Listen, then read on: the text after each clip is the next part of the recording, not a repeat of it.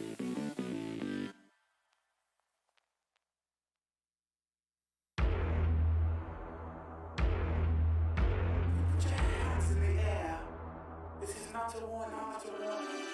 think that I'm running in place?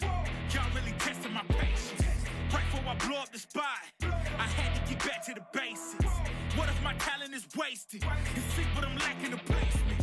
Thoughts as I rap in the basement, but my come up is legend, is greatness. I don't care now, it's pedal to the metal. I can never quit now, I will never settle. Puppet to the game, I'm pulling strings like Geppetto. We in the same game, but I'm on a different level. I passed it. Gotta keep grinding till I'm laid up in the casket. No fake round, but you feeling too plastic. Yeah, y'all feeling too plastic. They say my style crazy, but then it's straight jacket. Wow. Why you still testing my patience? Trying to turn me into something I ain't trying to be. All the hate is a heavy rotation. You gon' lose yourself, quit testing me. Don't make me lose my mind. Don't make me lose my mind. Don't make me lose my mind, cause I'm looking like Wesley, test me. Don't make me lose my mind. Don't make me lose my mind. Don't make me lose my mind, cause I'm looking like Wesley, test me.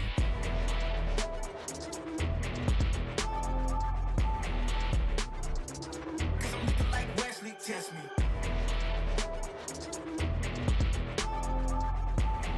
Don't make me lose my mind, cause I'm looking like Wesley, test me.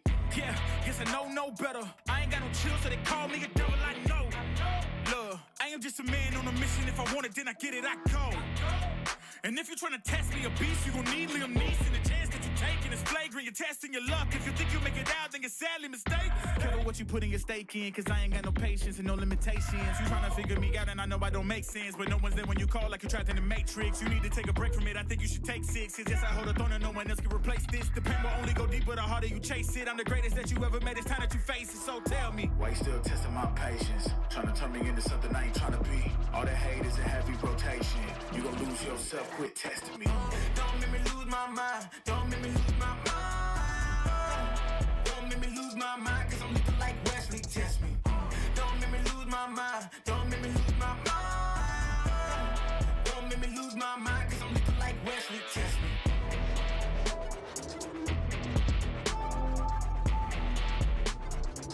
Cause I'm looking like Wesley, test me.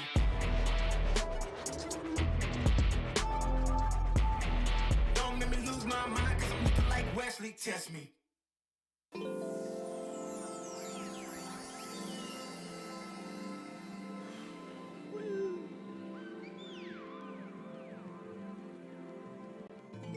Yeah.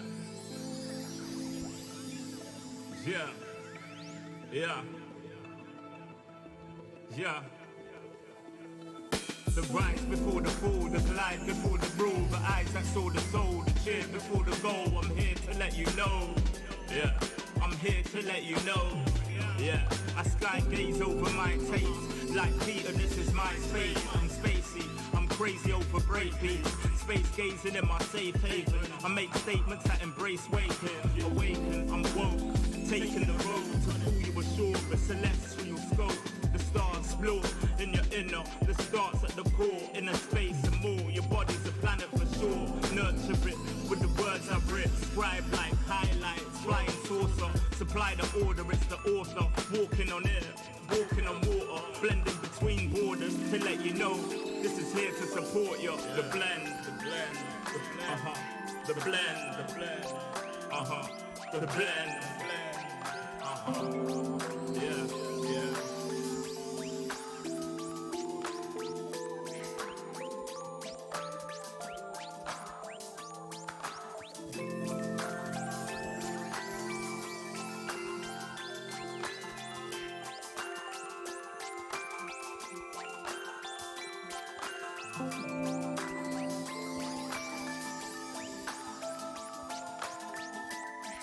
Yeah. Yeah. Yeah. Second verse after the first. Take control with words, roll reverse, the rebirth of verb from inside out, outside in. We control the earth frequency. The heart of the world beats in me. It beats on beat as we breathe deep. Oxygen from trees feed. Gifts in our gift. This right here, proof we exist. Mind state is gravity, the way you uplift. Across seas swift, water quench thirst. There's a shift. Set sail like shit to find other lands. The motherland, sun is planned. With the words I'm writing, I'm fertilizing the earth to realizing global warming, the sea is rising. Pollution, the planet needs metabolizing. It's full of fire like a dragon fighting, creating hot springs when the pressure rising. It's terrorizing, but I'm never frightened, cause the days will brighten. Yeah, the blend.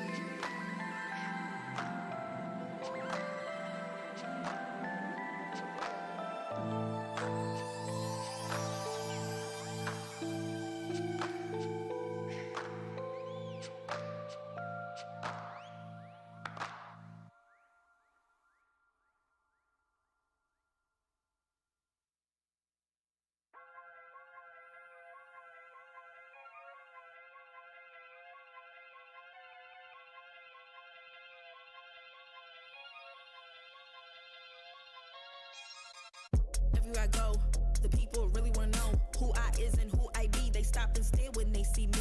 If I said it once, no need to repeat. Run up on me, watch you fall to your knees. Tip my hat when it's time for the kill. Ain't no beast when you really real. I am the boss, I am the dawn. I am the one they call Lucky Charm. Got my own shit, I don't need your farm. Life was so hard, it made me weak. Built to last, this girl ain't weak. Sturdy and still when I plant my feet. Got it out the mud, now it's racks in my sleep. Look to God, he supplies my needs. Endless faith is what brought me next level prosperity. Silent power moves is what I'm giving. They love to hate the world they can't live in. Always present for the high roads. Go swim within the deep lows. Load. What told the future? Who knows? I don't do it for the likes, I do it for the love. Do it for the ones who really need a hug, cause they had it tough, never had enough. Feared, loved, and respected. Using words as a weapon. Test and she. Hurry up quick, El Jefe's coming soon. Sit up straight when she enters the room. Be enthused, but don't look too amused. This is her queendom, please respect her rule. Hurry up quick, El Jefe's coming soon. Sit up straight when she enters the room. Be enthused, but don't look too amused. This is her queendom, please respect her rule. Smile in my face, Woody in my place, but act gully on cyberspace. Let's pump brakes, let's be frank. Running after him when you're the chase. You are the catch and he's the net. How quickly do we all forget to honor these small policies, my darling? You are the empress queen. Man, respect or he'll neglect. You are the wind beneath his wings. You are the season, you are the reason why this world can breathe. Giving sons eyes to see and daughters dreams to believe. Anything less than the best for you is high treason, queen. Hurry up quick, El Jefe's coming soon. Sit up straight when she enters the room. Be enthused, but don't look too amused. This is her queendom, please respect her rule.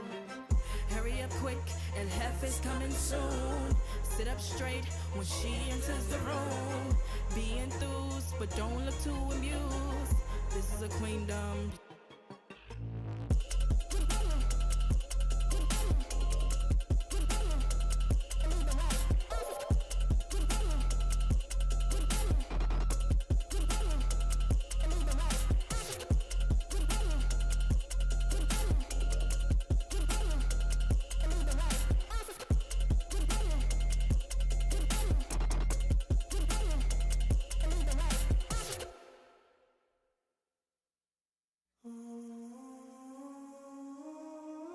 I just gotta flex on the lean. I just wanna rap to the beat. I just wanna back, cause I'm mean. I just gotta go back, I'm a freak.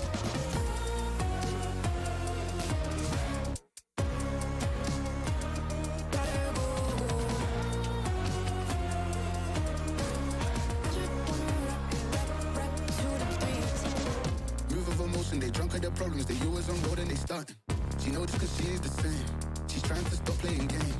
Move of emotion, they drunk at their problems. They always on road and they starting. She knows this cause she is the same.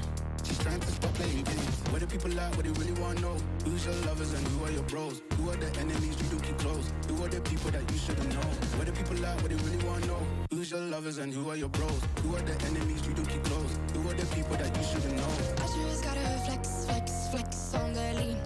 I just wanna rap, rap, rap to the beat.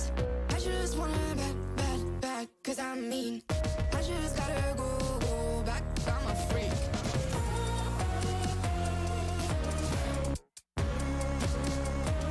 Gotta go. I just wanna rap to the beat. The chains, my vest, my watch, my belt, my cheese, my house, my sneakers, my blouse. I just party hard, popping the one in the chart. I've already won, babe, but then you start. Flexing on ya, flexing on lean. Flexing on ya, flexing on lean. I just gotta go where I wanna hold on. I can't let you go, but I gotta stay strong. Unless you heard it from me, then you ain't heard it from me. Got it from me, all the energy extra. You don't wanna see me with the hitters. Generations caught up, look how things will switch. People there quick, now they wanna move at the bits. Boy wanna go to bitch, nah. Now I'm moving. I gotta do what I do. I'm really here on my ones now instead of 4 3s or 2s. And now it's effing from Paris. I could have been effing you in Paris. I don't wait for the drop, I just flow from the pop.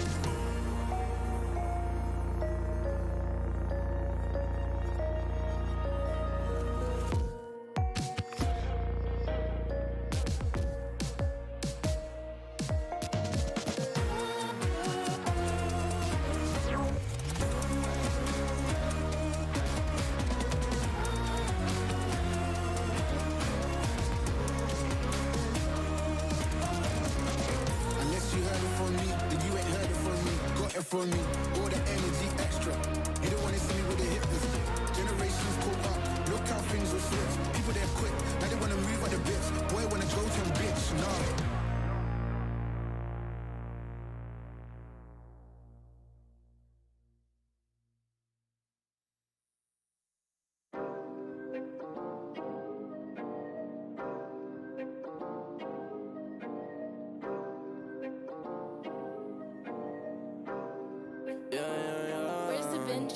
Working a 9 to 5, I had to go and feed the gods. Nobody did it right, I had to show them how to grind. I had to beat the odds, this is the life I live for God. Taking a step at a time, we going up, we headed to Mars. Taking them chances, making decisions, you know I'm never gonna lie. Till you let go, I'm copying all them, who you gon' be inside. I cannot fake it, I gotta face it, I gotta do the time. You gotta wait, make for a great pay, make sure you're doing your job. Gotta deal with the patience, 200 every occasion. Going to different locations, how they got when I need some direction. Me and Vinci go up every session. Cook it up, yeah, you know it's no pressure. Yeah, you know how we do it, we all in. We can slow up and you never catch us. Working a 9 to 5, I had to go and feed the gods. Nobody did it right, I had to show them how to grind. I had to beat the odds, this is the life I live for God. Taking a step at a time, we going up, we headed to Mars. You know my slimes, they came from the bottom to top. They can define us, they tryna find us. Boy, I know you with the ops. We not the same, no, you can't compare me. I don't belong in the box. Don't try to play me, no, I'm not friendly. This is everything I got. Ain't no playing around, this is no playground. It no matter, I do what I say now. I'ma go give them something to say now. Got them stuck on my back like a spray ground. See, easy, don't gotta complain. I'm a shooter, got eyes in my vein. They said that I would never make it, they thought I was crazy. They said I'm insane. Working a 9 to 5, I had to go and feed the gods. Nobody did it right, I had to show them how to grind. I had to beat the odds, this is the life I live for God. Taking a step at a time, we going up, we headed to Mars.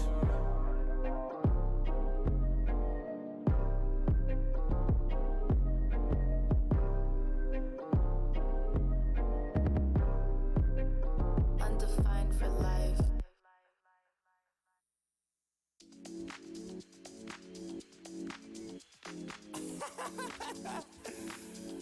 Oh man, what you talking about, man?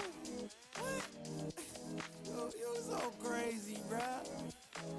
Wasn't too long before I realized a whole lot of truth just realized.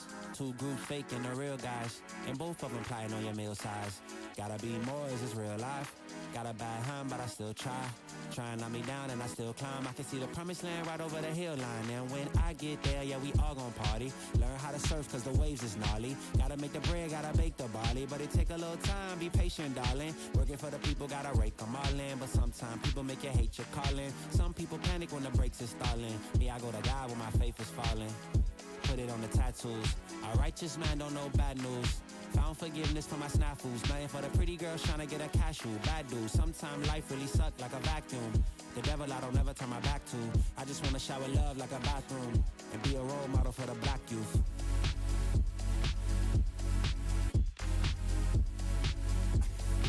Ah, here you go. Here you go again. Talking all that. What?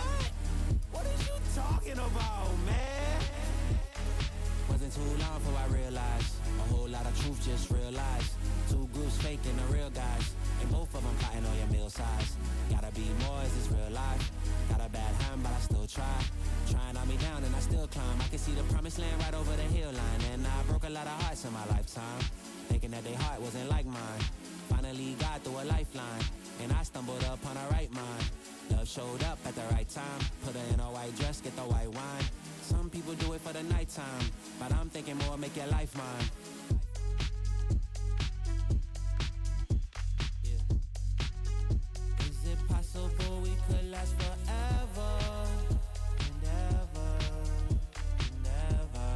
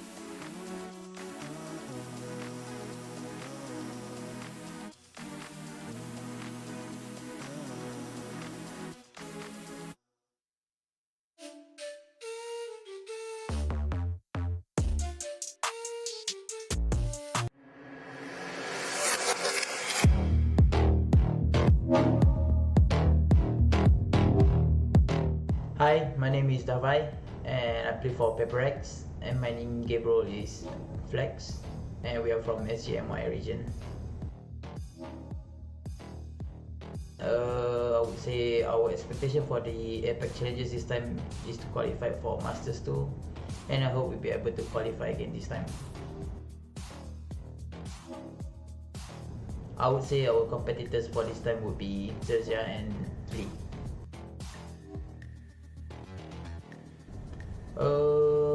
From the chosen rival teams, I would choose Carry from Xerxia, and I think he's a very good player, like very consistent.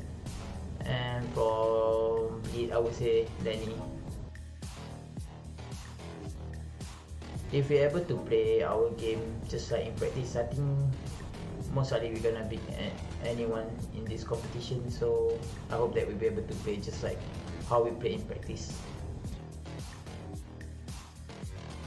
I would like to thank all the fans that have been supporting us from day one, and don't forget to watch our games in the upcoming matches.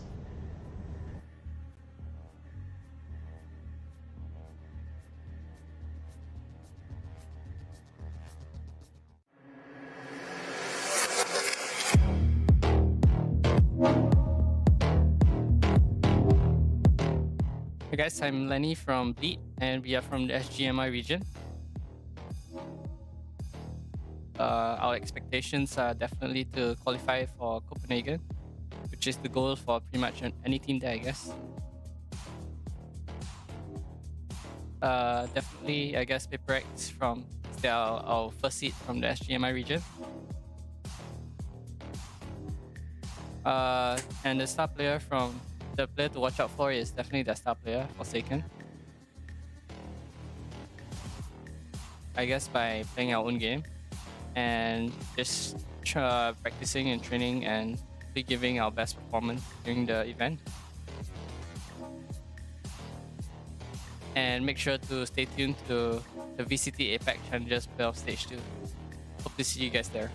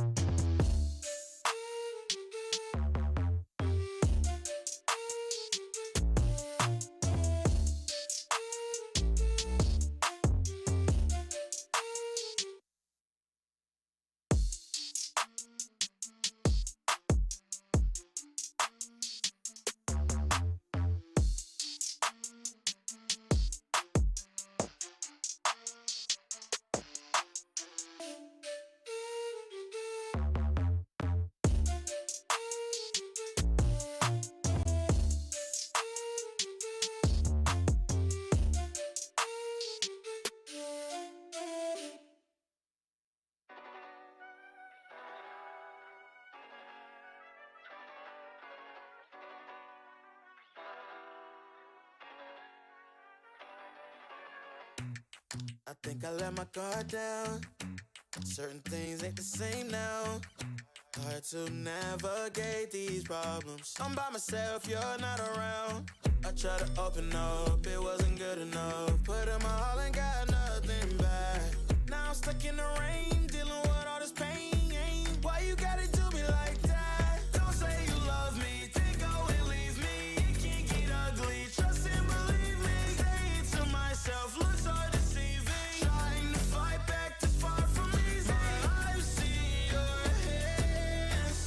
Delilah, don't you know I've seen your hands. Delilah, don't you know my heart turned cold, lost control. Looking at this beautiful distraction. Fell in love with a fatal attraction. I really let my guard down, now relaxing. Why did I open up? She taking way too much. Put in my all and got nothing back. I'm feeling so ashamed, I fell into your game. Why you gotta do me like that? Don't say you love me, then go and leave me. It can get ugly, trust and believe me. Say it to myself, looks so deceiving. Trying to fight back, this far from easy. I've seen your hands. Delilah, don't you know I've seen your hands. Delilah, don't you know gave you all of me, had me so deceived. You chose to leave my life, so I'm on my own in the cycle. I can't believe. Don't say you love me, then go and leave me. It can get ugly, trust and believe me. Say it to myself, looks so deceiving. Trying to fight back, too far from easy. I've seen your hands. Delilah, don't you know I've seen your hands.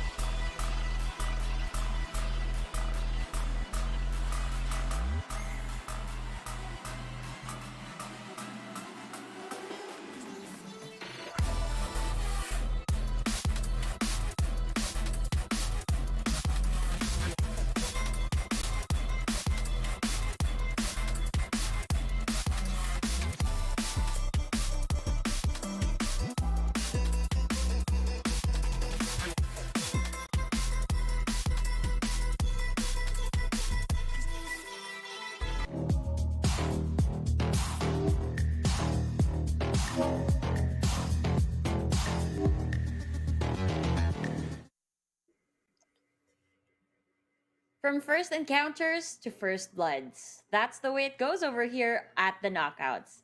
8 teams of the best have come forward. But that's a little too much. Eliminations are in order. So challengers, put all on the line or else we might bid you goodbye. This is VCT Stage 2 Challengers Asia Pacific.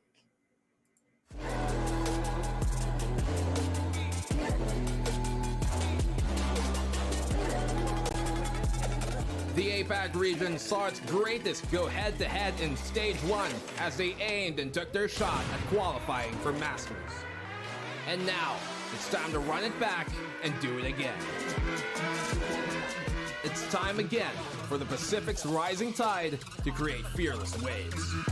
As the passionate APAC fans gather together to watch it reach greater heights. Together, we will witness the relentless and heart-pounding action as APAC's best rack up kills and beef up the stats. With every aggressive swing, strategic plant, and patient retake comes flawless gun skill and agent mastery. Be swift and make them fear you on land and air. Gather info and provide your team with a vantage point. And take down your opponents with precision and finesse.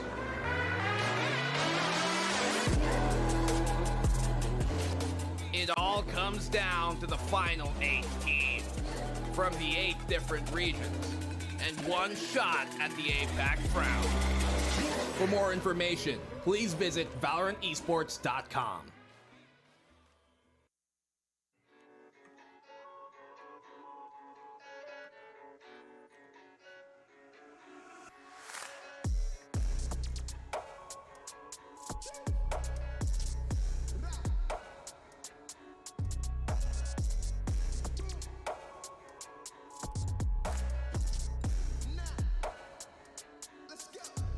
It's day 2 of the Knockouts, and like I always say out here, it's brutal. Especially since eliminations are in order.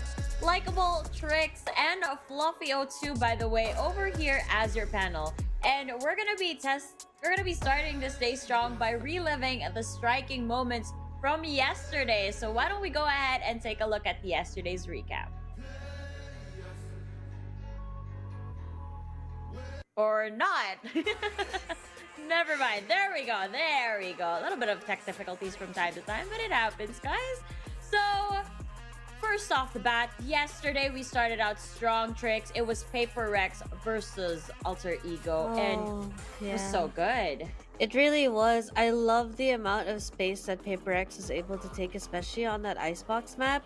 And, you know, having that Sage, I know that some people find that it's old meta. I know I've also been one of those people to say it's a little old meta, but Paper Rex is doing a fantastic job on that Sage, getting that information, really just pushing the Alter Ego back on their attacking side. Really was. And second series of the day was Bleed Esports versus Griffin Esports. I also enjoyed watching this. I mean, I always talk about how Griffin has evolved, but I can't sit back and not talk about my kids. Yes, but that was really good. I love the performance from Piff, Maxi, every single player over here at Bleed. The adjustment of the pacing was just so good, especially from Darian. I mean, this guy, what a way to end this series by ending it with an ace. What Look a at how flashy beautiful end. Execution that really was from Bleed. But of course, Fluffy, ONIC G versus Boom Esports. Amazing series as well. 2-0 if I'm not mistaken. ONIC versus Boom, it was 2-1 at the end of it, and we go a really great series by Elmi Moore, especially playing so many different agents. He played that Chamber, he played the Cypher, even the Viper on the Icebox, and he really made a difference because the amount of lurks that he had and the amount of picks that he was able to get was just such a big deal for his team. It gave them a lot of the momentum to take the maps. Really had a lot of momentum. I mean, that's what it's like with ONIC G all the time. Now, last series of the day was Xerxia Esports versus Team Secret. My goodness, this game, I don't even know where to begin. So, Team Secret chooses Haven, but they lost there, and Xerxia chose Ascent, and they lost there. So it all boiled down to Breeze, Tricks. I really enjoyed watching Team Secret and Xerxia play. I know that I myself usually love watching Xerxia, but Team Secret really stepping up and pleasantly surprising me with their performance. With the amount of control they're able to take the map, with the amount of picks they were getting, they started to look a lot better, especially on that third map.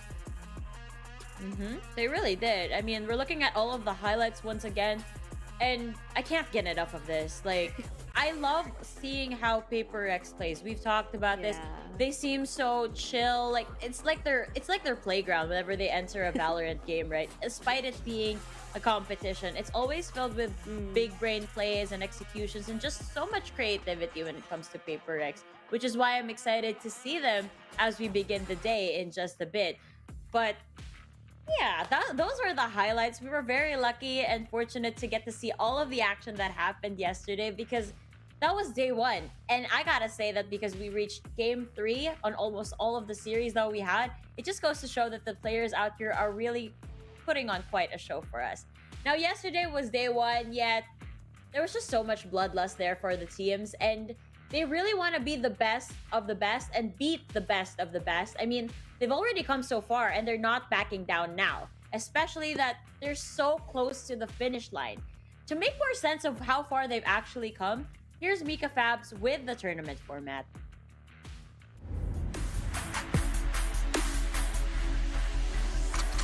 This is the VCT Challengers APAC Stage 2 playoffs. The climb to the next global stage begins for APAC as the top 20 teams from the region seek out to be feared by those at the top.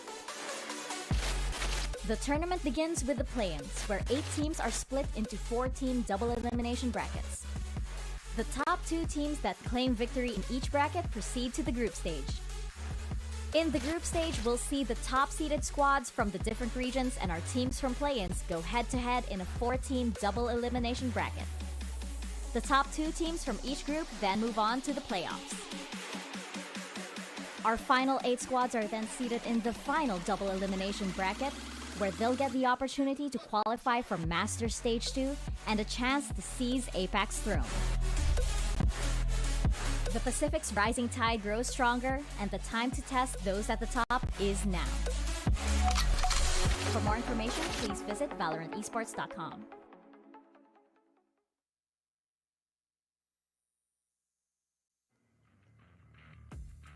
What a journey they've been through, and what an even more difficult journey they're about to embark on, which we'll actually see as we proceed over to the brackets that'll be flashed on your screens in just a few seconds. I mean, it's just been so crazy. We all went through the local challengers, we all went through the play-ins and then the group stage, and now we're here. And it's not even done yet because Masters is on the table as well, right?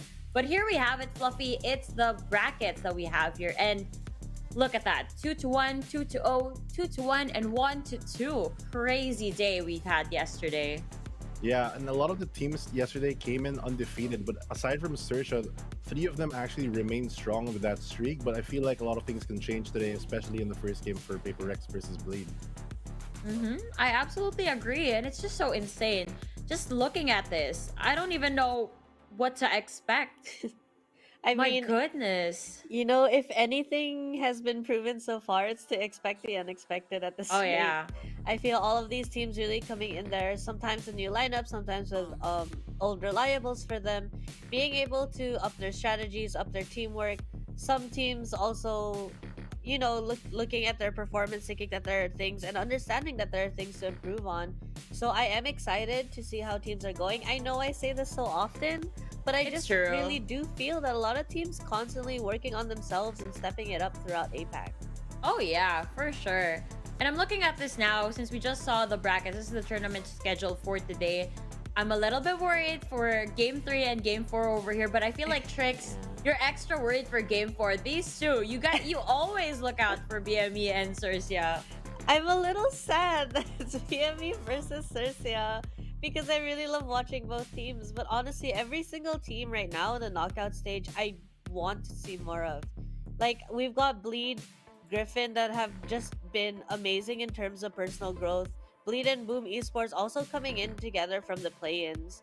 And then we have other teams, of course, Team Secret, Paper Rex, Alter Ego, ONIC, and Xerxia that have just been formidable opponents, and sometimes, those teams that are really being looked out for. They really are. Now, before we get too ahead of ourselves, I know you're really looking out for that game number 4, but to get there, we have to go through game number 1. So why don't we go ahead and introduce the first series of the day? Yesterday, we had the Battle of Indonesia, but today, the first series is going to be the Battle of the MYSG teams. So the first MYSG team is a team that we all know and love to watch. Their unpredictability with agent composition always puts them at the spotlight, but it's their execution that really speaks for itself. Their opponent better be ready because here they are. This is Paper X.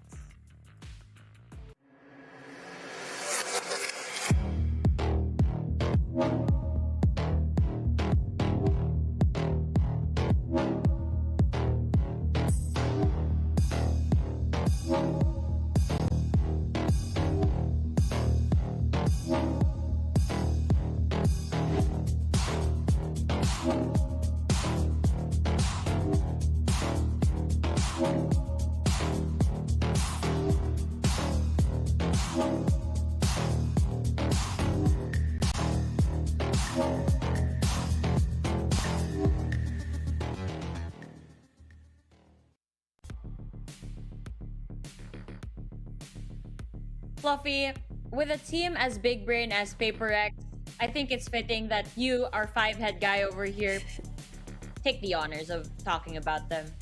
I mean, Paper X, there's not a lot to say about this team that hasn't already been said. They're one of the most consistent teams and also confident teams that come into this stage. Paper X, of course, with a standard lineup of Benkai, Devai, Forsaken, Jing, and Mindfreak have really put to the test a lot of the teams that have overcome them. And going into this match, I feel like they're going to be very confident going into their MYSG rivals, Bleed Esports, because if you look at their history, if you're a Paper X fan, you do know that they've played multiple times all the way back from their MYSG challengers for Stage 1 and Stage 2 for the playoffs, and they actually haven't lost yet in the record. So, it's a pretty good standing. I'm sure the team is very confident, especially going into a familiar opponent like Bleed. But Paper X overall, talking about them more, is just a team that always has that power to really explode. They have that dynamic duo, Forsaken and Jing, but they always have the Vibe Benkai and Mindfreak to really hold the line where it matters. And all of these players at any moment can really pop off.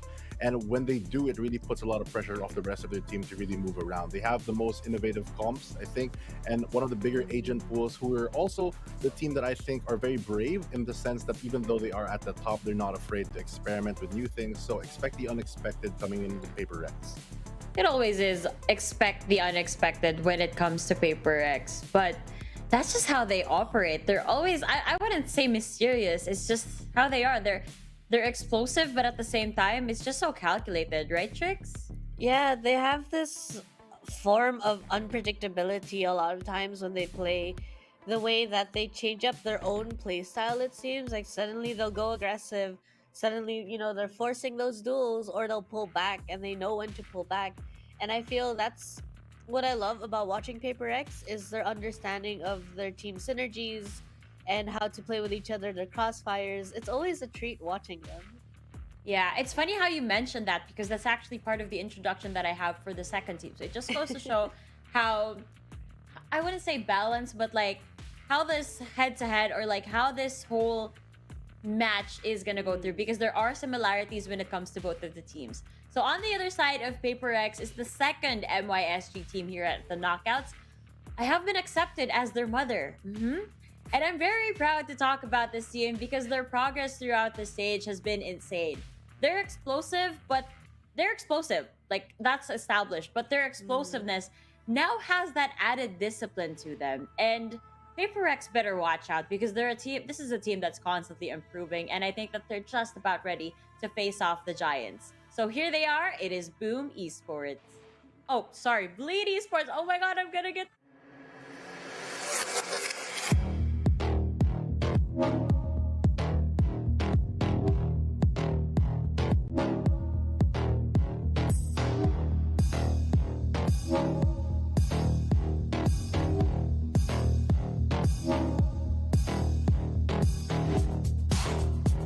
My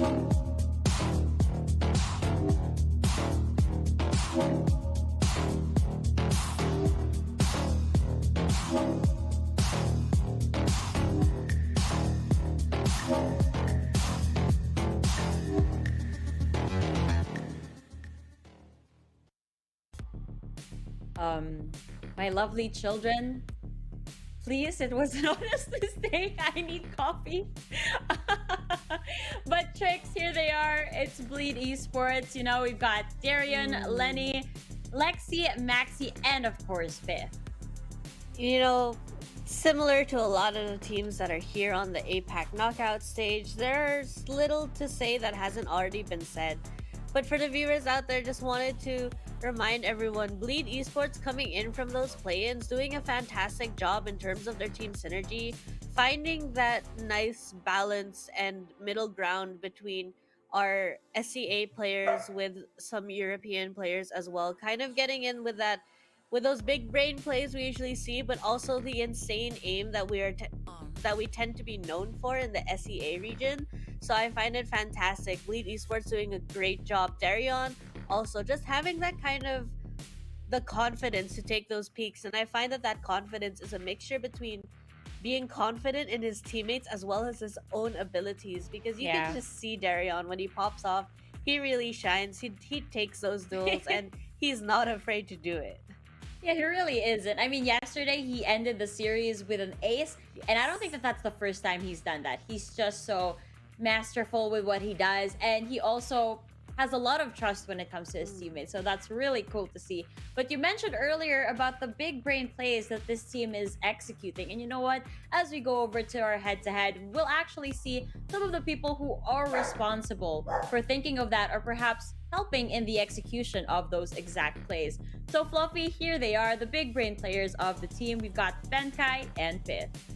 I mean, Benkai and Pith, a couple things they have in common, right? So they are the big brain players of both teams. They have the experience also. Another thing that they have in common to really back it up, really strong players that have a big FPS background, OGs in a lot of ways, especially here on the Valorant scene. These two players are not only cracked in the mind, but also in the body. They have the aim to back it up. They always get those impact frags, and they always assist their teammates to get the most space and value out of all their pushes, plays, or defenses. You know, the stats also reflect that they have the highest KDAs that we have seen. And I think that between both of these players, one other thing that is kind of different is I feel like Pith is a bit more calculated, but Benkai seems to be the more proactive of the two. So I wonder how that's going to clash coming into this match. I wonder that too. It's just so good looking at these guys. And the way, I mean, we talked about their executions. Bleed Esports, more known for their 5-man executions. Excuse me.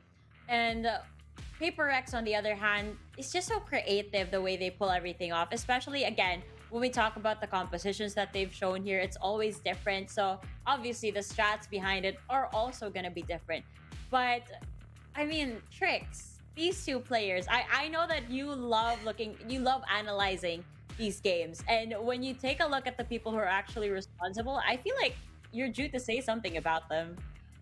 I mean, just their understanding of the maps, you know, the way, even when they call timeouts, right? Sometimes whether it's Paper X is lagging behind or Bleed Esports is lagging behind, you kind of see that both teams just switch on to something. And I like to imagine that I understand them very well, but I also know that for a fact there's something going on with in terms of understanding your teammates, understanding the limitations, understanding how you want to adjust yourselves in order to play against the opponents. And when Benkai does it, you know, he usually is, as Fluffy has mentioned, he's very proactive. He moves his positioning, he moves his utility. Pit on the other side, when we get to this timeout and when it seems that they switch on, for him it's also not just moving the utility, but it's changing his timing, which I love to see. It's like he moves in a different time frame in which he was moving prior, and I feel like Bleed really lean into that, because all of the Bleed players, we've seen them change the pace in terms of discipline, in terms of angles that they're peaking, and I think that they need to continue that against a team like Paper X, but also expect the change in setups, which will keep Bleed on their toes. You know what I love about Bleed Esports is that we talked about during APAC 1 about the fusion of like European and Southeast Asian. Yeah. But what I'm actually looking at here is the fusion of the younger players and the veterans and how well they balance each other. You know, you've got the big brains of Pith again, and the way it just translates to the younger people or the younger players in that team, it's just so good, Fluffy.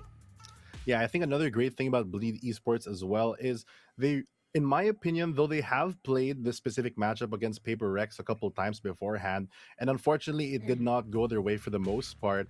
I think Bleed Esports today is a very different team that we've seen them in the past. I feel like, especially if you've been watching and keeping up with APAC specifically, coming in for the play-ins, they've had that Cinderella run that really has pushed a lot of their limits, and it hasn't actually stopped them from stopping anytime soon. And I think that they're planning to continue their momentum into this game. Bleed Esports really has, in my opinion, got a lot more discipline, like you mentioned, but also still retains that fire and that firepower that can turn into that infernal cascade at the end of every round that can really help, you know, close out these tight rounds, especially if they can get that connection between those younger players like Darion and those experienced players like Pith to really work together. So I think that although we've seen this matchup in the past, this could be a completely different story, especially with both teams coming into this undefeated. Only one team will still remain that way after this.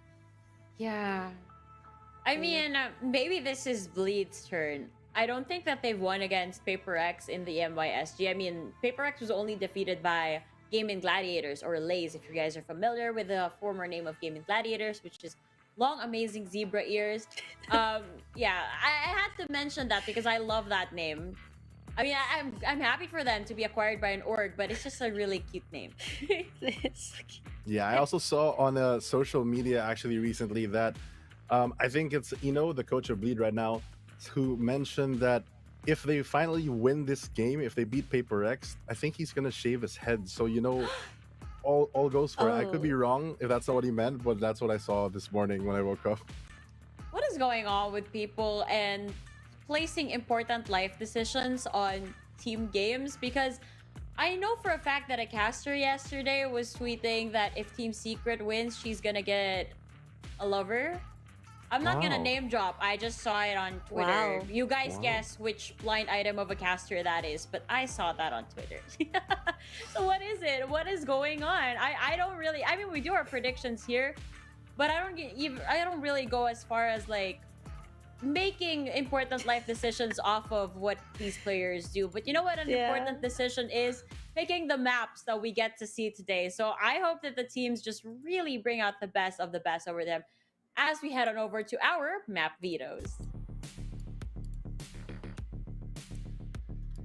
All right then, Fluffy, what do you think we'll see today? What I think we'll see, I'm not yet so sure, but what I don't think we'll see is for the side of Paper Rex, Split or Ascent.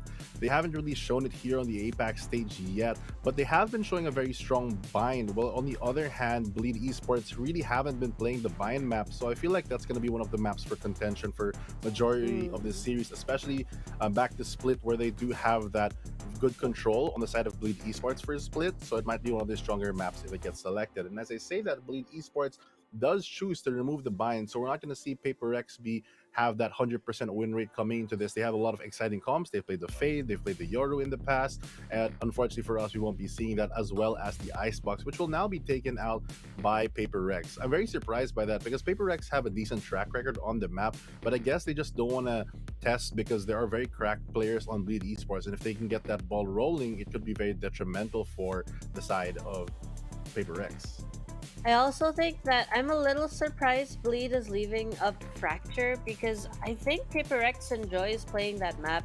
They have quite a bit of confidence, and there it is, you know, Paper X picking that Fracture and Bleed picking their Split. I feel there are no surprises so much in this map selection. We've seen both teams really shine, right? We always remember Bleed's judge control on Split and the Fracture executions on terms of Paper X. But Paper X did show that they do have weaknesses, especially on that map. Yeah. This isn't something that you usually see. You know, most teams here try to avoid Fracture and it becomes their decider, but Paper X is unafraid to do so. And interesting enough, Trix, we always see the defense being picked first, but for a map like Fracture, I think it's only fitting that Bleed would go for attack. But Fluffy, not gonna be seeing Breeze. I wonder what Paper Rex is gonna be banning. I hope they show it in 3, 2. What? No, not yet. Nope, not quite yet. today. But I think it's gonna be probably the Ascent map they're gonna take out. They haven't really shown much of it here on the APAC stage because I think they have a very confident Haven as well. So I don't think that they'd mind moving into Haven as their third map. They haven't lost on that map yet, but we also do know that it is one of Bleed's stronger maps. So it's a question of, do we both play our game and play the Haven map, or do we ban it out and try to spot one of their weaknesses instead of playing to both our strengths? And it looks like that the answer to that question is that they're going to remove the Haven map. They don't want to deal with knowing how strong Bleed Esports Haven can be, and we're going to default in Ascent, which I believe is a very comfortable map for Paper Rex in general. And on the side of Bleed, it is also a decent map, but I don't think it's as strong as the Haven, so I kind of understand their decision making for this map selection.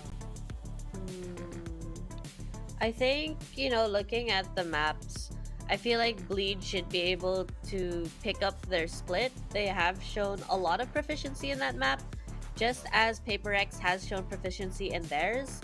I know that, some of the casters have pointed out, it's not always that when you pick the map that you're going to win it, but it is to say that when you pick those maps, it's more because you are confident in your gameplay. Yeah. The question being, though, is how are they going to adjust? How will Paper X adjust to the way Bleed is playing, and vice versa? How will Bleed adjust to the way Paper X is?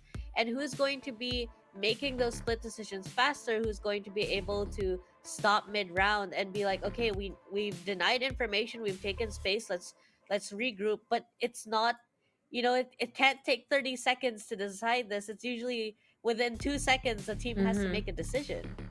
Yeah. And speaking more about split decisions, going on to the map of Split itself, I'm very interested to see what both of these teams are going to bring out, as we know that they have a variety of diverse compositions that they can bring out. But overall, Bleed has always had a very good track record on this map. Not to say that Paper X doesn't, but it's just such a consistent map for Bleed that even though they might be giving the quote-unquote advantageous side back to their opponents, I feel like they come in with such a good game plan because they're so comfortable doing so. We've seen them do it in the past. We've seen all the judge plays that we have from Darion, especially with the double controller setup that they normally have run here in the APAC stage. And I feel like if they allow Paper Rex to come in, but they're prepared for that explosion, they can really use it to their advantage unless Paper Rex comes up with something very special. I mean, Split, like you said, very good track record, but we have to remember that this is actually the map that Paper X lost against Gaming Gladiators as well. So that's something to consider, because it seems like there are some teams out here who are starting to pick up off of what Paper X has been doing. And what I think surprisingly, okay, I'm looking at the statistics over here, Paper X kind of does better on attack on Split. That's not something that you see every day, because we always talk about Split being a defender-sided map, but for them to thrive in attack, that's kind of surprising if you ask me. But what I love to see here is usually, for either of the teams, it's always the battle of that, like Cypher or the Chamber. But after what Trix has told me, after what she's taught me these past couple of days, I have been enjoying seeing the mobility, the lurk potential of the Cypher, especially here on Split. It's just really good. Plus the usage of utility, I mean, we've seen it from RRQ. I have to talk about a PH team at one point. But yes, I've seen Nexi on his Cypher, and it was really enjoyable to watch. So I love seeing these new innovative setups as well. But yeah, I know the tricks. Maybe that's my thing. Maybe I enjoy watching Sentinels come to life, because I know Trix loves seeing a Sky being brought out, but maybe that's my thing. I think there's definitely, sorry Fluffy, there's definitely, perks to Sentinels and Skies and every agent on the map. Of course. Fluffy? Sorry. I was going to agree with you actually for the previous point that you had. I think that on this map, the last time, if I remember correctly, the last time that Bleed Esports and Paper Rex did play Split, Paper Rex took 10 out of the first 12 rounds on the attacker's side for Split. And it really shows how aggressive that they can be coming into a matchup like this. But also, as you mentioned, the Cypher pick is something that's very interesting. We've seen both Pith and Benkai do it in the past. I don't necessarily recall a recent-ish game where we've seen both Cyphers, but if we find it out on Split, I feel like it creates such a big change in the dynamic of the map, just because it creates that kind of autonomous site that you can leave alone, and it allows your players to move more yeah. of their manpower somewhere else. So coming into a matchup like this specifically, Paper Rex seems to always pull through historically, but I think that Bleed Esports has really had that mastery of the map, especially in recent times, to pull through a lot of the time.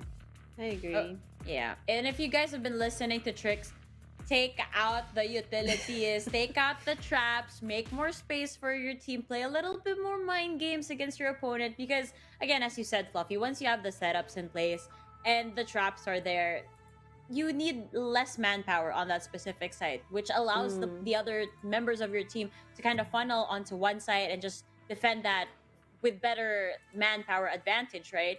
But if you take out those traps, you take them out, then they're gonna need more people to actually look over there and watch out. You know, you're gonna mess up their mental, because now they're like, oh wait, they took out the trap. Maybe they're pushing here. Maybe not. That is the big question for every time you break the Sentinel traps, right?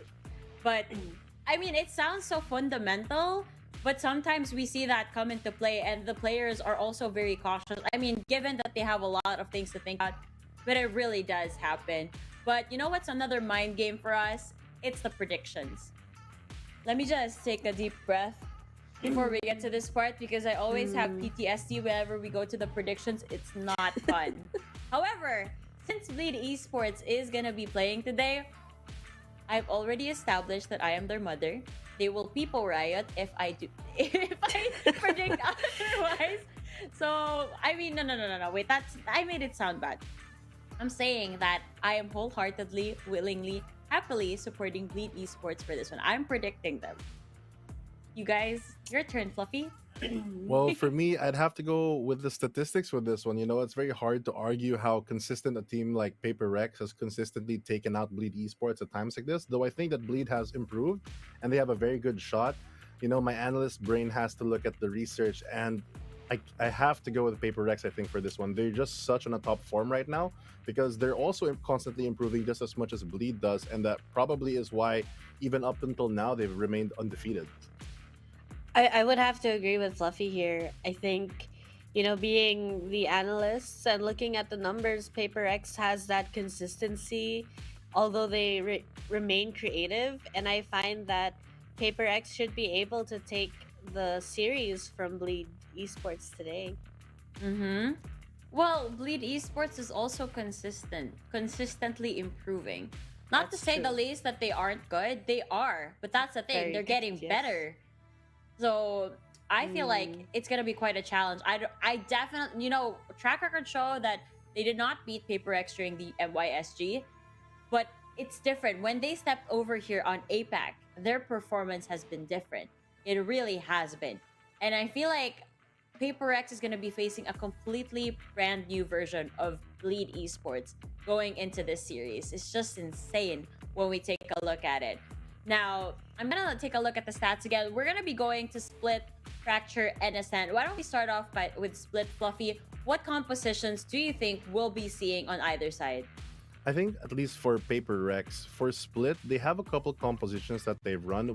I always like seeing the Cypher, especially out of Benkai, but they've also tried running multiple initiators, bringing out the tactical terrors of Fade alongside the silencing powers of KO, which I feel like if you really go through their adaptation correctly, if they have the good research, the KO value actually could be super high. They normally do stick with that raise. It's overall good in a map like Split, where you can control a lot of things with that explosive utility, but they have also shown a lot of flexibility in what controller they pick. They have the global presence of Astra, and they have the aggression coming out from the Omen. I think that in general, most probably they're going to be going with the KO and Raze for sure, but which Sentinel they decide and which controller will be the big question for today. If they're going to stick with something that they are comfortable with, or if they're going to try to do something like Team Secret has, Coach Fade has mentioned in the past, where he says that they choose their compositions based on their opponents and how they want to adapt their strategy, knowing how they play with the research. So if it's comfort, I think they're going to go with something like Cypher Jet, play that double duelist. But if we're thinking more adaptation, more new style, I think they're going to go with more like a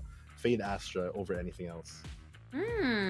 What about you, Trix? I know that we've enjoyed Bleed Esports with a double controller, Yes. with Darian on that judge, but do you think we'll be seeing that today? I would not be surprised. I find that Bleed has a good track record with that lineup, and I am a firm believer that if you are good at something, then perfect it. And I feel like Bleed is on that road, is on that track to perfecting their lineup, perfecting the way that they play with each other. As Laika has pointed out, they're a team that is consistently growing throughout this tournament. And I don't think that growing in the middle of a tournament necessarily means changing your lineup. Yeah. I find that sometimes it might mean playing the agents that you have played, understanding your opponent on top of that, and understanding what the agents do, the kind of skills that they bring into it, how you can counter those skills, how you can play accordingly and adjust. So I think coming into this in terms of agent lineups, we've got Paper X's couple lineups that they play, both aggressive in their own way, both able to take that information, take the duels, and Bleed having that way of denying information. Yeah. Forcing opponents to certain locations. So I'm really wondering how they're going to change it up, whether it's Paper X or Bleed, how they're going to change it up in the split map to see which one is reading the other better and how are they adjusting. Right. I think for Bleed, knowing that they're the type of team that, like you mentioned, kind of doubles down on what they're comfortable with and just learning the ins and outs of that composition. They basically use that double controller setup with the Sky for the most part for every time they've played Split. So I think adaptation-wise, at least, Paper Rex would benefit a lot running something that can really abuse the fact that they know that they're going to play double controller. I think the Fade and KO combination, especially with the boom bot coming out from Raze, can get them a lot of space without really risking anything. Because with the Fade, for example, you can use that agent with its prowlers to push through a lot of these smokes, where we know that Darion has been famous for holding a lot of close angles with a shotgun with. And as I mentioned, that it looks like they're going to go with a mix of the two compositions on this side of Paper Rex. They're going to go for the Cypher as a Sentinel, actually the double Sentinel coming into the chamber as well.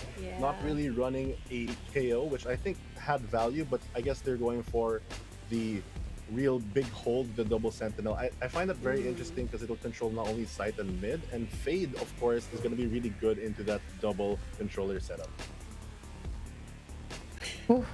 Tricks, I know you already mentioned it earlier. We already talked about Bleed, but it's the exact same lineup over here. And yes.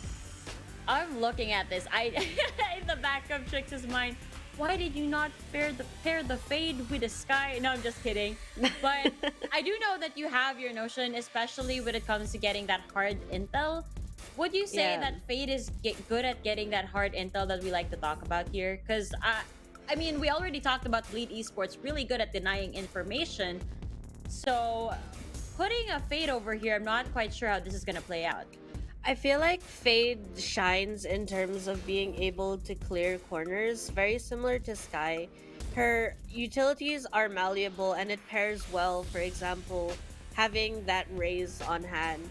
I do like Paper X's composition because I find Cypher also gives you that kind of hard intel that I find is lacking in some agents, and he covers that ground. When you have a Cypher camera up, you can count players, you can see them, you can hold a flank. So there's a lot of malleability in terms of what Cypher is playing. And on top of that, I think Tash is, screaming in her chair that it's Bankai on the Cypher. And we love seeing Bankai on the Cypher. He's so big brain, and we highlighted this earlier. Yeah, so having him on that Cypher is fantastic. And I think it offers a lot of malleability in the way Paper X can play both defense and attack. Yes. Wow, what a first game, what a first lineup, and I can't wait to get started. And I know that the people who are watching can't wait either. So why don't we go ahead and get straight to it, you guys. This is it. This is game number 1 for today, and it is Paper X versus Bleed Esports.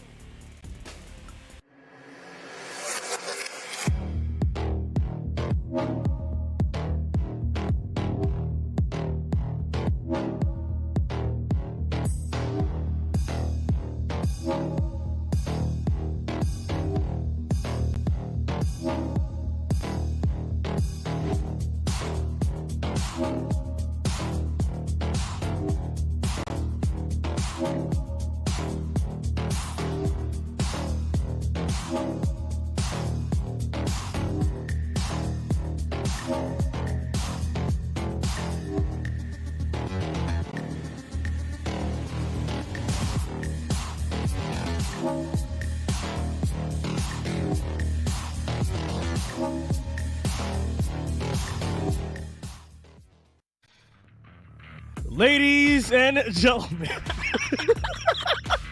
Bagong chupeta! Ngayon ko lang nakakita yan. Ang gwapo mo naman ngayon, sir.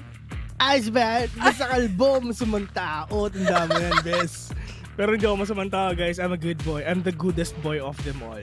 Pero yun nga, kung napapansin na guys, hindi ko alam kung bakit semi-Japan. Pero big shoutout sa mga nanonood dyan. Good morning and welcome to the VCT APAC Playoffs Knockouts. Dito sa araw na ito, we are casters. Ako pala si Phil.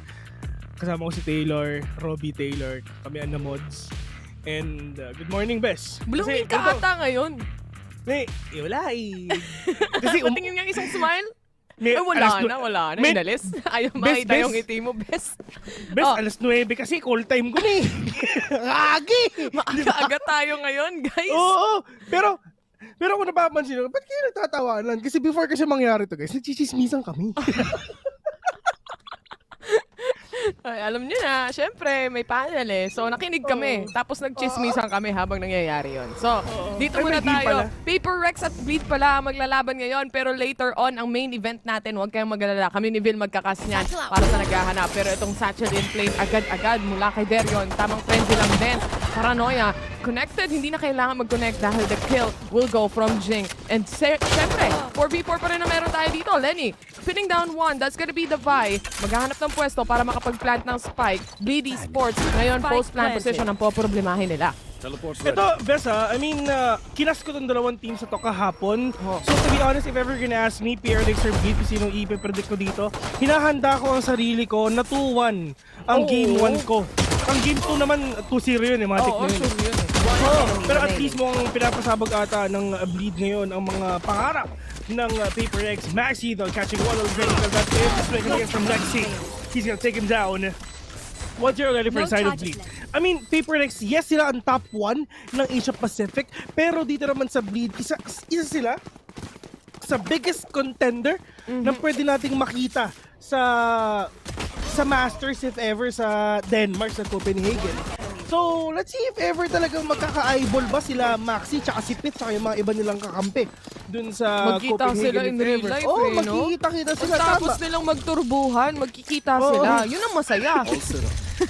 Pagkatapos mo mag-tactical crouch, magkikita kayo in real life, eye to eye, kumbaga. Tapos magtuturbuhan din kayo on-site yun like literal. Akala mo ba in-game ko lang kayang gawin to? Hindi! Pati dito eh.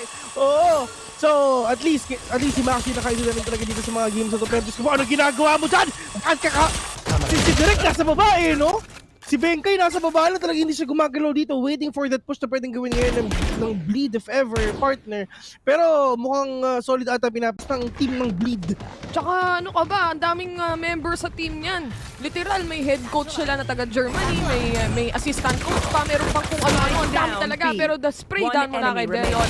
With finish out mind 3, kasama na rin si Davai. Kaya naman magiging easy 2-0 to para sa side ng Bleed Esports. Dito pa lang magkakaalaman yan once Paper Rex is actually able to buy para sa susunod na round natin. And anyway, ito nga yung magiging official buy round. Pero yung entry points dito, talagang yung mga aggressive points na nilalabas ng Paper Rex, dahil nga naka-eco sila, hindi rin gumana eh. Wala rin matitinding pick-off eh. Kumbaga kay Jing lang nang galing. Well, yes, 150 lang naman yan. So, kumita pa siya ng kung may ng 50 ROI. pesos. Kumita pa siya ng 50 pesos if ever. Pero at least at Paper Rex, they have the money already. They can actually carry off a 2-1 score. Bleed, pero at least talagang gumagana na yung mga kills nila. Pero yung nga nagdafay mga kaibigan na kayo sa PPGL with a big trade off right now. Maxi push in, catching one banker is a lot of trouble. At least meron may kitang isa, pero nga mawawala na yung tripwire though. So they have an idea kung nasan pa talaga si Benkay because of that trade racing na nakita niya. And the smokes are in already. Pero nga lang, Benkay, wala siyang idea at sa gilid lang dito si Maxi. Pero nakita mo na ni Benkay yung dulo ng barrel ni Maxi dito. Peaker's advantage, kumbaga. 3v3 onto this game. Well, I mean, kami ng Bleed, yes, naka-Spectre, naka-Bulldog pa rin sila. Pero kahit anong mangyari, winnable pa rin yan eh. Diba? Pag na-spray and pray mo. Pero ngayon, si kaibigang Pit, literal na meron ng Vandal dito. makakapag-clutch ba siya o hindi, pero magkikita na siya Forsaken. Forsaken knows already. Alam ni Forsaken, narinig niya ang pagtakbo ni Pit dun sa may Seawers. O diba nakakainis?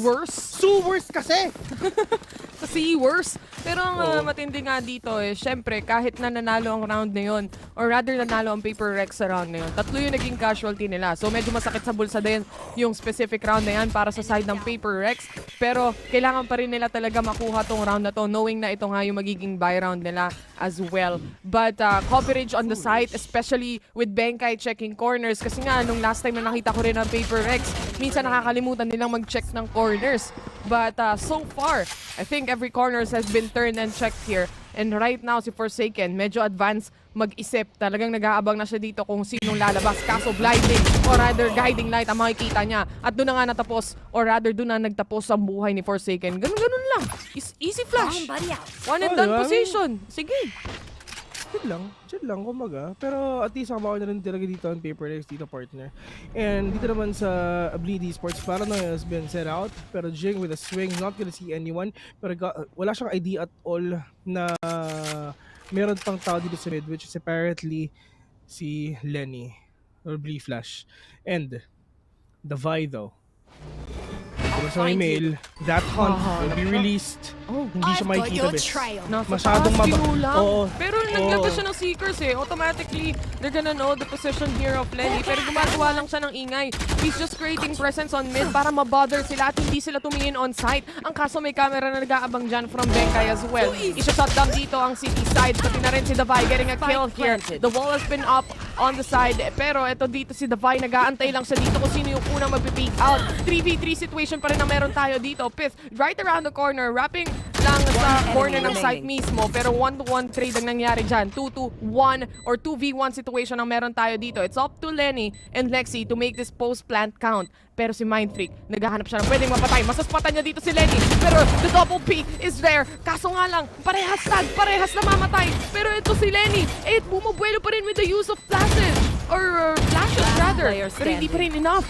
The kill still goes to Mindfreak. Makakapag-smoke pa siya dito. Mukhang itatap niya at tutuloy-tuloy niya yung pagde-defuse ng fight. Ang kaso nasa harapan mo niya, Lenny secures the kill and still around for Bleed Esports. Yeah, kasi kahit ano mangyari, partner, yes, merong smoke ang Paper Rex, pero si Lenny gagawin lang naman is mag-push out Sobrang delikado dito talaga sa position ni Mindfreak na wala siyang choice at all. Hindi siya pwede mag-peek Kasi pag nag-peek siya, sasabog din siya. Mamamatay din siya. Matatalo din yung team niya. So, wala siyang choice at all. Kung hindi, siguro i-defuse na natin yung spike and laruin natin to, Lenny, if ever kung sisilip ka ba or hindi. Kung ma-jejebate ba kita or anything or whatnot. Pero wala sabi ni Lenny, sige, bahala na si Batman. Kahit anong mangyari, mananalo naman kami dito because you don't have any time left. So, yeah. Tsaka aside... Shoutout nga pala sa Twitch na wala na. Hindi, bumalik na. Refresh lang ayo guys. Huwag kayong mag-alala.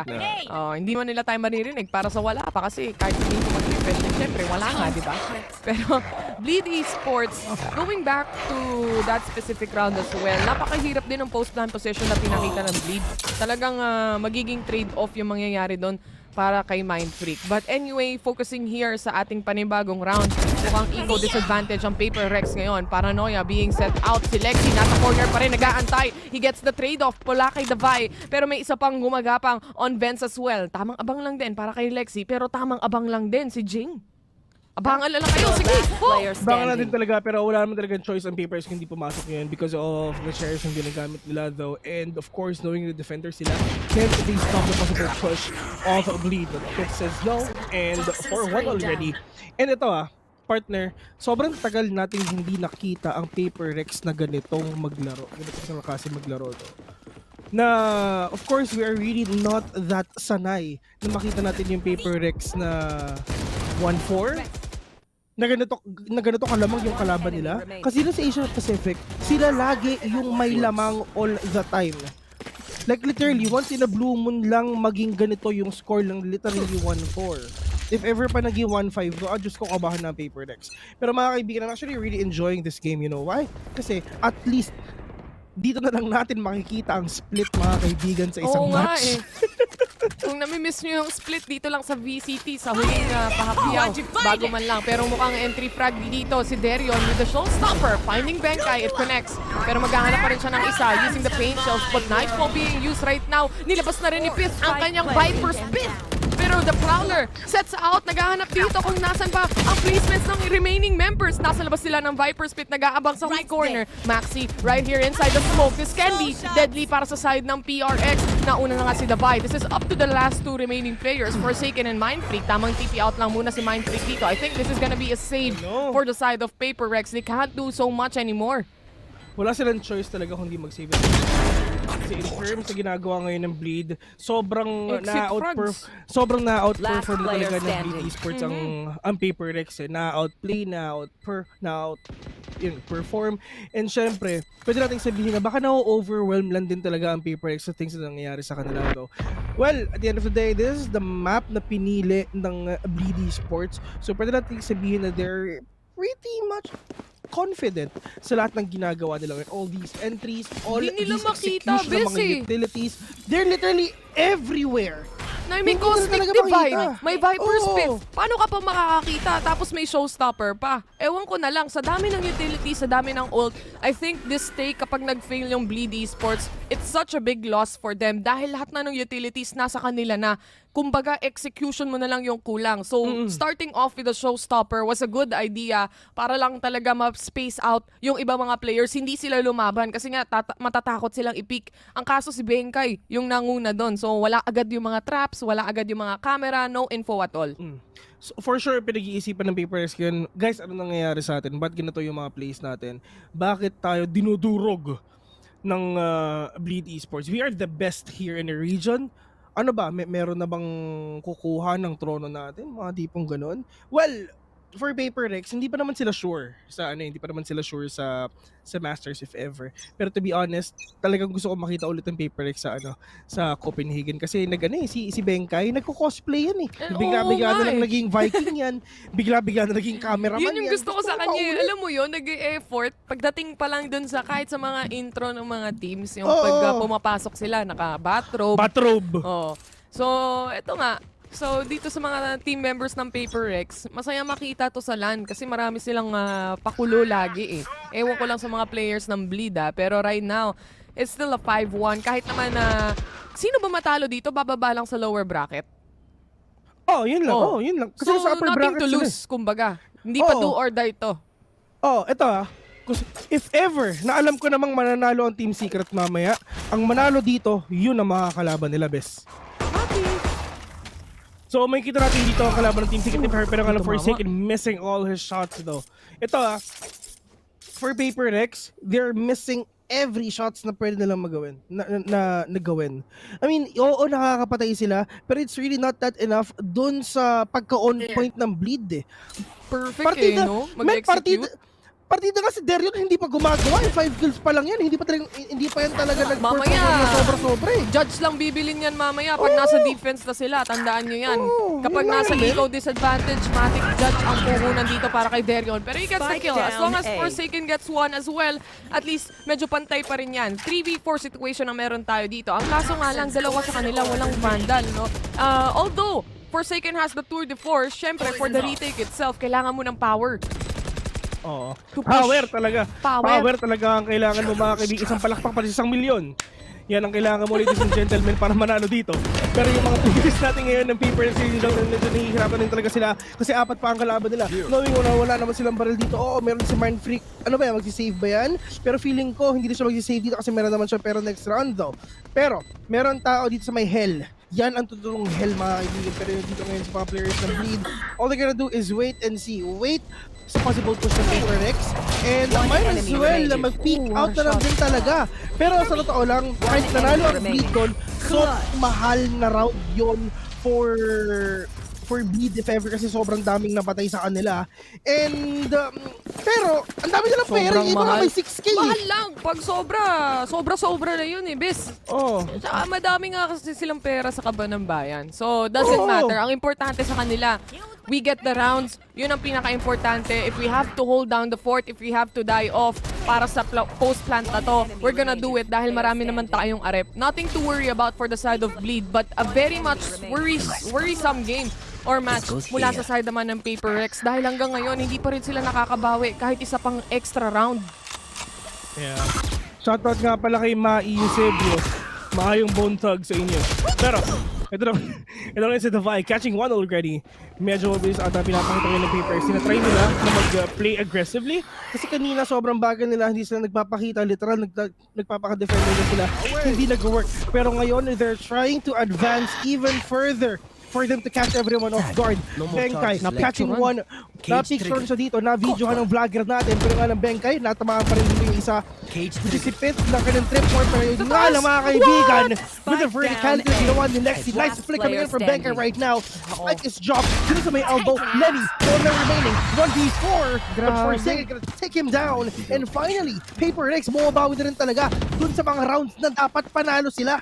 Yun na nga, aside from that, Bengkai was actually able to anchor the entirety of A site kahit ang daming lumalabas from left to right mula sa kanyang mga traps dahil nga na-detect dito yung Viper, sinusubukan niyang patayin. After the wall from the Sage, nakuha niya pa rin yung swing out doon. Siya pa rin yun ang makakapatay. Hindi pa nga na-pop yung smoke dito on screens as well dahil nga susubukan sana for the trade-off ng Viper, which is si Pith. Ang kaso, hindi nga enough, no? So good hold mula kay Bengkai on that and this made the round possible. 2-6 ang meron tayo. Right now, Bleed Esports, nagbago ang pacing ng Paper Rex. Magbabago rin ba yung style o yung pacing netong Bleed? Ano yung pace na pwede nilang gawin dito? Are they gonna be really aggressive? Are they gonna play safe? Mabilis o mabagal? Ganun ba ang gagawin nila? Pero mukhang ano eh. Mabilis ata ang papakita nila ngayon with a lot of utilities right now. Bengkai, makapangkil lang dito nag-edit pero yung alam medyo dito. That is Davai though. Catching one agad-agad. Pero at least Lexi mo mo yung insidero para syempre magkaroon siya ng konting bounty if ever. But that is a showstopper coming in from Darion. Delikado si Davai. Sobrang delikado Davai dito if ever nakita siya. Pero pwede pa naman siya mag-showstopper if ever hanggang hindi matapos yung ultimate niya. Pero that is Davai with a swing right now. We're gonna take down one. Hindi ko alam kung ba't ginawa ni na-cancel out lang ng Jing camera. Yan, no? Oo, na-cancel out. Pero actually, pwede mo parang ibalik yun. Hanggat merong bar na yun, pwede mo parang ibalik yun kahit anong mangyari. Pero that is Lenny catching one. Pit with another one as well. 3v2. Lenny is super low. Wala pwede mag-heal sa kanya, pero siya lang pwede mag-heal ngayon. That is Lenny. We're gonna plant the spike already. Pero sa Davai, he is low. Pwede siya mag-swing out. Pero Maxi mo kung lilikuran ata sa Forsaken. Malaking swing ang ginagawa ni Maxi dito if ever. That operator is gone already. Davai, low, 1v3, 33 HP, Davai catching one. That is the reload right now for him to get more bullets for him to have dito sa mapa na to. But Maxi, with a higher angle, getting head of Bleed Paper Rex again. Huling-huli, pero dito kay Davai, allow siyang arep. At least na-cancel out nila for that round yung ultimate sana na pwedeng ilabas dito ni Darion. Good placement of tamang picture lang from the angles of the camera. Aside from that, nakatago din at least safely yung isa sa B-main. Wala talagang lumabas o walang lumutang sa side ng Paper Rex. Unfortunately, hindi pa rin nila magawa talaga yung retake. Kasi pag sisilipin natin yung agent composition din ng Bleed Esports, dalawa rin yung controller nila dito. So ultimate smokerist talaga ang galawan ng Bleed. Ultimo, wala ka makikita, wala ka masaspatan on the site itself sa dami ng mga smokes. Yeah, sobrang daming ecoms talaga dito pare na ginagawa ng mga players natin ngayon, lalo na dito sa Bleed because of that Astra and syempre yung Viper connection. Ito besa, maganda ang attacking nila pero mas maganda rin syempre yung defending nila dito kasi nga napakaraming smoke na Bengkai. Playing good sa timingan!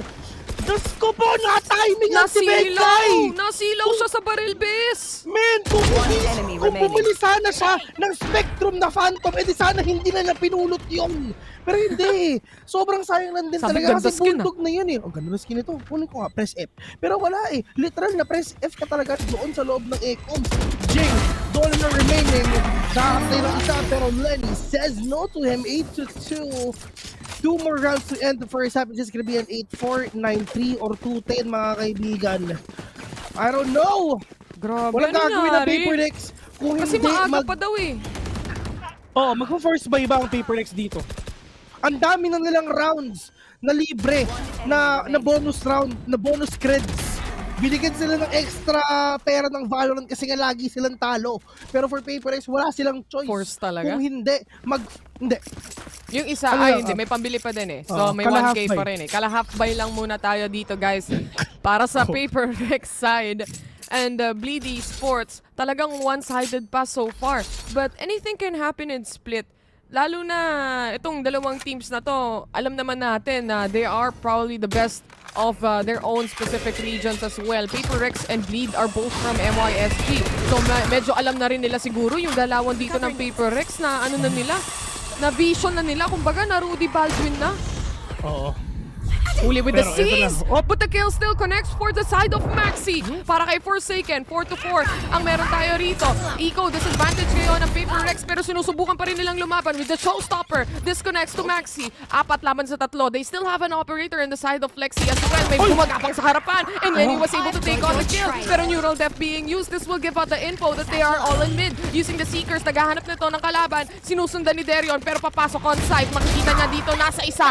And that is gonna be mind free. Makakapasok sila ng site and makakapag-plant sila. Very much open. Ang gandang take from Bleed. Huli pa pati yung nagro-rotate. Pati na rin yung huling natitira. That's gonna be Benkai. Ginamitan din ng guiding light pero hindi siya madedetect dito. They still don't know where the last remaining player is. But this is a probable position for Derion right now. Ito I mean, walang pera ang PaperX. Bleed knows that already. So they can be really that confident kung talagang pumasok sila sa mga sites ngayon. Pero for Benkai, okay. Isa-save lang nila yung barrel, yung Vandal, para syempre makapag-drop pa siya later on para magkaroon ng full armor and a Vandal. Si Mind Freak if ever.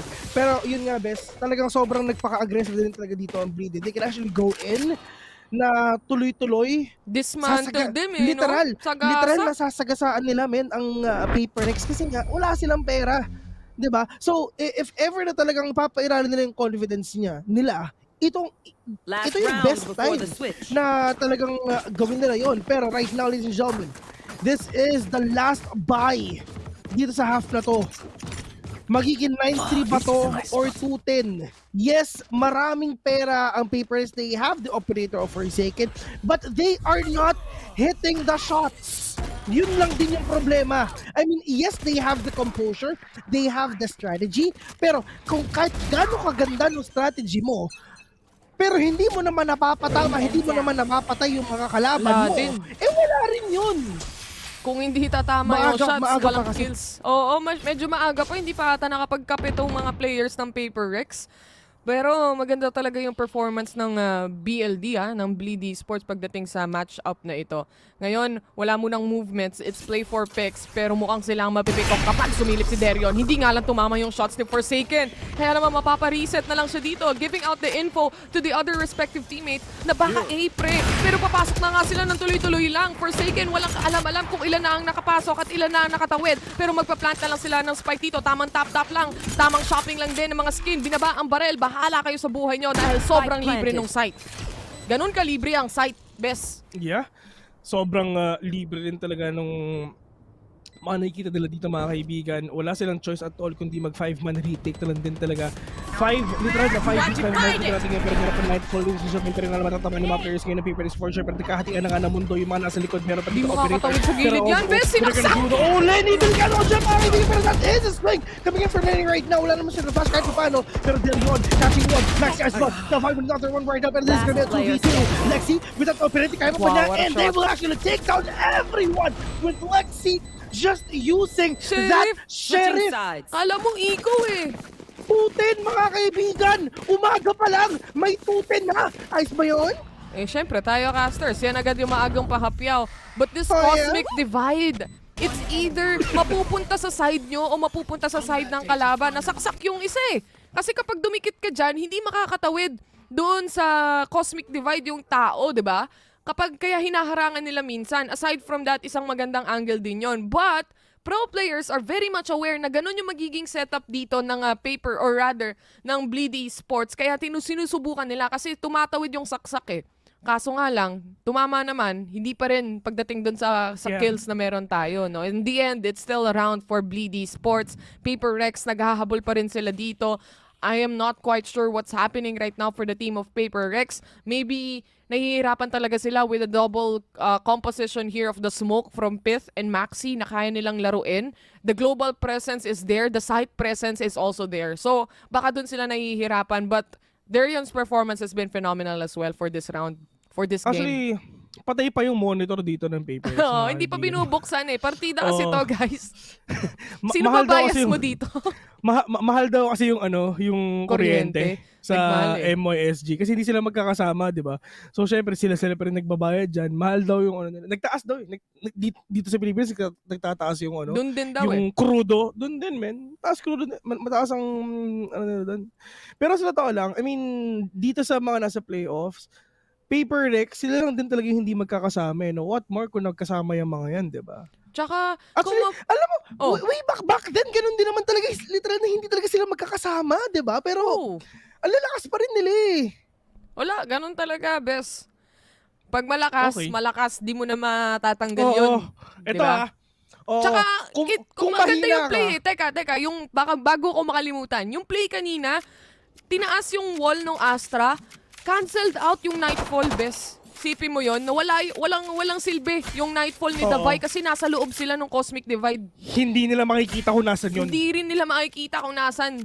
Oo. Yung mga talagang literal na shutdown talaga dito, best. Pero, nakalimutan ko rin sabihin ko eh. Pero actually, yun nga, pag mahina ka, huwag mo sisihin yung mouse tsaka keyboard mo. Oo, wag mong hampasin yung keyboard tsaka mouse yun sa com shop eh.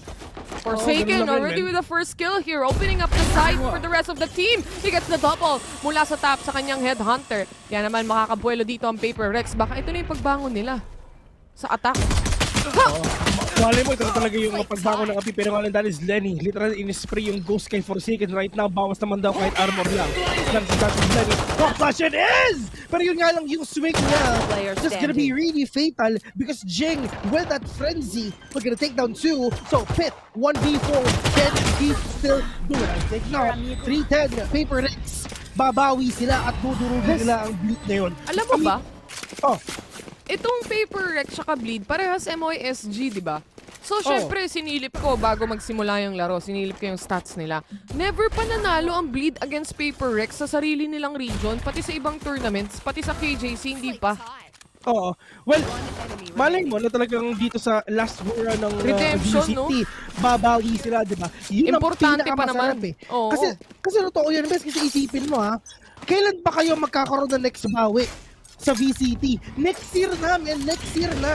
If ever matalo dito ang Bleed, ang Paper Rex, magandang sweet victory talaga ang mangyayari dito. Kasi yes, tinalo mo kami sa iba't ibang mga tournaments, tinalo mo kami dito sa region namin, pero pagdating dito sa Asia Pacific, kami naman ang babawi. Pero tingnan natin dito if ever talaga makakuha pa ng momentum dito ang Bleed, if ever. Kasi nga, next map, yun ang mapapinili ngayon ng Paper Rex if ever. But that is Jing gonna push it already. Maxi is low, the other one as well. Pero Jing, he's gonna push everyone dito sa side ng alley. Pero that Prowler will not gonna catch anyone. The players of PRX right now is on it for them to get this round once and for all.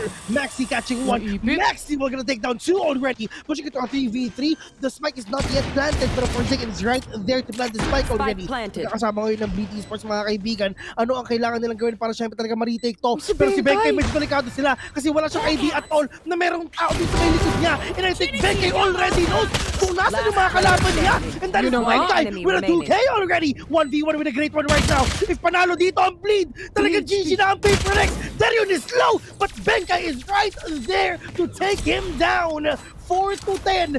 Pero partner, sobrang mahal na round para si Paper X. 4 ang namatay sa kanila. Pero kung tutuusin, oo nga, no? Dami namatay. Natanggap na lang, tinanggap na lang eh. Sige na lang. Oo, wala eh. Nakapasok naman sila dito. Ang importante for Paper Rex is to get those rounds and it is a must kung gusto nilang makahabol against Bleed Esports. Napakasakit na round for them. All those kills mula sa Sheriff ni Maxi, the triples. And aside from that, munti ka na rin dito si Benkay. Obviously, alam nila yung positioning ng last remaining player, but a very good flank coming in from Benkai rather to save the day para sa side ng Paper Rex. 4-10 ang score natin ngayon. Prowler being used on mid. Naghahanap ng info. Slow being prepared as well. Naka-ready na rin yung wall ng Sage dyan kung sakasakali man na makaramdam itong mga players ng Bleed. Taking that back. Pero pakiramdaman portion din talaga itong mga players at mga kaibigan. Pero ano ba ang gagawin nila para syempre makapasok na dito sa maybe. But all they gotta do is wait patiently. They have the utilities, they have the smokes. They have the entry na pwedeng gawin dito ng Jing mga kaibigan. Pero para there has been set out already. Chup-chup lang ginagawa ni Max dito. Pero alam mo na may nakapasok. I think yes, Maxi will get take on one. Pero Spectre lang gamit niya na. Pero alam ka na Lexi and Maxi finishing the heads of Paper Rex right now. Forsaken, if ever meron pang namatay ng isa, ang gagawin ng Paper Rex dito magsisave. Baka ganun nga yung mangyari dyan. But Forsaken, he has the operator. Baka sakaling makakuha pa sila ng pick-off dito. Maybe this round is still salvageable once the smoke dissipates. Pero nakadepende pa rin yan sa mga players ng Paper Rex. Benkai already wrapping around a site. Nasa vents na siya. Ang kaso nga lang, si Dario na magiging first contact na dito kung sakasakali lang. Naglabas siya ng mga smoke. Buti na lang. Hindi pa rin siya nahuhuli. But this paint shells, it will force him to reposition himself. He gives out the presence on vents, pero yung mga players ng Paper Rex nasa loob na ng site, hindi nga lang nakapag-check ng corner. That's gonna be Lexi. Isa pang problema para sa side ng Paper Rex, but they were able to take on the spike. It's now being planted. Tumalon ang isa, pero dalawa na ang tumalon. He spots one, not gonna be able to get the two. Fifth secures the kill para sa side ng Bleed Esports. 11-4. Napakahirap habulin ito. Best, kailangan perfect execution ka na. There. Wala ka pang arip. Yun nga, yun ang talagang problema ngayon ng Paper Rex. Pero nasa isip nila, sige pre, kayo na, kunin nyo na, sige na, babawin nila kami na sa game number 2 kasi yun naman ang pinili namin. Pero what if talaga makuha pa ng Bleed itong momentum na kailangan nila? If ever tuloy-tuloy pa dito ang pasabog ng Bleed Esports, pwede talaga natin sabihin na it's gonna be a 2-0 para lang syempre magkaroon tayo ng oras pagdating doon sa ating series number 2, which is mananalo ang mga Pinoy kalaban ang Intronesia. Pero Forsaken Intronesia. Intro boy sa mga Okay. Siyempre, pagkalaban ng Team Secret, matik agad yan. Pero ito, pipilit talaga ng Paper Rex. Wala kasi silang choice talaga. So they have a Bulldog at least with a tour de force from Forsaken. Baka sakaling makapita sila. Ang kaso nga lang, hindi talaga nagpaparamdam ang mga players ng Bleed. Tamang disiplina lang din. Forsaken trying to get the angle to get the shot in. And finally getting that shot. Ang kaso merong kapalit. Siya rin ang mamamatay. It's now a 2v2 situation. And still, kahit papano, napabasa pa rin, nasa salvage pa rin ng Paper Rex kung ano ba ang gagawin nila. Giving out the info using the neural def, at least kahit papano, alam nila ang positioning ng dalawang remaining players dito. Benkai on site, he can plant the spike right now. He still has the Bulldog as well para tapatan. At kahit papano si Mind Freak, kaya niyang hawakan tong angle na to when it comes to the rotations itself.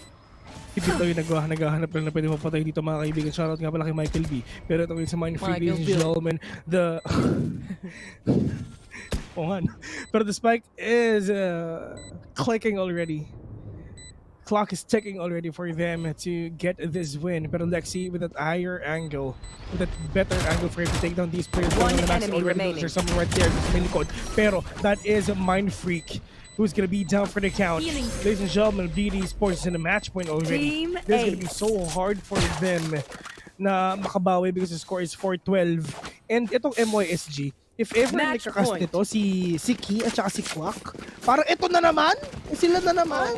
Kinakas na namin sila sa region namin, pero pagdating dito sa Eva, kumbaga, ito nakikita natin ngayon, parang sa MYSG region, ladies and gentlemen, parang ano to, parang PH versus PH to. Parang SBE versus Team Secret, Oasis versus Team Secret. Ganon ang labanan dito. Eh, syempre, madami silang representatives. Bawas-bawas naman daw. Isa lang daw yung sa Pilipinas eh. Kaya nasa Team Secret ang pag-asa ng Pinas. Pero huwag kayo mag-alala, mamaya yung match na yan. Guiding light, pero mukhang showstopper ang nais gawin dito ni Jay. Nag-connect sa isa. That's gonna be fifth out. 5v4 pa rin naman. Cosmic Divide being used as well on the site itself. Makakapag-plant ng spike dito si Davai as well. Si Dario naman with the operator. Susubukan pa rin makakuha ng shots. Double peek here on the angle itself pagdating sa ramps. Pero naghahanap pa rin sila kung nasan yung iba. May trap mula kay Benkai kaya alam nila baka may tumawid. Pero Cosmic Divide pa rin ang matatapat nila dito. There's a camera from Benkai as well knowing the info. Kaya naman hindi kailangan lumabas ng iba. Ang kaso nga lang, the flank tank is also there. Benkay, shotdown para sa kanya. 3v4 ang meron tayo dito. It's still anyone's game as of this moment. But Jing spots 2. He gets the kill. Kaya naman 2v3 ang magiging sitwasyon ngayon. But he gets the 4th. Ito na yata ang ace niya. Jing for the ace. Pero nagawan pa. Divine Freak. Lo! Ala! Yun na yun eh. Disband mga kaibigan na mangyayari dito sa PPGL. Pinag-awayan. Yan ang pag-aawayan nila mamaya. Sabi, si Jing okay na, meron na sana siyang highlight video sa mga VODs ng Valorant, pero wala, si Mindfreak inagaw eh. Ito yung dahilan ng pag-aawayan nila dito for sure. Pero at least diba, nagkakaroon na rin talaga dito ng bawi ang mga players ng PaperX kahit papano, kahit contest, slowly and surely. I mean, isa na lang kailangan ng bleed, pero for PaperX, yes, ito pa. Hindi na sila pwede magkamali. Pero that is Jing gonna be really that aggressive right now. Pero just go right in your face, Jing! And there yun.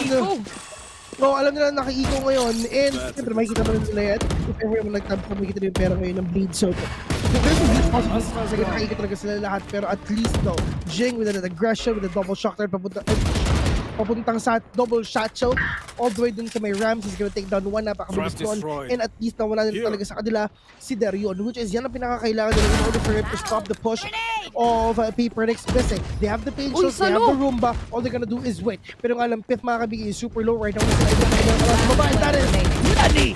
We're gonna take that one, gonna Jing with a kill right now. Pero Pith? What? 1v2. Pith, 2 bullets left. Mind Freak, 1 tap to the head is just right there!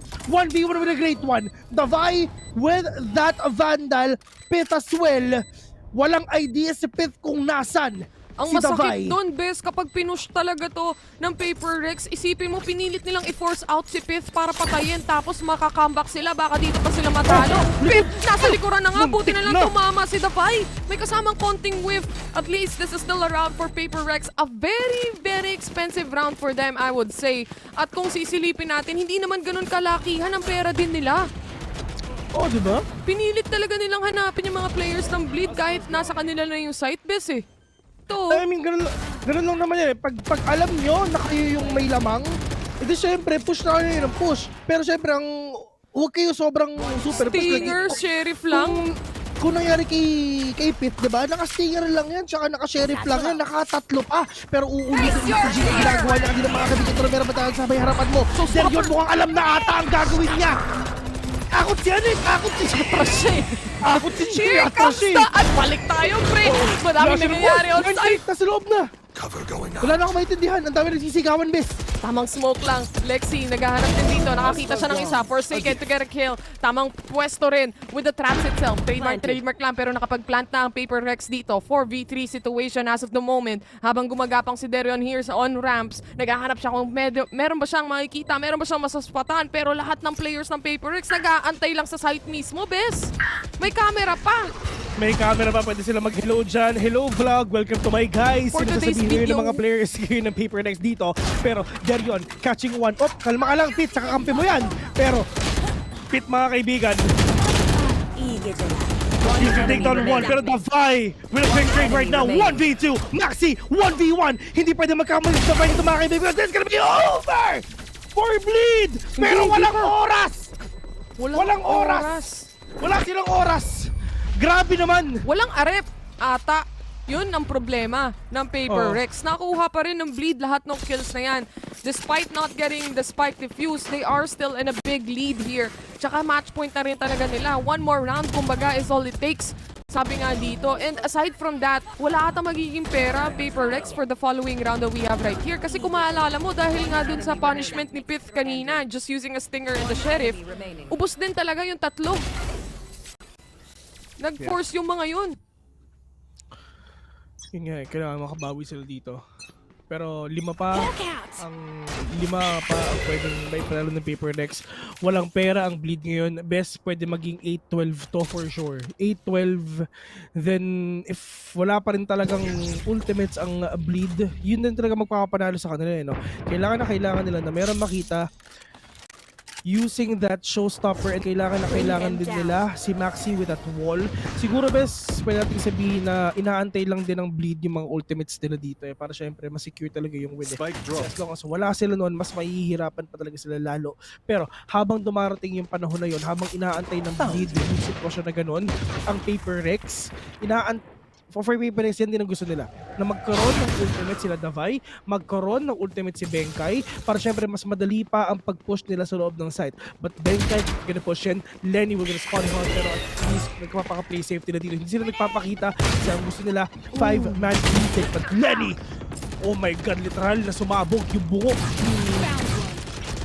ni Jing dito na napakabilis though.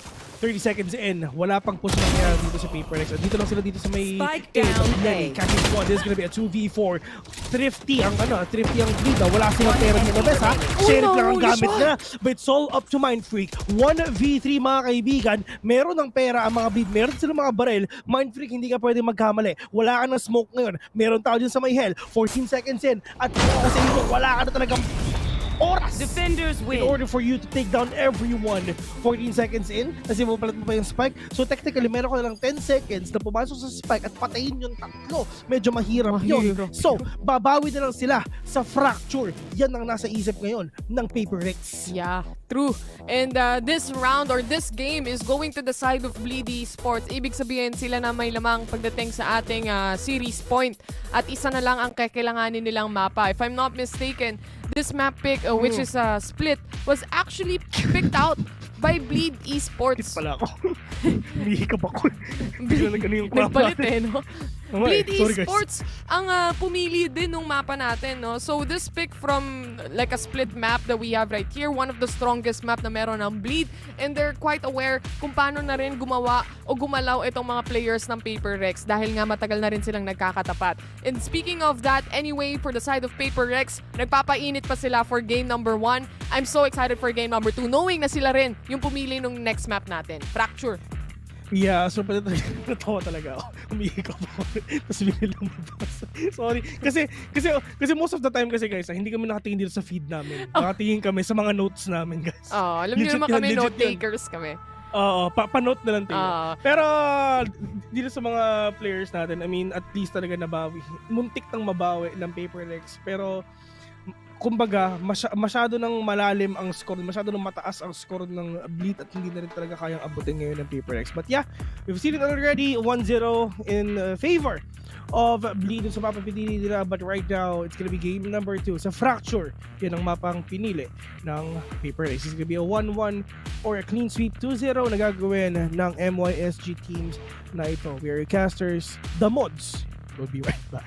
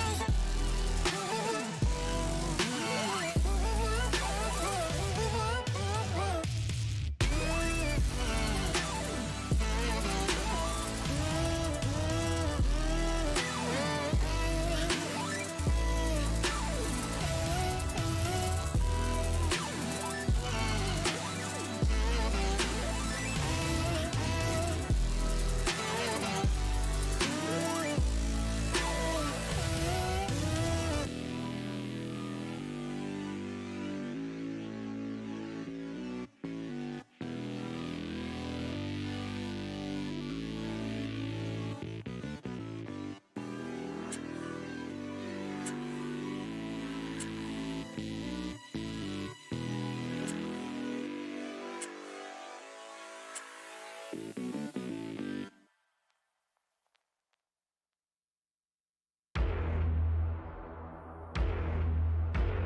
your hands in the air. This is not a...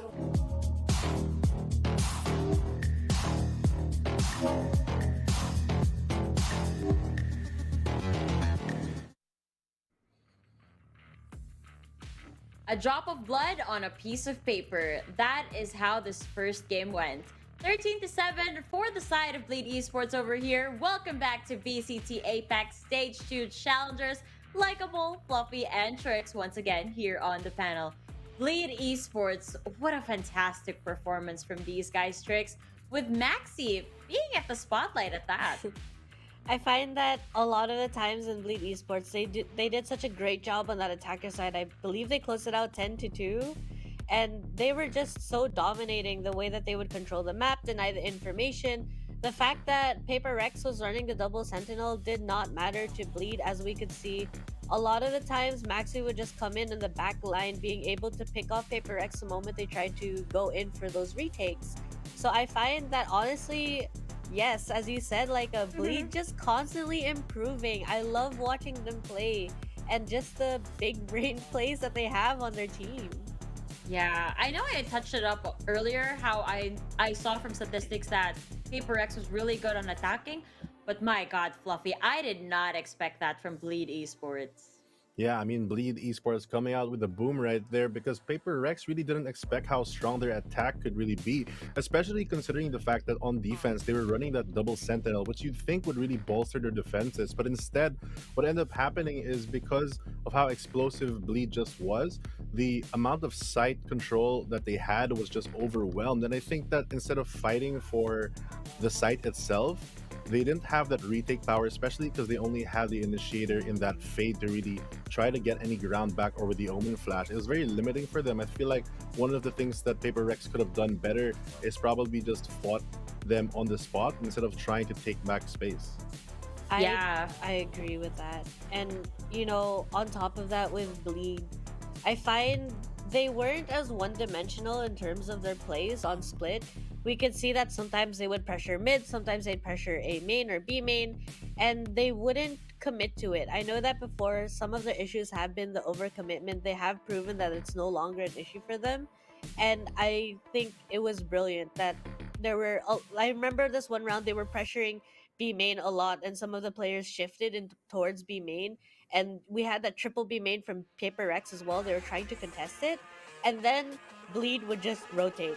They'd get all of the utility out from Paper X, and then they'd go mid or they'd hit A instead. Yeah, the rotations were really on point, but something that really stood out for me, and I know that I mentioned this to you, Trix, how good was that Cosmic Divide to counter that Nightfall? That was fantastic. Maxi just so big brain over here. Look at this. This is it. This is the exact same scene. My gosh, Maxi being able to pull off that Cosmic Divide. I remember seeing his position as well, and was just thinking to myself, nobody is going to check where Maxi is because he's so far away. And I was slightly concerned until I realized that his Cosmic Divide was up. He put it for his teammates the moment Paper X started that retake. I just think fantastic play. Yeah, I think that people are gonna start using that in the ranked games. You know, like when you see it, when they're gonna check, they're gonna turn on the tab and they're gonna look. Hey, Astra has the Cosmic Divide. Sorry. I was gonna say Fade has the Nightfall ready. Yo, get ready with your Cosmic Divide over here because we're gonna pull it out the next time that happens. But that was just really good execution on the side of Bleed Esports over here. You know, maybe this is the scenario that the casters were talking about, that Bleed Esports has gone up so many times against Paper X that perhaps they've already learned some of their tricks. But Fluffy, what do you think? I feel like the experience that they've gotten from their previous matches really just has paid off in this one. And currently they have a very big advantage going to this series with already getting the first map out of the way, although they'll be moving on to Fracture, which I believe is Paper Rex's pick. Bleed Esports, though, they have kind of shown how strong they can be as a team. And I feel like, especially with the composition that they're running on paper, right, you'd think that, as I said earlier in the Agent Select, the fact that you have Fade and that you have the Boombot from Raze, it should help a lot of them clear these pesky angles with the double controller setup. But what ended up happening was, because of the amount of vision denial they just had in this map, they had to use so many resources to just be careful to creep up for space, and they also couldn't even use the Cypher Cam to the best extent just because there's so much in the way visually. So I feel like they play their composition, they play their game plan well, and it's probably why, as Trix mentioned earlier, they run that one comp and they run it really well, and that consistency has really just pushed them into the victory today on this map. It really did. And as you mentioned earlier as well, Trix, Bleed Esports is a team that is so good at denying information, and that's exactly what they did. All of the mind games with the rotation, as well as, you know, as Fluffy mentioned earlier, you take out that Cypher Cam. Even if you use it in an aggressive manner, there's just so much information denial with the smokes and all of the utilities being thrown out that it doesn't give as much value as you'd like it to have. But that is the creativity that came out of Bleed Esports for this one. They really came in split, prepared. And we touched up on this on the past, how it feels like Split is one of the best maps for Bleed Esports over here. But Fluffy, we're going to be moving over to Fracture. What do you think that entails, especially on the side of Bleed Esports, since this is a Paper Rex pick? I feel like for Bleed Esports, you know, on Fracture, they don't have the best track record right now on the APAC stage. And obviously, being Paper Rex's pick is probably the map that they're more comfortable with. We know how explosive this team can be. They haven't lost at all during the MYSG Challenger Series on the map, especially with that Neon and Breeze, just so much pressure. But then as we've seen them play before also, they only have that at least they normally play that single controller in the Viper. So if we take some lessons from some previous series that we had yesterday, we know that if Bleed opts to choose something like a KO or maybe finds a way to play around that Viper wall, I'm sure they've done the research and obviously they have the experience to really know this team by heart at this point. And if they play the way that they did confidently and stick to their game plan as they did in map 1, I don't think that it's impossible that they take map 2 and get this 2-0 done with. And adding on to that, and on terms of Paper Rex's side, following up from also the performance yesterday, I find that they really need those crossfires. That's what I love to see in Paper Rex and a lot of the top tier teams, that they have these fantastic crossfires. You know that the angles that are open. Somebody's always marking your flank, and I just found that Paper Rex getting caught off guard quite a lot. I hope that coming into the Fracture map, they're going to be more aware of their angles. You know, change up the pace. Yes, go for that aggression that we like to see them do, and we have seen them do, but also pull it back and sometimes just play that crossfires on the sides. Yeah, one takeaway too that we have from the previous map, even though they had that double Sentinel comp on Split, it didn't stop them at all for having a great run on the attack side. It wasn't enough on the first map, but coming into Fracture, that attack power that they do have, especially now that they're choosing to run the double duelist setup, having explosive powers, and the fact that they're running Jing on that Raze and Forsaken on that Neon can really turn into some kind of electric boogaloo with this, especially with the overwhelming power of Breach. I'm looking at this. I always love that Neo Breach combination. I love the stun potential or the concuss potential. Yeah. But wow, these guys, I mean, you guys said it. You did not expect that outcome, or you did not expect the game to end so early at the very least. You expected a closer scoreline.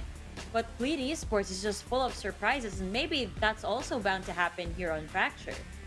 Both teams have had their experience here, but looking on paper, Trix, Paper Rex has the upper hand.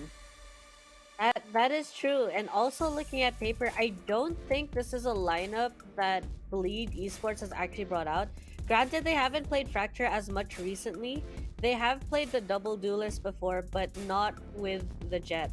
So I'm thinking they're gonna go for more of this, similar to Paper Rex. They're going for that explosive entry, just forcing that space open. You have that dash on the Jet, you have the flashes with a Breach, and you have the smokes and mollies coming in from the Brimstone. I think both lineups are quite similar, but have very slight variation in terms of what makes them powerful. Yeah, and to add to that too, I feel like one thing that's nice about both compositions is how simple they are. It's nothing really big brain. No one's trying to run a double something, double controller, double initiator, etc. They're just going for the standard thing that you'd even see in your own ranked games, going for that double duelist, someone to help your entry support, an initiator to help you go in. One thing though that I kind of might find lacking is the fact that because the initiator that both teams are picking is that Breach, they won't have the information on either side to really gauge where the enemy is, especially on a map like Fracture where they could be anywhere. There's so many entry points on Fracture. Teams have to play so coordinated, and lacking that information means that both teams to play their comps to their strengths would have to play very aggressive, not only on the attack, but even on the defensive side. So I feel like I'm going to expect a lot of early fights with this one, a lot of counter stuns, and a lot of ways for them to take space aggressively. Oh, I'm expecting this, since you already brought up the topic of space, I'm expecting a lot of these fights to actually not occur inside, because both of these guys are incredibly aggressive. They're probably going to push out Dish or a main tree, wherever in the map, but it's probably... like when push comes to shove, the battles are gonna end up in the sides, but I'm expecting it to not actually end there most of the time. But with that said, we're gonna be going to Fracture, ladies and gentlemen, and this is gonna be game number 2. So with that, casters, do take it away.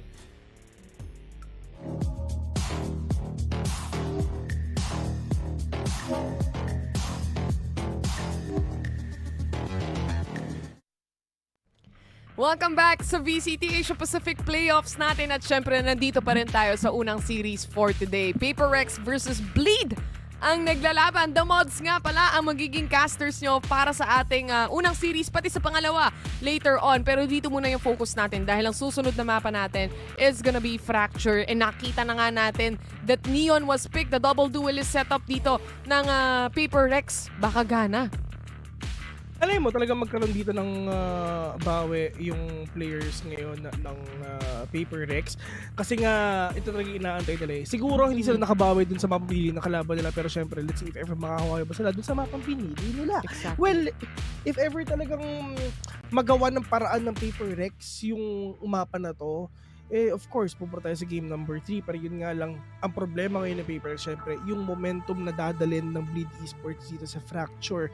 Kung magiging successful ba yung momentum na yun? Well, ganito kasi yung nangyari. If ever hindi kayo medyo familiar sa ganitong klase, ang pipili ng mapa, di ba kunyari, Papers ang pipili ng mapa na to. Ang gagawin naman ng Bleed, syempre, pipili sila kung anong side ang gusto nila. Syempre, kung kayo ang pumili ng mapa, pipiliin naman namin kung ano yung comfortable side namin. So, ang pipiliin namin, sige, doon kami sa attacking.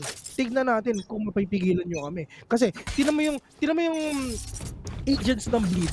They have the Raze, they have the Jet, and they have the Breach and the Brimstone. Pag pinagsama-sama yung apat na yan, bes, aggressive dapat yung galaw nyo. Exactly. Dahil nga rin may Neon ka. Zavai already getting a pick off here using the Headhunter. Pero tamang dash-dash lang.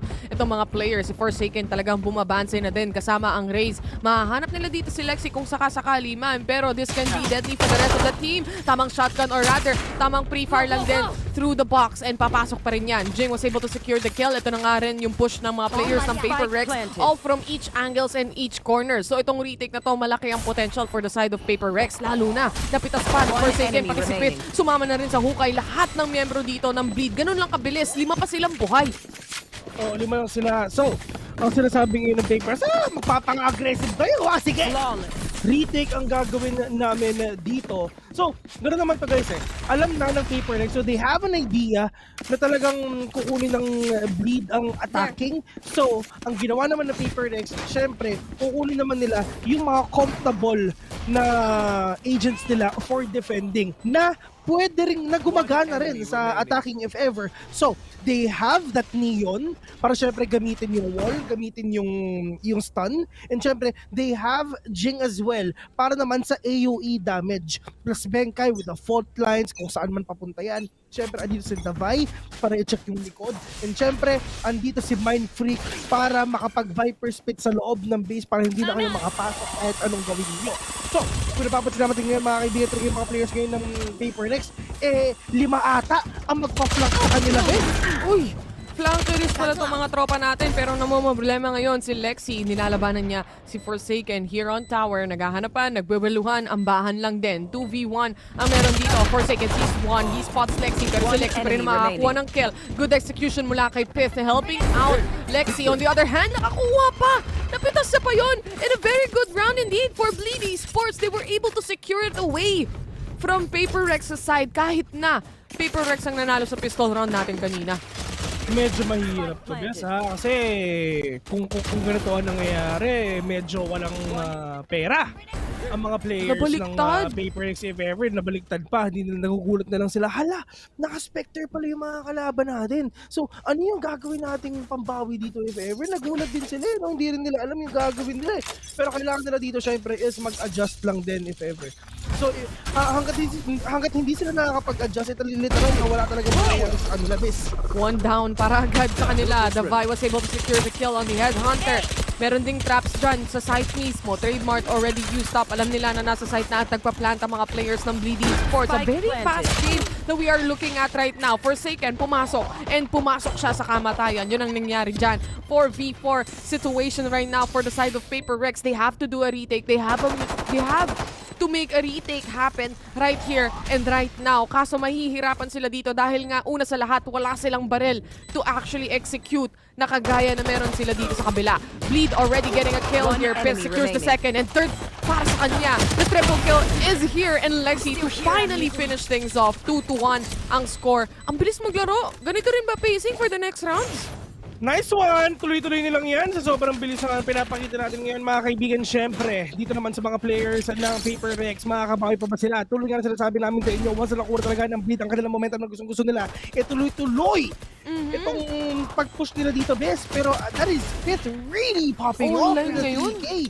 And yun nga kasi kung hindi sila online, hindi sila makakapaglaro ngayon. Totoo, offline sila. Also. Hindi, pero sa totoo lang, diba? mainit si Pick ngayon Gumagana yung chamber niya sobra dito sa mga players ng PaperX. Bulag na bulag. Itong dalawang players, Forsaken, mapapa-atras na pa-rendezvous na rin. Yung isang chamber natin for the side of PaperX right now. Full buy sila dito laban sa mga Spectres, pre. Pero at least talaga nakakuha na talaga sila dito ng kahit konting pagbawi mga kaibigan. Maxi pushing in dito sa may sewers though. They really need to be really careful dito kasi wala naman idea at all na what if meron tao dyan dun sa may gilid. What if andyan yung hackers pero yun nga lang, pareho silang hindi nagkatamaan. Pinagtagpo pero dili tinadhana mga kaibigan. Nagkita sila dun sa mga scopes ng isa't isa pero walang nagkatamaan kahit isa. Okay lang yan. Walang namatay. Yan ang importante. Pero mukhang entry na ata dito. Players ng Bleed. They have to go back. Ang ganda ng defense ng PaperX right now. Hindi sila makapasok at all. Darion on the other hand. Tumatama yung shot siya dito. 20 HP para kay Benkay. Sinalo na rin ni Lenny yung kill na yan. 1-to-1 trade as of the moment. Pero the smokes are being set in place. Makakapag-plant din ng spike dito ang Bleedy Esports. Ito na naman ang problema ng PaperX. Saan at paano tayo mag-retake? Una na nga sa lahat syempre yung Trailblaze or rather yung kalampag ng papag na yan. Rolling Thunder being used here and set in stone. Pith on the other hand, namatay na rin in the hands of the Vi. Forsaken, kapag bumaba yung wall na yan, magkakakitaan. He gets the kill here. Jing already pushing in on the site itself. Isa o dalawa na lang ang natitira dito for the side of Bleed. Isa nasa tower. Maxi was able to secure one kill. On the other hand, nag-defuse na rin ang spike. Isang nasa B-main and sure kill yan para kay Mindfreak. 2-2 agad-agad. 2-2. Ladies and gentlemen, yan ang score nila. Parang sa elevator lang. Bababa. 2-2. Yan yung pagani. Tama naman out po, of diba? reach. Oo. Kaya if ever na kunyari may foreigner na nakita yung dalawang Pinoy sa elevator mga kaibigan. Baka baba. Mawiwirduhan yun, diba? Oo, parang ano pinagsasabi nito? Puro balang? Oo, balang, diba? Alien ba kayong dalawa? Pero at least nakabawi na rin talaga ang PaperX dito kahit paano at best. Sobrang dikit talaga ng laban nila. Kahit matalo ang sa round na to, meron pa rin talaga silang pera. Hindi ko alam kung ba't hindi sinabi ng Forsaken lintik kayo. Pero this is the push coming in from PaperX right now. They're really trying to be really aggressive. They're out of these players. Pero wala na sila idea kung literal yung apat na players yung Bleed is nandun sa may dish. Pero Mindfreak catching one. Lahat sila is all the way. Dito sa may drops though, Mindfreak will be falling down. Darion pushing in. Pero yung kalanta, Vi all the way dun sa may rooms mga kaibigan. Missing that second shot. The Vi, tamang dito na pero meron na papasok sa'yo. Pero Forsaken catching one as well. 1v4 right now. Literal, mag-1v1 si apat ngayon si Darion. Pero 1 minute in, there is a Roomba. They have an idea kung nasan ba. And Forsaken will get your head. 3-2. And finally, after 2 games, sila dito sa series na to, nakalamang na sila ng isa. kanina ng Game 1, hirap na hirap silang makabawi dito sa Bleed Esports eh. Ngayon, kahit na na-anti-eco sila, kahit na hindi nila nakuha yung pangalawang round after the pistol win, kahit papaano, lamang naman na sila dito with just 1 round advantage though. So, hindi pwedeng magpaka-confident or overconfidence on the side of Paper Rex. This is still a far-off game kung tutuusin para sa ending natin. Mukhang ito na nga, nilabas na rin ang wall, pero pumapasok na si Forsaken. Hindi niya napansin yung nasa kaliwa, pero kung cast naman yan, Lenny was able to secure the kill on Forsaken, pero nag-aabang rin si Jing. 2-2-2 trade ang nangyari on each and every team that we have right here, pero may kasunod pa pala yan. Sumunod din si Benkay. Iniwan niya dito completely ang B-site, kaya makakapasok at makakagapang si Lexi. Kailangan mag-ingat dito ni Benkay dahil meron nang nagpa-flank, pero itong Spike, syempre, babantayan at babantayan lang nila yan. Yan na yung wall. So this is gonna be really scary for the players of Bleed. If ever hindi pa rin talaga na pull off to, luming na dalawa na lang sila. But ang gagawin dito ng Paper X is wait. All they're gonna do is wait lang din. And for the players of Paper X, all they're gonna do is secure that spike. Yun lang ang kailangan nila gawin. Hindi sila magpapaka-overcommit, hindi sila magmamaasim, hindi sila mag-peek out for them to contest everyone dito. Pero si Maxi magandang gawa niya. Pinaulan nila na smoke ito, pero the Vi will catch 1v3. Dexy, wala na siyang pera at all. Iko-commit nito para syempre talagang literal na marami silang pera next round. Si Lexi sa totoo lang, pwede nga siyang magalit, pwede nga siyang mag-save eh. Pwede siyang mag-save kasi walang bawas yung ano niya, yung armor niya. So, but still, the players of Paper X, lahat sila nakapatay ng isa. Team Ace eh, may ambag lahat. May ambag, sana all. May ambagan. May ambagan ba? Hindi ako inform eh, wala ka kasi ako ambag. Kagaya kahapon sa stream, walang ambag. Bakit? Wala akong ambag sa stream, nagaya pa ako ng rank game. Talo rin naman. Hindi kahapon nung nag-stream ako sa Mineski page. Diba? Yung binuhat kita. Oo, yung binuhat mo, Obes. Inaamin ko naman eh. Pero itong operator ni Davai, bubuhat din to. May Blade Storm naman si Derio na pwedeng laruan, kaya hindi na niya kailangan bumili ng barrel. Pero Roomba being used right now on A main. Naka-off, pero sinalo para lang makapag-TP out. He gets the kill and secured pa rin ang kanyang HP. Makakapasok ang Bleed Esports sa mismong site. Pero syempre, kumpleto pa rin para sa side ng Paper Rex ang mga players nila. Uy, dinut-dot si Lexi, natamaan, masakit. 19 HP remaining. Nagka-dut-dutan festival lang nga dito. Dut-dutan fest eh, no? Ito yung dut-dutan festival dito, pero nga lang Lexi. Let's go! Na sinasabi ngayon ng ating breach. Mafay, catching 1. PPG right now, pero nga si Dario nakaisip, pero nga that is Paper X wrecking havoc already here in this game. 5-2. Pero ito natatalo ang Bleed. Oo. Pero marami silang pera. Kasi nga napaplant nila yung spike. Doon nahihirapan ng Paper X. Kasi nga, kahit ilang beses na nila natatalo ang Bleed, ang dami pa rin nilang pera kasi nga dahil doon sa napaplant nila yung spike. Pero, wala ganyan talaga eh. Pero sa side naman ng Paper X, ito na ata yung momentum shift na inaantay natin, partner. Kasi sa totoo lang, nung nakita ko yung first game, sa amin yung Paper X sa Bleed, 2-1 to. Imposibleng ma-2-0 to.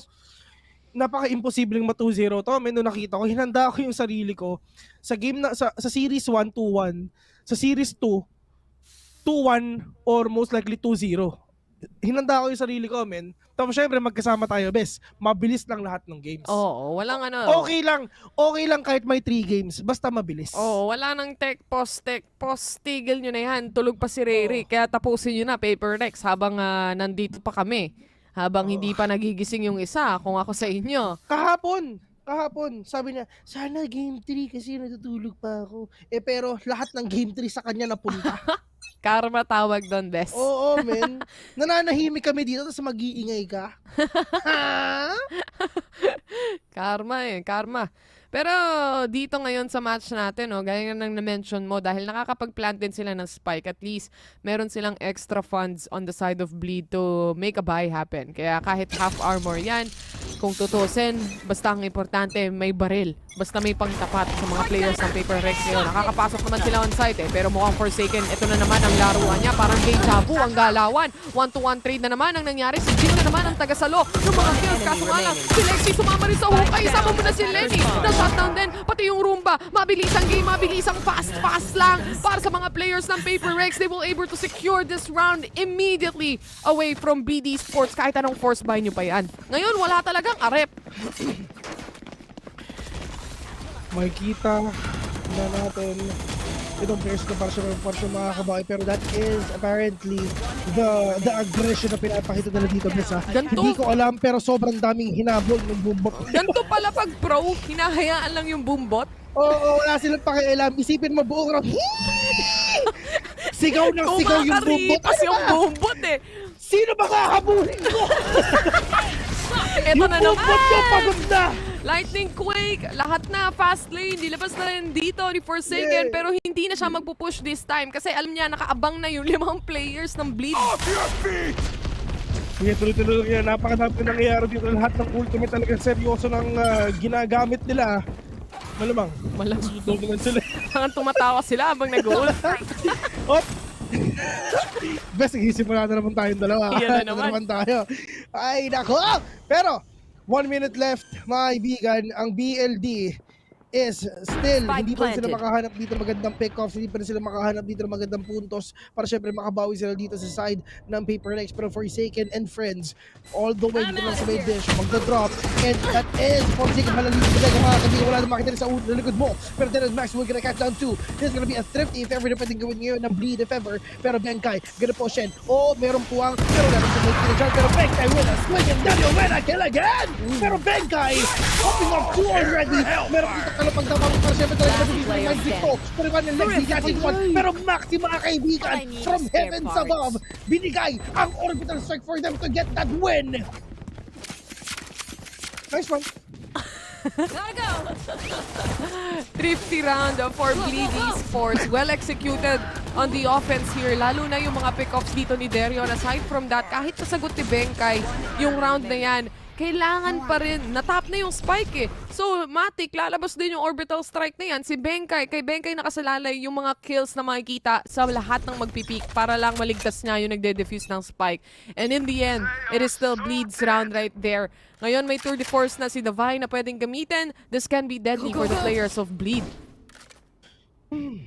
Pero, deadly indeed. Pero kaya ba nila ma-pull off? That's gonna be the thing din. Kasi, I mean, oo, sobrang ganda nga talaga ng mga, sobrang ganda ng mga strategy natin. Pero kung, yun nga, if hindi naman kayo nakakapatay, edi wala rin, di ba? Parang wala lang. Pero Forsaken, ang cost, ang gagawin ng dito ng mga players ng videos actually go out. Pero Diyos ko po, dalawa agad, pero wala pa napatay! Wala napatay! Are you kidding me? Last mo sa das mo naman yun. Parang akalain mo 8 orbs, inipon mo, masyado ka na trigger happy, na-excite ka, binaril mo, hindi tumama.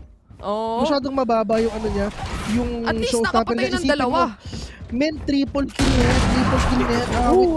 Pero si Lenny nakaisa pa. Fortnite forward dito sa may loob ng side. Pero Mindfreak, just ko na doon si Lenny. Pero it's all up to one. Mindfreak will catch 2. Easy lang kayo. Kalma ka lang kasi. Pinilit nilang labasin yung ano? Yung snake bite tsaka yung smoke. Sakit, no? Dapa yung dalawa from Bleed side eh. Oo. Vulnerable. Shoutouts nga pala kay Wolf, mga kaibigan. Vulnerable yung pag nagsasabi si Benkai, naglalaro ngayon. Si Wolf yan. Vulnerability. Vulnerable. Pag si Wolf ang nagsasabi nung word na yun. Galawan kasi ng Paper Rex, parang sila yung attacker dito eh. Mainit si Forsaken, ito na naman siya. Tumatakbo na naman with the overdrive. Tututan fest na naman ang mangyayari on site mismo. Or rather on the city side. Nilabas na rin dito. Yung pati yung mga relay bot. Sumama na sa hukay yung dalawang members ng Bleed Esports. Ganun lang agad-agad na punish. Davai on the kill with the operator. And last remaining player na agad-agad. It's up to Forsaken. Maybe he sees the barrel. Kaso nga lang, nagkasalisuhan. Nakatingin sa Eric. Oh my God! Oh my God! Pero Diyos ko po!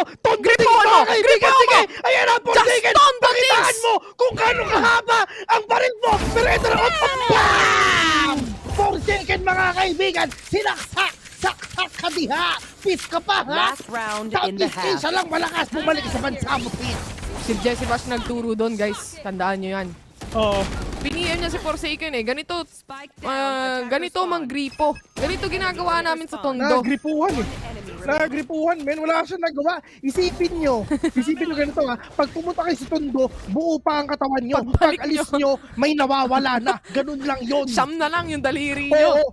Tapos if ever kumain kayo ng isaw doon, tanungin nyo kung hayop ba talaga to o baka parte na ng tao yun.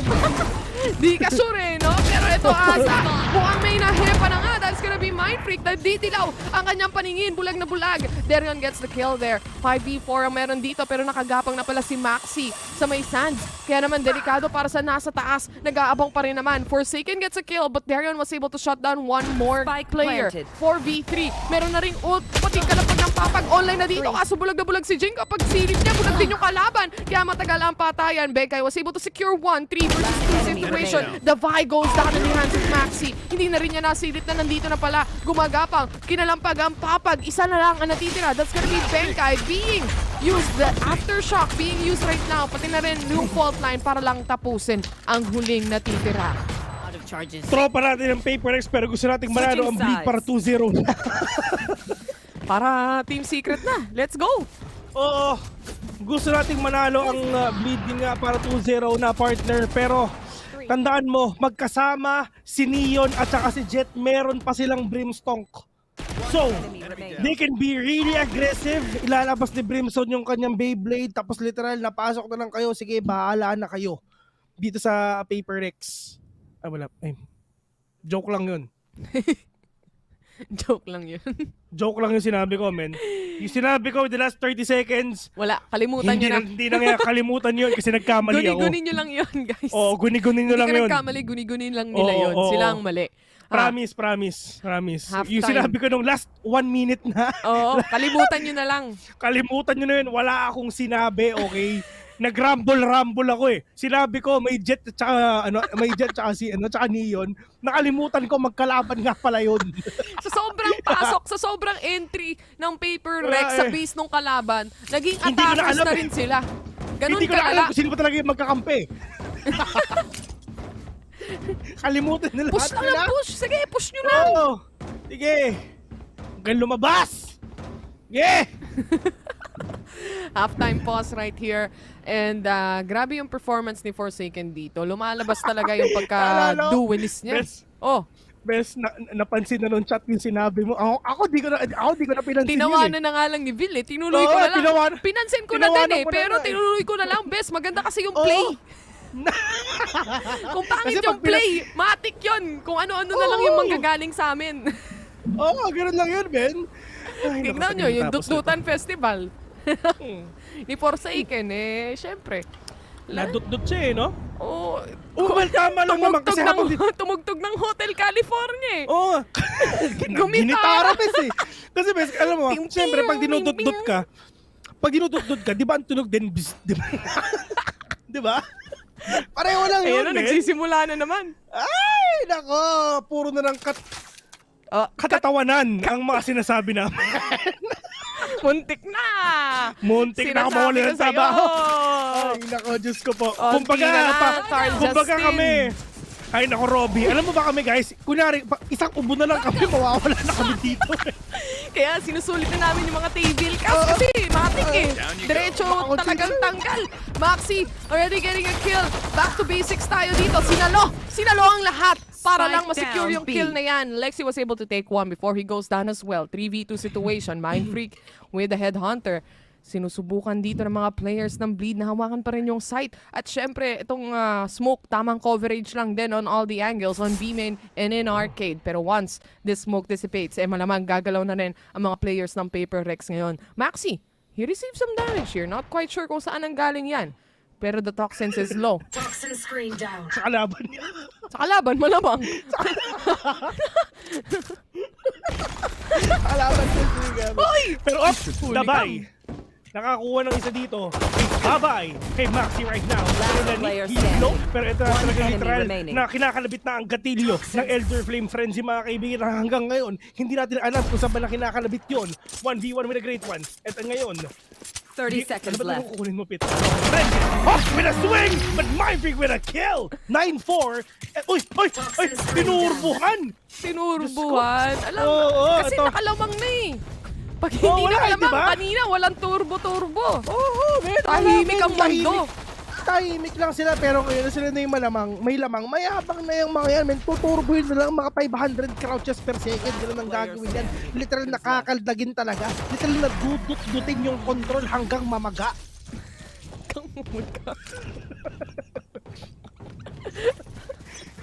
Ala ko hanggang mabura lang eh. Ngayon may dagdag na pala.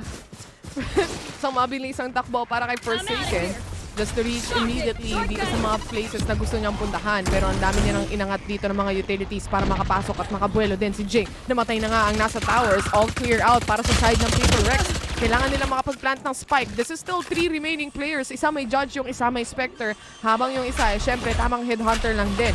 Fault line, this can be used by Lenny to actually make a play happen. Aftershock, ginamit na rin dito. And syempre, Matic, the kill still goes towards Benkai. He was still able to do it. And still a 4v2 situation right now. Hirap na hirap ang Bleed Esports tapatan ng Paper Rex pagdating sa Fracture. Besi Wap. Tandaan mo yan, partner. Si Darion, Judge pa ang gamit niya. Pero katapat niya, Spectre's double swing lang din malala. 10-4 already. And Bleed, ang tanong kung makakahabol pa sila. Kasi parang ito lang din yung nangyari kanina, Besi Wap, no? Parang ito lang din yun no? I mean, tinry nila na, ibig sabihin, kung ano nangyari sa game number 1, ganoon din yung mangyari dito sa game number 2. So, tingnan natin if makakahabol pa dito ang Bleed if ever. Pero I think, best, mukhang ano na to eh. Game 3 na to eh. Pero ano ba ang, ano bang mapa sa game 3 though? Ang next map is Ascent. Oh, Diyos ko po, mapa ng Pinoy yun. Kahit walang Pinoy yung maglalaro, mananalo dyan, Team Secret, guys. Oo, men, tandaan yan. Pero ito na Forsaken Generation, hindi talaga pa-slide pa to the DMs yan. Pero, Forsaken, first push, Maxi, getting all these times na kailangan nila. Pero wala naman pero dito ang Bleed if ever. So, kailangan sabihin, talagang literal sinasagasaan ni Forsaken to. Alam mo yung parang alam mo yung jeep na patok. Biyahing antipolo si Forsaken, guys. Biyahing antipolo. Alam mo yung mga tibok nyo, literal na talaga nanginginig pa dahil sa pace ng speaker nila. Oo, tapos isa lang yung beat. Iba-ibang kanta, isang beat. Oo. Oh, ganun lang yan, men. Tapos yung pinapatugtog nila, yung mga, yung dun sa rapper na alam mo na, yung kabit, yung sana, yung mga huling-hiling, mga ganun. Sa puso ko'y nag-iisa, mga ganun ang kantahan tapos mga Republican yung mga kanta, yung mga mine, mga ganun. Yung tipo nagugulat na rin tayo, pati yung kanta ni Utada Hikaru na Japanese, ginawang Tagalog.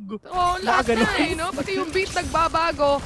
Hindi ko alam lubos mawari doon. Paano nila ako naririnig pumara?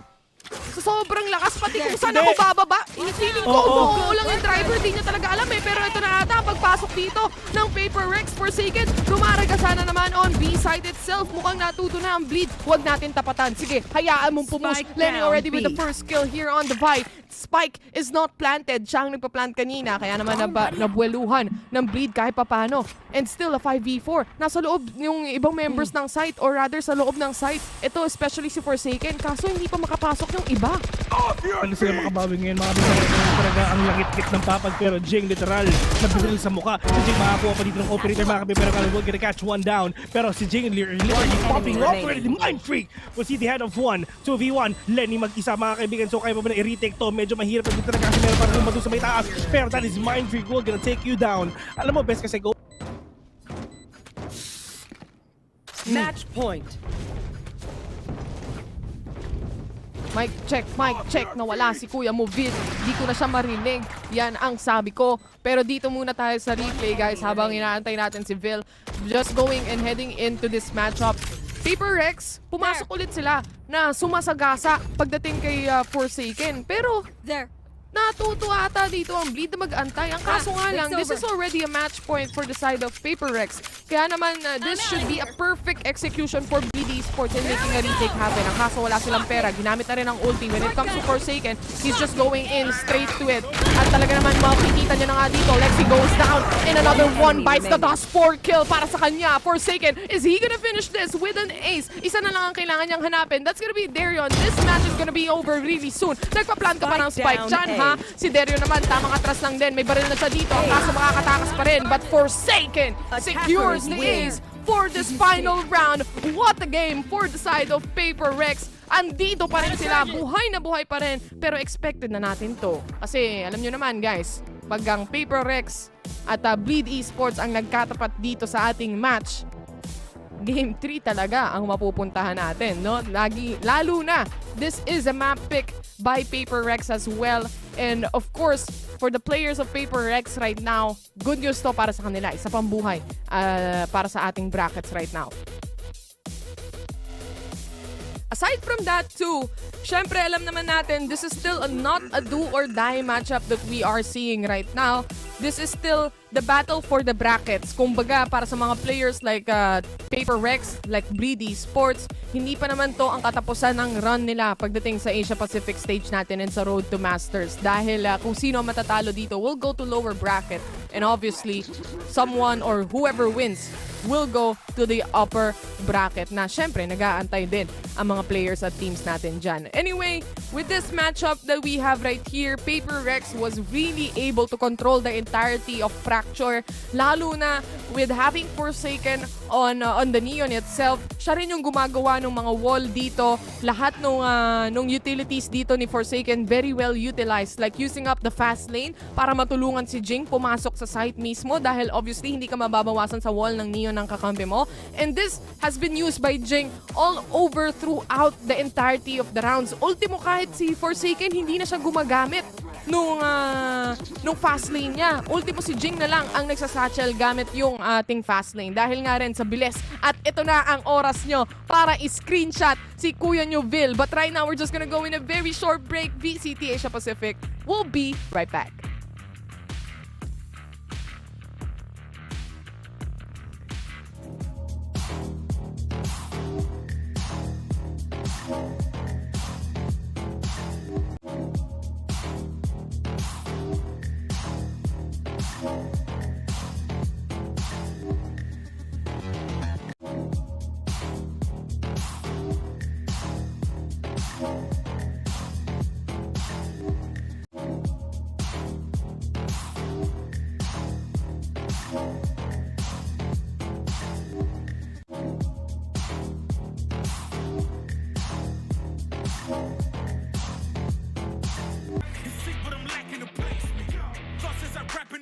But my come up is legend, is greatness. I don't care now, it's pedal to the metal. I can never quit now, I will never settle. Puppet to the game, I'm pulling strings like Geppetto. We in the same game, but I'm on a different level. I passed it. Gotta keep grinding till I'm laid up in the casket. No fake round, but you feeling too plastic. Yeah, y'all feeling too plastic. They say my style crazy, but then it's straight jacket. Wow. Why you still testing my patience? Trying to turn me into something I ain't trying to be. All the hate is a heavy rotation.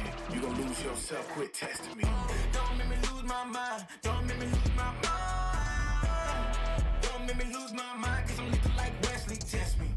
Don't make me lose my mind. Don't make me lose my mind. Don't make me lose my mind, cause I'm looking like Wesley, test me.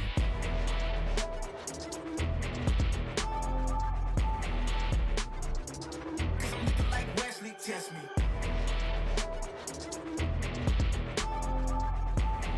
Don't make me lose my mind, cause I'm looking like Wesley, test me. Yeah, guess I know no better. I ain't got no chill, so they call me a devil. I know. Look, I am just a man on a mission. If I want it, then I get it, I go. And if you're trying to test me a beast, you gon' need Liam Neeson. The chance that you taking is flagrant. You're testing your luck. If you think you make it out, then you're sadly mistaken. Careful what you putting your stake in, cause I ain't got no patience and no limitations. You trying to figure me out, and I know I don't make sense. But no one's there when you call like you're trapped in the Matrix. You need to take a break from it. I think you should take 6. Cause yes, I hold a throne and no one else can replace this. The pain will only go deeper the harder you chase it. I'm the greatest that you ever met. It's time that you face it. So tell me, why you still testing my patience? Trying to turn me into something I ain't trying to be. All the hate is a heavy rotation. You gon' lose yourself, quit testing me. Don't make me lose my mind. Don't make me lose my mind. Don't make me lose my mind, cause I'm looking like Wesley, test me. Don't make me lose my mind. Don't make me lose my mind. Don't make me lose my mind, cause I'm looking like Wesley, test me.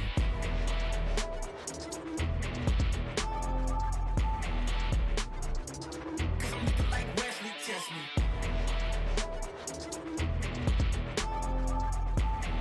Don't make me lose my mind, cause I'm looking like Wesley, test me.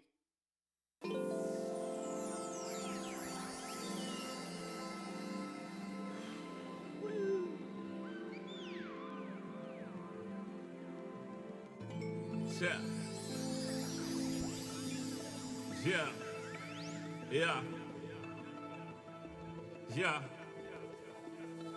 The rise before the fall, the glide before the rule, the eyes that saw the soul, the cheer before the goal. I'm here to let you know. Yeah. I'm here to let you know. Yeah. I sky gaze over my taste. Like Peter, this is my space. I'm spacey. I'm crazy over breakbeats. Space gazing in my safe haven. I make statements that embrace waking. Awaken, I'm woke. Taking the road to pull you ashore. The celestial scope. The stars explore.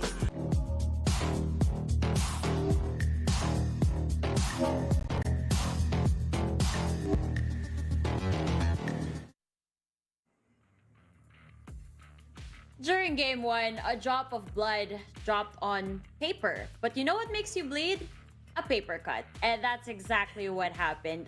PaperX really cutting through Bleed Esports' plans over here at Fracture. Now, Likeable, Fluffy, and Trix once again for your panel over here at VCT APAC Stage 2 Challengers. And Fluffy, I gotta tell you, that game was something.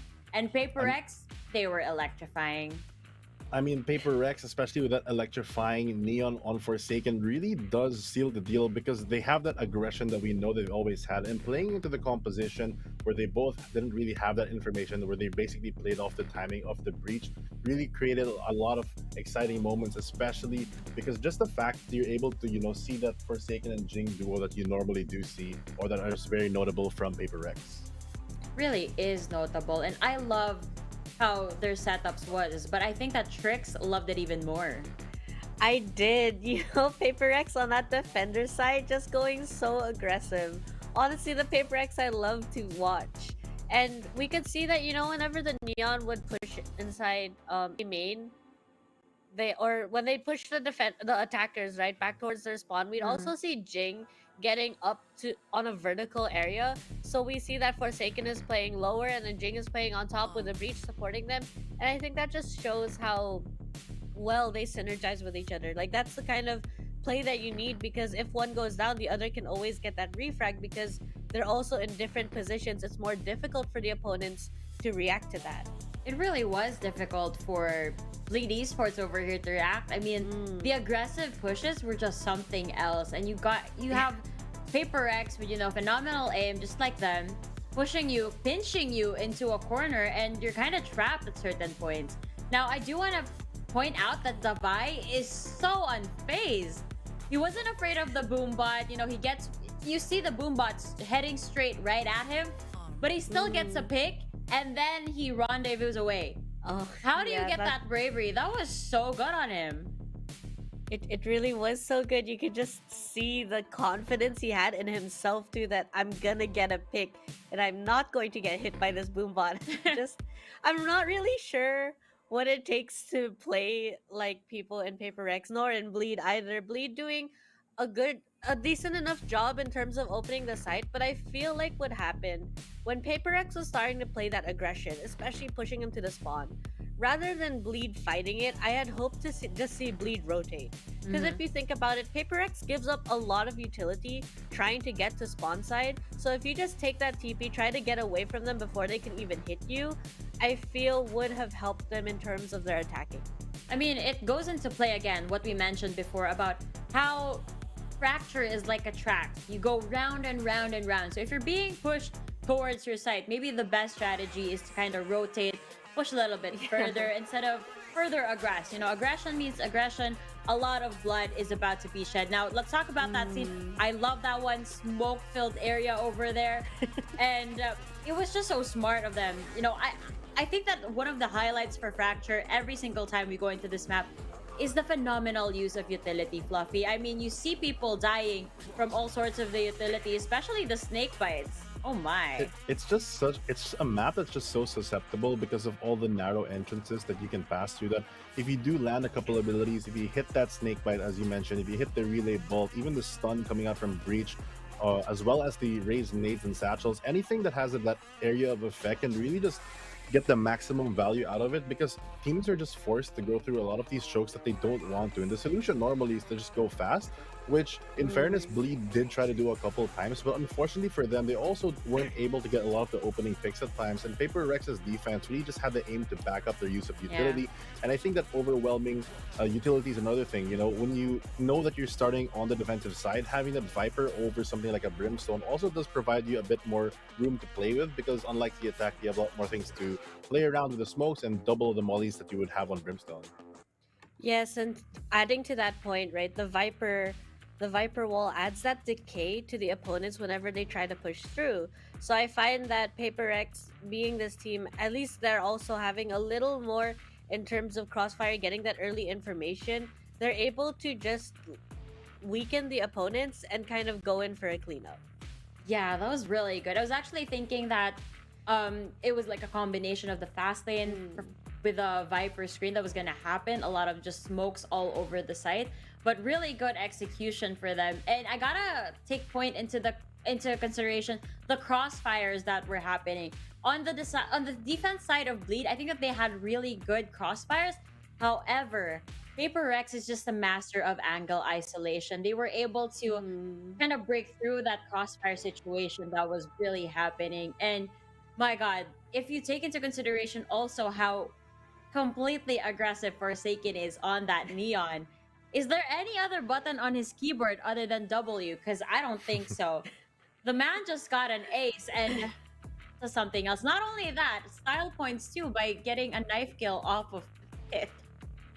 I remember that Pith got a knife kill the other day, and I don't know if you call this karma or what, but what a knife kill over there. I love it when we get to see that, because it is quite rare over here, and it is just quite a treat to spectate. But hey, what is the next map gonna be, guys? Can you guys refresh my memory? Is it gonna be Ascent? It's gonna be Ascent, yes. All right then, Tricks. On a map like Ascent, what should we look out for? A lot of default plays, I think. I find that a map like Ascent, you know, you're looking for whether or not a team is going to be able to give information, deny information, play on the rotates. We've seen some teams thrive in terms of their lurk potential, particularly Team Secret, but also having that ability to pull back and give false sense of security to teams. I find, but Bleed on the other hand does tend to play a more aggressive style. They choose one place to anchor and just really hold it down. Yeah. The moment pressure's coming from somewhere else, they're saying, it's okay, you can have it because we're going to take this area anyway. Yeah, that's exactly what they did over at Split. But I think you have something to say, Fluffy. Yeah, I was about to say that for Ascent, one thing that I find interesting about both teams is when you look at their statistics, right? You look at Paper Rex, they haven't really brought it out here on the APAC stage, but back in the MYSG Stage 2 Challenger Series, they actually haven't lost a single map in 4 games of Ascent, and they've always been running that same comp, and it kind of mirrors in Bleed, as we've seen Bleed here on the APAC Stage 2 Challenger stage. They've also haven't lost on the Ascent playing just one composition, so I feel like unless any adaptation does come into it, they're probably going to go with things that they're comfy and that they already know, but it will be the end of that 100% win rate streak for at least one of these teams, and not just because of the undefeated status they have overall, but specifically for the map of Ascent, which they've shown that they're very confident in.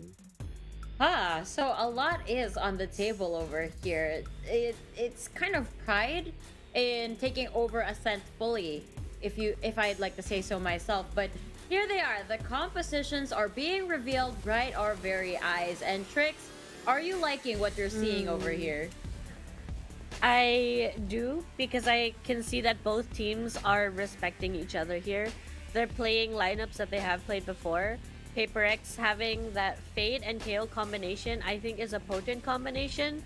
But again, it depends on the kind of information you're getting, and if you are being smart about it too, in terms of not getting the wrong kind of information, not over-rotating, because on a team like Bleed that tends to play this aggressive side, having that breach and that Sova long-range and close-range ability to control just makes me worry a little because of the way Bleed has given us their variations of strategies. Yeah, another thing also about the compositions is I think a big factor is the difference with the Sentinel. So one side for Paper Rex, they are going with the more aggressive option, picking up that chamber. But Pith, on the other hand, for Bleed, is going for that consistency in the Killjoy. Now, Killjoy is a very interesting agent. You know, she's very strong when she holds down the side, especially with that lockdown. Yeah. And normally your counter for that is some source of indirect damage. And now that they are running the Fade as well as KO on the side of Paper Rex, they don't really have, unless they have like KO or Raze lineup, which is very, not necessarily rare, but they have to prepare for it. It's not the most immediate source of way to break it, where, you know, it's not as direct to get the value out of that, meaning that the KJ, I think, will be a defining factor if the lockdown does land. But it also kind of plays in with how good you can really get the value of the 0 point. If you can land a lot of these 0 points at the right time, it can stop a lot of these pushes, because it looks like from the composition of Bleed that they're gonna go for a lot of aggressive things with the Omen and Breach, which requires that ability power, which KO obviously might suppress. I love this lineup for both teams. You know, yesterday we were talking about mirror lineups, but what about this one? It's the complete, there are no similar agents across the board over here. So I think that's very interesting, because you will see completely different playstyles come into play. And I love that Fluffy pointed out how important the 0 point is going to be, especially on this game. So both teams really better watch out. Without further ado, guys, it is game number 3. Game number 1, game number 2, quite interesting, but this feels like a hard reset as we go into sort of like a game of 1 game over here, best of 1 game over here. But with that said, once again, let us welcome to the stage Bleed Esports versus Paper X.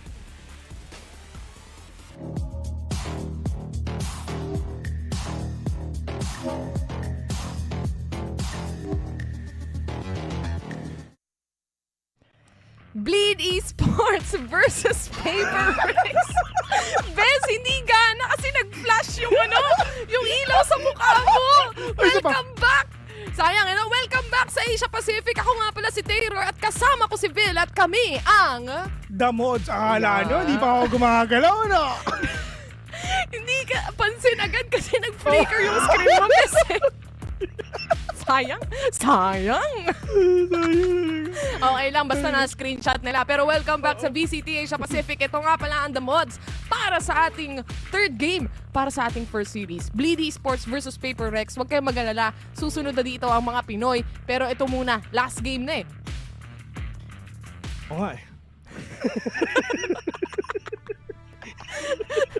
Nasama ka sa Killjoy ult eh, no? Na-lockdown ako. Na-lockdown ka, Bes, di ka nakagalaw eh. Na-chrono ako ni Bas pa rin. Buti nahuli ka. Yung dati kasi di nakakahuli. Sorry. Labas ako dyan ah! Ay, wala. Joke lang yun, guys. Labas ako dyan. Joke na yan. Pero ito simulan na natin to dahil pistola na ang labanan para sa side ng Bleed at Paper Rex. Forsaken na naman ang nasa chamber this time around. At yung duelist nila dito si Jing. So wala na yung mga Forsaken Jing combination ng mga duelist no? Oo. Chamber is the new duelist. Yeah. Kasi syempre, I mean, ano yan parang syempre, you have the mobility already. And at the same time, meron ding siyang maraming pera. Not pera, pero utilities in order for you to take down everything. You have the headhunter, you have the operator as well, which is yung ginagamit ng mga duelists. Operator at saka sheriff, kumbaga. Pero 4v4 on this game right now, Bangkai and Forsaken popping off already. Is this gonna be a reverse sweep na pwedeng gawin ng Paper Rex? Papaisahin lang ba ng Paper Rex ang Bleed? Pinasarap lang ba? O makakabawi mamaya ang Bleed Esports, Bes?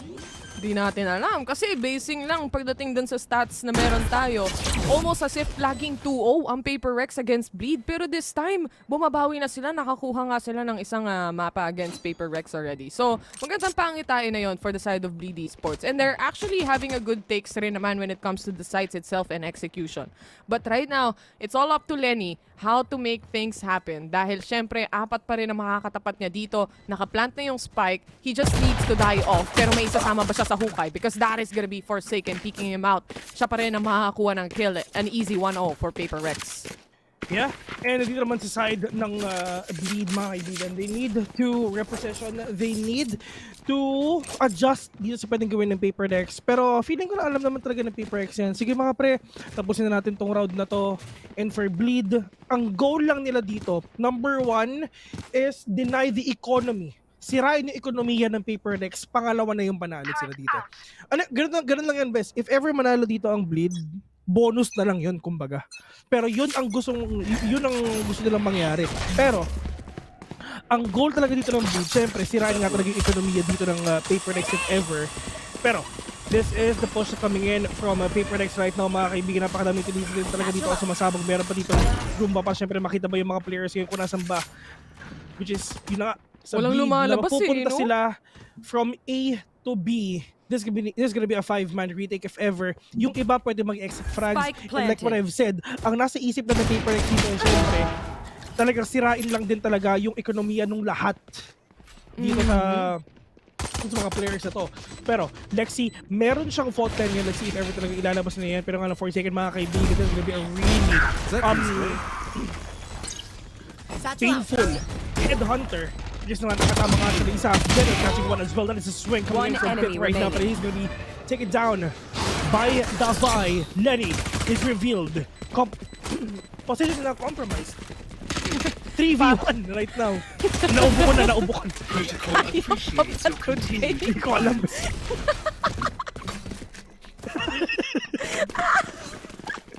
Alam mo yung tropa mo nadapa ka na, pero instead na tulungan ka, tinawanan ka.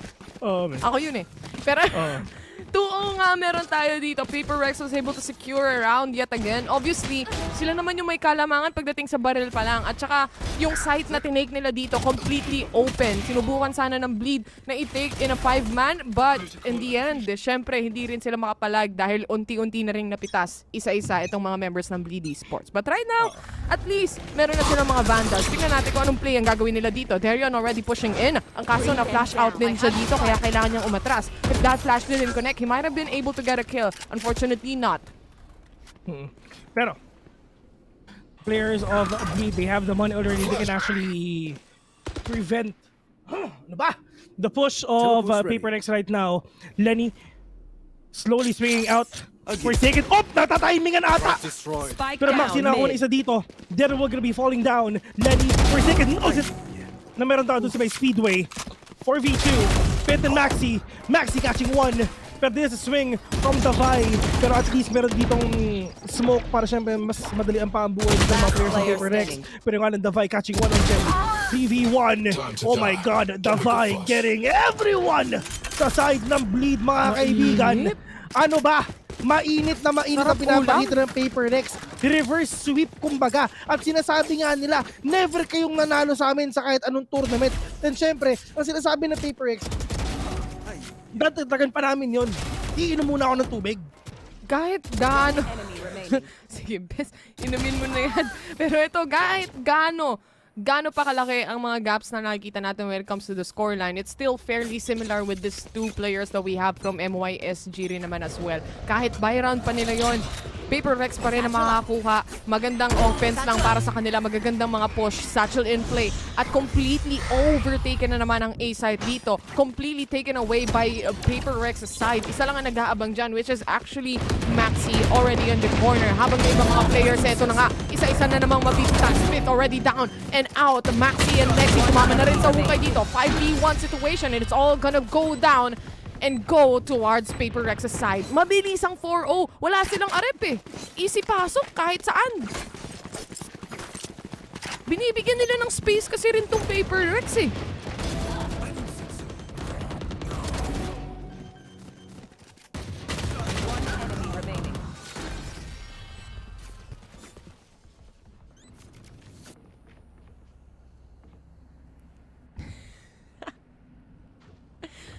Mananalo. Turret out. You want to play? Let's play. Huli kam agad. Nice shot.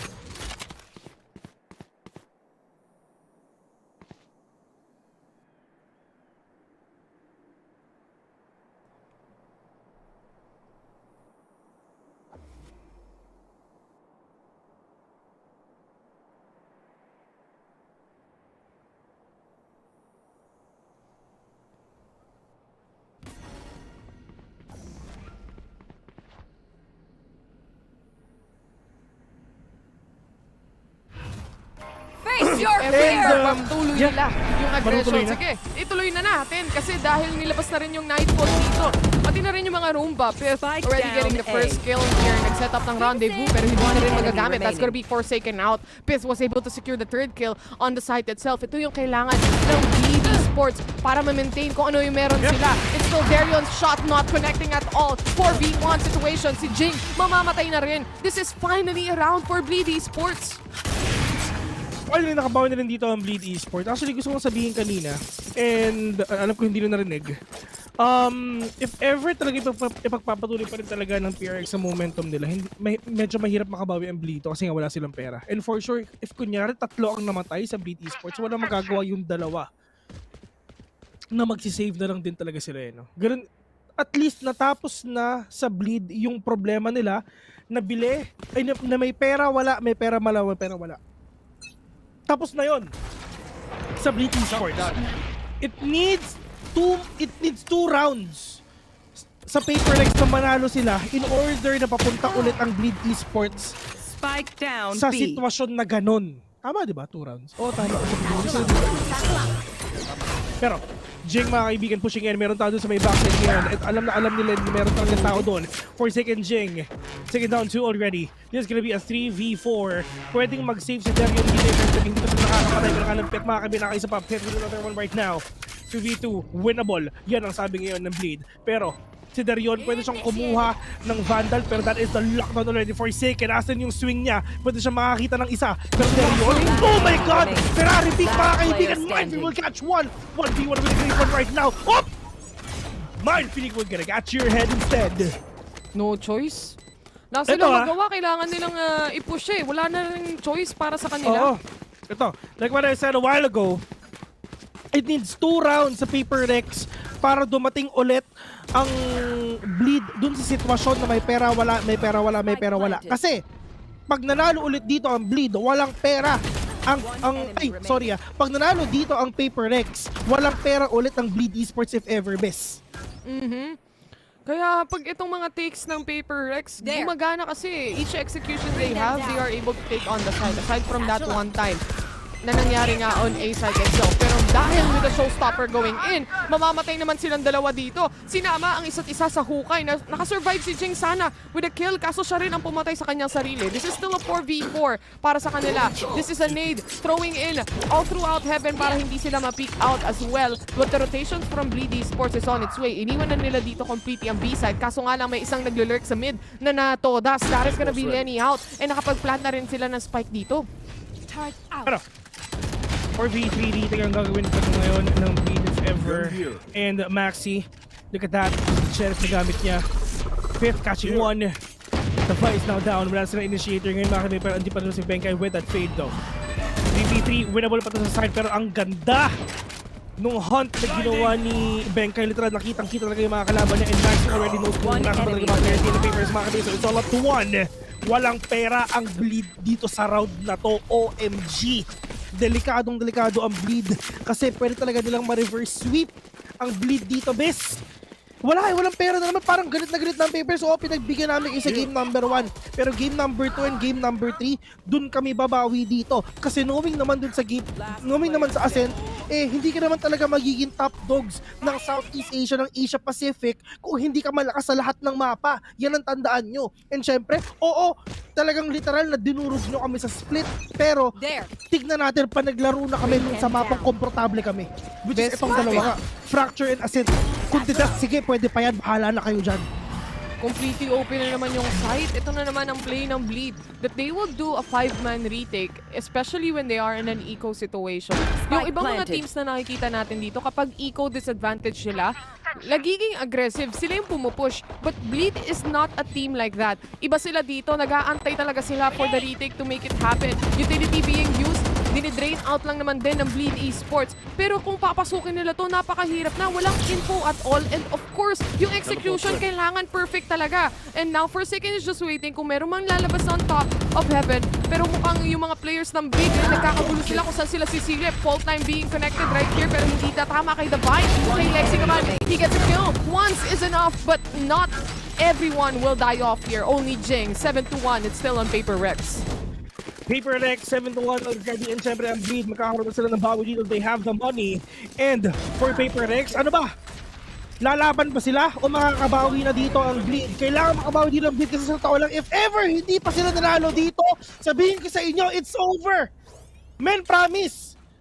It's over pag hindi pa rin nanalo dito ang BLD. Kahit mag-swap ng sides? Kahit mag-swap ng side, promise is over.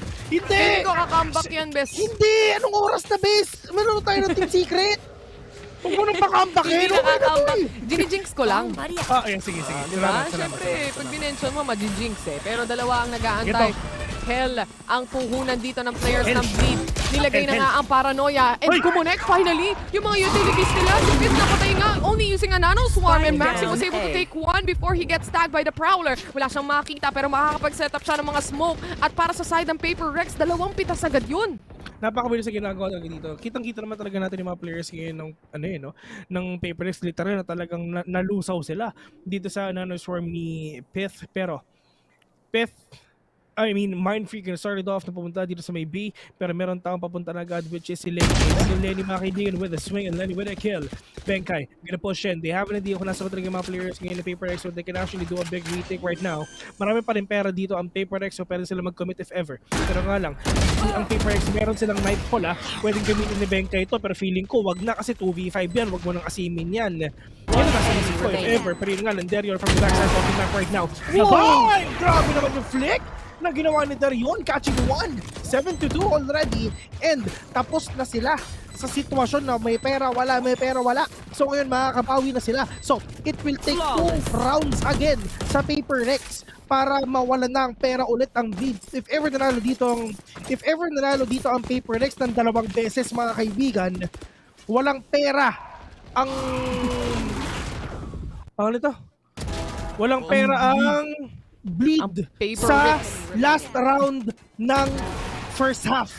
Kalkulado na yan, men. Kalkulado na yan. Kung matagal na kayo nagbabalorant, calculated na natin yung mga ganyan small details na yan. So alam ng Paper Rex yan. 2 rounds na panalo sila, walang pera ang Bleed sa last round ng second half, in the first half. Tapos.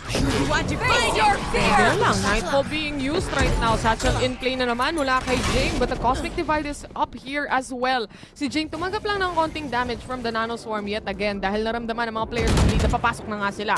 This wall, this division of the wall is being played around by Forsaken right now, pero si Jing ang unang makakapitas. That's gonna be Maxi. There's gonna be no smokes anymore aside from Derion na pwedeng gamitin pa later on the retake itself. Pero si Lexi napatumba na rin. No more flashes, no more fault line here. It's up to the 3 remaining players, Pith and Derion and Lenny as well. Ginamit na nga ang 34s dito in the hands of Paper Rex. They see one more. That's gonna be Derion. Lenny still fighting for the chance to actually make a retake happen. But this 2v4 situation, sobrang hirap na niyan, men.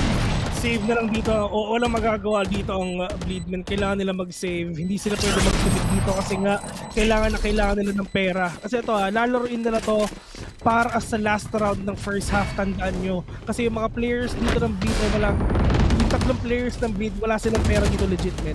So, 8-2 already. All the wallbang, gusto muntikin pa nga si Pit dito na talagang ma-wallbang. Pero right now, mga kaibigan, meron pang pera. Meron pang pera dito ang side ng sa side ng Bleed. Meron pa silang pera ngayon. Mamaya pa sila mawawalan din nga sa doon nga sa last round ng second half. Yun mahirap kasi syempre mga last round na mahirap mag-economy wise. Nagdrapan sila so magkakaroon pa sila ng pera next round. Sige. Basic. Etong Bleed mapapa-timeout muna. Plano-plano kung anong balak. Dahil mukhang yung mga players nila nahihirapan hanapin yung frags, no? Hindi gumagana yung strat play na aantayin nila and make a retake happen dahil tuluyan silang napipitas ng Paper Rex in the end. Dahil yung post-plant positioning ng Paper Rex dito, especially pag pumasok na si Jing, hindi na nila alam walang info, maliban na lang kapag napapatayin talaga nila si Jing. That round that they actually won, they went into napatay nila si Jing using the Nano Swarm, and the rest is history kasi nilabanan nila on the site itself. So, yung mga rounds na ganon can give a good idea on the side of Bleed Esports and what they can adjust para malaro yung Paper Rex, especially on the defense itself. Kasi they have all the utilities naman when it comes to the defense eh. May mga traps ka from the Killjoy, may mga smoke ka, meron kang fault line, pang delay, and everything else. So they have the good foundation, it's just the strats. Ano ang strategy na pwede makuha ngayon ng Bleed para syempre makapag-comeback sila eh, no? Kasi meron kasi mga time na talagang if ever nakuha mo yung game number 2, sobrang lakas mo ng game number 3. So pwede natin sabihin yung third talaga ano nangyayari sa Paper Rex mga kaibigan. At operator will not get a connect out to these players and check with the pick on this right now. Mahirap po, bes. Namatay na agad si Derion, pero Diyos ko po, buti na talaga nakatakbo si Max dito kahit paano. Mayroon pa si Charlie, para syempre literal na makaalis na rin talaga. Pero yun nga, Lenny, he is super low, natamaan siya ng C. Pero Davai, hindi niya alam na nandun talaga sa gilid. Pero Davai with a Jekyll catching one. Kompleto pa ang isa dito. Pero kaya Lenny, ando sa may Gedli. Pero Jing, we're gonna end the round with a 9-2 score. Meron pang pero dito ang lead if ever. Pero not that much. Barely surviving ang economy ng Bleed Esports dito. Sobrang open ng angle na sinilip ni Derion. He was gauging if someone will go out and makakatakas siya dun sa corner. Ang kaso nga lang, syempre wall bangable yun. Aside from that, pinush siya at yung mga nasa kaliwa, hindi rin makagalaw dahil napapunish din sila with the gunshots coming in from the side of Paper Rex as well. Bleed, 2-9. At pilit na lang talaga, force kung force para sa kanila for this finale round. Benkai already securing the first pick-off. That's gonna be towards Lexi. Pitas na naman para sa side ng Paper Rex. And syempre, 5v4, Prowler out. Madedetect dito ang close by na may hawak pang shotgun. Seize being used. Nahuli rin dito si Derion. Pero on the other hand, kahit mag-dash away ka pa dyan, hindi enough ang space para makatago. Still one more on mid. That's gonna be Lenny. Already taking on the shots, but the gravity well just connected perfectly as well. Ang kaso nga lang yung gravity well na yun. One enemy remaining. Galing pala kay Paper Rex. Uy, okay. Kaya pa. Winnable. Winnable sa side ni Pit. Ito ang ginagawa lang ni Pit ngayon. Sige, hiplat niya may yung spike. Lockdown pa. May lockdown ako. Pero kay Mind Freak, mababa ang HP niya. Wala siyang choice kundi mag-commit. Pwede sila magkita dito sa may 3 mga kaibigan. Mind Freak just waiting patiently. Pit, Diyos ko po, magmamaasing ka pa. Men, meron tayo. No. Don't do that. Oh my God! All you gotta do is wait for the plant. Yun lang, you have the lockdown. Hindi ka pwede magpaasim dyan, kaibigan Pit. Pati si Mind Freak na pangiti na lang din eh. Sabi niya, hindi ko na pala kailangan mag-effort, di ko pala kailangan mag-push ng side. Oo, kumbaga, lumapit na sa kanya yung grasya. Oo. Kumbaga, never say no to blessings nga at tinanggap yun ng bukas sa kalooban ni Mind Freak. Oo, salamat. Ganda rin yung ano niya. Ganda ng gravity well niya rin sa mid para lang i-sure yung kill. Sayang to, sayang yung round. Buti nga. Especially full HP siya, no? Kung ako yun, sasakin ko yun. Kung ako yun. Sick ka talaga. Oo, men. Kung ako yun, Kung ako yun. Ginrepuan mo na, no? Ginrepuan ko sa tagiliran.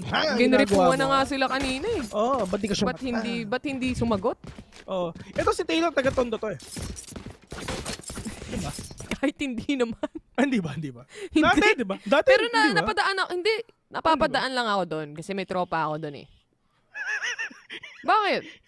Totoong tropa kasi yun. Nanggigripo ba kayo? Yung may trip nyo? Yung ba trip namin? Pag bored kami, wala kami magawa yun. Gripo tayo guys, labas na.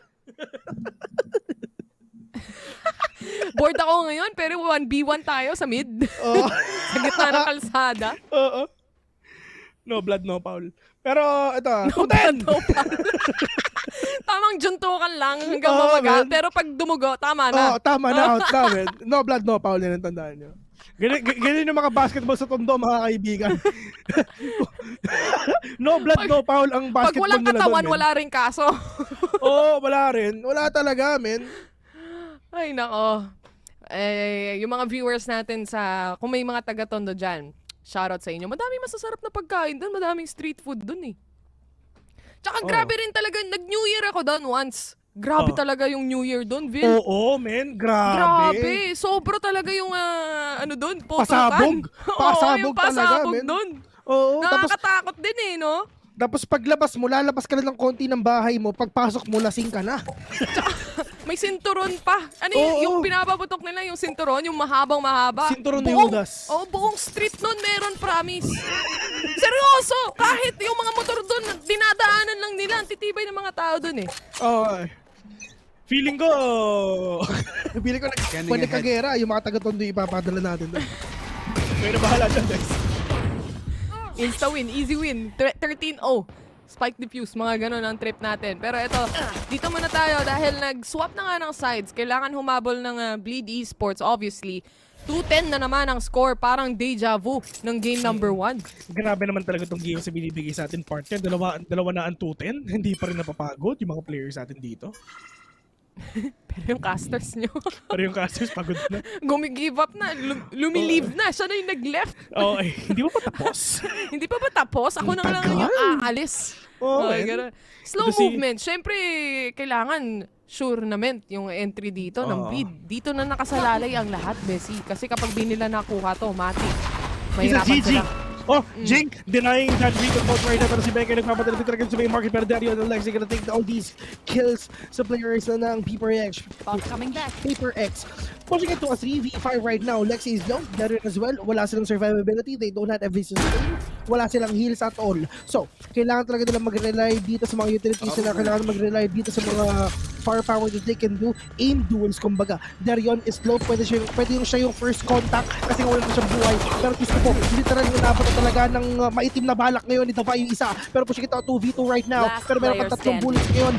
Yung headhunter ni kaibigang Forsaken. Mga kaibigan, dalawa pa ang kalaban niya. Diyos ka, papaikot-ikot ka, kapatid. Pero Bleed, pinaikot kita sa mundo ko, mga kaibigan. Ang dalawang white boy ng Bleed ang natira. Wala silang magawa doon. Tinanggap na lang talaga on the side of Paper Rex, no? Kahit papano, at least the Killjoy was able to salvage what's left on the side of Bleed Esports. Kahit na napakainit pa ni Forsaken, mabuti na lang at nataguan nga ni Kuya Mupith. Kaya naman pagdating dito sa susunod na round, syempre, sila ang may lamang at nakikita natin, no? Upgraded talaga. Wala nang Spectre.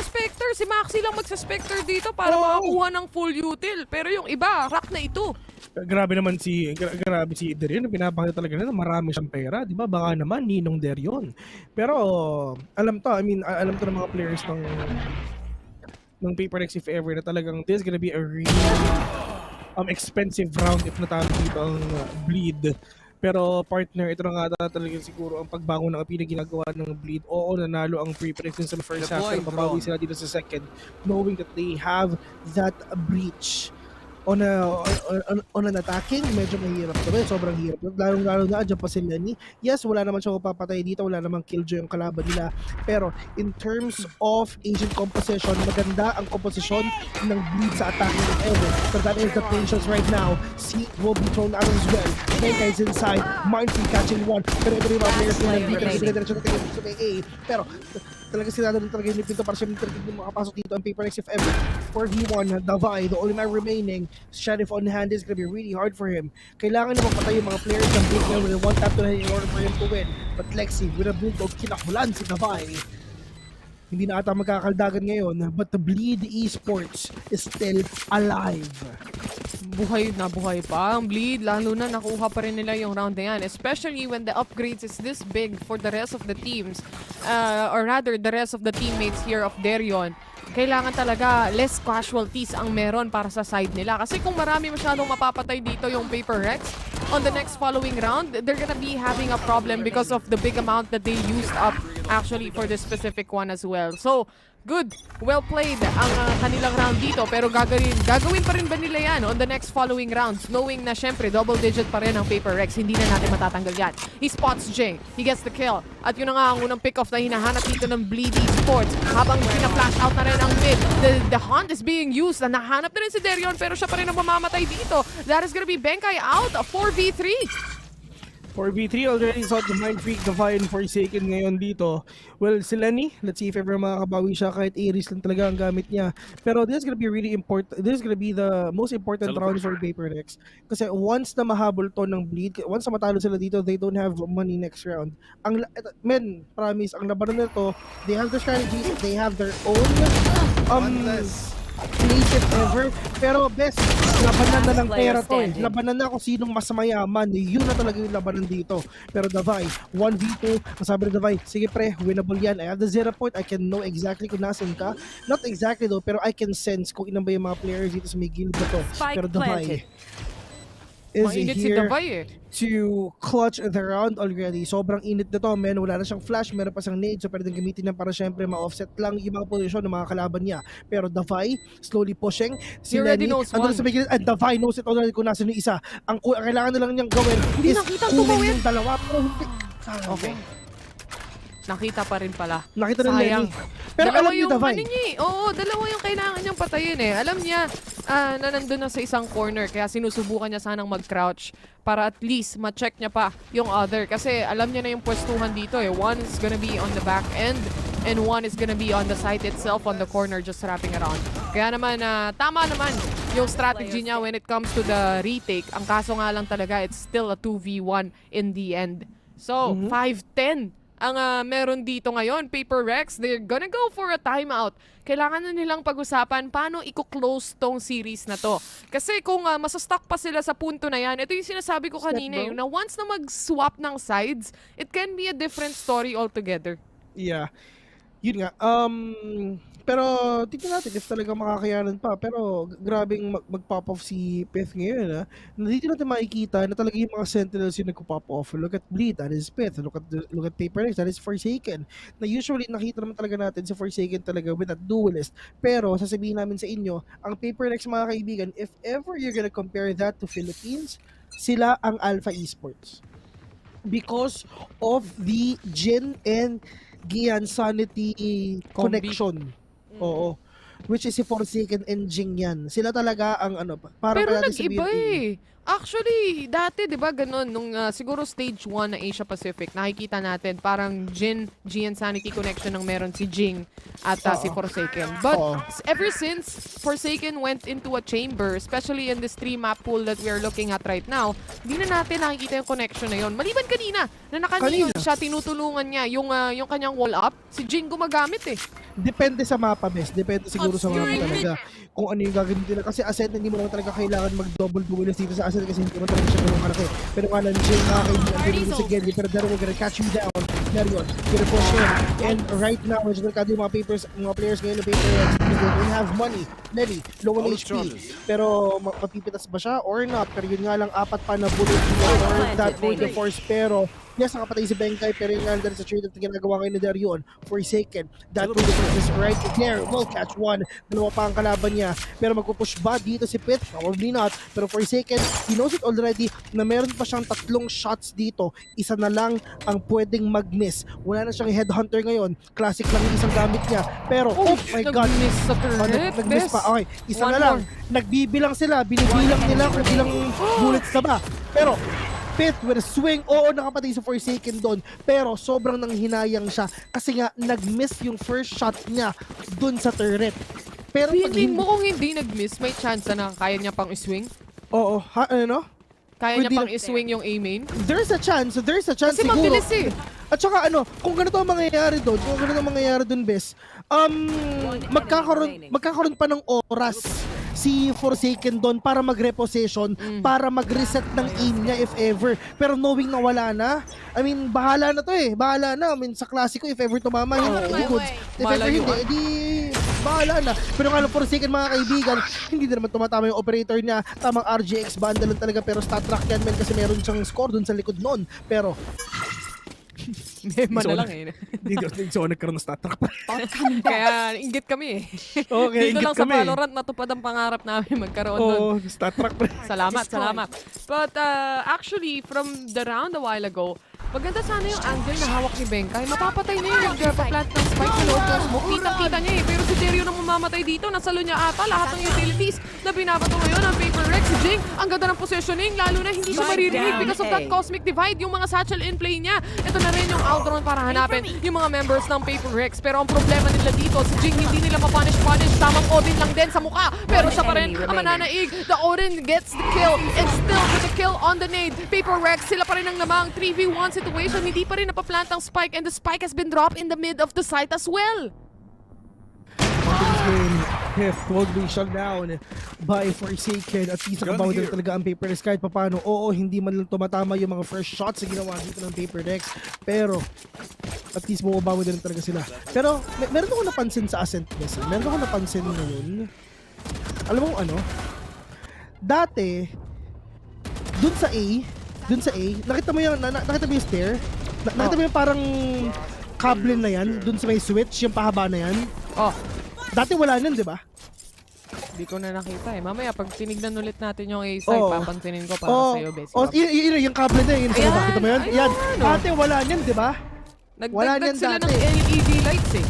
Gamer 5 ang asset. May RGB strip na sila dito mga kaibigan para syempre mag-party-party na sila dito. Malamang itong nasa BGC nga tayo, di ba? BGC pare to Dude Chong. Siguro lore yun, yung cable na yan, kung ano man. Kasi that is a small feature, yes, pero back then wala yan. Pero malay mo, gawa nila ng kwento yan, di ba? Nagdagdag kami ng cable sa Ascent. Actually, dyan pinanganak si Keo. Ano yung story eh? Ay, ang sakit ng wall bang, best up! There yun, 31 HP na lang agad-agad. Di mo in-expect yun, no? Hindi ka next-expect. Tawa ako agad yun. Spike down. Tumama pa nga, wall bangable talaga mga ano dito sa Ascent. Bangable. Kaya lumalabas din yung mga Odin ng mga players dito eh. Sige, pa-flash mo yan. Pero dalawang players pa ang nag-aabang dito. Here comes the party. BGC, pare Dude Chong. Ang kaso walang tinamaan. The operator shot. Hindi rin tatama rito. 3v3 situation. It's still anyone's game. Pero napasok na ng bleed ang A-side completely. Sayang. 30 seconds left. Si Bitoy, si Michael B, ladies and gentlemen. Pero sobrang sayang na talaga si Jing eh, no? Hindi tumama yung ano niya, yung... Tawag doon? Showstopper. Yung showstopper niya, dun sa may short. Sobrang sayang din talaga na hindi nangyari yun though. Pero that is Jing. Yes, meron pa siyang buhay dito. Ang ginagawa lang ni Benkay mga kaibigan, siya yung magte-trade first contact kay Jing, tapos babawi si Benkay agad. Pero they have an idea, nandun sa may Jenny. Wala silang gagawin talagang, oh my god! That is Jing catching Pit off guard kasi nagre-reload siya. But it's all up to the two players. Dito pa to. Both dropped already. But Maxi and Alexi with a perfect aim, perfect angle, perfect position for them to take down 2, 7-11 and Paper Rex. Wala silang pera ngayon. At pwede pa maging 8-11 to. It is gonna be the biggest comeback of them all. Pero ito si Lenny From 2-10? From 2-10, kumakambak pa ata. Pero ang magaling ito kay Lenny, kung wala siyang pakialam, kahit attacker siya, kasi mag-go-Odin pa rin siya. Kasi malay mo, wala siyang tutok, di ba? Odin na lang din siguro talaga. Tsaka ang ganda rin ng smoke placement dito ni Maxi. In heaven, kapag nag-drop talaga si Benkay, wala siyang makikita agad. Kaya kailangan niya mag-drop altogether completely. At mauunang maspatan, syempre, nung nasa hell yan. Anyway, moving forward, another new round for the side of Bleedy Esports. They're still alive from 2-10. We are now down to 7-11. Parang pumunta lang ng 7-11 dito, partner. At walang pera nga ang Paper Rex. Kaya tamang dikit lang din sa mga Marshals, Sheriffs, Frenzy. Tamang abang lang yan pagdating sa mga sites na meron tayo. Feeling ko walang sisilip at walang magpipick out dito for a frag. Maliban kay Davay. Pero... yung pag-push nila. Maxi and Lenny doing the job done. 3v4. Sheriff lang ang gamit ni Benkay dito. Pwede siya maka-one-tap ng Odin if ever. Pero wala enemy remaining. Men, Odin yan. Kung natakot lahat tumapat eh.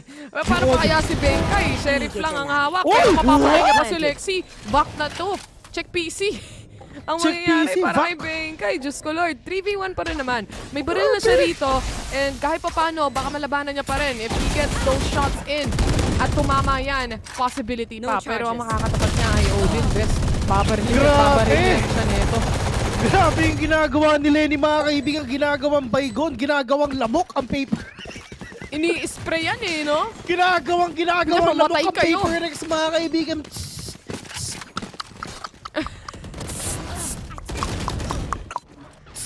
Ginagawang ganun eh. Naubos, ganun lang. Dahil sa Odin. Pero what a shot from Benkay. Lalo na, hindi na niya kailangan mag-check corners. Binaril niya na lang yung corner, best. May nadamay pa, may namatay. Yun ang kagandahan for the side of Paper Rex. At least getting those frags in, kahit pa paano. Pero problema pa rin sa kanila to. 8-11 scoreline. Darion still wins that in duel. Despite not looking the first time around. Ang kaso si Mind Freak ang lalaban at mukhang nilalabanan niya talaga all together. Odin na naman. All the flashes coming in, all the wall banks as well. Mind Freak still was able to get one more kill. Kinalampag na ang papag and Nightfall is being used right now. Benkai was able to secure 1, 2 versus 1. It's up to Maxi. Kailangan niyang gamitin tong paranoia. Alam niya na yung positioning na meron ng teammate. Flower out para sa kanya. Huling-huli ka, sir, dahil sa mga utilities na meron dito ang Paper Rex side. Ngayon, match point na, finally. Match point. Finally! Match point happened to me. Thank you. Tagal nilang napahako sa score. Isipin mo, 2 rounds na lang ang kailangan nila all throughout para makuha yung match point. Na-comeback sila from 2-10. Reverse sweep! Na-reverse sweep ng Paper Rex. So at the end of the day, Paper Rex pa rin talaga ang mananay dito, bes. Hindi pa rin nananalo ang bleed sa Paper Rex. If ever, sila pa rin talaga ang tinatanghal nating top 1 sa buong Asia Pacific. Grabe survivability ni Mind Freak doon. Oh man, ano siya? Parang immortal siya, pre. Parang ang dami niyang Guardian Angel. Agimat. Lahat na ng Guardian Angel, tinawag na ata ng Paper Rex. Nabuhay yata sila doon lahat eh. Time out for Bleed Esports. Obviously, this is the final round for Paper Rex. They have to make up a strat here. At para sa kanila, mahirap to. Siyempre, kabado modes na yung mga yan. Oo, kabado. Madami-dami pa eh. Ilang consecutive rounds kailangan nilang kunin? 4 din. 4 pa. At saka madaming pera ang Papers. Yun ang pinaka-problema nila dito. Siyempre, tapos ito oo, kunyari mananalo nga ang bleed dito if ever sa Paper Rex. What if, best? What if 4 sa kanila namatay? Wala rin silang pera next round. Mahirap din, di ba? So literal nakabado, wala silang magagawa kundi bumili ng Spectres, kumbaga. Kasi 3K lang ang magiging pera nila. Spectres or Bulldog. Yun lang ang magiging karamay nila dito. Pero Vergon catching 1. Okay, this is a good start already. Gandang panimula. Oh, magandang panimula. Para sa Bleed Esports, entry na naman sila dito. At syempre, para sa kanila, kailangan nilang i-down yung switch, no? Suppress yung mga players right now. Valor being used. This will detect some of the players making some noise. Giving out the presence. Paint shells para panggulo lang sa mga players right now ng Bleed Esports. Because the KO ult is up and online, hindi pa sila makabuelo ng utilities dito. Lalo na pinapaulanan pa sila ng mga information kind of utilities. Ito na nga ang Hunter's Fury. Ginamit na ni Lenny. Nagko-connect sa isa. Jing was able to take down 2 already. 3v1. Benkai na lang ang natira dun sa skirmish na nangyari. Na-flash out pa nga at saktong-sakto lang din yung shot ni Darion. Hitting the head for the side of Paper Rex. Gumana ang strat pagdatapos nung ating timeout na yan. Pinusuan ng Paper Rex ang pagbawi nila dito. Pero, may pera ba ang kabila? Wala. 10-12 it is. Okay, 10-12. Yan ang meron sila. In-Odin eh. Kanina, na-Odin eh. Tsaka tamang out-drone lang din itong Sova na huli pa dun sa Gravity Well. Ang kaso, hindi rin naman nila masisilip dahil nga rin naglalabas ng utilities, lalo na yung Hunter's Fury. Isa nga na-check na talaga yung mas pero natin si Jing Ryan with Chandler Ring. Pero shows of her ito na! Nakapatay ng isa. Pero nga lang, hit, ladies and gentlemen, is actually flash right now. This is the push of Paper Rex. 3v2. Walang pera ang Paper Rex, pero mukhang sila pa nga dito makakakuha ng bawi kahit papano. Forsaken with the tour de force. He can actually take down 1 if ever. Para syempre madalian na yung mga players ngayon ng Paper Rex para makabawi sila dito. Tsaka, kung ito yung sinasabi ko kanina, Bill. Ito yung sinasabi ko, other teams, kapag sila yung naka-eco disadvantage, nagiging aggressive sila. And nagpipay off yun kasi hindi ina-expect ng kabilang team. Bleed is a team that will really wait it out kapag eco disadvantage, but not Paper Rex. 53 seconds remaining. Maxi using his ulti para syempre makakuha siya ng informasyon kung meron bang tao dito sa may A. Wala siya nakita pero wala siyang idea na si Davai malapit lang dito sa A. So they're gonna go here and B instead. Tatlo pa ang kalaban nila. Ito kahit Paper Rex, kahit sila ang, kahit Bleed, sila ang may baril dito. Lamang pa rin dito ang Paper Rex kahit anong mangyari. Kasi wala nang buhay si Maxi. Si Forsaken naka-tour de force pa. Meron pang hunt yung mga players dito pero ng Paper Rex. Pero may lockdown, pang delay. May lockdown. May lockdown kumbaga. Anyone's game, honestly. Oh my God. Forsaken nakakakuha ng Odin mga kaibigan pero wala natamaan kahit isa. Alamat ng bleed ng Odin yung gamit mong isa. Si Davai nakakuha pa ng Vandal. May lockdown, oo. Pero they're gonna push. They're really gonna push! Oh my god! Oh my god! Davai, we're gonna end your life 13-9. Nakakatakot. Nakakatakot pag nag-push sila eh, no? Parang oh my god, oh my god ka na lang talaga. Biglang pumasok lahat. Tapos Odin yung kapit or Tour de Force. Ewan ko na lang kung mabuhay ka. Na-quick scope pa ni Forsaken, di ba? Eh, if ever you're gonna compare the quick scopes of Operator and Tour de Force, mas, ano pa rin eh, tawag dito, mas accurate pa rin ang Tour de Force eh, kahit anong gawin mo eh. Miski sila kinabahan eh, miski sila nahirapan, no? Tinan mo si Benkay, di na gumalaw. Para na siyang ikaw. Alam mo yun, nakongkas. Kumbaga, nasama doon sa Killjoy lockdown kanina. Kung siya si Benkay, ako si Bangkay. Oo, hindi na gumalaw eh. Kita nyo naman, that is it para sa ating first series for today. Isa lang ang ibig sabihin yan. Team Secret na ang susunod na maglalaro. But anyway, this game just went all together. It's either of the two teams kung sino yung mananalo. But all throughout, pagdating sa stats pa lang, sa stat sheet na meron tayo, Paper Rex has the advantage. Hindi pa nananalo ang Bleed when it comes to the series itself, kahit sa sarili nilang region as well. Ito yung redemption game nila. Ang kaso, hindi ganon yung naging resulta kahit na nakuha pa nila yung game number 1. Yeah.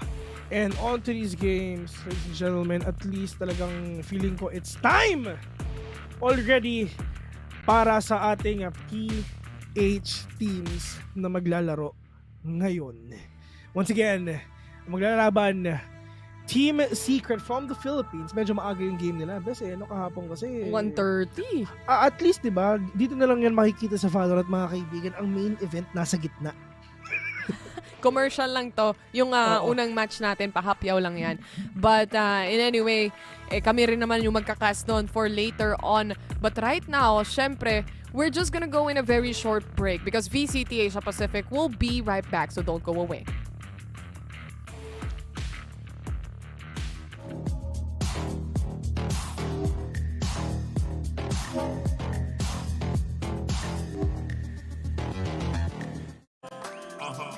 The blend.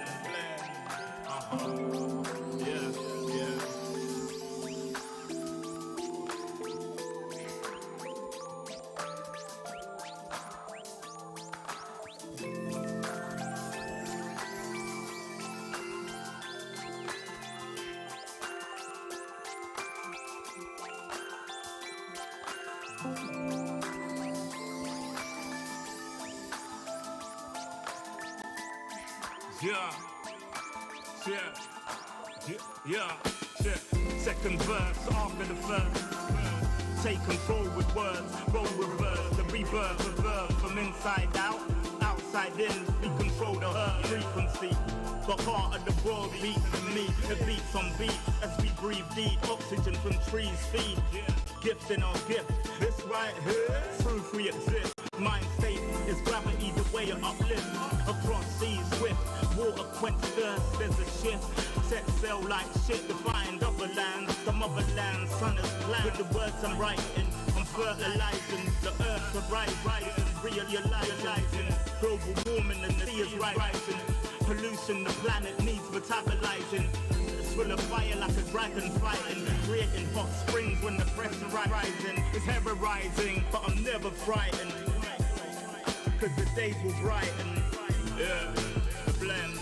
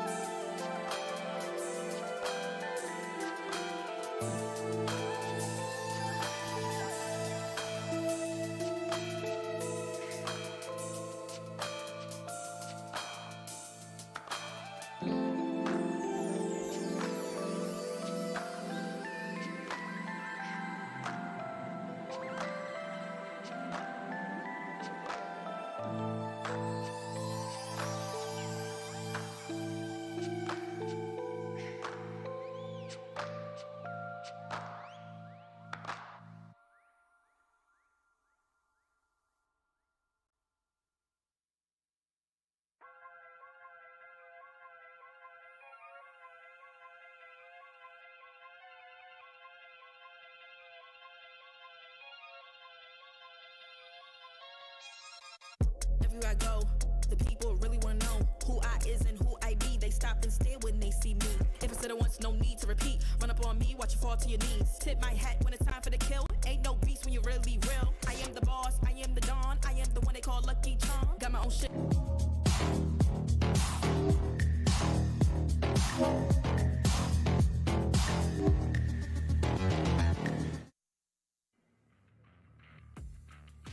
In the end, the wound did not heal. The paper cut too deep that the blood kept flowing. Paper X getting 2-1 in this opening series today. Valiant efforts, of course, by Bleed Esports. Great series that we had over here. By the way, it's the likable Fluffy and Trix here on the panel. And I gotta say, Fluffy, the question for this series was not if they could attack, but rather if they could defend, because that's just how it went throughout this round.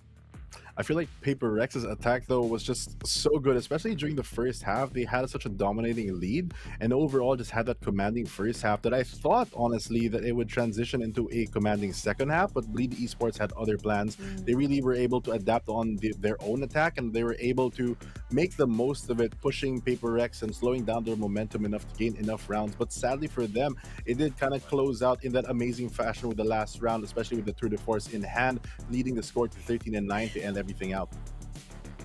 That was so good to watch. I mean, Forsaken on that tour de force, just something else. And I do have to mention, Trix, that I would have loved for Blade Esports to try and get more space, but I actually don't understand, or I didn't get to understand what was going on over there in their defense. Why did it feel so scattered up against Paper X? I feel like because of the way Paper X entries into the site and takes and forces the opponents back, they tend to at least get one pick off on Paper X's side, which gives them that advantage, the man advantage. They have to hold down the angles. Paper X during the attacker side, they had some great crossfires, great refrags. When one player goes down, it's usually an immediate refrag from somewhere else. However, when they switched to defender side, Bleed was actually exploiting the fact that Paper X getting kind of angsty and pushing up a little more than they needed to, taking more aggressive peaks than they had to.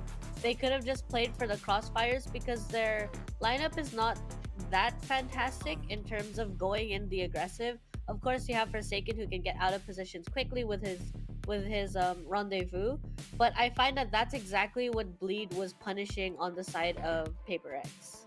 Yeah, I feel like that Paper Rex also, with their composition in mind, every time you do lose one of your members with the agents that they have, you also lose a lot of value that they could have, as most of their agents have some form of recharging utility that they can use later on in the round. But as we see here, not just the utility, but also in the series highlights, we show the impeccable aim that both of these teams have.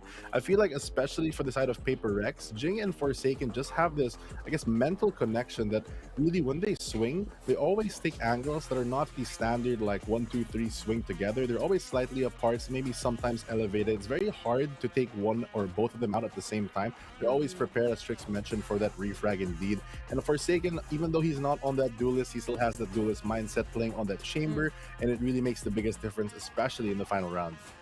It really did make so much difference. Such an impressive playstyle from Forsaken over here. But again, he never fails to surprise us with his gameplay and his positioning, as we just saw over there, getting that pick from the last person entering over at Catwalk over there. Now, Bleed, on the side of Bleed Esports, when they were attacking, I do have to commend them for the very good refrags that they were showing. I mean, there was this one round where as Maxi died, Pip just swings and get that refrag instantly, and that is how they won that round.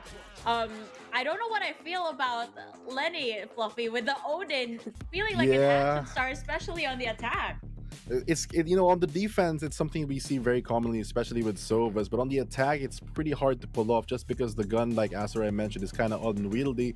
But speaking of players that do wield their weapons to the best of their ability, we have Forsaken as the match and series MVP for this one. It's well deserved, playing that Neon, playing also that chamber, bringing all the frags that we like to see from those highlight plays, but also the discipline for his team to really back him up and allow him to do those things. Forsaken just doing Forsaken things, am I right?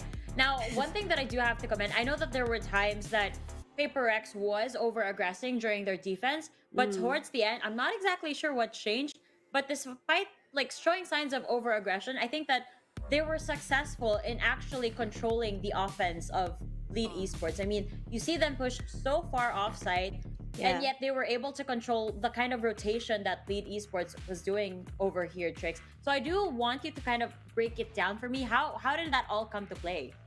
I think there was one round I saw that they noticed that everybody on Bleed's side was in B main. They used the null command. I felt it was a little too early for the null command, save it for the retake. And you can see that they kind of worried suddenly that they might be on A side. And I felt that's what they needed to learn, to just give it up. It's okay to give it up because you can retake it. As Fluffy mentioned, the retake potential in the lineup of Paper Rex is actually good. But the fact that they weren't utilizing it, they were taking too many fights. I think they finally switched onto it near the end. Yeah, they really did. I can't believe you mentioned give it up. Now I'm singing it in my head. No. But aside from that, I guess that we also have to give it up. And by this, I mean this series, because we are going to be moving over to the next series of the day. And I'm really excited about this one. I say that about every single team, but like Raph was saying earlier, every single team out here has not failed to impress us. They have their own unique styles every single game, and we love to see it, which is what makes all of these series just oh so more exciting. So the first team for this series are very systematic. Their strats and movements are so calculated, and this could actually be their biggest strength or maybe their biggest downfall, since this opens the opportunity for their opponents to read them. But hey, this team is something else. I'm sure they'll pull something out of their sleeves when push comes to shove. So here they are, ONIC G.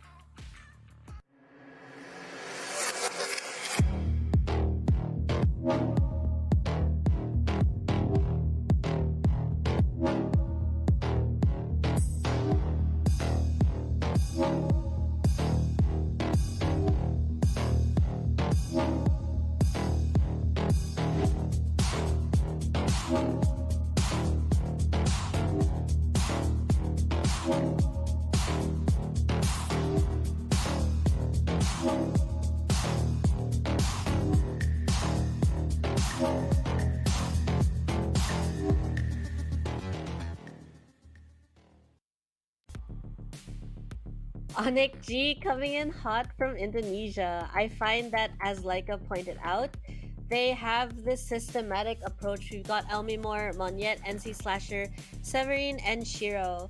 Every single player on ONIC G has definitely been able to step up in terms of making space for one another. They have that ability, especially with Elmimor on his clutch potential, but Severine on that initiator role, being able to assist the team in terms of getting that advantage that they really need to take the side. I find watching them, they have this form of aggression when they play, the way that they overwhelm a side. I find very characteristic of the teams that we have seen from Indonesia. They're so solid on that 5-man execute and being able to assist each other to get those advantages, and they're still able to lurk. I think that's the best part about ONIC, is that they're not always going to go all in together and that's it. Sometimes they'll have that one player, they assist to take the site, and then there's one player that kind of lays back and says, okay, I'm gonna try and get some more timing to get that advantage, whether it's a post plant, and also for the retake, going in from different angles and different sides. I love watching them play. I love that too. ONIC G is just a team that's always able to set the tempo and set it in their favor. Now, going up against them is the top team from PH. Their resiliency has landed them a slot here in the knockouts. Not so surprising though, since they did make it to Champions 2021. Individually though, they're also mechanically skilled. I mean, it does come from the experience that they've had, because a lot of them, or all of them, are actually veterans here in the FPS scenes. So without further ado, here's Team Secret.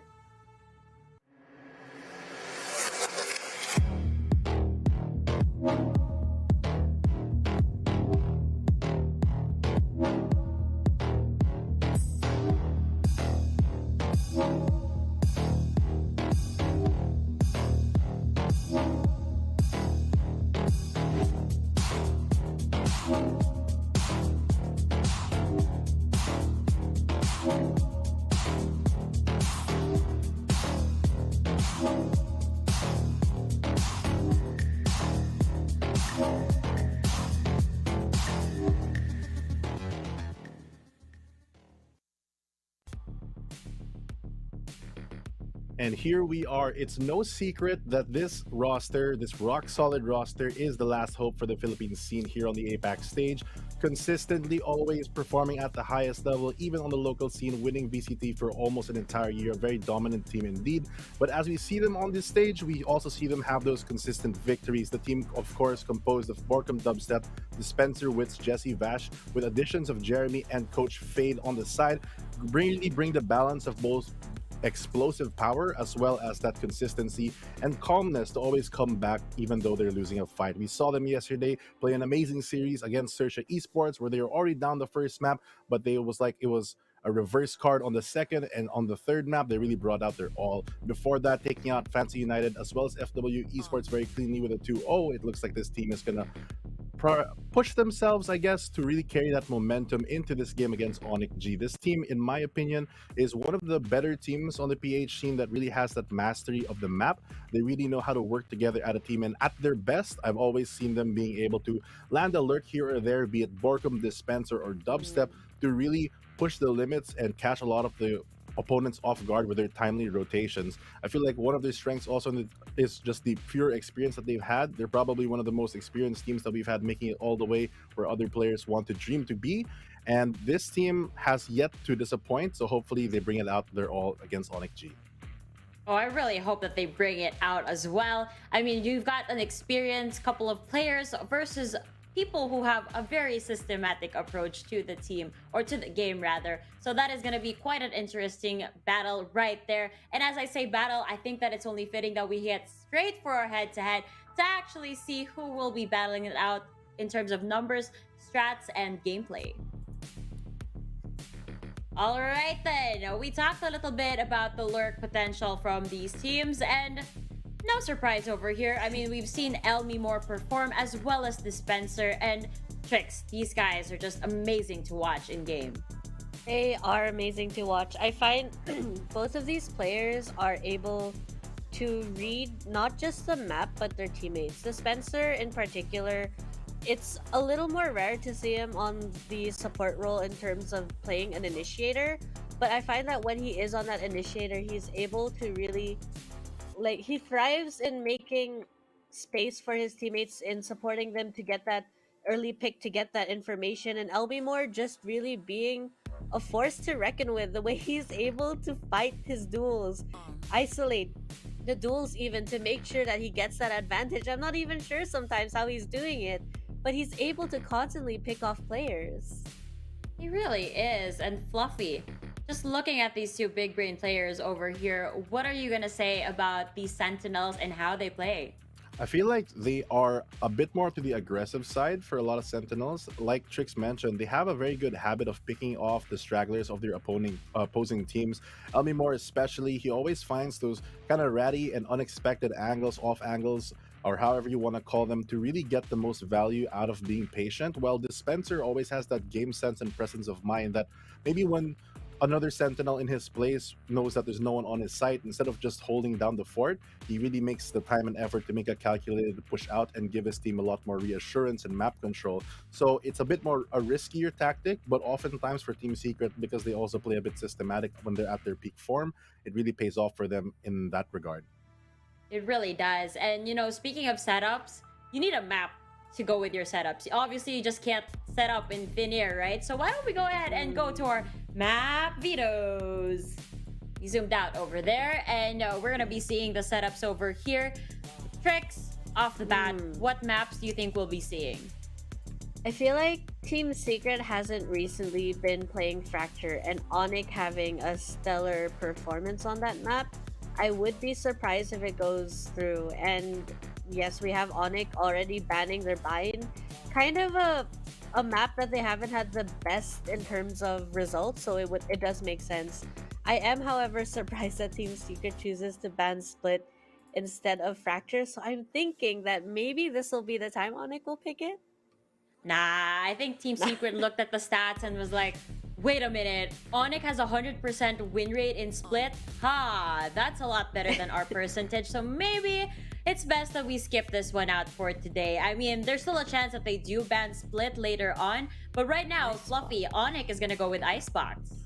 I'm very surprised that they're going with Icebox. Icebox is a map that Team Secret is pretty proficient at, although in fairness, they haven't had the best win rate and performance on it recently. So if ONIC can really exploit that weakness from Team Secret, maybe that they're out of practice or maybe they haven't run it as hard as them, because ONIC always has a very stellar lineup, especially with that Jet and KO combination on that map to really push a lot of boundaries for other teams. And if it gets too overwhelming, you know, it could be a struggle for them. When Team Secret, on the other hand, locking in Breeze, a map that we've seen them play multiple times, especially here on this stage. We've seen them play it, especially with Jeremy yesterday with that chamber, and I feel like if they sub him in and he can make a lot of those plays yesterday where he gets a lot of those headshots and rendezvous out with the amazing picks that he can get, that it can make a big or break difference for this team.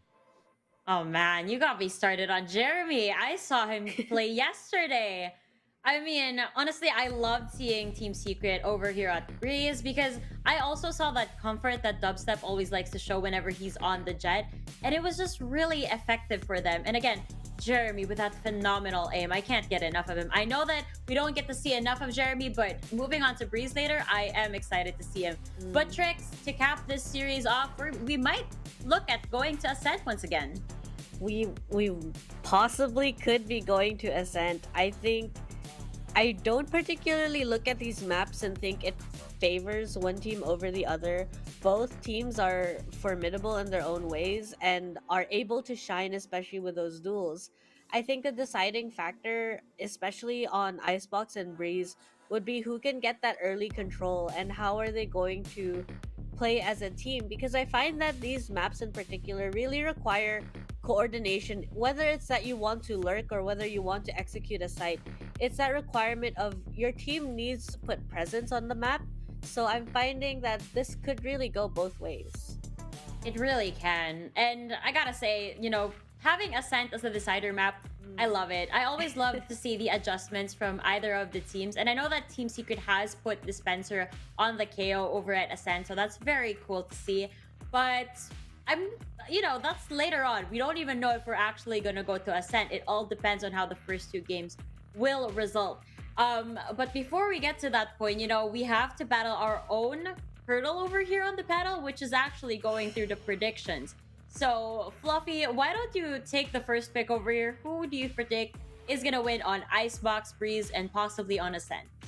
I mean, yesterday, based on their performance, I think the Team Secret have a very good chance on Ascent, especially if it gets to that point. And on Icebox, I feel like they're a pretty decent team on that map. They have had their struggles in the past with certain compositions, but overall, it doesn't hinder them, I think, because it still is a map that relies on mostly aim.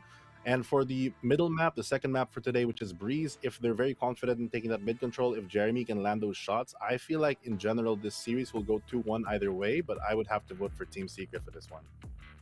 Ah, that's an interesting pick, but I actually agree with you. I'm looking at these maps once again, and I do agree that Team Secret has had their fair share of struggle over at Icebox. Over at Breeze, though, after yesterday's performance, that was amazing, and kind of troublesome for ONIC G, if I do say so. But again, these were the maps. Two out of the three maps that we're seeing over here are similar to the maps yesterday. If ONIC G was able to study that, then they would have the advantage. But basing off of the performance of Team Secret alone, I'm gonna go with Team Secret as well. So that leaves you, Trix. What is your prediction for this one? I am predicting ONIC G. I think that ONIC G is doing a fantastic job, and I do believe that with the way that they play and in contrast to the way Team Secret plays, it's not going to be an easy game. But I do think ONIC G can close it out. ONIC G is just something else. I'm looking at their stats over here, and I remember Monyet. And I think that's probably why Fracture was banned in the first place. I mean, towards the end, Team Secret was not having it. They had the option of having Ascent or Fracture as the decider map, and they're like, no, we've seen ONIC the Hedgehog Monyet over here, and we're not having it. We're not having it at all. But we're gonna be moving over to Icebox, ladies and gentlemen. And I don't think that we'll be seeing a Neon over here, Fluffy, but what do you think? Honestly, I'm kind of personally hoping to see something wild. We've seen Team Secret try out a bunch of different comps. There was at one time where they played the Yoru with the Fade, with the Omen, as well as Breach on this map. Super unconventional, but I feel like after that loss on that, they're kind of falling back to what they feel is comfortable, going for the standard Killjoy as well as taking the second Sentinel with the Chamber, really providing a bit more defense for their team on Icebox. While on the other hand, this utility-based team can be really hindered if, again, this very impactful tool with a 0 point does land on the side of ONIC G. I feel like, especially on these maps where like Icebox really has a very tight A, and for B, the amount of control you have is very small, that the null command actually reaches a majority of it and is one of the biggest game-changing ultimates, especially into a utility-based team like this. Yes, so I am seeing a Sage over here, Trix, and I know that to some teams, this is still a staple over here at Icebox, but I want to know what your opinion is. I like how ONIC G plays the Sage. I feel that they're able to play it aggressively and they know how to pull Sage back to give themselves that advantage, especially if their slow orbs are still available. So I think that ONIC G's lineup, pretty solid, something we've seen them do before. And we have seen they're able to get value off of that KO. I am hoping that they'll be able to get value again against a team like Team Secret, because Team Secret also looking so solid. I kind of also want to add that I kind of like the Sage, but I like Sage when people come into it with an open mind. Because when you hear the word Sentinel, you normally think, okay, you're the guy who's going to hold the flank, you're the guy who's going to make sure that everything's under control so we can be a bit safer. So a lot of teams, I feel like, tend to use Sage kind of one-dimensionally and use them, to use the Sage wall just to plug a certain angle, like be it tube or mid, etc. But the agent is so flexible, especially on the retake and the post plant. They really has the ability to stop a lot of these things. You can just wall diffuse a lot of the time and waste so much time. So I feel like having the Sage and obviously the intrinsic value of just maybe having a res every now and then, especially with a very flexible and disciplined team like ONIC G, could be a lot of value for them.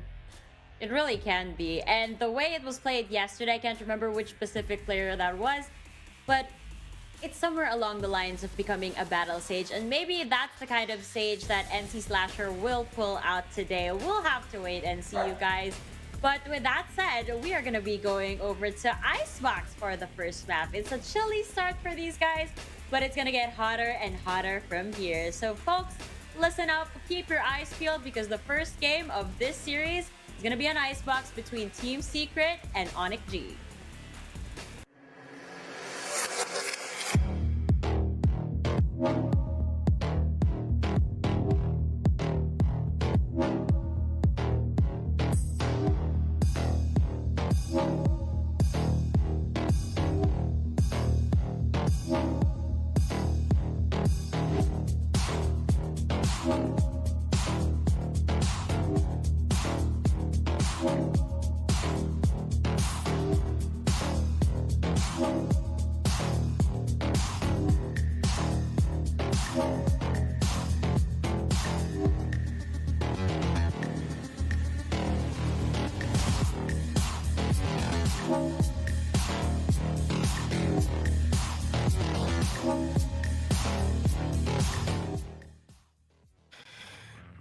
Ladies and gentlemen, boys and girls, it's time para sa ating game number 2 for the main event. It's gonna be Team Secret from the Philippines versus ONIC G from Indonesia, mga kaibigan. Heto na, medyo matagal na kami hindi na panood ang tambalang Tavil sa laban ng Pilipinas. Pero dito, babawi kami dun sa game nila kahapon nung hindi pa ako nagchat-chat. Hindi nakakascore ang Team Secret. Pero nung nag-chat ako, biglang bumawi ang Team Secret, men. Kumambak. Matik, Vil buff ang meron tayo dito. Tsaka kailan ba tayo nag-cast ng Team Secret na natalo sila? Never pa! Wala! Hindi lang Vil ito. buff. Ano? Ayon sa history ng ONIC G, sige, never pananalo ang Pilipinas sa ONIC G. Talaga? Never! Ito pala yung first. Ito na! Ito yung first win. Yung unang makakatalo sa ONIC G. Hindi kayo immortal, tandaan nyo yan! Tsaka naglalaro sila dito sa PPGL para G-League. kung tutuusin. Kaya feeling ko, stars are aligning right now for the side of Team Secret. Pero dito natin papahapyawan yan with a pistol round. Na alam natin, notorious, kapag Team Secret natalo sa pistol round, okay lang yan, guys. Oo, manalo matalo. Okay lang. Panalo pa rin tayo. Panalo, okay lamang lang yan. tayo. Pero, besa ang ganda ng position ngayon ni Dubstep. Kasi kung napapansin mo, si Dubstep dito talaga ang nag-jet ulit ngayon. And this is gonna be a tight one for the players of ONIC G for sure. Sige Dubstep, andyan ka lang, huwag kang gumalaw dyan. Kasi yung mga players ng ONIC G, literal nandyan yung pagkapunta sa'yo. Pero oh my God, kitang-kita na NC Slasher. Pero okay lang yan. Pinagbibigyan ng mga players sa TS ang ONIC G sigurado. May lagnat ata si Monyet, may ano sa taas may ano sa loob. Pero dito muna tayo dahil mukhang nagkakabarilan na nga. 4 HP na lang natitira para kay Wits. Dubstep out already here, but Xerxia was able to secure 1 kill. Ang kaso nga nang hindi enough para sa pangalawa. 1 HP para kay Wits, buhay na buhay pa rin. 21 HP naman para kay Borkum. He's the only man remaining right now and actually making a retake happen. Pero 2 versus 1 pa ang sitwasyon ngayon. Hindi pa naman napaplantang spike, tamang tap lang.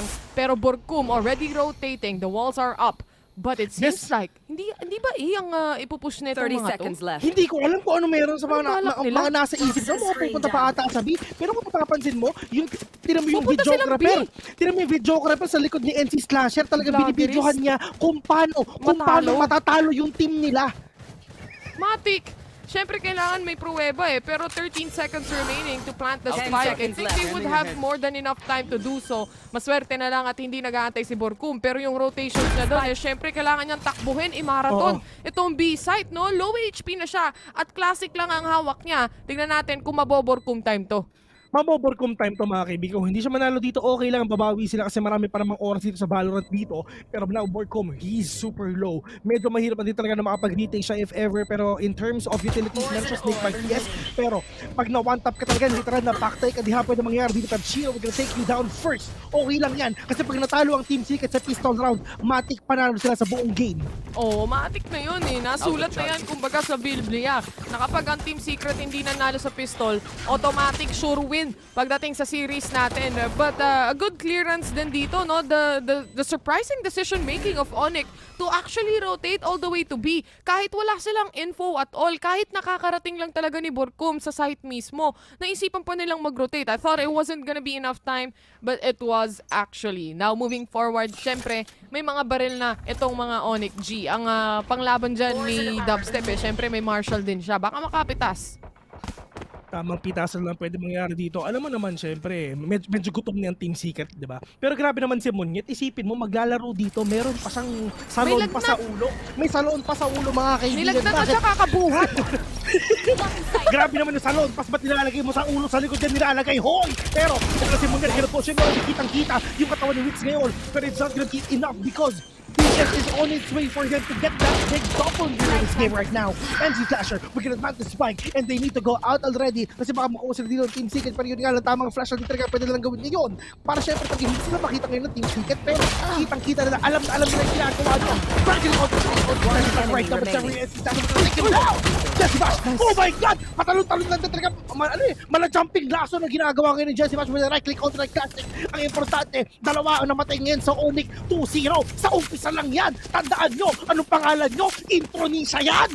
Intronisha, ladies and gents. Siyempre, pag mga intro boys, sa una, malalakas talaga yan. Pero sayang yung pwestuhan ni Wits dito. Talagang every angles are being turned by the side of ONIC G. Ito naman din yung kinagandahan sa team nila. Lahat talaga ng angulo sinisilip at mini-make sure nila na walang tao, no? And at the same time, for Team Secret side, siyempre, wala naman silang arep during that time. At least, nakapitas sila ng dalawa bago matapos ang lahat. Pwede na yun. Marami nagsasabi, Kalbo, oo, Kalbo is equal to 0. Yan ang magiging score ng ONIC dito. Ang mga Kalbo daw, loyal. Oo, tama, totoo yan. Sabi sa tao, Allen, Kalbo. Pero ito rin talaga yung mga players ng Team Secret. Meron silang mga vandal. Puro vandalism ang gamit nila dito. Wala silang phantom. Kasi ba't sila mag-phantom? Pero silang one-tap dito ng vandal, mga kaibigan. Pero ito na. Dubstep getting that high angle. Nasa buhangin si Borkum. They can actually easily stop the possible push of ONIC right now. Team Secret waiting for the push of ONIC. Pero ito na. Pero bago sila mag-push, syempre Owl Drone muna. Sisilipin na lang kung meron bang tao doon sa may B. And oo, meron nga. Marami ngayon mga utilities na binabato ngayon ng ONIC. Hanggang doon lang naman sila. Dispenser. I really love the position of Dispenser right now. Sa makuha dito. Pero bukin na talaga. Hindi makita. Pero natin. What? We're gonna catch one already. Tamang antay. V5. Antay lang po, antayan portion ng dito dito base ha. Tamang antay lang, tamang antay lang. Nice! Kill again! Wala! Ubos! Pati pantubos! 5 kamote mga kaibigan! Nice! 1-2 na! And your champions, ladies and gentlemen! Team Secret! Hindi na natin aantayin yan! Kasi ito na ang sneak peek ng Grand Final!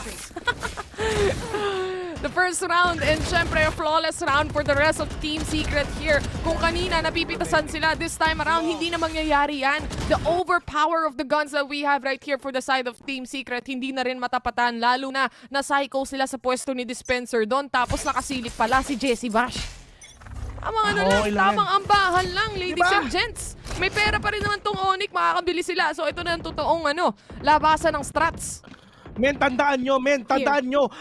Siyempre, pag masakit yan, ibig sabihin walang laman. Kasi, tignan mo, masakit yung ulo ni Monyet. Kasi tandaan natin, ang chance sumasakit pag walang laman. Sorry. Kaya pala medyo masakit yung chat ko. Hindi pa tayo nagla-lunch. Kaya kung masakit yung ulo nyo, alam nyo na kung anong ibig sabihin nun. Yung tao na nanonood na masakit na nga yung ulo, nanonood pa ng Team Secret tapos naririnig tong cast na to. Ewan ko na lang. Sorry, pare. Good luck sa inyo. Pero si Monyet, nag-iinit na naman ata dito. Dubstep getting 1 kill out. Pero hindi pa rin nila hindi pa rin napapatay. Hindi pa rin napupush out at flush out. Siguro kung dito. Kaya naman si Jessie Bash sa trabaho with a triple kill. Not going enough for the fourth. Pero okay lang yan. Dispenser was able to still secure the trade-off. 2v1 situation right now. It's all up to Lemimore and it's still the round for Team Secret. Wala kayong pera! Pinascore lang! Gusto pang manalo! Tawag nga sa inyo intro ni sa mga kaibigan! Dinurog namin kayo sa MSC! Pati sa Valorant, dudurugin din namin kayo! Sarap pag nalalabas ko. Ako kasi guys, masiyahin akong tao eh. Parang wala akong problema. Kasi sa cast ko, dun ko nalalabas lahat ng galit ko. Masyado silang na-busy kay Borcom dito. Pinipilit nilang i-flash out. Pinipilit nila lahat ng utility. Pinato kay Borcom. Busy si Jessie Bash. Inuubos lahat. Si Bash, 3 sumilip. 3 napatay niya. Di na nga niya kailangan makita eh. Wala sa pakialam kahit di nakikita yung kalaban niya. Kasi dito tumatama siya. Uy, masakit. Tumama pa rin pati yung shock dart na huli. Kaya naman si Severin talagang severe ang matatanggap na dito mula sa mga players ng Team Secret. Pinadapa na nga pati si Elmemore. Kaya naman si Shiro na lang ang full HP rito right now. They have sheriffs on their hands. Pero what else can they do? Jessie Bash, mainit ngayon, Bes! Last time naglaro si Jessie Bash, halos hindi pa tumatama. Pero ngayon, on point. Oo, grabe naman si Jessie Bash, parang babayang galawan. Laging may tama. Laging tama. Laging tama. Sa lahat tumatama. Pero hindi, pinosa ng Team Secret eh. Si Borcom mga kaibigan, umiinom na naman ng BJ. Anong BJ? Borcom juice.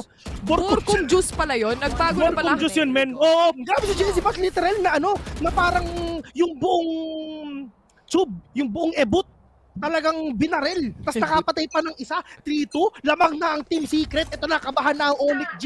Oo, hindi pa nananalo ang mga Pinoy sa inyo. Pero ngayon, magbabago ang mga pananaw nyo. Kasi dudurugin kayo ng Team Secret ngayon. Here. May operator pa rito, yung 2 members ng Team Secret. So tingnan natin yung Great Wall of Defense na meron ang Team Secret right now. Dubstep is on A, habang yung isang operator naman, which is actually Wits, is all the way to B. So depende kung ano magiging entry points right now ng ONIC G. Pero mukhang mid ata ang gusto nilang pasukin dito. Nakapag-smoke off sila, pop flash para lang to make sure. Dahil, syempre sa bagal ng movements nila, hindi rin sila aware kung saan na yung mga rotations ng Team Secret. Baka may pumupush na pala.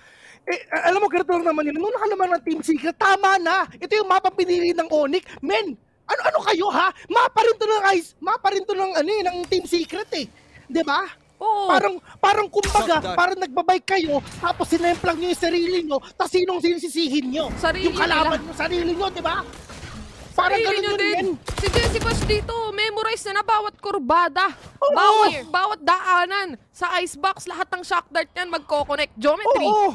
Yan. 30 seconds left. Alam ni Jessie Bash kung ilan yung back sa icebox, mga kaibigan. Alam niya kung ilan yan. Nabilang niya lahat eh, no? Oo, Understood rin. Nilabas na nga dito ni Jessie Bash. Tumama ang long dog.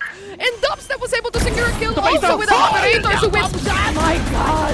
Naghahanap pa rin dito. Natunaw sa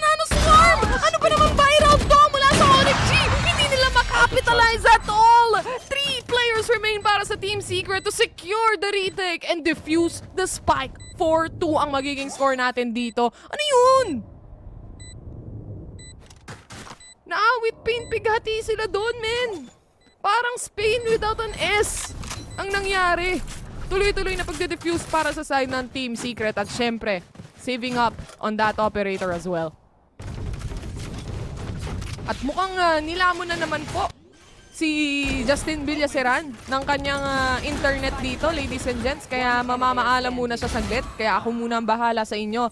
At para sa round na ito, no, obviously speaking, Team Secret was able to capitalize in each and every angle kung saan man silang sumisilip dito. Especially with the operator shots coming in from dubstep. And also, not only that, pati na rin sa ibang mga players dito like Wids na naka-operator din. Welcome back, Alam Bes! mo ba, Bes? Alam mo, Bes, kanina pa ako sumisigaw pero wala naman pala nakakarinig. Alam mo Wala yun? nga. Kaya pala salita ako na salita, hindi ka tumitigil. Yung pala nagalaw ko yung cord ng microphone ko. Ano ba naman yan? Ha? Ang ligalig ko kasi. Tingnan mo naman, nag-double up na yung Team Secret. Kanina wala man lang kabawas-bawas ang ONIC. Bawas naman daw kahit armor lang. Ano ba? Wala silang Di pera. na nakapalag eh. Diba? Yung Great Wall of Defense nandun talaga para sa side ng Team Secret. Kasi dalawang site nila dito, kompleto pagdating sa operator. Hindi ka talaga makakapasok basta-basta. Kailangan mo munang ma-shutdown yung op. Kaya para sa ONIC, wala talagang aret. Yan talaga. Stick to whatever you can buy. Wala, men. Wala talagang magagawa dito ang ONIC, promise. Sa umpisa sila yung nananalo dito, pero sa dulo, Pinoy pa rin talaga. Kasi alam naman natin, yung mga Pinoy, siyempre, sa umpisa natatalo yan, sa umpisa nabubugbog yan. Kailangan nakakita ng action star, sa umpisa malakas, siyempre hindi. Si Cardo Dalisay nga, hindi na mamatay-matay eh. Team Secret ilang pa kaya? season na eh. Ilang season na? pa kaya? Ewan ko na lang madami-dami pang episodes to, pero mukhang si Monyet tumatanggap ng damage. Iniiwasan yung snake bite na yan, pero na-mark din naman siya ng Aldron. All the utilities being thrown on the site itself, pero makakapasok pa rin si Monyet. Here on the corner, masaspatan siya ni Wit. He gets the shot in and it connects. Pati na rin kay Dispenser onto Shiro. Pero isa-isang mamamatay dito ang mga players ng ONIC G. Isa na lang ang natitira, that's gonna be Elmi Moore. Bes, isipin mo, gumising ang Team Secret para dito. Gumising sila dito, Ben. Ano natulog na lang kayo? Diyos ko! Sayang araw nyo, Bes. Sana i-scream nyo na lang yan. Ay nako, ang ONIC nilabanan pa talaga ang Team Secret dun sa bahay nila. Bakit nyo ginagawa yan? Ano yan, partida? Kakapal ng mukha nyo? Galit. Diyos ko! Ewan ko, itong si Vil, magiging ano ka talaga eh. Alam mo yung mga biyaheng antipolo, sabi nila pampabata yun. Atakihin ka sa puso sa pinagagawa mo. Hindi, kasi isipin mo alam na nga nila na malakas ang Team Secret dito sa mapa na to, pero ito pa rin talaga ang pinili nila. Akala nila makakaisa sila. Oo, isa lang din talaga. Kasi hanggang doon na lang kayo. Na-detect si Dubstep, hindi siya makakapag-dash out kung sakasakali. Kaya tamang malayuan muna para at least makatago siya kung may papasok man ng 2. On the other hand, pumorward na nga si Borkum. He was almost as if gonna get that 2K, pero low and naman si Severin, which was able to take one away. At alam nila na walang mag-BB site dito dahil sobrang naka-forward na nga si Wits. Diba? Kahit may pera yung kalaban na talaga mag-push sila, pero kasi si Monyet nakachamba na naman ang isa. Pero in terms of utilities, in terms of firepower, medyo lamang ngayon ng Team Secret because of the double operator setup ngayon ni Witch at ni Dubstep, pero it's fine. Pwede naman sila kumuha ng mga bullet dito, pero si Dispenser kailangan ang mag-anchor dito kasi meron naman siyang Vandal na hawak ngayon. 55 second in, that 0 point would not gonna catch anyone, so nag-iisip sila, nasan kayo ang Team Secret ngayon? Baka matalo na naman tayo dito sa round na to. Pero Team Witch, ito na si Witch, medyo sumisilip-silip, pero at least meron pa naman yung Kinder dito mga kami, pero that is NC Slasher, we're gonna deny that lockdown. Binola pa rin tayo, pero kapasok! Pumapasok yung si Witch, bakit hindi ka nagkakaskas ng yelo? Kagawa ata ng halo-halo ang kuya mo. Witch, hindi pa rin nila napapalit yung spike. Asa na yung spike, pre? Pinaplant yan, man! Pero Monyet, it's fine. Okay lang yan. Hanggang dyan na lang sila 3 points. Alam nyo naman, guys, ang tagabuhat dito ng ONIC G si Monyet, diba? So, kapag kailangan gumalaw-galaw ang ibang mga members dito ng ONIC dahil nilalagdat si Monyet, ladies and gents. Pero itong round na to, nakuha pa rin ng ONIC, no? Kaya kahit papano, makakabawi sila when it comes to the economy, pati na rin sa mga rounds na meron. Si Dispenser, sinusubukan niya sana makapag-setup ng turret sa taas eh. Ang kaso nga lang, nahaharangan siya ata ng lockdown, Bes. Oo nga eh. Tumatalon-talon lang siya dun eh. Sobrang sayang lang din. Pero okay lang naman. Wala, Team Sage. Kumusta ng double of setup? Ayan, gumugusto, binibigyan. Nabigyan tuloy kayo ng ONIC. Pero hanggang dyan lang yan. Ang ginagawa lang dito ng Team Sage, syempre hospitable sila. Ito yung mapa nila. Binibigyan lang nila ang chance ng ONIC na makaisa. Sa true lang. Oo. Kasi, Right syempre, here. para maramdaman naman nila magka-score. Nakakahiya naman kapag walang score tong mga players ng ONIC. Eh, syempre, tinatakbo nila yan. Ang daming Indonesian teams dito. Tatlo. Bes, kahit anong mangyari, mas masarap ang pansit canton kaysa sa Indomie. Sa true. Tandaan Ay, nyo. mas masarap yung, pero tinry ko parehas ha. Mas masarap pa rin talaga yung kalamansi. Oh, actually, masarap din ang Indomie. Masarap din siya eh. Pero Actually, masarap din yan syempre, eh. yung Pero taste wala. buds ko, hanap pa rin. Yung pang Pinoy. Oh, men, anong magagawa ng, walang magagawa ang Indomie sa tiknap kanton. Baka kasi masabi ko. Isihan mo, baka magkamali ka. Oh, Yan na naman ikaw, nagre-reverse swords ka na namang nalalaman, pero ikaw ang mare-reverse, tatanggalin ka, Bessie. Wait, Kaya, pinatype ko nga, tapos isihan mo babasahin lang. ko. Wait lang. Pansit kanton. Mas Itatay masarap niya pa. ang tiknap not knock. Ladies and gentlemen, tapos sabay mo pa ng eco comsin. Shit! Yung ano, yung tipong maiiyak ka sa sarap ng bagong boss na ano. Uy! Yun ang napaiyak, sumangit sa mga alam. Hoy, sa pasilip-silip kayo! Sige, silip kayo si Jessie Bash! One enemy remaining. Lahat ng ulo nyo nakasilip kay Jessie Bash! Hoy, mahilig sa ulo yan si Bash! With a 4K already! Yam-yam baka naman! Anong pinainom mo dito kay Bash? Borkum juice din ba? Borkum juice din eh. Borkum juice din tong si Jessie Bash. Napakainit para sa matchup na to. Pati yung first shot dito ni Dubstep, kahit na slowed off siya ng Sage, walang problema. Kahit sinong tumawid sa 410, sasaluhin ni Jessie Bash. Yes, merong nag-chat. Sabi? Yung isa sa malapit na kaibigan natin. Itatago na lang natin siya sa pangalang Kaisam Ibes F. Nupueto. Ay! Si Bengkay, ano sabi? Sana po mabati idol ko po, yang si Vitay Tandem. Pangit, di ba? Okay na yung table, guys. Stick na lang tayo doon. Ewan ko ba? Wag na yung Vitay. Pangit, men. Pangit na nga nung kasama ko. Pangit pa nung pangit. Oo nga, pangit na nga nung kasama ko eh. Tigilan nyo na yan. Anyway, back to the game. Ito na. Kala mo, Team Secret lang kakambak. Ako din. Oo. Walang pera yung ONIC G dito. Literal, Grabe. ano lang ang puhunan. Sheriff lang ang puhunan. Wala eh. Kaya sana walang mapitas sa side ng Team Secret kasi eco to, guys. Men, tandaan nyo, kahit ipasok One down. Kahit ipasok nyo si V-Wise sa ONIC, walang magagawa ang ONIC dito. Men, tandaan nyo. Kahit si V-Wise pa maglaro dito, wala silang magagawa dito sa ONIC. Pero ito si JC Bash. Op, let me more. Dire-diretso. Sige, JC Bash, pagtibi ka sa kanan. Sige, JC Bash, sige. Nasa kanan mo, pre. JC Bash.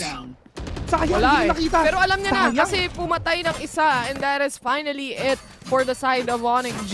Dalawang napitas nila at least for this round.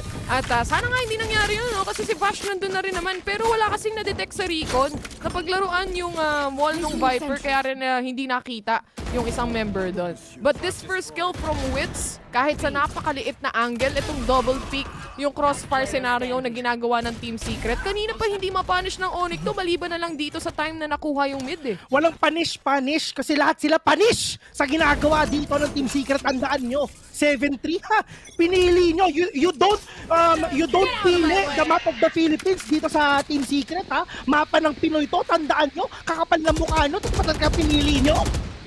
Mukrog time muna dahil may Viper Spit na nga nakaset on A itself, pero mukhang slow play muna para sa side ng ONIC.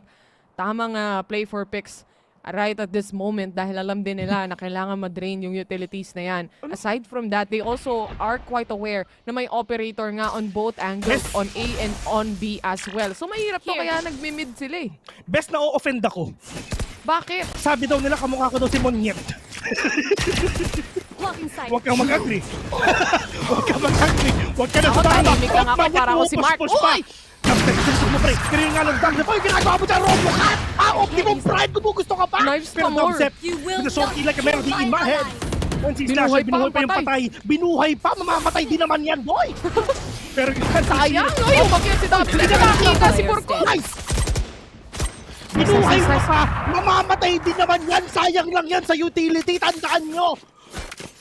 Sayang, dapat sinave nyo na lang yung rest para sa next half. Oo, man. Pwede yun eh. Mainit si Jessica ngayon. 15 kills, 5 deaths only. Diyos ko, ewan ko na lang. Pagdating dito sa Team Secret, buhay na buhay, dilat na dilat lahat ng miyembro. Kahit pare. ultimo si Dubstep, kahit si Monyet, walang nagawa. Wala sila magagawa. Ano sinasabi nung kamukha ko? Mahiya naman kayo! Ay, nako. Hi guys, welcome sa PPGL. So ito yung chill mode kasi wala pa naman nangyayari. Welcome nga pala sa Paro relax Gaming. lang tayo. Oo. Para G-League, sana masaya kayo dyan para sa araw na ito. Sana nakapagkape na kayo, nakapag-lunch na kayo. Dahil nagsiset up na sila ng utilities. Pumasok na nga dito yung Jet. At the same time, na-detect din naman siya. Jet is already getting this double kill. 2-2-1 trade na meron dyan. Viper Smith being set up. Ngayon, naka-eco disadvantage dito ang ONIC. Dispenser on the corner. He sees one, pero may kasamang whiff ng kaunti. Winnable pa rin. 2v2 situation right now, but they're playing around this Viper's Pith. Ito si Lemmy Moore, mga kaibigan. Baki ang gamit. Mala security guard cosplay ata ang ginagawa nito. Pero Dubstep, wala siyang idea at nasa baba lang niya. Dubstep, marinig mo na. Nasa baba mo na, pre. Oh my God, nakita ka. Pero Shiro, nakachamba ng isa. Pero ito na si Wits. Ito na si Wits, mga kaibigan. Parang beast na aksi na galit pag nakatama. Kitang-kita naman natin ngayon. Pero Shiro, we're gonna plant the spike already. Wits, pero but Lemmy Moore, when I kill, okay lang yan. Okay lang yan, 8-4. Ang importante ng mga Pinoy. Kasi for sure naman mananalo dito ang Team Secret. Tapos next map, yun ang mapapinili nila, which is Breeze. Which is partner Breeze, Team Secret. Pwedeng sabihin natin na pocket nila yun. Oo, pocket picks. Lalo na sa mga ganito, upper bracket. Kailangan na tuloy-tuloy na, no? Kumbaga, ito na yung chance mo Road to Masters to. Knowing Team Secret, naghahabol din sila ng points, Besiwap. Kasi alam naman natin, hindi sila nakapag-qualify during the other stages. So, or sa isang stage. So, mahirapan sila sa points. But as of this moment, walang ka-issue-issue pagdating sa puntos, ladies and gents. Dahil 8-4 ang naging score natin bago mag-swap ng sides. Malapit na mag-swap, mga kaibigan. Kasi kahit anong swap ang gawin nila, may masabi ako. Pero TS pa rin talaga ang mananalo dito, men. Kahit TS, kahit sila yung maging caster, kahit sila yung maging prod, panalo pa rin sila. Walang kabias-bias to, guys. Welcome nga pala sa watch party ng game na to, guys. Hindi to casting, Oo, kung gusto niyo ng bias casting, pumunta lang kayo sa English. Nandun yung bias kasi. Dito kasi unbiased kami. Oo, unbiased kami, guys. At saka syempre, kailangan natin maging professional dito, guys. Oo, totoo. Yeah. Kaya marami kasing nagagalit So, yan, welcome sa watch party. Watch party to. Yung mga nagagalit, magalit lang kayo. Wala kaming pake. Ganito lang yan kasi, ganito yan Kung may magalit, huwag kayong mag-alala kasi hindi kami mga away sa inyo. Yung mga viewers, yung mga away sa inyo, mga kaibigan, ganun lang yan, matik yan. Matik na yun At syempre, para dito sa mga players ng ONIC, going and moving towards the defense, kailangan din nila ng matitinding wall of defense dito. Team Secret kasi kanina, halos all throughout the rounds, meron silang pambili. Kaya kung operator on both sides, B and A. Yun yung inuunang i-punish ng ONIC pero hindi nila magawa. Kapag nagawa nila, doon lang sila nakakapasok. Yes, tira mo naman, di ba? Sova diff, Jet diff, lahat diff na. Galaw-galaw naman, ONIC. Ito yung mapang pinili no, pero ba't ganun na nangyayari? Pero kahit di sila gumalaw, okay lang din sa amin. Oo, mas pabor pa nga Mas pabor pa nga Oo, pabor pa nga Pero ito na. Okay na half pa rin naman to para sa ONIC kahit papano. Ito na. Let's see if ever talaga makakabawi dito. Shoutout nga pala kay Team Secret. Ito talaga yung Vilbuff na hinahanap nyo. Medyo nilalamig kami ni Taylor. Baka naman, tamang hoodie lang. Pero Dubstep, pinatosya nyo. Hindi meron kong touch yung mga kandiya. Pinakalamig hindi siya nakakapatay, hindi siya nakakatama din. Pero dahil sa snake fight as well, hindi siya nakakabalo. If ever talaga matamaan dito, talagang GG talaga siya doon. 1 minute in, mga kaibigan. That is the nade coming in. Pero si Shiro nakachamba dito with a shock threat right now. Pero it's fine kasi malakas lang naman ng ONIC sa mga pistol round. And after that, wala na kami nga mananalo dito. Wits with a one tap to the head right now with a headhunter. Pero 4v4 onto this game, Monyet is low. And dalawang instinct is low kasi pero si Wits at least nakapatay pa siya as well with a 1! 3v2 right now, mga kaibigan. 7 nakachamba pa with a frenzy. Pero Wits needs to push in. Pero ano ba nangyari? Pero dito mo, si Jesse Bash! Sayang! Sobrang sayang lang din talaga kasi pinusuan din ng ONIC yun. Sayang! Pero na-late lang ng konti, Bis. Kapag tumama pa yung pangalawang shock dart, actually, pasok naman Kung binitawan siguro. ni NC Slasher ng kahit isang millisecond itong pagde-defuse ng spike. Baka sakaling tumama yung shock dart ni Jessie Bash. Kaso hindi. Kaya okay lang yan. Alam naman natin pag pistol round ang Team Secret, hindi talaga nananalo. Pero sila ang nananalo pagdating sa series natin. Kaya walang problema yan. Huwag kayo mag-worry. May nagtanong, best AJ Rabal o Sabi, Maui Taylor Prime? Maui Taylor tayo. Best kinalakihan natin yan. Oo. Oh, ikaw. Sabay natin. Oh, kung papipiliin ka. Parehas lang din. Oh, Maui Taylor ka, di ba? Oh. Oo. Kano mo yun? Kano mo yun? Wala. Tita mo. Tita ko yun. Magkamag-anak kami nun eh. Oo. Yan lagi ko nakukuhang tanong nung bata ako. Oo. Ano bang bago? Ngayon kasi matanda ka na eh. Pero... Oo, lalo na sikat pa siya. Oo. Okay lang. Bago ka rin naman eh. Pero... Mas bago ka. Ay, pasok na ang Team Secret dito. Kaso nga lang, si Severin ang makakuha ng shot using that Spectre. Monyet also with a kill on that Marshall. Kaya naman 1 by 1, the players of Team Secret is all being gunned down. Nakidispenser pa rin naman pagdating doon sa kanyang baril. Kaso nga lang, it's not enough. Pati na rin pagdating sa sa pagpa-plant, nasa kanya rin yung spike. Pagbigyan natin yan, dyan lang naman malakas ang ONIC sa pistol lahat dun sa mga bonus round. Kaya nga bonus eh, para sa inyo na yon. Ganun kabait ang Team Secret, ibigay na natin yan, di ba? Siyempre, di ba? Ibibigay na natin yan para siyempre hindi naman sila malungkot na maglalaro sila dito pero wala naman silang score. Kahit grabe yung monos ko. Grabe lang. Slow mo ka pa? Eh, bonus round lang naman yun. Here. Hindi pang TikTok kasi nila yan eh. Kailangan nila ng content parang pang-post sa ONIC G. Kasi yun na lang naman talaga makukuha nila. Lalo na Team Secret katapat nila dito. Hindi po, ang ganda ng... Ang ganda. Uy! Hello guys! Hi! Hi! Gusto ko lang sabihin na kami yun. Actually, face cam to ng casters. Para makita nyo na nagka-cast kami. Kahit di namin kita yung laro. Alam mo, kahit nasa atin yung camera, kahit anong mangyari, Team Secret ba din ang panalo doon? May message ko na direct. Nalipat mo ata. Direct. Patingin ng laro. Direct. Wala silang pakialam sa mga mukha namin. Pero syempre, yung mga hindi nakakaalam, kami nga pala yung nagka-cast, guys. Yun. So, hindi...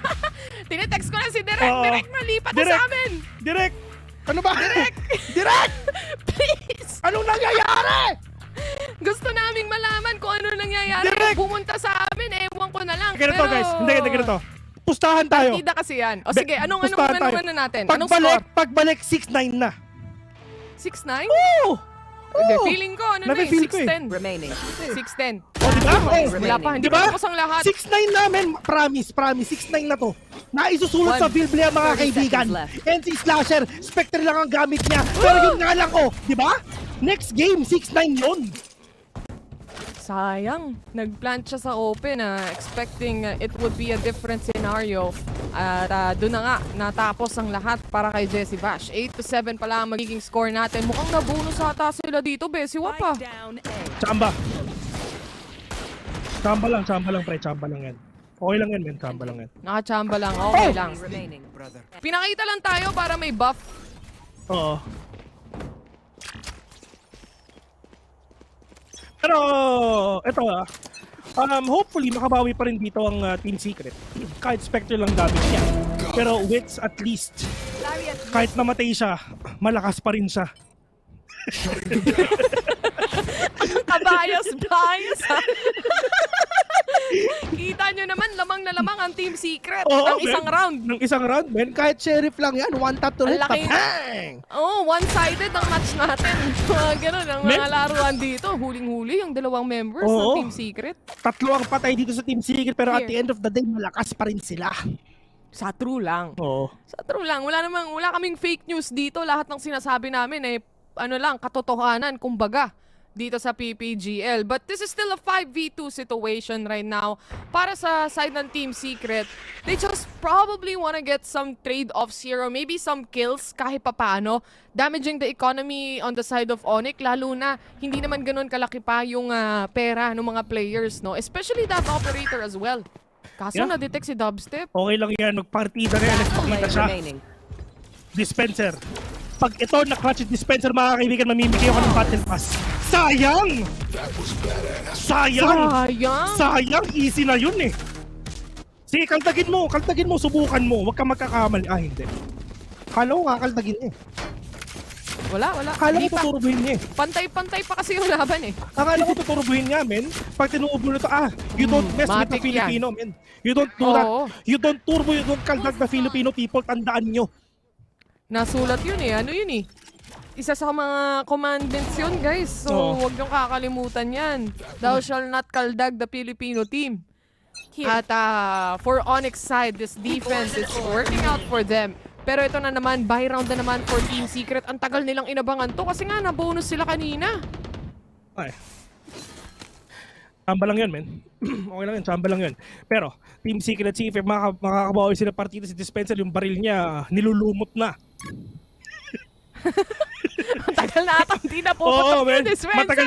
Matagal na hindi napuputok yung banda ni Dispenser, nilulumot namin. Tinan mo si Borkum, tinan mo si Dap, fresh na fresh, di ba? Pero yung kay Borkum, Diyos ko po, nilulumot na ang bandal niya.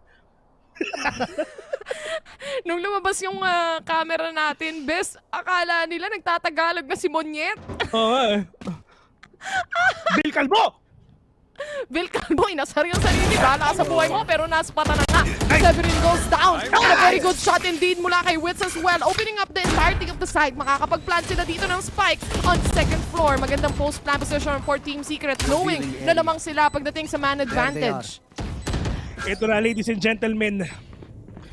3v5, 9-8 na to, sigurado.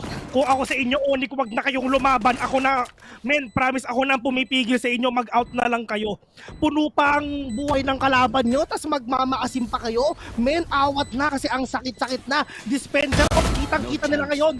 Yung nilulumot na banda ni Dispenser, mga kaibigan, pero Monyet nakachama pa ng isa.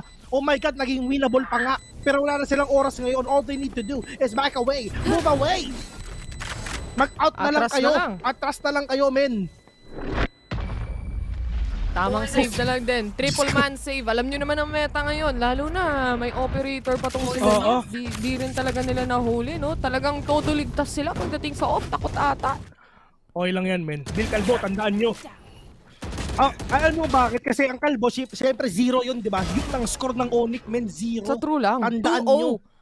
O, time out sulat na yun eh. Napa-time out na rin eh. Magkwentuhan yan. O, diba? Ano na yan, magpaplano na yan. Anong gagawin natin, men? Medyo one-sided. Oo nga, one-sided yung match. One-sided yung game, Malakas eh, sila no? masyado eh. Grabe yung lamang na Team Secret. Oo, laki. Di natin kaya. Ano gagawin natin ngayon? Si Jessie Bash, grabe naman talaga. Tignan mo, 21-9 yung score niya. Talagang sobrang galit na yan. Talagang si Tito Vash ngayon eh. Ito ba, quick info lang to. Lahat ng nilaro ni Jessie Vash, lahat ng game na nilaro niya, kinast ko. Legit lahat. Share ko lang. Flex ko lang yan, men. Bata pa ako nun eh. May nakita akong comment. Ano? Mukha ka daw roll-on. Mukha ka roll-on? Hindi na ako magpapakalbo. Huy, lagi naman ganito yung ano ko. Yung gupit niya, gupit guys. laging ganito. Pero ngayon lang bumenta. Ngayon lang bumenta eh. No? Oo! Roll on to! Sige na. Bill Calvo. Let's go. Pantanggal ng baho, mga kaibigan. Kasi itong ONIC eh. Ewan ko na lang. Isang putos na lang naman kailangan nila. Pero syempre may operator pa rin yan. Dedicate pa rin para sa side ng Team Secret. Dubstep already pushing a little bit closer to the side of ONIC. Sa taas lang muna siya. Inaambahan niya kung nasan ba yung mga players dito. Binasag na rin nila yung wall. Just to make sure na titignan pa rin ng ONIC G itong placement nila. So baka sakaling merong mapitas dito si Dubstep. Pero sana makabawi pa rin talaga dito ang Team Secret. Pero Wits o shorty lang ang gamit niya. Partida pa yan. Best kasi syempre mamaya bibili siya ng operator para makabangon siya ngayon. But the players of Team Secret right now, all they need to do is push in no matter what. Kung ano man talaga humarap sa kanilang mga kalaban. Pero at least ang ONIC, they have the operator. And for Monyet, this is gonna be a tough one for him though. And that is the pre-fire na ginawa niya. Nagpaparamdam siya na andito ko pero wala naman akong pakialam sa'yo.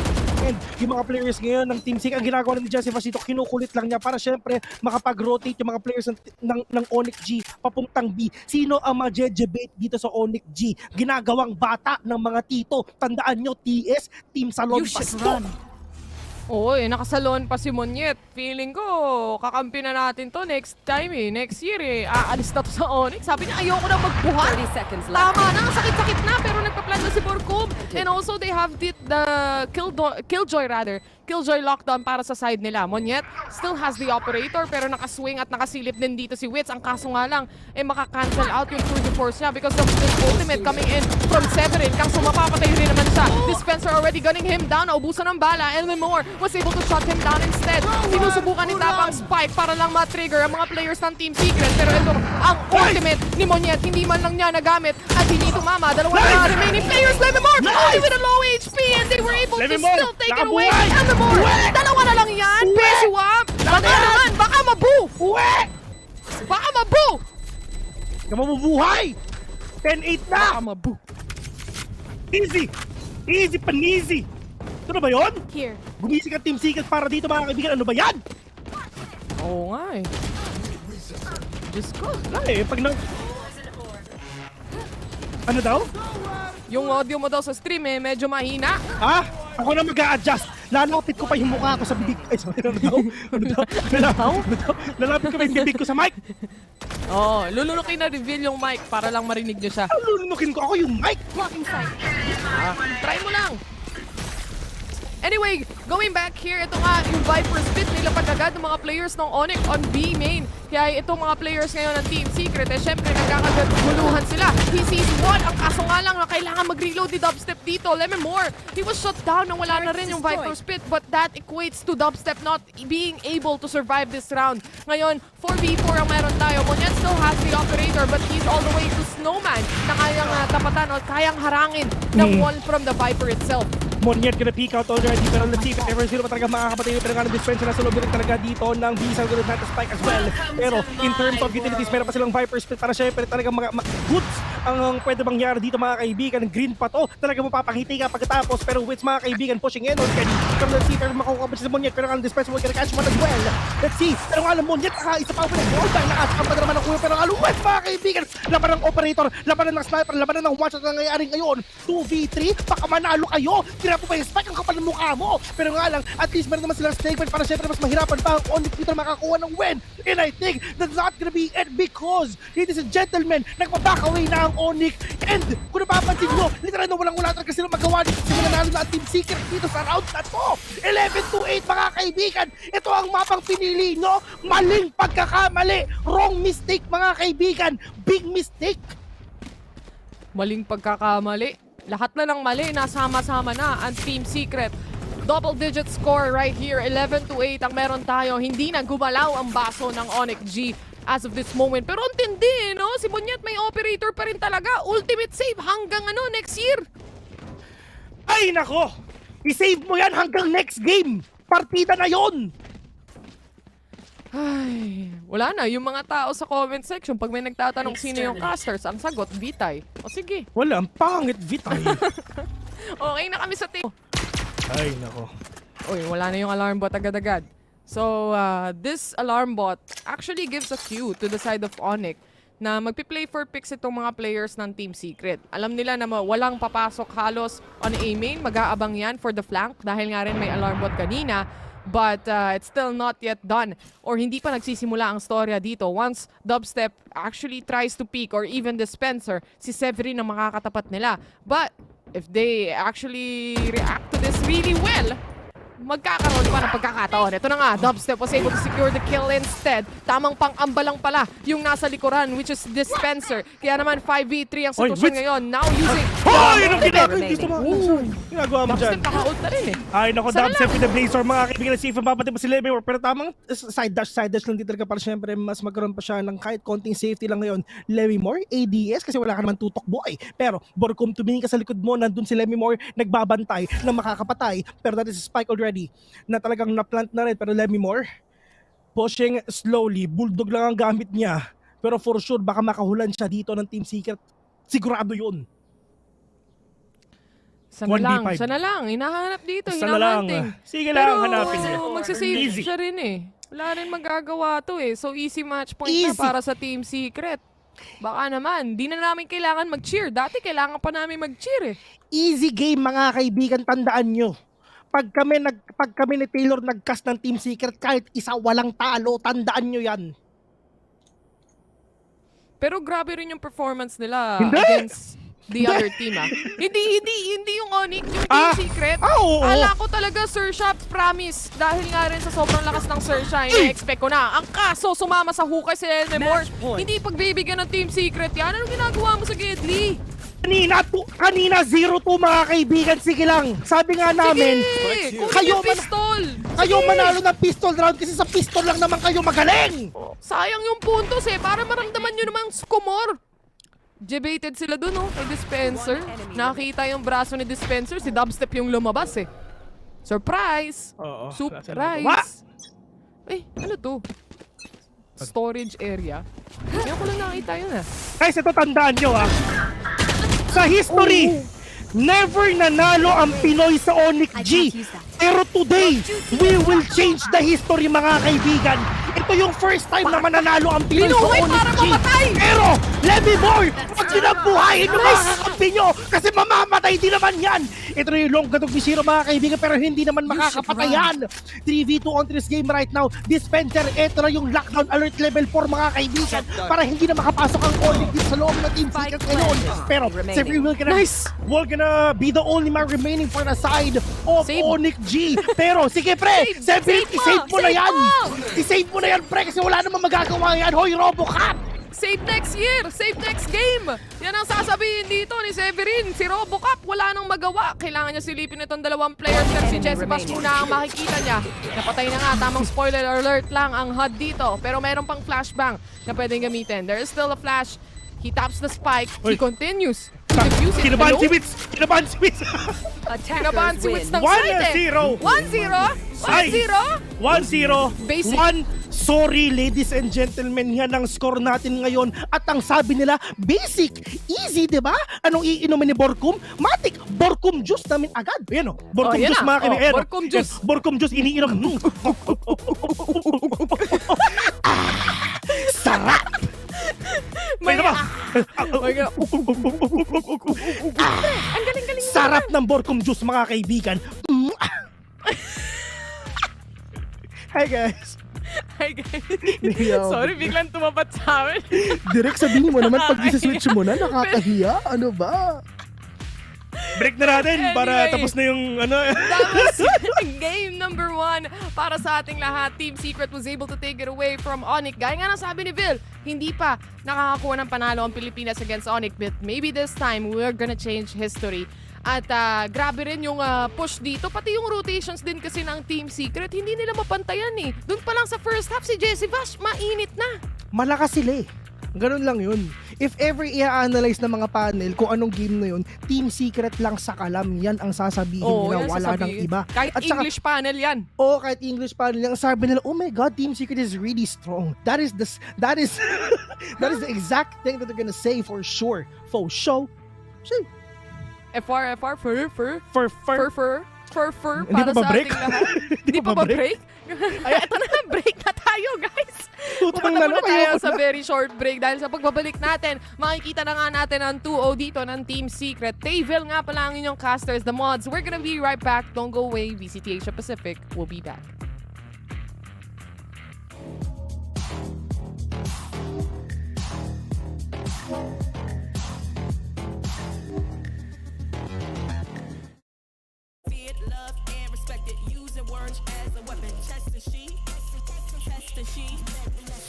Hurry up quick, El Jefe's coming soon.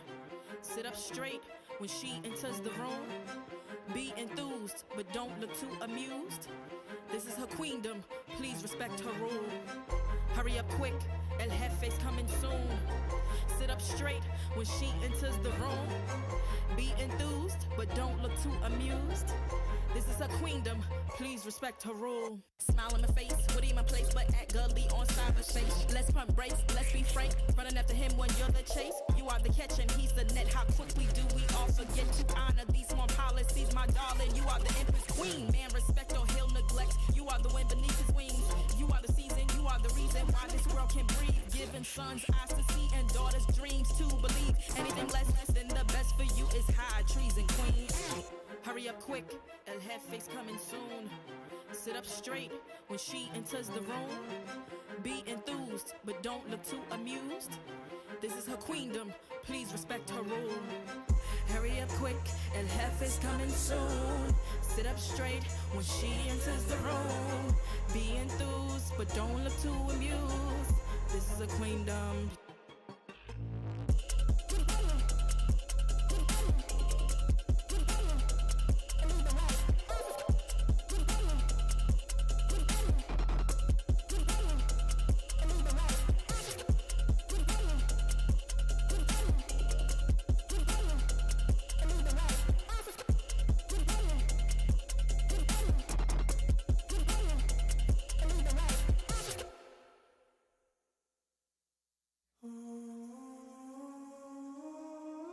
I just gotta flex, flex, flex on the lean.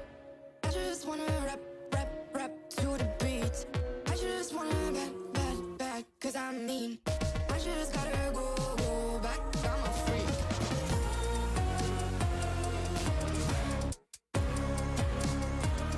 Gotta go. I just wanna rap to the beat. Move of emotion, they drunk at their problems. They always on road and they starting. She knows cause she is the same. She's trying to stop playing games. Move of emotion, they drunk at their problems. They always on road and they starting. She knows cause she is the same. She's trying to stop playing games. Where the people at, what they really wanna know? Who's your lovers and who are your bros? Who are the enemies you don't keep close? Who are the people that you shouldn't know? Where the people at, what they really wanna know? Who's your lovers and who are your bros? Who are the enemies you don't keep close? Who are the people that you shouldn't know? I just gotta flex, flex, flex on the lean. I just wanna rap.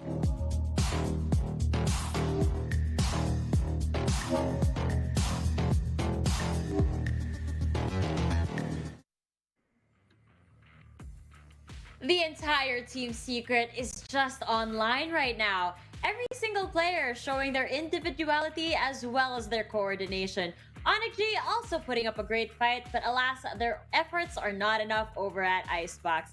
Back here at the panel, Likeable, Fluffy, and Trix. With Team Secret opening this series up like that, Fluffy, it's looking like a bright day for the Filipino fans. It looks like it was true that Team Secret really brought in the momentum that they had coming off their win from Xerxia into this game, because they had such a great lead, especially in the first half of the series, getting so many rounds over ONIC, especially Jesse Vash and Wits, I think, on the defensive side, really pulled their part. Jesse Vash getting 17 just before the half, already showing his mastery of the agent with Sova. His utility also allows his team to really play around it, and more than that, I think that the capitalization that Dubstep and Wits can do, especially on that chamber and jet with all those crispy aims they have, can really, I don't know, it really made a difference, especially because ONIC seemed to be playing very structured. It looks like actually both teams are pretty cautious about how they're moving around the map, but it just so happens that this day for this map, Team Secret really came out on top. They really did, and you already touched up on Wits as well as the Spencer, and I gotta say, Trix, that they had that double operator in the defense and they made sure that as expensive as the operator was, they had so much value out of it. I find Icebox, when you have that operator and on a good player with the operator, it's just really a little too difficult to enter those sites. And we could tell, you know, Team Secret was really locking ONIC out during their attacking side. We talked about prior in the panel that you need to get value off of that KO knife. And I also mentioned that one of the things is they shouldn't have a false sense of security with that KO knife either. With the amount of information they're getting, and Team Secret recently showing up that they're able to deny that info, give a false sense towards the opponents on where they are. I think that is exactly what happened to ONIC. We saw that there was, you know, that fake that really got the ball rolling for Team Secret. They faked out on the B side. They pushed back the Sage, and then the Jet also was there. And what happened is Team Secret was able to just enter into A side, walking in, playing for that contact. And that was a really good call. I don't know how, you know, what Team Secret was thinking of it, but the fact that they made that call was exactly what they needed, that contact play, because the information was not on the side of ONIC. I loved how they actually played off of the timing over there. I mean, I know that round that you were talking about, but you also got to remember that they did not rush it. They were very careful. They tried to fish out as much information as they could, pushing it really slowly and carefully. Actually, thinking about it right now, Fluffy, I feel like both teams actually played very carefully. I don't think that either of these teams were underperforming. It's just that at the end of the day, despite being as careful as they could be, it was just Team Secret that came out at the end. Yeah, I'd have to agree with you there. They really seemed like they were very calculated with their moves. They were very patient, which kind of made the rounds a bit longer than usual because they were willing to wait for their teammate to get the correct play, to make the correct move, to flank when they needed to and fix their spacing. But aside from that, I feel like, yeah, as we mentioned a bit earlier, the KO knife especially, granted that you have these two initiators, it feels like they were a bit lost considering how much information they could have been gaining, especially on the attacker side. And Team Secret really just had the ability, especially once they adjusted on the second half of the, I think they were on the defensive side, or I mean attacking side, that they really had the confidence to really go for it at that point because they just had X amount to go. We always talk about how important it is to have a good first half, and Team Secret really brought that to life. They really did. And I just have to mention that, you know, on the side of ONIC, something good to look at them is that their aim is really crispy. I mean, winning 2 pistol rounds on both halves. But when the gun round came out, Team Secret was just really popping off. I mean, Fluffy already mentioned this earlier, the way Jesse Vash just holds the site, Borkom and Dispenser with their defensive layouts, and of course Dubstep and Wits being beasts on those operators. It was just really, really good. But Trix, I know that you went wild for this game as well. I think, you know, there were definitely moments of brilliance on ONIC's side, especially I recall that one round on Attacker, they waited and tried to take screens instead of giving up screens because that Killjoy ultimate was coming in. They isolated the duel with the Killjoy to break the utility, the ultimate, and they fall back into sight. And I think those little moments are what ONIC needed to do a little more consistently. Waiting, being a little more patient, exactly what Team Secret did on their attacker side. That patience will reward them, but if they're just trying to go in for these duels, while Team Secret is holding all of those angles, it's so difficult. I feel like it's such a challenge though, because at the end of the day, it's just risk management, right? Do you play when the game is very tight and very close and very slow? Do you choose to play a bit slower, or do you kind of decide that maybe taking this X factor risk in peeking or doing something explosive might be the hero play that can launch you to close the round? But unfortunately for ONIC, I guess in this case scenario, Team Secret was just really prepared to be able to trade their teammates and make sure that the site was locked down, no pun intended, with the amount of utility and just how much angles they were holding.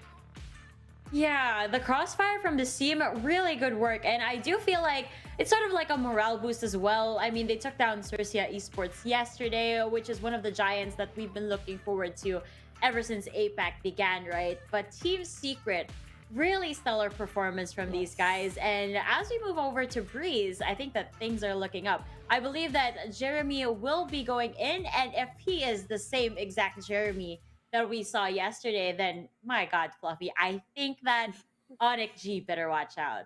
Yeah, for sure. I mean, yesterday we saw him against Xerxia really bringing out the cracked duelist. You know, he's such a young and talented player in his own right. And on that chamber, even with just the headhunter, he gets those multi-kills that we all love to see. I gotta say though, Trix, you know, I feel like if I were younger, I could do that too. True. I mean, if only I could aim and play the same way everybody on the servers are aiming and playing. Like, just the sheer amount of skill and the synergy that you can see in the team members, I just find that it's refreshing to look at.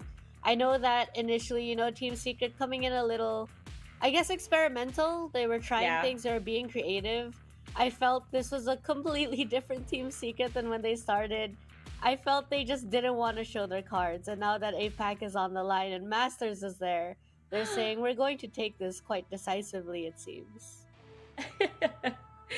Oh, it's just something else. I guess it's just the energy that they bring out to the table. And I guess because it's knockouts, right? And so much is on the line. You know, you're so close to making it to Masters. You gotta put all of your cards on the table, and that's exactly what Team Secret has been doing so far. I don't really hate them for like doing the experimental card, pulling it out during the group stage. I feel like if it did work, that would have been amazing. It really would have. And actually, now that I'm recalling that moment, I know that Fluffy actually had like a fifth sense and predicted that they were going to be pulling out new compositions. So Fluffy, what's going on there? Well, I mean, Team Secret, even in the local PH scene, has been the team that really pushed the envelope for a lot of compositions. They're one of the few teams that brought out Fate as well as Neon on release on their first games, or at least close to their first game. So they're a team that's always been the one that pushes boundaries, because even if they are sure they're established, sure they've been here for a long time, they're consistent, but it doesn't stop them from always, evolving, especially when they have such a brilliant coach in Coach Fade. Brilliant coaches indeed. Now we are going to be moving in Breeze in just a bit, Tricks, and I gotta wonder, what does ONIC G need to do this time around to make sure that the results over at Icebox are not the same over here on Breeze? I think the proactivity was lacking in ONIC G's side, being able to understand how far you can push and the kinds of crossfires that you need to have and the refrag potential. Team Secret really showing that they knew exactly that. They knew how to play with their teammates. They knew how to force the information and also fake information. I think ONIC G going into this need to be a little more creative in that sense. Yeah. They need to be a little more proactive and don't be afraid to die. True. Yes, it is. It's a high risk, high reward scenario over there. And as you mentioned that, I actually remember now, there was actually this one round in that game wherein I think ONIC G tried to switch it up a little bit. They feel like they were trying to aggress at certain points, but it just wasn't working. And then in this specific round, they actually tried to prevent Team Secret from planting down the spike. You see the Viper Spit just pulled out really early. You see the Sage Wall placed early as well. So you know that they're trying to take up that space, defend it as long as they could.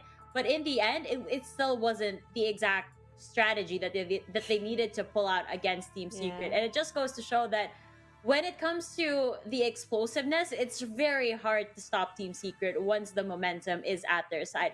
So maybe moving over to Breeze over here, maybe it is a game of momentum, but that's something that we'll have to wait and see. I mean, ONIC G, based off of Icebox, they're very good at getting those first rounds. They're very good at the pistol rounds. They're unafraid to do that.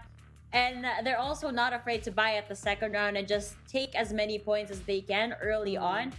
But again, if Team Secret's aim continues to be this crispy, especially in an open map, which we've established in the past, Fluffy, then ONIC G better watch out.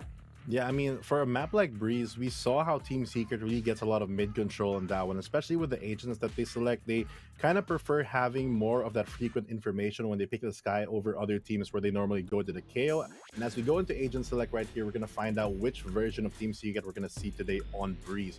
ONIC G, on the other hand, they've had a pretty good track record, 100% win rate. They won round 2 and round 3 of the group stages against both Boom and Alter Ego with the same exact composition. So I would be pretty surprised if they're choosing not to run the KO, but I'm most likely guessing that they're going to stick with that double initiator, high info on the Sova, and good utility with that KO. I know, Tricks, that you have a lot of opinions, especially with high information picks.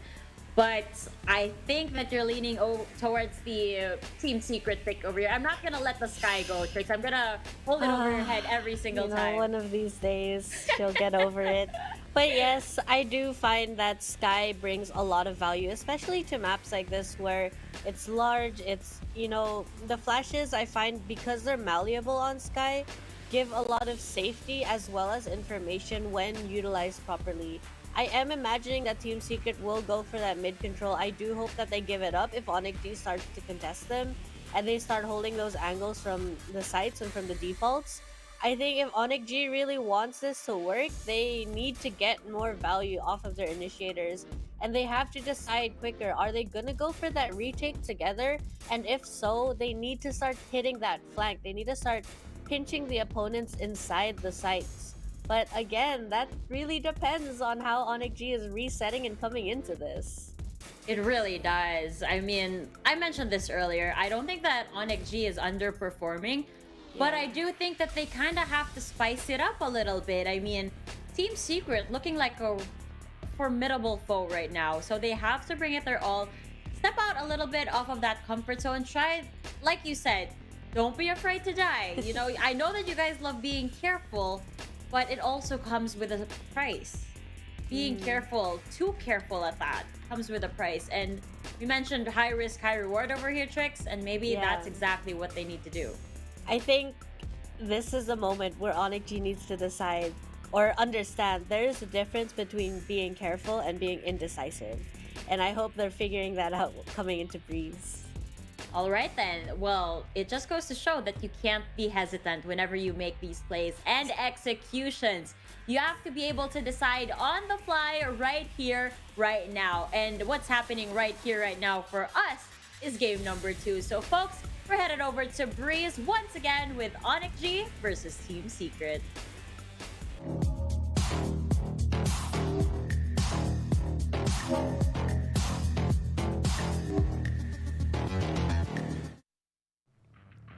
Game number 2 at welcome back sa VCT Asia Pacific. Syempre, Tayville pa rin ang inyong mga casters at syempre, may kasama akong Kalbo. Kamusta ka naman, Kalbo? Dire-diretso na no? Wala nang pump-up Wala nang filter. Wala kang preno dun na. Wala po, kamusta? Wala kang preno dun ha. What's up? Miski ako nagulat eh. Start ka na. Start ka na yun, Natawa ako bigla. Ready na kami mag-cast eh. Start ka na. Alam naman natin 2-0 to. But anyway, ang mapa na susunod na makikita natin is actually Breeze. At kung hindi ako nagkakamali, Team Secret pumili nito. Ito yung ano eh. Typically, hindi pinipili talaga ng Team Secret. Pero ngayon, lumabas yung Breeze. Parang medyo pocket pick to. Pocket nila yan. Pwede natin sabihin na pocket nila to talaga. Kasi... Kalbo. Gulat ako dun, man.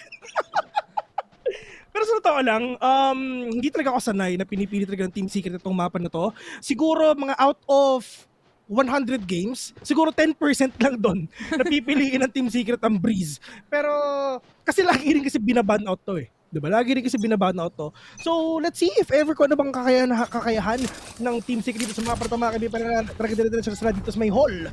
And right now, Team Secret, they only need one more win in order for them to go dun sa upper bracket finals rather. And if ever napunta sila dun, partner, alam mo kung ano mayroon? Meron silang tsansa sa LCQ. If hindi sila manalo dito ng Grand Finals, mga kaibigan, mag-LCQ sila. Which is, pag nanalo ka doon sa LCQ, matik na sa champions ka na, lilipad ka na agad sa Turkey kinabukasan. Oh, talaga? Agad-agad? Jeremy pala, nagpaplanta ng spike si Jesse Vash. He was able to spawn one. That is Shiro, pati si Wits. Nakakuha na rin ang kill. Jesse Vash with another. Ano nangyayari ito? Paano siya nakakatakas? Illegal yan, sir. 4v1 na agad ang sitwasyon. And immediately like that, in just a snap of Thanos' fingers, Team Secret agad yung nakakuha ng pistol round natin. Maganda actually yung performance nila sa Breeze. Last time kinas ko sila, Breeze din ang mapa na nilaro ng Team Secret. Tsaka ang ganda ng performance ni Jeremy dito. Oo. By the way, Jeremy in. Dispenser out.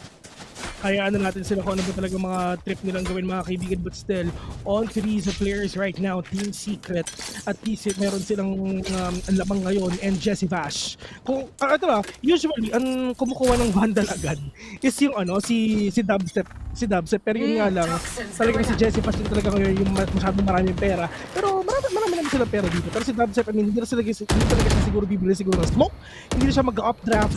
At the end of the day, naka-Vandal pa rin naman siya in duels lang. Kung baga, yan ang gusto nila talagang gawin dito sa mga players ng ONIC G pa rin naman to. Pero yun nga mga kaibigan, sabi na natin talaga na hindi pa nanalo ang mga Pinoy sa ONIC G. Pero ngayon, this is the time that we will change the history. Ito na pagbabago ng history para sa pwesto at para sa galawan dito ng ONIC. Nakapitas nga sila ng isa, no? Monieto was able to get a kill actually on Dubstep here. At least make things more difficult for the side of Team Secret and making an entry happen. Pero kung tutuusin, sila naman yung may kalamangan dyan pagdating sa guns especially. And Jesse Vash already upgraded to a Vandal as well. So kailangan mag-ingat-ingat ang Team Secret na hindi sila maisa-isa. Oo, shoutout nga pala kay Razzie Binks na nanonood daw. Hello sa'yo, kaibigan. Actually, naglalaro din siya si Jeremy. Oo, so... Sana makalaro kita, Razzie, pero nga si Jeremy. We'll get that wall time right now. 4v4 Wits. Nice. Muntik na siya dito, pero nga lang merong nagbabantay dun sa may likod all the way sa backside right now. That is both Coulter, si Silvery, at saka si Lemmy Moore. Nagpo-flank pa rin talaga, pero nga lang Lemmy Moore get the head of Jesse Vash. Pwede siya makakuha ngayon ng Vandal, pero ang problema na the attack is sticking already. So Borkum, yes, Spectre lang ang gabit niya, pero it's fine kasi si Jeremy na meron naman siyang Vandal ngayon, so pwede siya makabawi kahit papano. Pero this is the second round already, and medyo mahal na round na to kay Jesse Vash at kay Dubstep kasi nga namatay sila. Pero sana mabuhay pa rin talaga yung mga players ngayon ng Team Z because Borkum is just right there, will get the head on Severine. but Lemimore, literal na mag-isa na lang siya. Meron pa siyang rendezvous dito, pero meron naman siyang headhunter, pero delikado talaga kasi ang dami pagkalaban ngayon. And Borkum, kahit Spectre lang ang gamit niya, makakaapat siya. 2-0 already, Team Secret. Gustong-gustong manalo talaga, and syempre papunta dun sa upper bracket finals. Medyo na-predict naman na rin yun siguro ng ibang mga tao din na nanonood, knowing na sila naman yung may advantage dito pagdating sa buy round natin.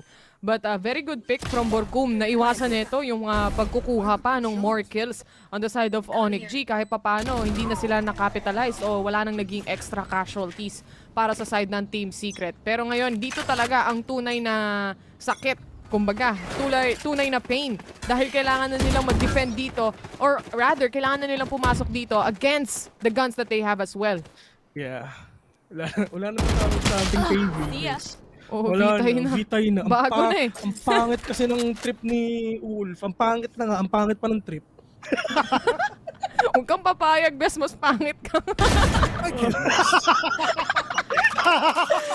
MMR securing another kill here onto Wits. Kailangan makapitos ng Team Secret dito, Bessie Wap. Oh man, tignan natin yung ano mangyari pa kaya sa Severin, ladies and gentlemen. That's gonna be our kill coming in from that guy though. 2v5 onto this game.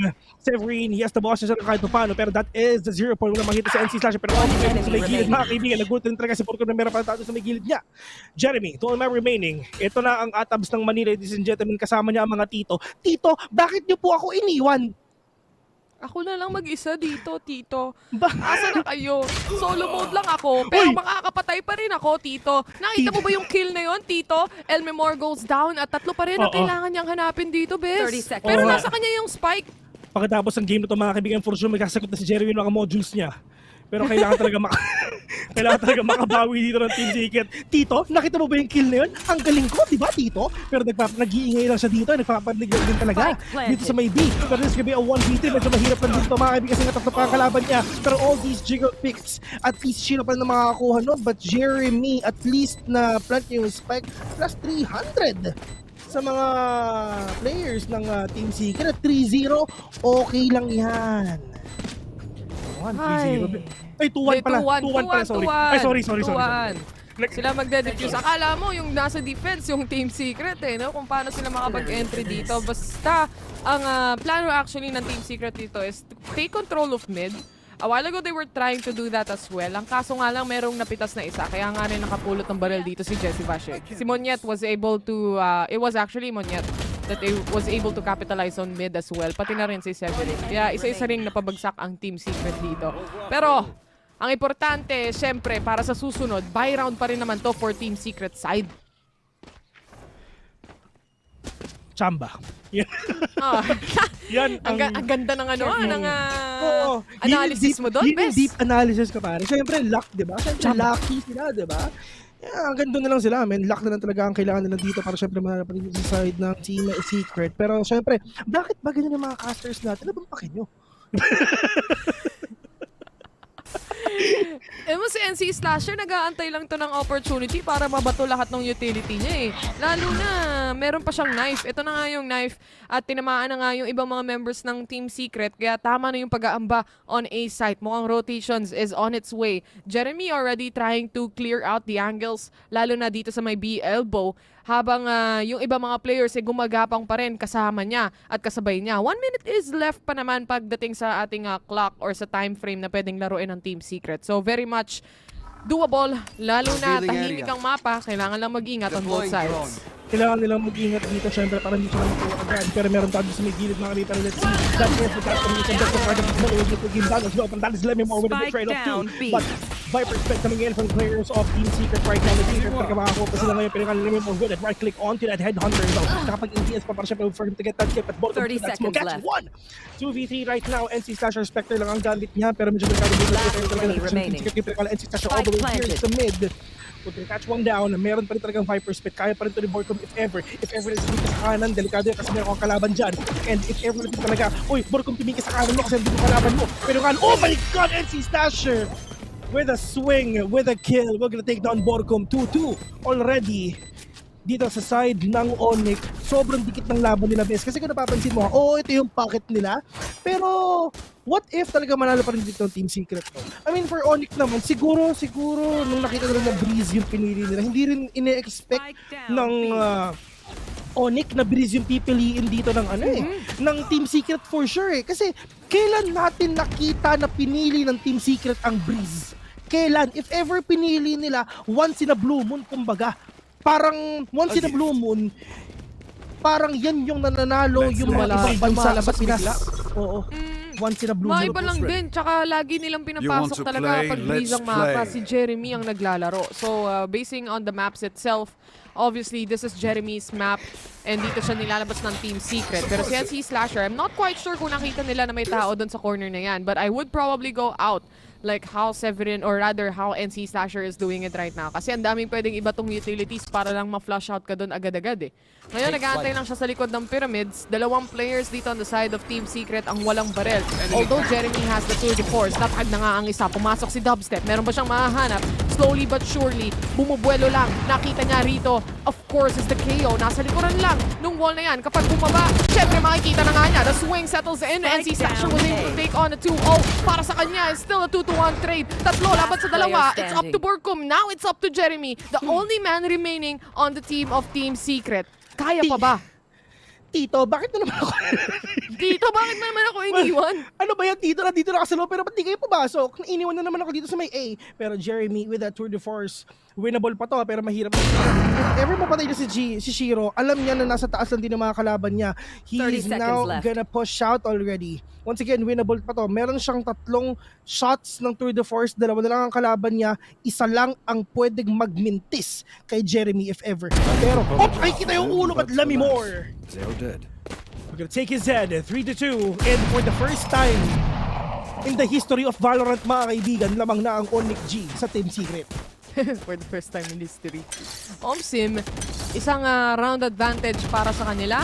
But overall, kung iisipin natin, it is actually a broken buy for Team Secret side. Kung naalala nyo, walang baril yung 2 members dito. And of course, Jeremy, the man remaining, it was a 3v1. Mahirap talagang tapatan yung 3 besi, lalo na kung wala kang alam kung nasan ba sila nagtatago.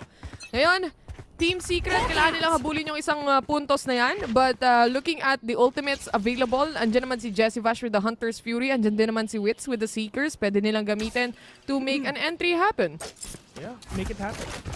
Ganun lang yan, man. May inom ko sa tubig, sorry. Yeah. Kailangan natin mag-hydrate. Yeah. Pero, alam mo si Ray Langit? Yeah. Nowhere to run! Di ko alam panahon mo. Hunters! Hindi sinabi na sa akin ng friend. Pero Hunters 3 coming in from Jesse Vash right now. Munti na makita dito sila anymore. Pero at least mabawas dito kahit pa paano. But Jeremy with the swing, we're gonna take him down. Pero lumalabas-labas kayo si Jeremy. Nakakopa dito sa Wits as well. So the 2 remaining players, 1 remaining player of ONIC, NC Slasher. Slash pa ang pangalan mo pero alam mo makakaisa ka. Spike planted. Wits, we're gonna plant the spike already. 3v1, NC Slasher. Wala na siyang 0 point ngayon pero meron pa siyang ultimate for sure. Hindi naman nagagamit yung ultimate niya. Pero nga Recon Bolt, mala your name yung galawan. Literal na sinundan niya. Tinignan niya mga kaibigan yung pagtakbo ng Recon Bolt niya. Pero NC Slasher, 3v1, this is gonna be over. There's no way na mananalo si NC Slasher dito. No way. Kung ako sa'yo, palitan mo na yung pangalan mo, NC Loser na. O kaya, NC try. Nice try. Yun na lang sasabihin mo sa teammate mo. Kapag di ka talaga mananalo, hindi ka talaga makakuha ng kills. Kaya, ganun na lang. Pero ito ngayon despite the disadvantage kanina na meron ng Team Secret onto the rounds, nababawi rin naman nila agad-agad. And it might remind you that this map pick is actually from the side of Team Secret. Sila ang pumili nito, kaya alam nila kung anong gagawin nila. May play talaga sila. But on the other hand, syempre, meron ding ult na ready at available para sa side ng ONIC. Severin has the Viper Spin. He might pop it immediately kung sakasakali man na gusto niyang takpan ang butas ng isang site. Aside from that, they also have the ultimate from the KO. So, marami silang pang-delay, marami silang pang-cancel out ng utilities ng Team Secret. Tignan natin kung mapipigilan nila. Ay! 3-3 already. Ito na ang pagbangon ng api ng Team Secret. Oo, tinalo kami ng 3 beses pero nanalo kami. Walang kabayas-bayas doon. Walang kabayas-bayas Walang kabayas-bayas doon. Facts lang. Sure win. Facts tayo, man. Kasi of course, fact checkers tayo. Pero nga napatay na rin si Robocop, ladies and gentlemen. Anong gagawin nila? Portum catching one as well. Meron pang tao doon sa may makbo. Meron tayo si Shiro catching one as well. And Severine all the way here in mid. Wits getting the head of Shiro as well. Oh no, walang ginagawa ngayon si Optimum Pride. Pero ngayon si Jesse pa. Hawak-hawak na niya ang kanyang maso. Nice. Makaka-melee ba siya? Probably not because Dubzep will take down all of these players around ng B-side. 4-3 at lamang na ulit ang mga Noy P dito sa game na to. ONIC, allow silang pera. Naku po. Allows nga. Naghinalo yung ano eh. Yung KO nila dun sa site kanina Oh. Si NC Slasher napatumpay Tinan mo, lahat ng... natunaw sa mid-best eh. Nakapatay, nakasagot naman sila ng 2 kill pero kulang pa rin talaga lalo na pasok na sila sa site. Si NC Slasher, alam mo kung ano yung ginawa na doon, Bes? Lumuhod siya sa harapan ng Team Secret, men. Sorry. Kitang-kita mo, lumuhod siya. Andun lang kami. Hindi ko kasi alam yung ano bang Japanese ng ano? Ano bang robot ng sorry? Mali, Bes. Hindi mo nakuha yung accent sa dulo eh. Ulitin mo pa. Yan, tama na. Ito naman ako Parehas mapagpatol, na di ba? Nagsama. Ito naman ako mapagpatol, di ba? Ako din eh. Tuloy-tuloy lang din eh. Mali yung intonation mo. Wala Parang akong... ano lang yan, sa Chinese, pag nagkamali ka ng tono, iba na agad. Kulang yung sa dulo. Make sure na tama. Sorry, akin. Sinisigurado ko lang. Pero ano Papaturo ako kay Optimum Pride, huwag ka mag-alala.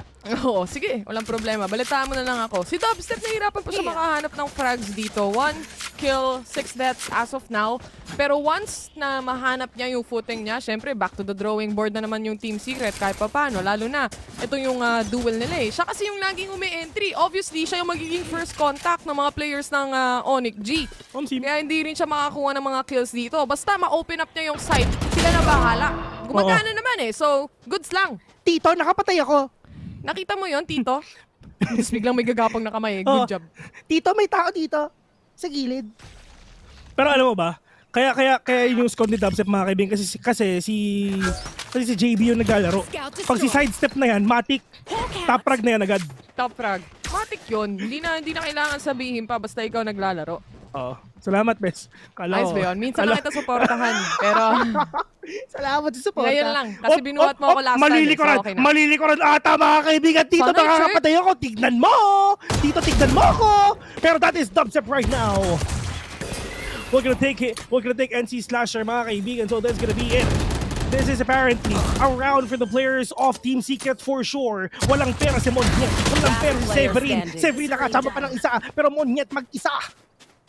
Solo mode na lang si Talon Pass ba? Nakakuha pa ng isang kill with a headshot pero hindi na enough yung tempra mo para kunin pa ang kill mula kay Borkum. 5-3 ang score natin dito, Team Secret. 2-round advantage, lumalamang na kahit papano kasi kanina laging isa tas nagbabawian lang sila eh. Laban o bawi ang laruan dito, hindi Valorant. Laban. Si... Oh, bawi. Kek. Ow! Yan! Maraming salamat, Bes. Ito si Nice Try eh, no?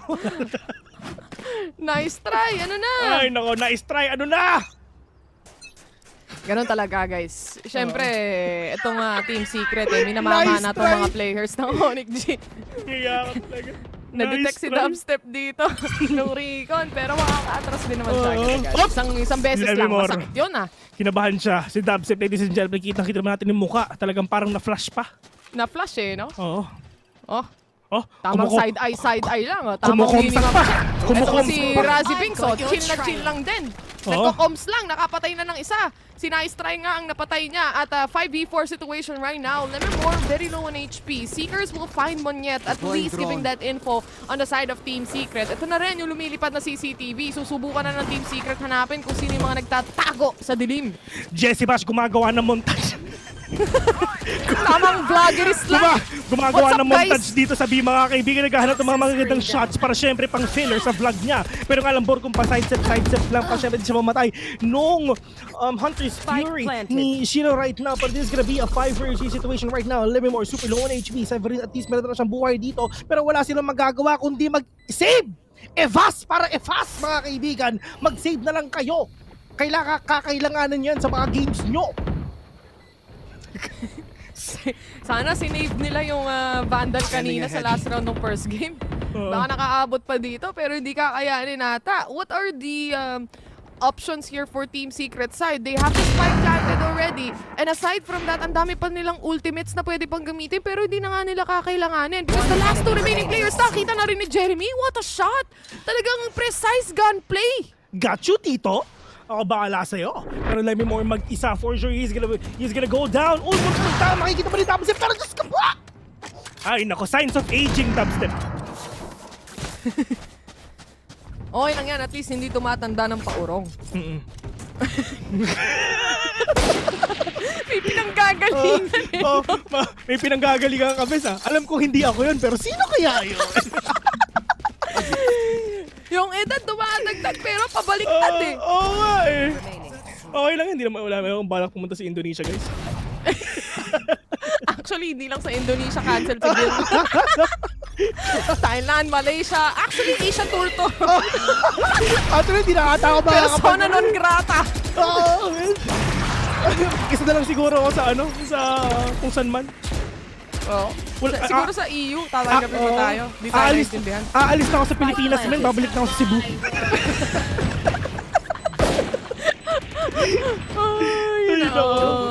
Malapit sa Davao yun, di ba? Oo. Walking distance lang, Bes. Dito si Nice Try with a shot on that Sheriff. Naghahanap pa rin with using that operator. Pero nasa likuran na si Dubstep. Nagtatago. Jeremy was able to get a kill and Dubstep as well. Tamang dash away lang. Pero 7 in low on HP. 5 na lang ang natitira. Hindi pa enough yan para sa Coke mismo. Kaya naman, hindi na kakayanin ng ONIC G. Tamang GG na lang. Yung pala ibig sabihin ng ONIC G. ONIC GG. ONIC GG sila, men. 13. Oh, sakto. 30. Hindi naman talaga yung pang Coke mismo. Pero mahal mo, wholesale. Mahal lang kasi ng Coke ngayon. Kahit wholesale pa yan, di aabot ang 5. Ay, nako! Hanap ka kausap mo. Yun na lang, pwede. Talino mo yung Bes, ha? Ay, talaga? Thank you. Ayos yun, ha? Class mo na yan, ha? Pag tayo magkasama, Bes, maraming mga lumalabas sa bagong salita. No losing. Oo. Maraming nabubuo dito sa PH stream. Oo, pero itong TS, nilawasak ang pangarap ng ONIC. Tandaan nyo. Maraming pag nabubuo. gumugusto, binibigyan, tandaan nyo. Trailblazer out. Para kay Wits, meron siya masuspatan. Kaso na-shutdown na rin agad yung Trailblazer na yan. So, tamang ambahan lang din for the players. ONIC, still waiting for the perfect opportunity here in the angle itself. Pagdating sa mid, si Munyat talaga nagbabantay sarado dyan. Kahit sino pa ilagay niyo dyan. Hop! Wits! Si Munyat. Sino pa yan? Men, tinan mo, nanikas yung daliri ni Munyat, mga kaibigan. Pinulikat yung daliri ni Munyat kasi nakita ni si Wits. Pero Wits, with a 2K already. Protect kinuha yung operator, mga kaibigan. Kala mo talaga makakakuha ng isa, pero that is the flash coming in from Cheer right now. Pero ang gagawin talaga ni Wits, talagang literal na sinasagasaan, ginagawang patok na jeep. Yung agent na to, men. Sinasagasaan ng mga players dito ng ONIC. Grabe si Wits, naka 4K. Shoutouts daw kay In. Babe, watch me, yan ang sabi niya.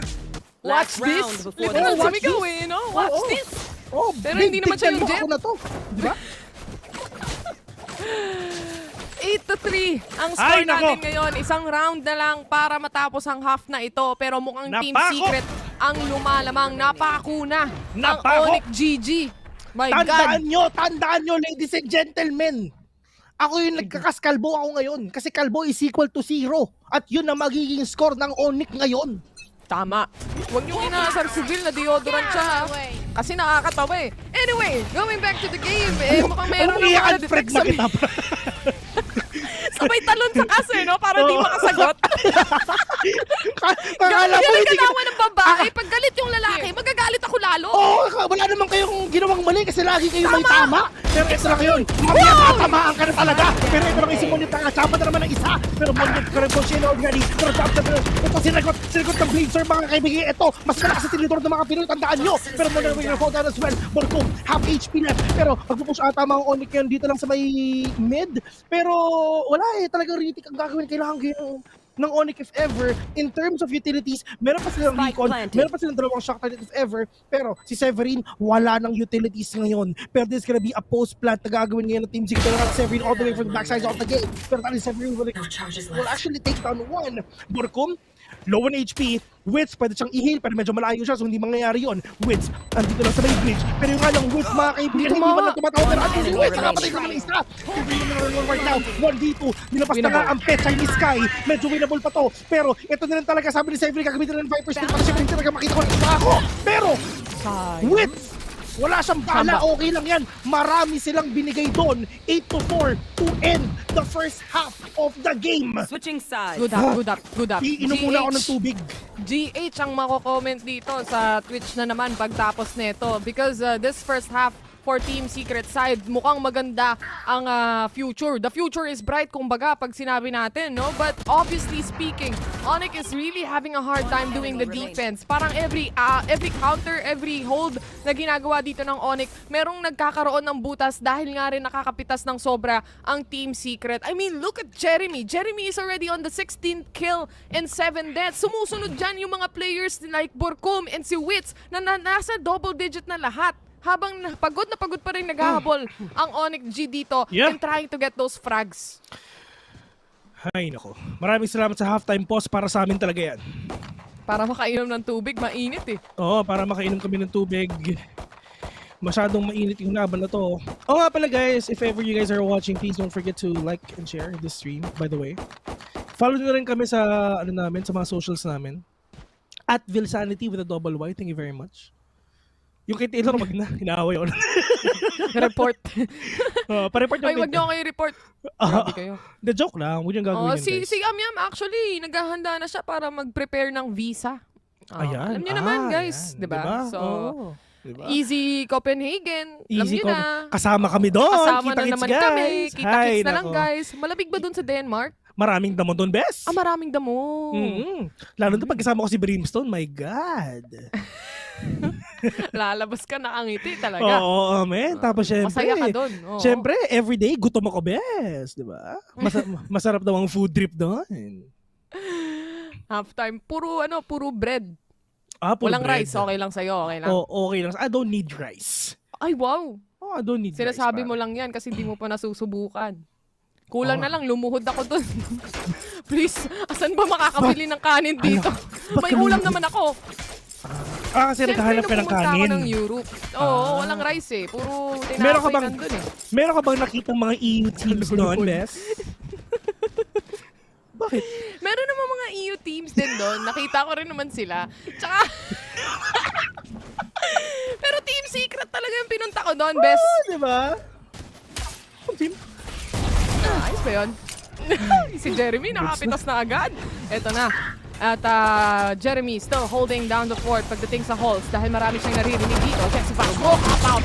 Sakto lang din yung timing para isarado ang mundo para sa tatlong players dito ng ONIC G. Hindi gumana yung pag-take nila ng mid kaya 2 players na lang ang natitira. That's gonna be Severin and Player standing. And namatay na rin yung isa. Bes, si Severin na lang. Ay nako, Severin, anong gagawin mo? Mag-isa ka na lang, boy! Baka mana!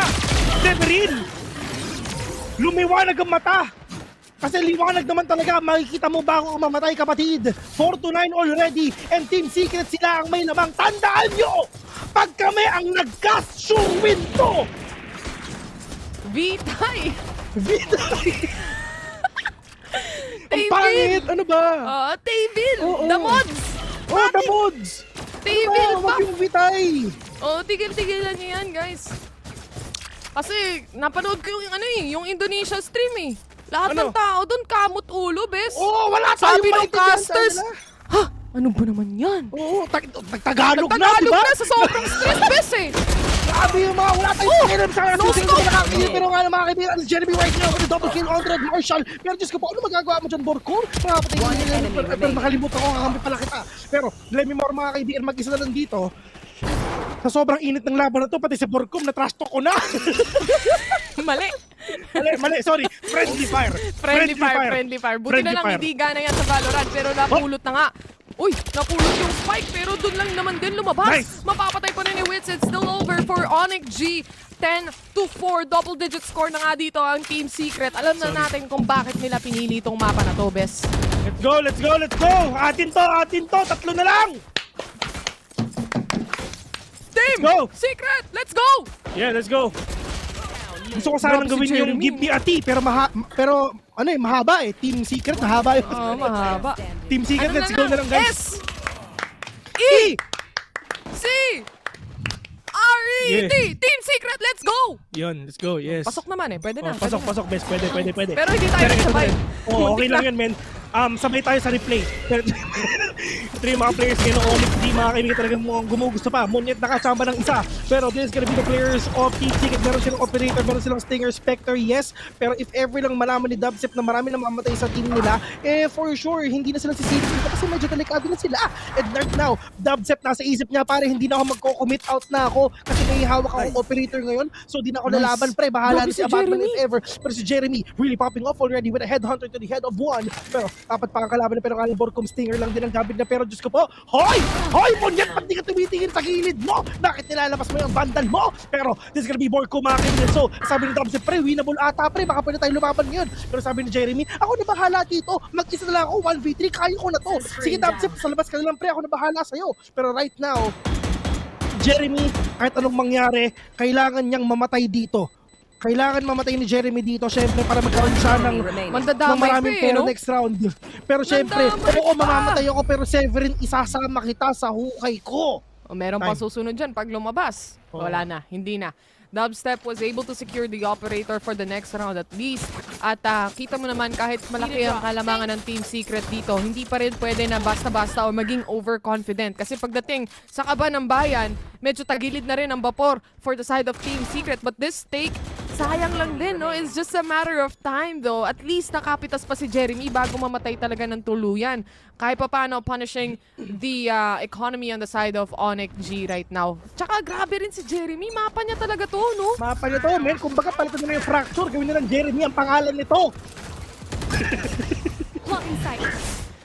Nakapangalan na, deed of sale, Jeremy. Nalista na eh. May deed of sale to, bes. Jeremy, kay Jeremy nakapangalan. May certificate na talagang Jeremy ang pangalan. Pero kalang Borcom, nakalabas ang yung elbow. Hindi ko rin kung Tagalog nun eh. Siko. Pero 4v4 on this game, that is Dubstep again. Nice Tingnan shot. down Valorant, napakaganda na mga pagputok ni Dubstep dito mga kaibigan. Talagang pero this is now Shiro being tagged by that outdoor rather. Ilabas na nga dito ang 7 Lions ni Wits pero wala siya makikita ngayon. Hindi ata makapasok ang ONIC ngayon mga kaibigan kasi once na nag-plant dito si Nice Try, Diyos ko po, dito siya. Pero nga nung Wits, spray and pray, nagmaasim si Wits mga kaibigan. Hindi ko alam kung ba't na ginawa yun. Pero 45 seconds in, hindi pa makapag-plant ang mga kuya nyo. Literal na lockdown. Ito ang lockdown ng mga Pinoy mga kaibigan. Dito sa may A, it's all up to Shiro. 2v1. Shiro, nice! Tandaan nyo, yan ang pangalan. Yan ang pangalan ng aso ni Inshiro. Totoo. Totoo naman yun, di ba? Totoo nga, no? Totoo. Aso lang pala, Nina-Wits to, guys, eh. Ano na? Para sa Team Secret, double digit pa rin, syempre, 11-5. At nahihirapan talaga dito ang ONIC G kung saan sila papasok kahit anong angulo. Tignan mo, kahit si Wits umuuna na, bumabansi na, nagiging impatient na, may date ata. Pero si Jeremy, tamang antay lang. Sabi niya, okay lang yung modules ko, gagawin ko mamaya. Ito munang kill. Sorry Borcom, nasama ka. Nasama sa trash talk. Na-friendly fire, feeling ko, i-type mo na siguro MP_friendly fire 0 para syempre hindi talaga mangyari yun. Pero, let me more. Half of the HP right now, walang mag-heal sa'yo. Pahel. You want to play? Let's play. Pahel. Pahel. Pahel. Hindi ko Pahel. alam kung pahel o pahel eh. Anyone, Revealing area. pagdating dito, si Monyet nakapitas na siya ng isa. That is gonna be Dubstep out. Para sa tatlong remaining players though, wala silang barel. Maliban na lang may tour de force pa pala na pwedeng gamitin si Elmemore. On the other hand, nakapasok na nga si Monyet pero yung ibang members ng team, syempre tamang abang lang din. Tinutulungan si Monyet on how to make a play. Jeremy waiting and patiently waiting. It happens. Nakita niyo na nga yung kill. Si Bashten nag-aabang lang din. The perfect opportunity to take on the kill. Kaso nasa lurin with the 2 trades that we have right here. No scope para kay Elmemore and he was able to secure the kill. 3v1 situation. It's all up to Borcom in making this retake happen. Sayang, na-flash out na. Siya pa rin nakakuha. Kayang-kaya ni Borcom yan. Di ba? Jumbo hotdog na, kinaya na. Ito pa kaya? Borcom time. 1v3. Borcom time talaga. Ewan ko na lang. What time is it, Bes? Borcom time. Borcom time na to. Ito Pag na-clutch ni Borkum to, mamimigay pag na-clutch ni Borkum to, mamimigay si Taylor ng 5 battle Ako na pass. naman.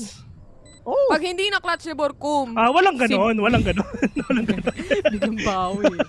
Natuto eh. May libre ka na nga sa aking bundle eh. Exit frag sa ata ang nais neto mga to. One. Bilang. One. Tinaas yung mga takot. Sayang. Takot! Sabi ni Borkum, it takes 3. It takes 3. 1v1 tayo sa mid. Ganon dapat. 1v1 sa mid, ganon. Ayain mo, bagong lobby, 1v1, ganon. Safe play na itong ONIC G right now. Kahit nakapasok si Monyet, di talaga sumusunod yung iba unless ma-clear out nila yung mga angles din eh. Tsaka itong wall din talaga inaantay nilang umangat for the rest of the team. Ito yung sayang kanina eh. Yung kill mula kay Elmemore. Nabulag na at lahat-lahat na ano lang talaga, na no scope. Tumama. One more round. Uy! Tinanggal agad lahat ng utilities mo. It's gonna be a B hit and it's gonna be fast. Monyet blazing and blazing as they get 2 kills on that Hunter's Fury mula kay Jesse Vash. Habang yung iba problemado pa rin. Elmemore was able to take out the kill on Jeremy. Elmemore goes down. One more on the back end. Monyet waiting patiently. Makikita pa rin ni Borkom. Still getting that headshot, getting the dink. At least na mababawasan niya yung HP dito. On the other hand, Severin on the side. Wits goes down. Vash was able to get a kill, pero hindi pa rin enough. 1v2. Clutch or kick, mga kakita. Joke lang, hindi kick. Clutch or kick. Joke lang. Grabe naman si Jesse. Ba't Pag isipin mo? na-clutch to, mamimigay ako ng battle pass. Ayan. Isa lang. Ako rin, mamimigay din ako ng isa. Pag na-clutch ni Dubstep to. Pag na-clutch ni Dubstep to, guys. Pag na-clutch ni Dubstep to, mga kaibigan, ito na. Ladies and gentlemen, Monyet, maganda ang ginagawa dito, Dubstep. Dubstep, i-clutch mo! Ay, hindi pa naman yung spike. Oo nga, no? Hindi pa. Bes! Ito na. Oh my God! Dubstep! One down! 1v1! Ito na siguro! Ito na! Yung battle pass nyo, mga kaibigan! Ito na! Mamimigay na ako ng battle pass! Ilagay nyo na ang Riot ID nyo! Kasi mamimigay na kami ng battle pass ngayon! Sayang! Sayang, guys! Sayang! May battle pass na sayang! Konti na lang, diba? Sayang. Pero winnable eh, no? Sayang din. Nakakuha pa siya ng Vandal kahit nga nung may Sheriff eh. Alam ko nang kaya niyang gawin yung ano eh. Kaya niya pang ma-retake. Sorry, sinabi ko. Hindi talaga tumama. Hindi kasi tumama yung shots kanina dun sa malayuan eh. Sorry na sabi ko, fracture pala yung mapa na to, guys. Sorry, please pala. Pero kakapatch lang kanina, pinalitan na rin nila. Fracture na rin to. Hindi niya lang alam. Kayo yung mali. Kayo yung mali, hindi ako. Operator shot, magko-connect ba? This is Dubstep. He gets one. Aalis lang at magre-reset. Pagdating sa kanyang positioning, si Jeremy na muna ang bahala. Tito, sagot ko na. Akong bahala sa'yo. Nakuha niya yung unang kill. Kaso nga lang, mapapabagsak siya dito ni Elmemore. Kaya naman with this operator, they are quite aware that they have that on the side of ONIC. Pero matinding flat na pala ang ginagawa ni Borkom. He takes one down already. Kasabay niya rin ata yung Sky dito para lang maikutan ng mga players ng ONIC. Napapalibutan na sila. Lumabas na kayo! This is right now. This is last player standing. This is the push right now for the players of Team Secret. Let me more. The only man remaining for the side of ONIC G. Oh my God! Eto na! Eto na, ladies and gentlemen! Hoy! Eto na, mga kaibigan! Rondo, ladies and gentlemen! Eto na! Diyos ko po, biglang hinampas ni Faceless Void, mga kaibigan. Kinrono yung isa. Yatapchi siya eh. Patay. Nasaksak na naman. Nagripuhan na naman. Just on the things. Hashtag just on the things. Post na agad yan ni Jesse Vash. Alam nyo naman, what is VCT kung walang gripuhan mula kay Jesse Vash? Siya lang naman ang mahilig gumawa niyan eh. Siya rin naman nagtuturo sa ibang mga sa ibang mga players dito. Tignan natin reaction nila. Diba? Wala silang reaction, men. Normal lang yun, normal. Hoy! Isihan nyo lang. Masyado na magamadali ito si Monyet eh. Si Monyet galit na galit. Gustong manakit. Grabe naman talaga. Pero magpaplanta sila ng spike. May Viper spike planted. Lahat na, binuhos nila, bes. Oo. makikita natin ngayon kung sino pa makakabali.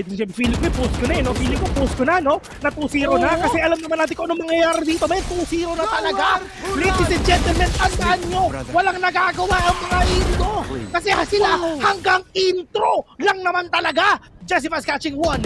3v3 right now. Witt's gonna fall down as well. Let me more. Super low. Pero the clock is ticking already. This is gonna be the players of Team Secret. Mga kating hindi pa natin sino mamatay. Pero nga mag-isa talaga.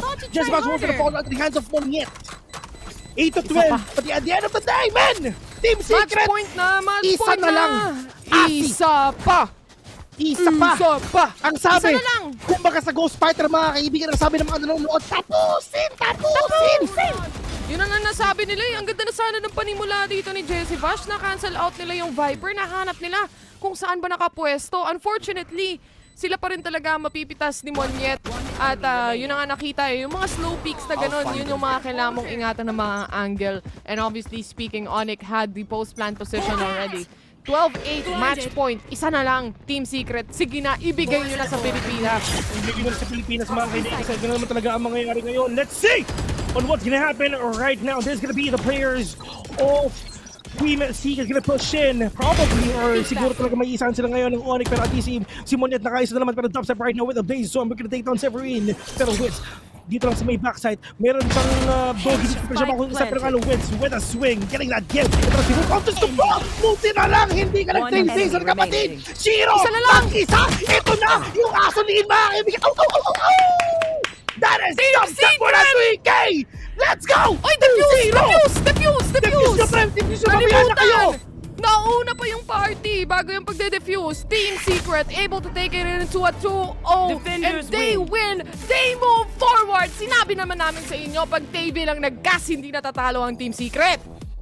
Tandaan nyo, ladies and gentlemen, na isusulat sa Vilbria 2-0 panalo ang Team Secret. Si Jessie Bash. Maambarin si Jessie Bash. Ano yun, pre? Tamang burkom juice lang din. At ito si Jeremy. Oo nga. Si Jeremy, tamang ano lang. Kagaya ko si Jessie Bash. Nasa Facebook lang. Kagaya ko si Jessie Bash. Yung mga tinginan na ganyan, parang ano yun, pre? Gumising kami para dito. Not worth it. So funny. Parang ganun na ginagawa nila, pare. And syempre, para sa side ng Team Secret, congratulations as you guys will move forward pagdating sa ating upper bracket at buhay na buhay pa rin ang Pilipinas pagdating dyan sa brackets natin and lalo na sa dream natin na pumunta of course sa Denmark para sa ating Masters. Road to Masters to, ladies and gents. At alam nyo na, congrats Team Secret, binasic, ONIC GG. Yun ang nasabi nila doon, Bes. Besiwap, pag tayo ang nag-cast, matik 2-0 na agad yan. Matik yan. 3 games. Naisusulat yan sa Vilbi, ladies and gentlemen. Chapter 6, verse 9, 2-0. Sobrang clear yan. Sa mga nanonood, guys, maraming salamat sa suporta. Kahit anong mangyari, ladies and gentlemen, pasok na tayo sa LCQ. Yan ang pinaka-importante. Yan ang magandang balita para sa ating lahat dito sa Filipino stream. Especially sa mga number 1 supporters ng Pinoy teams natin. No? Alam nyo naman dito, unbiased casting ang meron tayo. Salamat sa pakikisama. Syempre sa lahat ng viewers, sana nag-enjoy kayo manood ng Team Secret match natin at sa pagkakast namin ni Vil. Aside from that, syempre, we're gonna see Team Secret still on the upper bracket pero marami pang matches na kasunod after this one. Kaya iiwan na namin kayo sa kamay ni Ray Ray at Honey Glaze para sa last 2 remaining series of the day. For now, mamamaalam muna kami. Magbababay muna ang Tayville sa inyo, ang The Mods. We're gonna see you soon. We're just gonna go in a very short break. Don't go away because VCT Asia Pacific will be right back. Bye!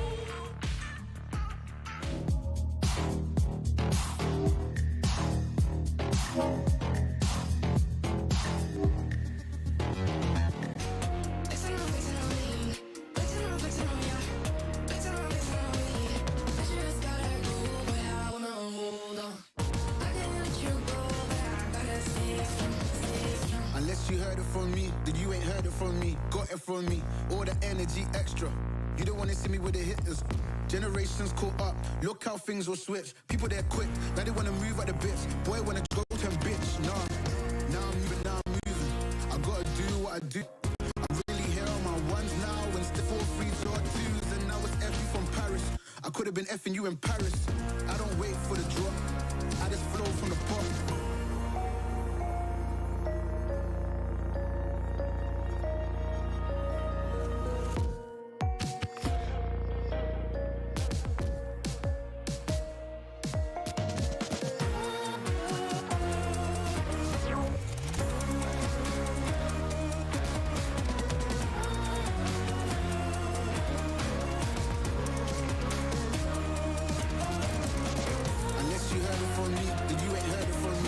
From me, all the energy extra.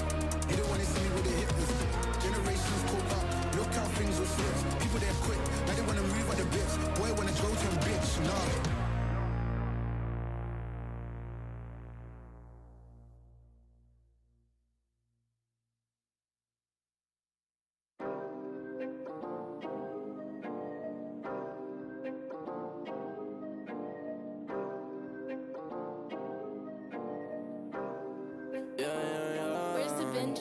Working a 9 to 5, I had to go and feed the gods. Nobody did it right, I had to show them how to grind. I had to beat the odds, this is the life I live for God. Taking a step at a time, we going up, we headed to Mars. Taking them chances, making decisions, you know I'm never gonna lie. Till you let go, I'm copying all them, who you gon' be inside. I cannot fake it, I gotta face it, I gotta do the time. You gotta wait, make for a great pay, make sure you're doing your job. Gotta deal with the patience, 200 every occasion. Going to different locations, how they got when I need some direction. Me and Vinci go up every session. Cook it up, yeah, you know it's no pressure. Yeah, you know how we do it, we all in. We can slow up and you never catch us. Working a 9 to 5, I had to go and feed the gods. Nobody did it right, I had to show them how to grind. I had to beat the odds, this is the life I live for God. Taking a step at a time, we going up, we headed to Mars. You know my slimes, they came from the bottom to top. Taking the finest, they tryna find us. Boy, I know you with the ops. We not the same, no, you can't compare me. I don't belong in the box. Don't try to play me, no, I'm not friendly. This is everything I got. Ain't no playing around this.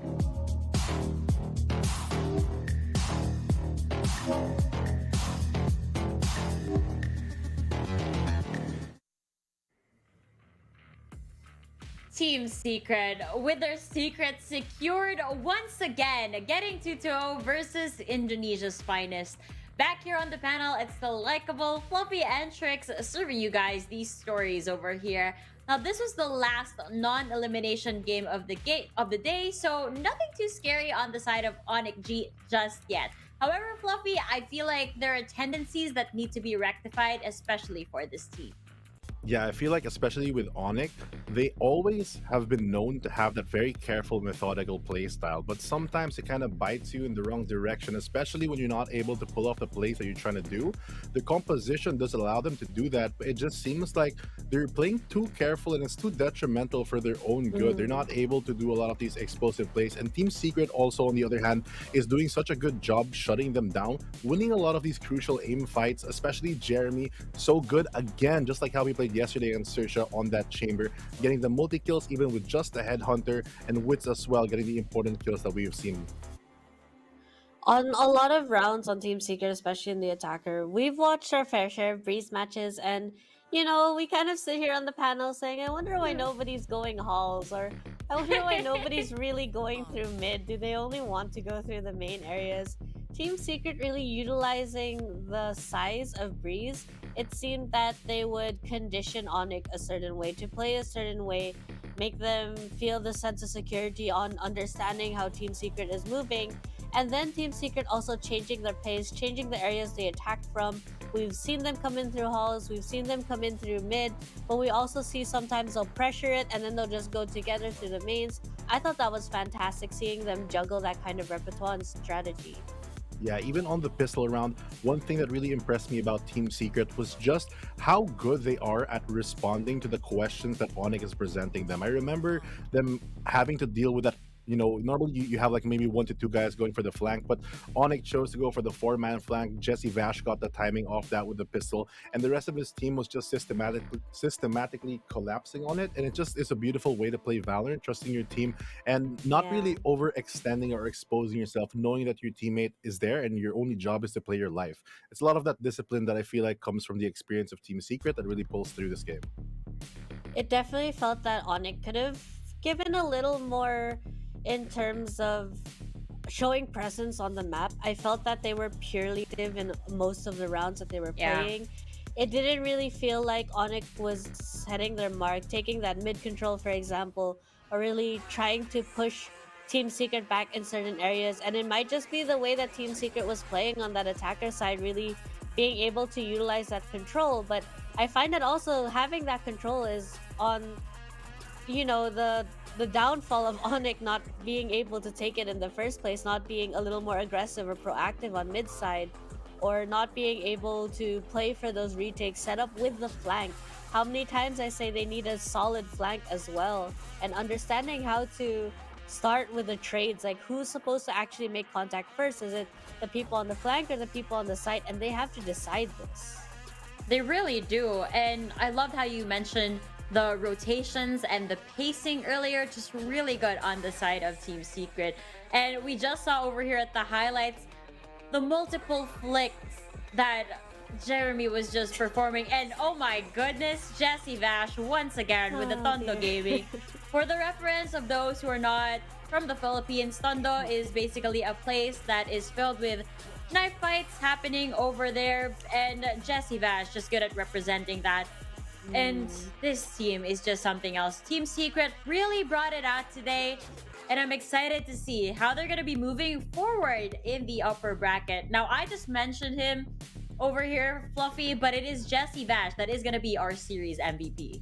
I mean, it's a well-deserved series MVP overall. He did play that Sova to perfection, in my opinion, especially on the second map. But even on the first map, we saw how his utility is just backs up his team so well on the entry, but also he utilizes his own aim and positioning to get multiple kills. We consistently see this initiator at the top of the leaderboards for his team for a very good reason.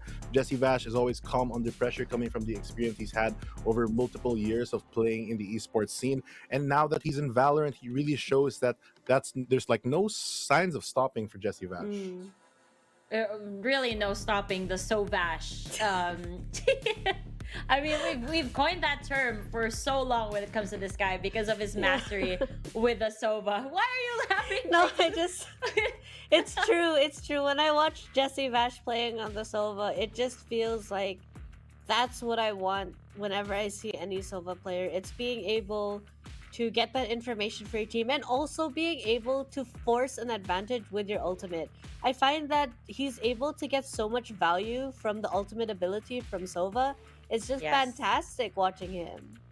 His absolute mastery of the agent just really goes to show whenever we go into these games.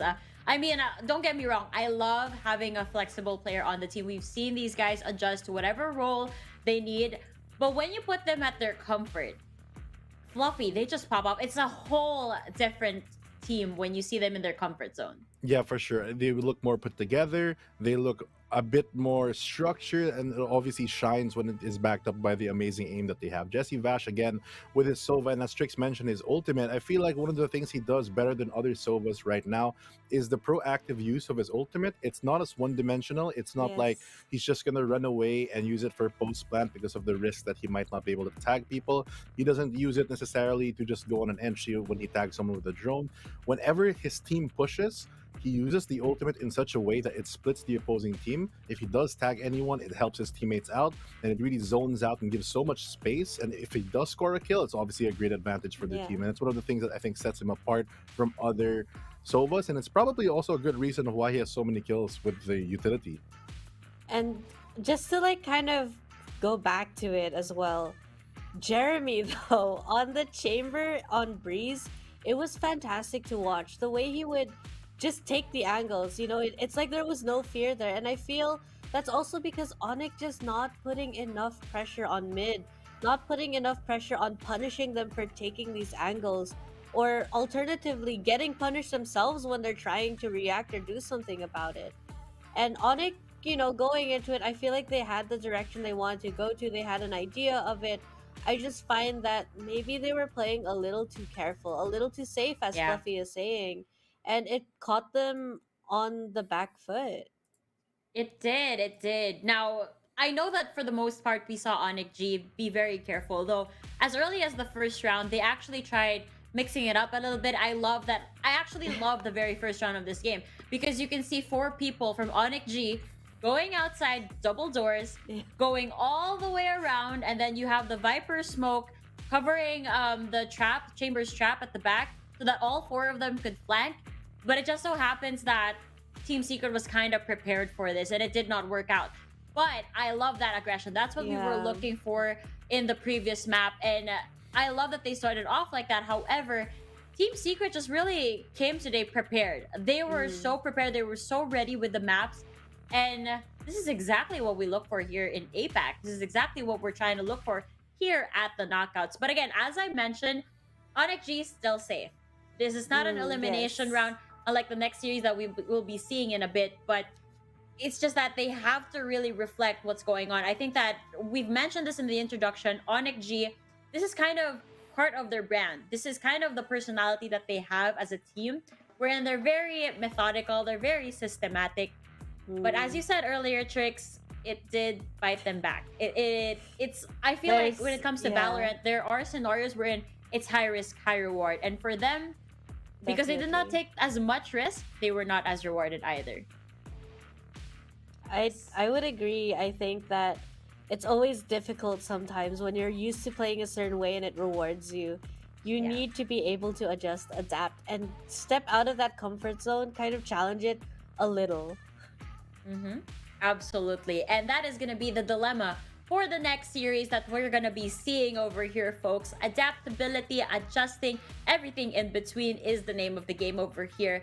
And, you know, I did say that the first team or the first 2 series, no eliminations. However, for this next series, you guys better watch out because one team, it will be the last time you get to see them here on APAC Stage 2. So keep your eyes peeled, especially because for the first team, they're known to be quite explosive throughout their run. They're unafraid to try new compositions and kind of challenge the meta from time to time. I mean, we've seen their double controller setups from time to time as well. But perhaps mastery and perfection is the next step for them. We'll have to wait and see, but they're the only ones that can answer all of these questions. So let us welcome Boom Esports. Alter Ego, rather. My apologies.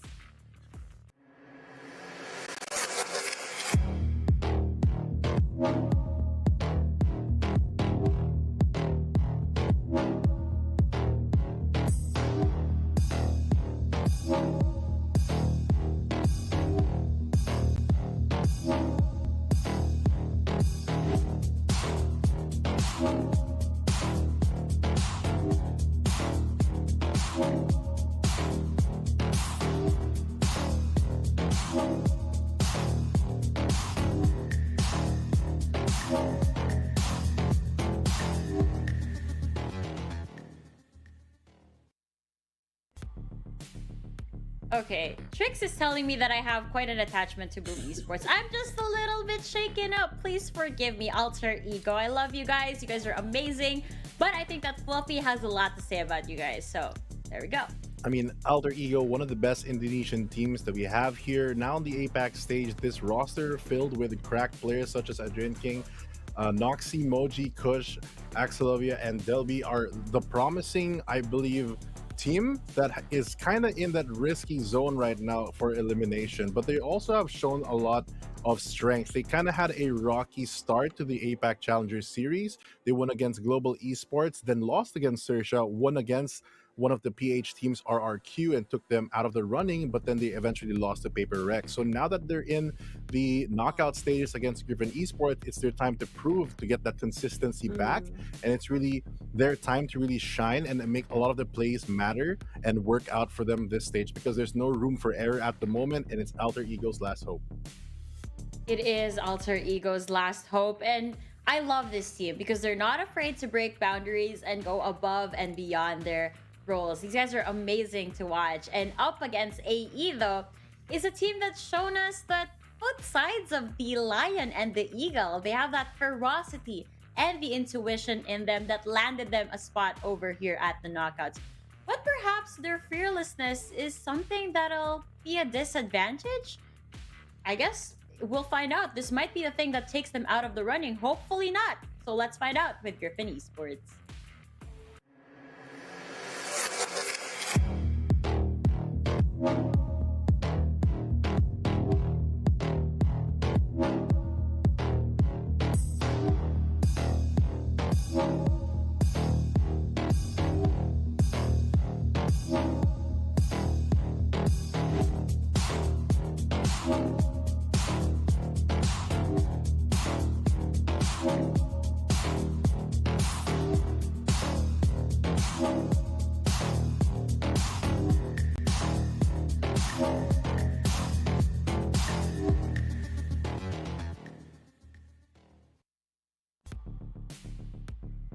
Tricks, here they are, the beautiful mythical creatures that we love to call Griffin Esports. We've got Feng3, Rainy, Qfat BB, Winner, and of course, YR Select. I find, Griffin Esports has been a team I said had a lot of growth, similar to Bleed. Although Griffin, on the other hand, seeming to feel a little lost last we saw them, but the amount of utility that they have, the amount of space that they can make, especially with Qfat BB alongside Winner, and just being able to play that explosiveness. I feel that's what I always love watching about them. They like to go explosive. They like to take that space that is not always typically taken. I remember there was one time on an Ascent match, they took all the way to defender spawn, and they rotated actually from defender spawn to the next side. And that's not a strategy we typically see on a lot of teams coming into APAC Stage 2. So I am looking forward to seeing Griffin Esports play. I am wondering, however, if Alter Egos has done their homework and will find Feng3 in the spots that he always likes to play on and punish him accordingly. Because we have seen him get away with pretty cheeky things. And I feel it's, because they just know when to go into those positions. They give the kind of information that they're not there. They end up being there anyway. So I'm wondering if Alter Ego is going to pick up on that. I wonder that too. I mean, especially on Ascent, you kind of have to check every corner when it comes to Feng3, or else you're going to be caught off guard. But there are other really star-studded players over here, and we're going to be meeting them as we head on over to our head-to-head. So let's take a look who the featured players are going to be between Alter Ego and Griffin Esports.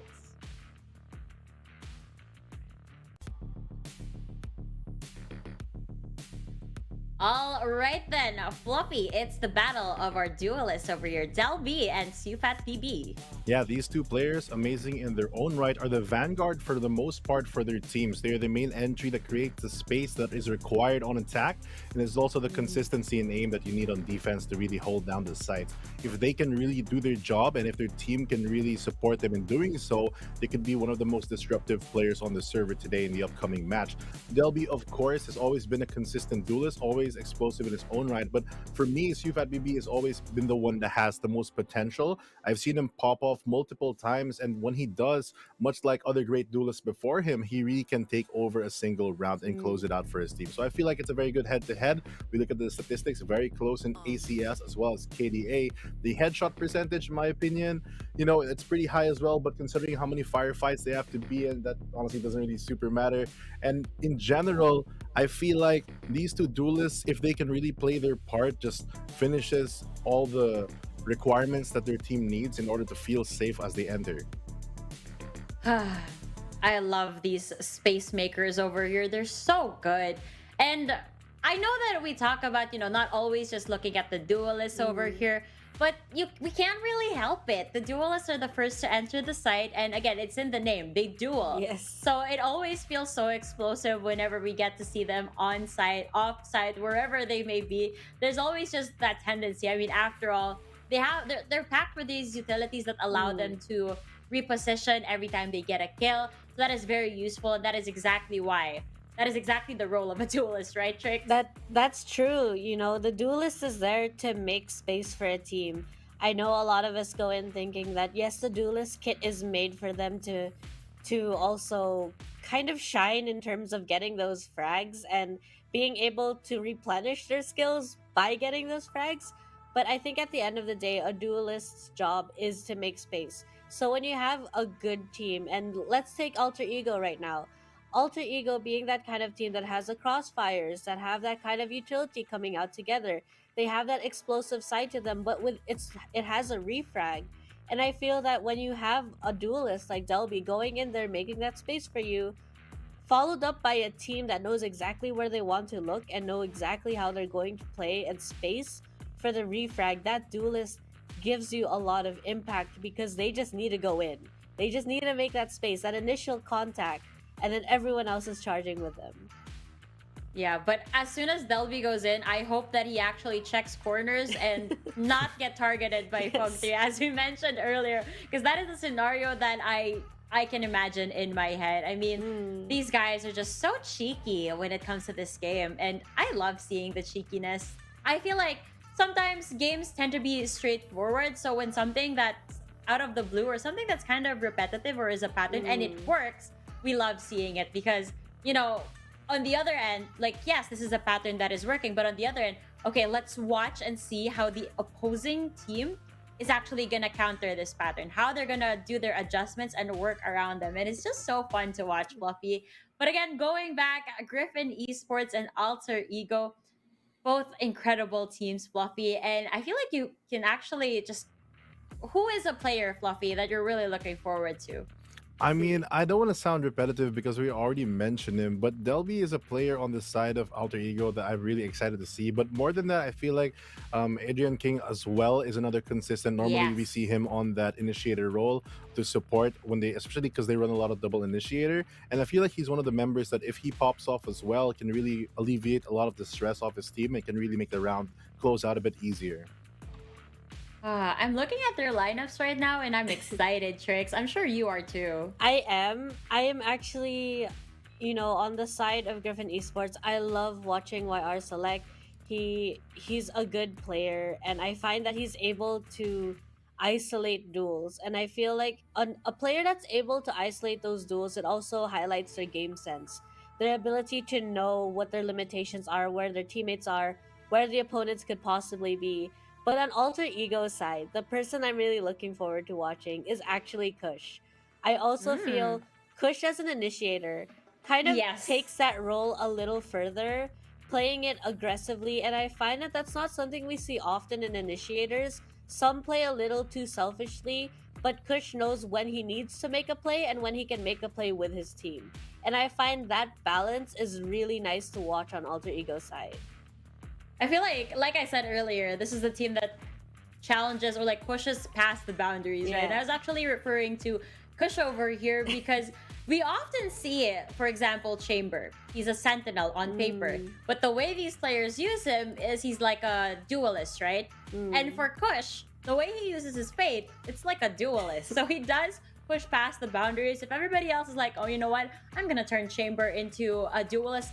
For him, I'm gonna turn Fate into a duelist, and it works out for him in the end. I love his wise use of the utility, not only for himself, but also for the rest of his team. And he's also really good on that Sova. I wonder though, you know, I wish that there was like a tier list of the Sovas out here because they're so big brain. They really are. And I can say that with pure confidence because the two panelists that I have with me right now are actually seasoned Sova users as well. And they know what they're talking about when they actually praise the Sova. Look at Fluffy. Fluffy, you're smiling right now. What's in your head?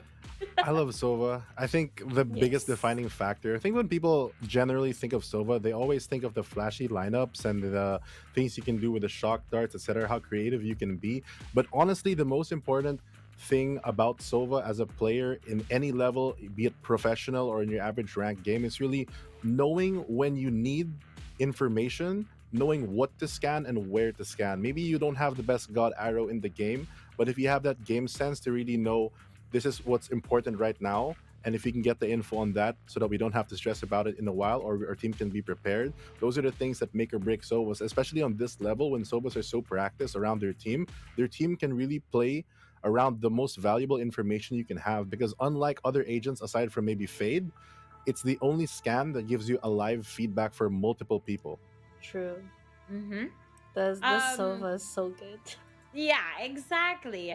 Now, I'm looking at these two teams, right? And this is my personal opinion, but I do feel like going into this, Griffin Esports is kind of like the underdog. You guys could have a totally different opinion than I do. However, Trix, I wanted to ask you, what are the tendencies that Griffin Esports should watch out for or should be careful of not doing, especially up against Alter Ego, quite a seasoned team? I think in terms of Griffin Esports, they are good on the aggression. They are able to set up for that, but I find that they are lacking in terms of retake potential. we've seen it in multiple maps that they've played, where when the retake comes in, there's usually a player or two that are a little overextended, and it's like this domino effect where one goes down, the other goes down, and then the retake is falling apart because they can't get into the site, they don't have the utility, and it's kind of panic-inducing. Yeah, I think I have to agree with Trix there. It's very important to have that quality because, in my opinion, a team like Alter Ego is actually one of the most disruptive teams that I found in the APAC stage. Back when I was coaching Oasis Gaming, we actually had a strategy which we called Alter Ego, which was when you go and interrupt someone's plant or defuse mid when they take the site. So instead of waiting for them to fully take it, you would go and try to interrupt it to try to get a timing, because this team specifically has always had the ability to pick people off when they least expect it. And if you combine that with their controlled aggression, they can really take space and take control of a lot of rounds. Thinking right now, Fluffy, you know, we're gonna be headed over to our map vetoes rather right now. But as we do so, can you share with us what your alter ego might be? You know, we talk about superheroes having their alter ego. I wonder what Fluffy's alter ego is. I have no idea what my superpower would be. It's probably something cool like Neon's ability. At least I don't have to pay for my bills. Maybe, or like getting a girlfriend could be considered a superpower, Fluffy. Maybe apparently it's a lot time of to people get it. have that superpower, surprisingly. Oh, cool. What about you? Maybe one day I'll have my moment. But speaking of moments, we do have Breeze as the first map going to be taken out here on the map veto. I'm not actually surprised that AE chose to ban this. They haven't really played this to the best ability. They lost when they tried it out in the Indonesia Stage 2 Challengers, and here they haven't even played it on the APAC stage even once. So they must have either issues with the map or lack of practice. But on the other hand, as a response, Griffin does remove out Fracture, a very complicated map. So it looks like we're sticking back to the basics here as we move on to Bind. We're gonna be moving over to Bind. I think that alter ego really good on the Bind. High win percentage. And again, this is the map that we saw Kush with that duelist fade. Plus, I know for a fact, Trix, that they run the Fade and Sky combo. So I'm gonna say it before you do. However, on the side of Griffin Esports, I do believe that they were the team that pulled out the Yoru Fade, which Tash was talking about last time. So interesting read that we might see into Bind. I think also, you know, Griffin playing that Yoru not really one-dimensionally, which we've seen a lot of teams do, which is fantastic. And then moving over to Split, which is actually Griffin's decision. I think they have shown that they have a good split. And Alter Ego a little shaky, I would say, on that map. I'm not really sure, because it doesn't really fit Alter Ego's style, in my opinion. There's a lot that they have to pay attention to. But we do have Haven banned out, we have Ascent banned out as well from Griffin, and the decider being Icebox. I find that, you know, on those larger maps, we have mentioned before, Griffin Esports does a good job in terms of getting those picks because of their aim. But Alter Ego on the other side has this way of playing together, this synergy on executing the sites. And I find that it's going to be so important on all of these maps. And I'm wondering how Alter Ego is going to push back Griffin in terms of the split map, because they are starting on defense. Same. I mean, I told this, was it yesterday or earlier? Wow, I'm already confused by the dates. But split is something that I look forward to seeing nowadays. I know that Bind is there, I'm pretty happy, but I'm more than excited to see split. Probably because you won't be seeing a lot of it in the future, but also, as I've mentioned before, these teams really pull out some surprising series results based off of split. I mean, Paper Rex and Bleed earlier. Bleed did not let go of split. And it's just so fun to watch. So, Alter Ego, Griffin Esports going into split later, that's gonna be so much fun. And I think that among all of these maps, Split has one of the maps that has the most lurk potential. Probably because it's a little bit smaller compared to the other maps, I would say. But we always see that. And both of these teams are known to kind of pull out that Cypher as well. So you already see where they're going with this, right? Fluffy, whenever you pull out the Cypher, there's bound to be some lurking happening. Yeah, especially on a map like Split, if you do choose to bring out the Cypher, it's such an invaluable pick because you always have like the literal vision that you can constantly have on a site and leave that alone. You can always use that information to make sure that since there's no one there, you can tell your whole team to stack somewhere else, and it creates a very, very different dynamic once you have multiple people stacked on a certain site. And especially the thing about Cypher that I feel like a lot of people people look over is that if you do set up your traps in a way to get kill traps, when someone hits the trip, you pop your cage and you can just go through the spray. It's a very good and clean way to stop a lot of these fast executes, because if you don't have a good way to remove it, it's one of the best sentinel tools you can have in a lineup. I love that you said it that way, because best sentinel tools, that's exactly what these teams need. So you got to be really careful with these setups, with all of the traps, and just watch your back, because you never know, somebody might pull a Jesse Vash on you. But hey, I think that it's just about time for us to move on to our very dreaded predictions.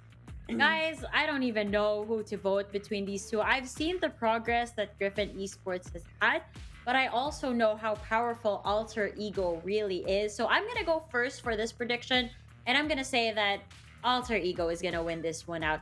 What about you, Fluffy? I'd have to agree with you. I think that Alter Ego, though they have that roller coaster start for at least this APAC, I think they still have the potential over Griffin Esports to really take it this game. And with the map pools that were given, I'd have to also go with that team.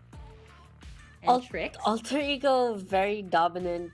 And Griffin Esports, although yes, a lot of growth and fantastic to see, I'm just not sure that it would be enough to take down a team like Alter Ego. So I do think AE can close the series.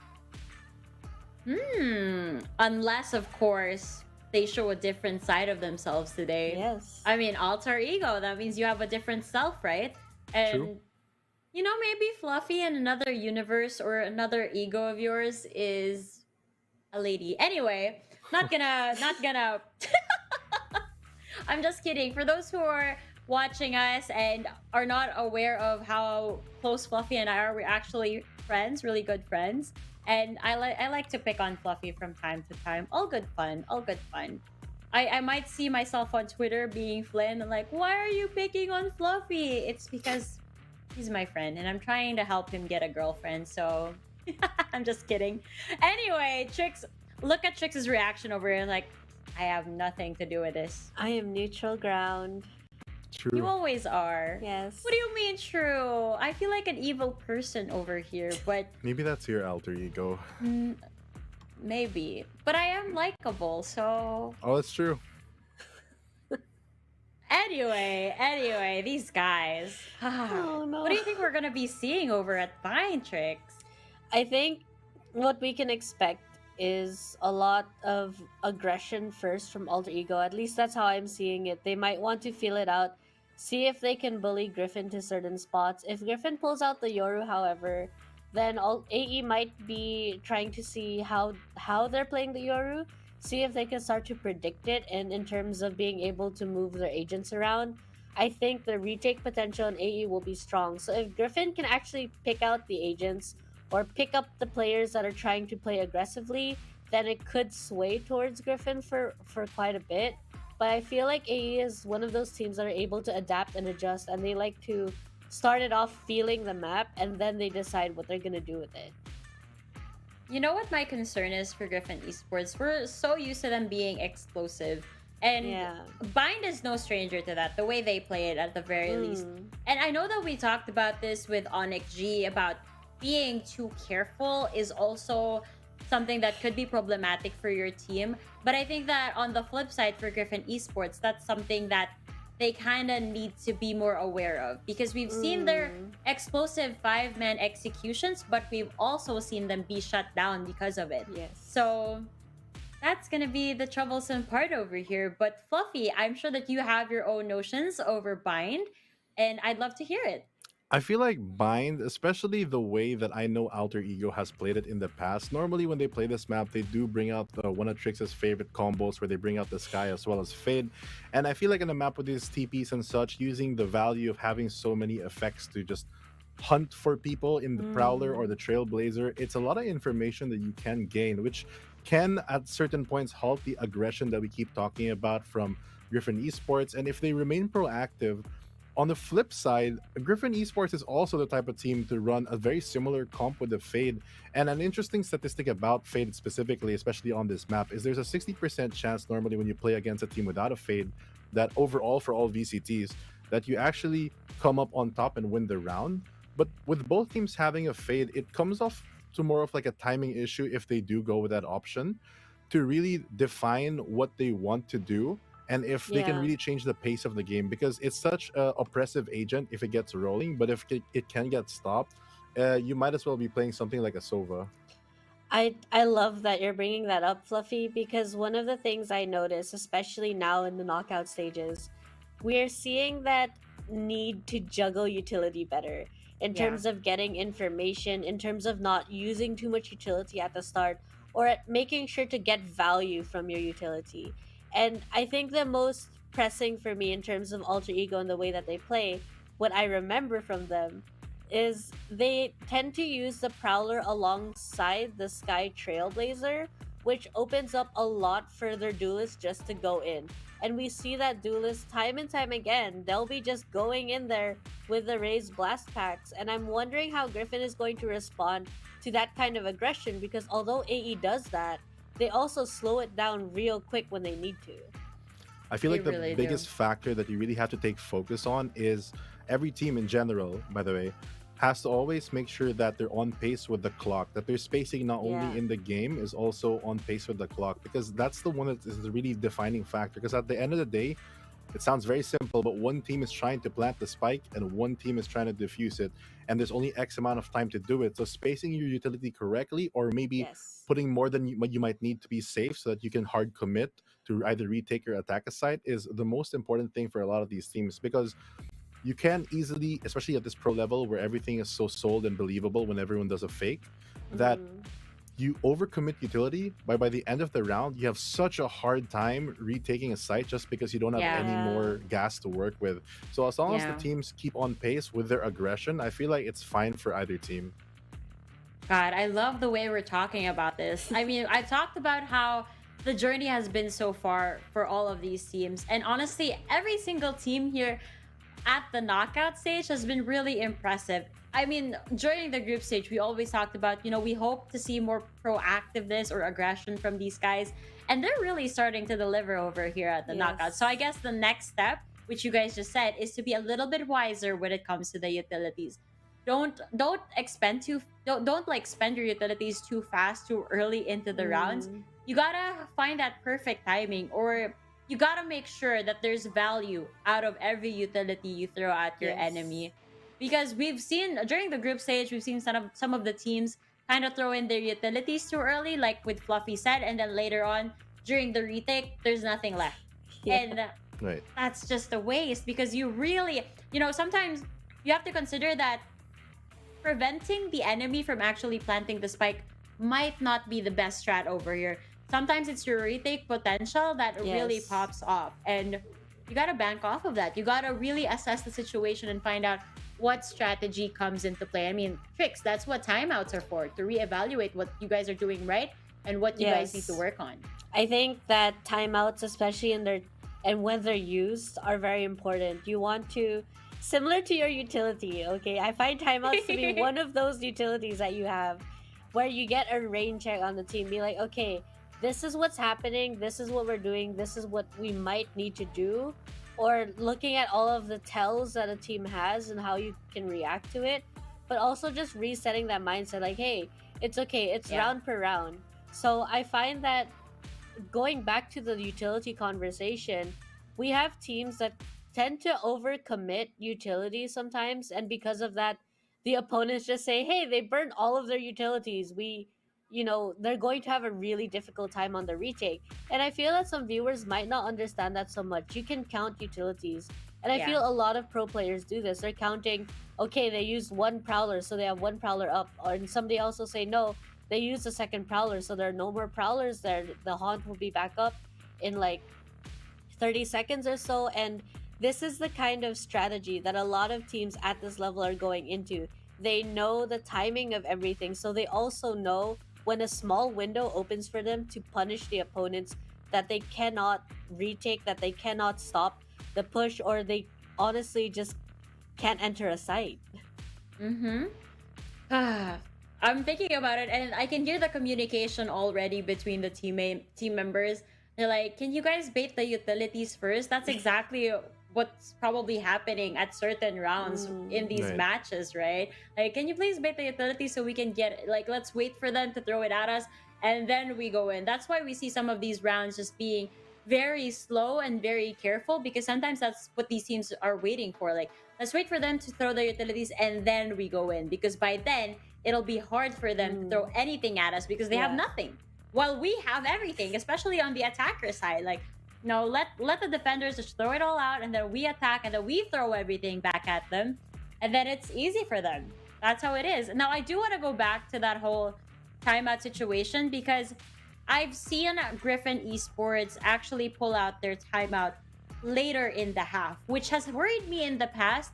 But then Raph was actually the one who pointed this out to me, that sometimes, I'm sure that you guys can relate with your coaching experiences of the past as well, sometimes it gets a little bit too late for these teams to have that, like, eureka moment wherein, you know, they go through several rounds not figuring out what actually went wrong. So sometimes the timeout calls pretty late. I could be wrong, but I think, Fluffy, since you know the insides of this, you could share some insight. Well, when we're talking about attack pause in general, one of the things, there are like a lot of factors that go into it, right? Normally, you'd see a lot of teams do it when they're kind of on the back foot, when they're losing a bit, when they have to readjust. Some teams, especially when they're on the lead and the half's about to end, for example, they'll use it just to make sure that they have time or to cut momentum.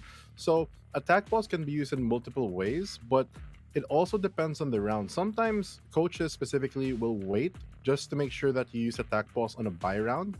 And some teams have a prepared strategy where they will attack pause just to do something on an eco to make a play. There is a sort of mental game that happens when you attack pause, because obviously everyone knows that there's attack pause going on. You're literally paused. So the opposing team is also thinking, what are you going to do? And they might also use the time to adjust their setup. So it goes kind of both ways, which is why sometimes I feel like it's a bit awkward to use. Sometimes your team is doing so well also that you just don't want to cut your own team's momentum by going into attack pause. Or maybe you really need to say something to your team right now, but they don't have the economy to back up your strategy anyway. So it's its own game in its own way, but a lot of the top teams can really use it, because we always see teams who, after they go into attack pause, they just completely look like a different team. It seems like they've figured everything out. And if, you know, the big brains in both of these teams can really mesh together, I feel like it can be the game-changing factor in a lot of these games. That's very interesting. I never really thought of it in that light. I mean, you gave out so much insight over here. We have multiple scenarios of why you call in the attack pause, right? And it's just so fascinating. But I'm not exactly sure what the setup is for either of these teams.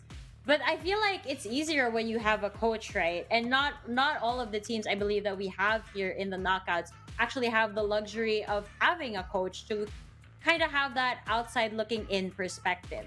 So I am curious, with that kind of composition of a team, how do they figure it out? How do they go through the motions and say, you know what, I think that this is what we actually are doing wrong? Because I feel like when you have an analyst or a coach on your team, it's a lot easier to pinpoint the mistakes, right? But what happens if it's just you and your teammates? What happens then, Trix? If it's just you and your teammates, it's just a matter of calling attack pause and saying, okay, so what do you guys know? Because everyone has a different perspective on the game. Everybody is playing in different roles, different agents, different areas. Sometimes they're taking control of somewhere else.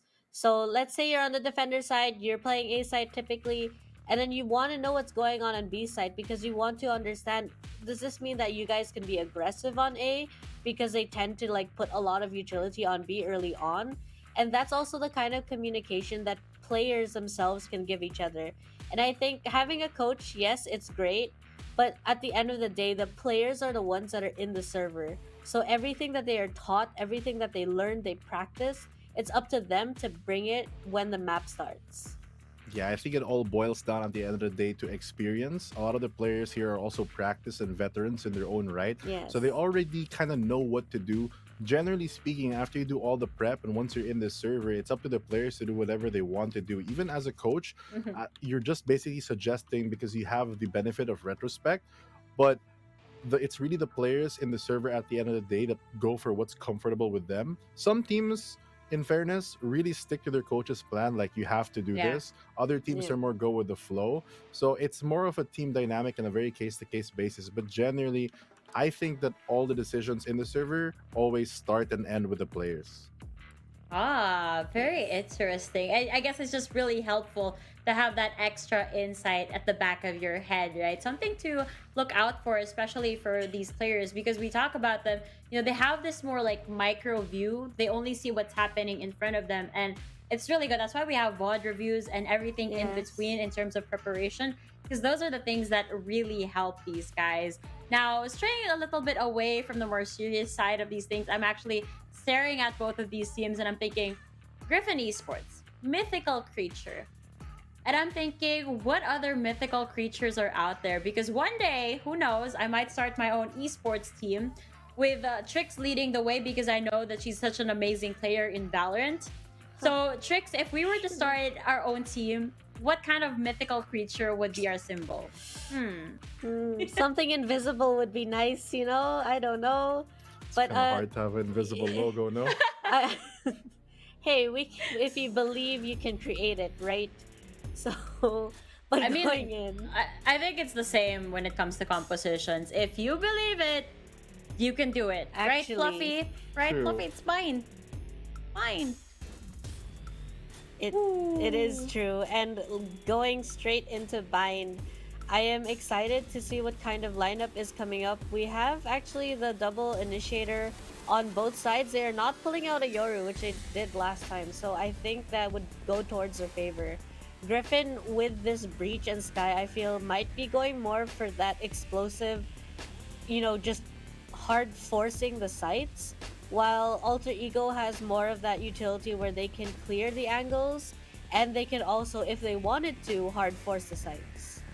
For me, the thing that's really interesting that stands out, especially for Griffin Esports, is the fact that they're playing Sage. A lot of people, you know, kind of think that Sage is maybe a little slow on the meta side, but it does provide you with very unique utility. The wall itself is a very useful tool that is not non-ultimate. You can have it almost every round.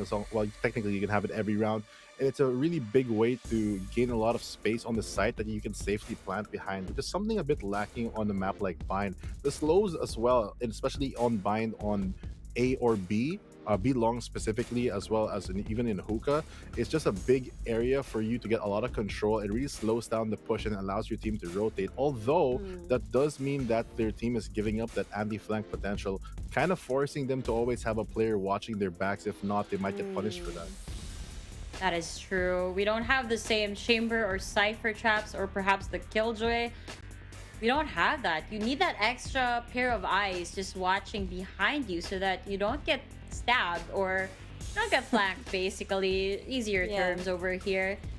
But yes, Bind, very, very special. I love this map, but in all honesty, I feel like for Rap's eyes, this is like character development and me saying that I'm actually looking forward to map number 2, which is Split. But needless to say, I'm also looking forward to the first map over here. So guys, no more dawdling around. It's time for game number 1 of the 3rd series. Remember, one of these teams could be knocked out of the competition. Hence why it's called the Knockouts. So with that, guys, game 1 is up. It is Griffin Esports versus Alter Ego.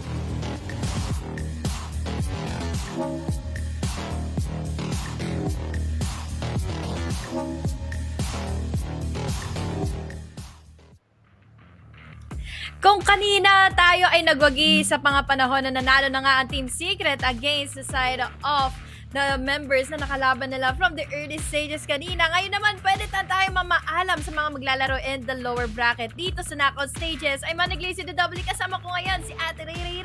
Kamusta ka? Kamusta naman yung pagwawagi natin kanina? Siyempre, masayang-masaya ako. Pero ngayon, magpo-focus muna tayo sa podcast natin, no? Kasi itong mga last 2 matches natin ay filler matches na lang. Pero sa kanilang region, siyempre, importante to. Pero sa atin, wala naman na talaga tayong pakialam kung sino mananalo dito. Kasi importante, bukas na match ng Team Secret against Paper X. So, abangan nyo, third series yun. So, technically, on an average, 5 p.m. ang start. Pero to Griffin versus Alter Ego, kahit sino naman manalo dito eh. Basta 2-0, okay lang sa akin. Parang mga nag-audition na lang sila bago nila makalaban yung Team Secret. Tapos kung sino man mananalo sa next match, which is going to be ang Xerxia versus ang Boom Esports. Di ba nakakatawa? Kasi kahit anong gawin ng mga Indo teams, matatanggal sila. Kahit 3 rep lahat na lower bracket. Ano ba naman yan? Sa atin nga, isa na nga lang yung representative natin, pupunta pa ng Copenhagen. Galingan naman nila. Okay? Alam mo, kaya ako, tignan mo, lahat ng mga sinabi kong mananalo, naging part ng top 10 nasa lower bracket. 2/3. ONIC tsaka Xerxia. Sabi sa inyo, kaya ayoko mag-predict ng PH team. Tapos sisisihin nyo ako. O, diba? Buti na lang, hindi sila na-curse. Pero ngayon, itong Alter Ego, palaban to. Pero gusto ko manalo. Lang. Diba? Ang galing nila. Si Winner, tsaka si Rainy. Kapag may teammate ka, pangalan winner, syempre everyday winner talaga yan. Ang ganda pa ng bootcamp. Nakita ko yung aesthetic si CEO Fat Baby eh. Oo nga nakita ko nga rin yun, nakakaingit no. Dapat yun na yung maging buff nila dito. So, most likely yun ang kailangan na panghawakan dito na ngayon ng Griffin. But Soy Fat Baby dito, sneaky and steady lang dito, nag-aabang and the smoke ng book. Matadali nga ngayon. Dito sa Australia, okay lang daw kahit matayin off siya. Dahil Noxy dito nakakuha na nga ng isa. It's so down to a 2v4 scenario. Paano pa kaya dito maglaro na maigi ang Alter Ego, lalo na't mapag-finish out na kagad sila dito. The winner finishing things off with their pistol round dito sa first half. That's it. Griffin Esports wins this pistol round. Masyado pang maaga para sabihin natin na sobrang successful nga. Kasi usually they're having a hard time. Yeah.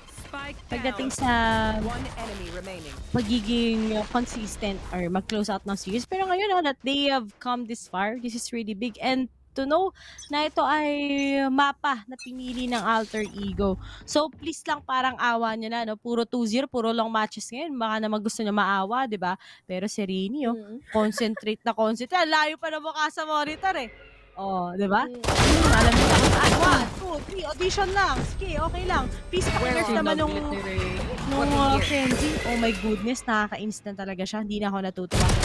Pero susunod na naman kagad si Noxy. Patamain mo naman kay CEO Fat BB.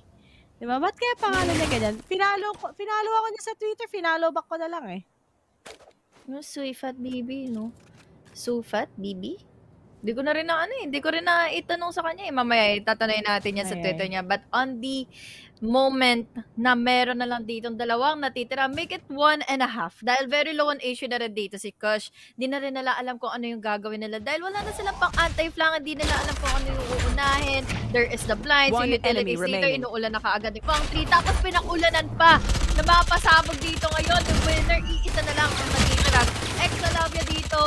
Mukhang mandadali pa nga ni Swift at BB. Pero on the other hand, dito pala din manggagaling yung kanyang kamatayan dahil sila YR Select ay nanggaling ng TP. That is the clearing of the 2-0 na. Kaagad ngayon na Griffin. At chillax lang ang mga taga Griffin Esports this time. Ang ganda nilang composition ng Alter Ego at the same time. But para sa teams, sobrang invested din talaga sila pagdating sa kanilang defending. Pero looking at Griffin, they have the slow orb. They have the concuss. They also have the molly. Compared dito sa Alter Ego na may fade sila. And yes, may sky sila. Pero pagdating sa huge crowd controls, tingin ko kasi kay Kush kayang iwasan ng mga taga-Griffin.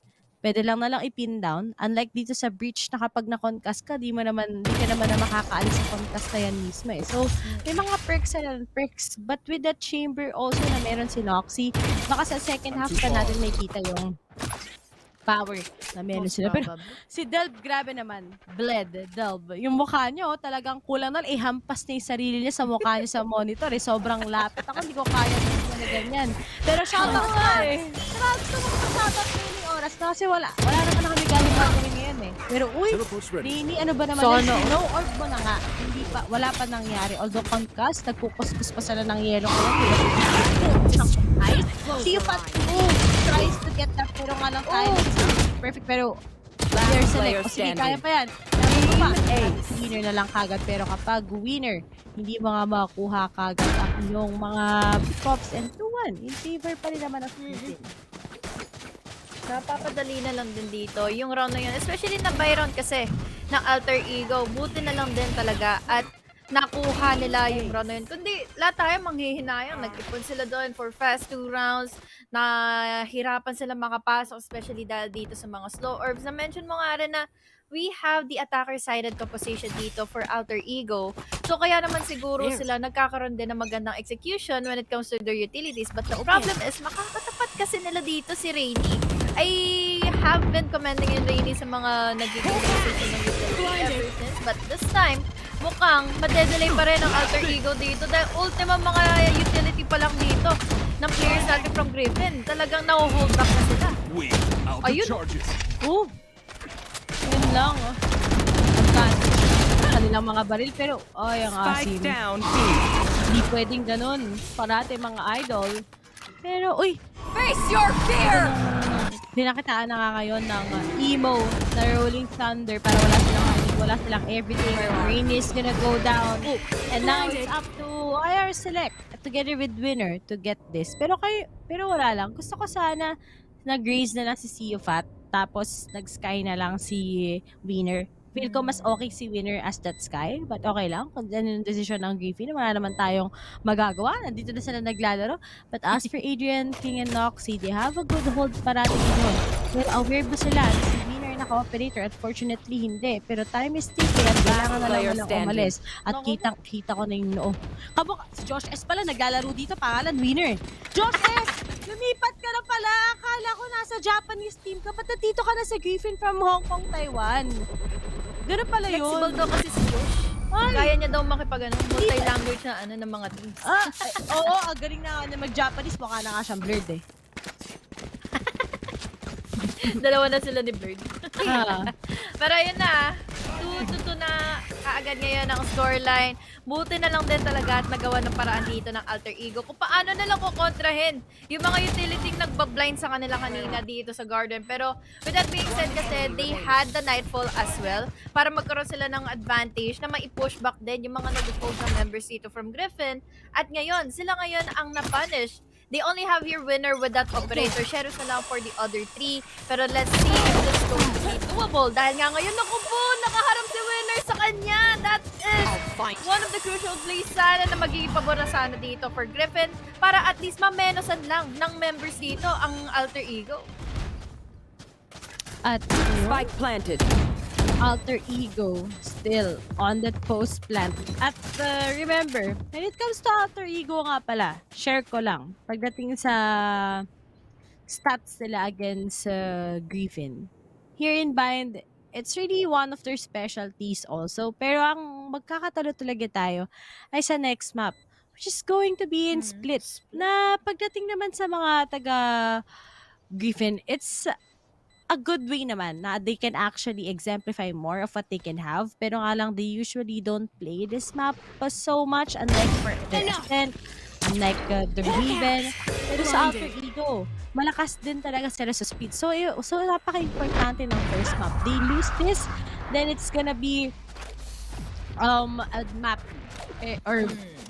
most probably. Pero kung hindi, talagang makakapitalize sila tong first map na to. Dahil ang layo na stats nila, 40% ang win rate ng Griffin sa mapang to. In short, hindi talaga sila palong-palo. While Alter Ego, they have a 75%. This is actually their best map sa nakita natin so far sa mga matches nila. So, kung nanalo nga sila ngayon, malamang 2-0 talaga ang may kita natin. Maganda daw pa para sa'yo, Honey Glaze, ang latest skin. Ako, hindi.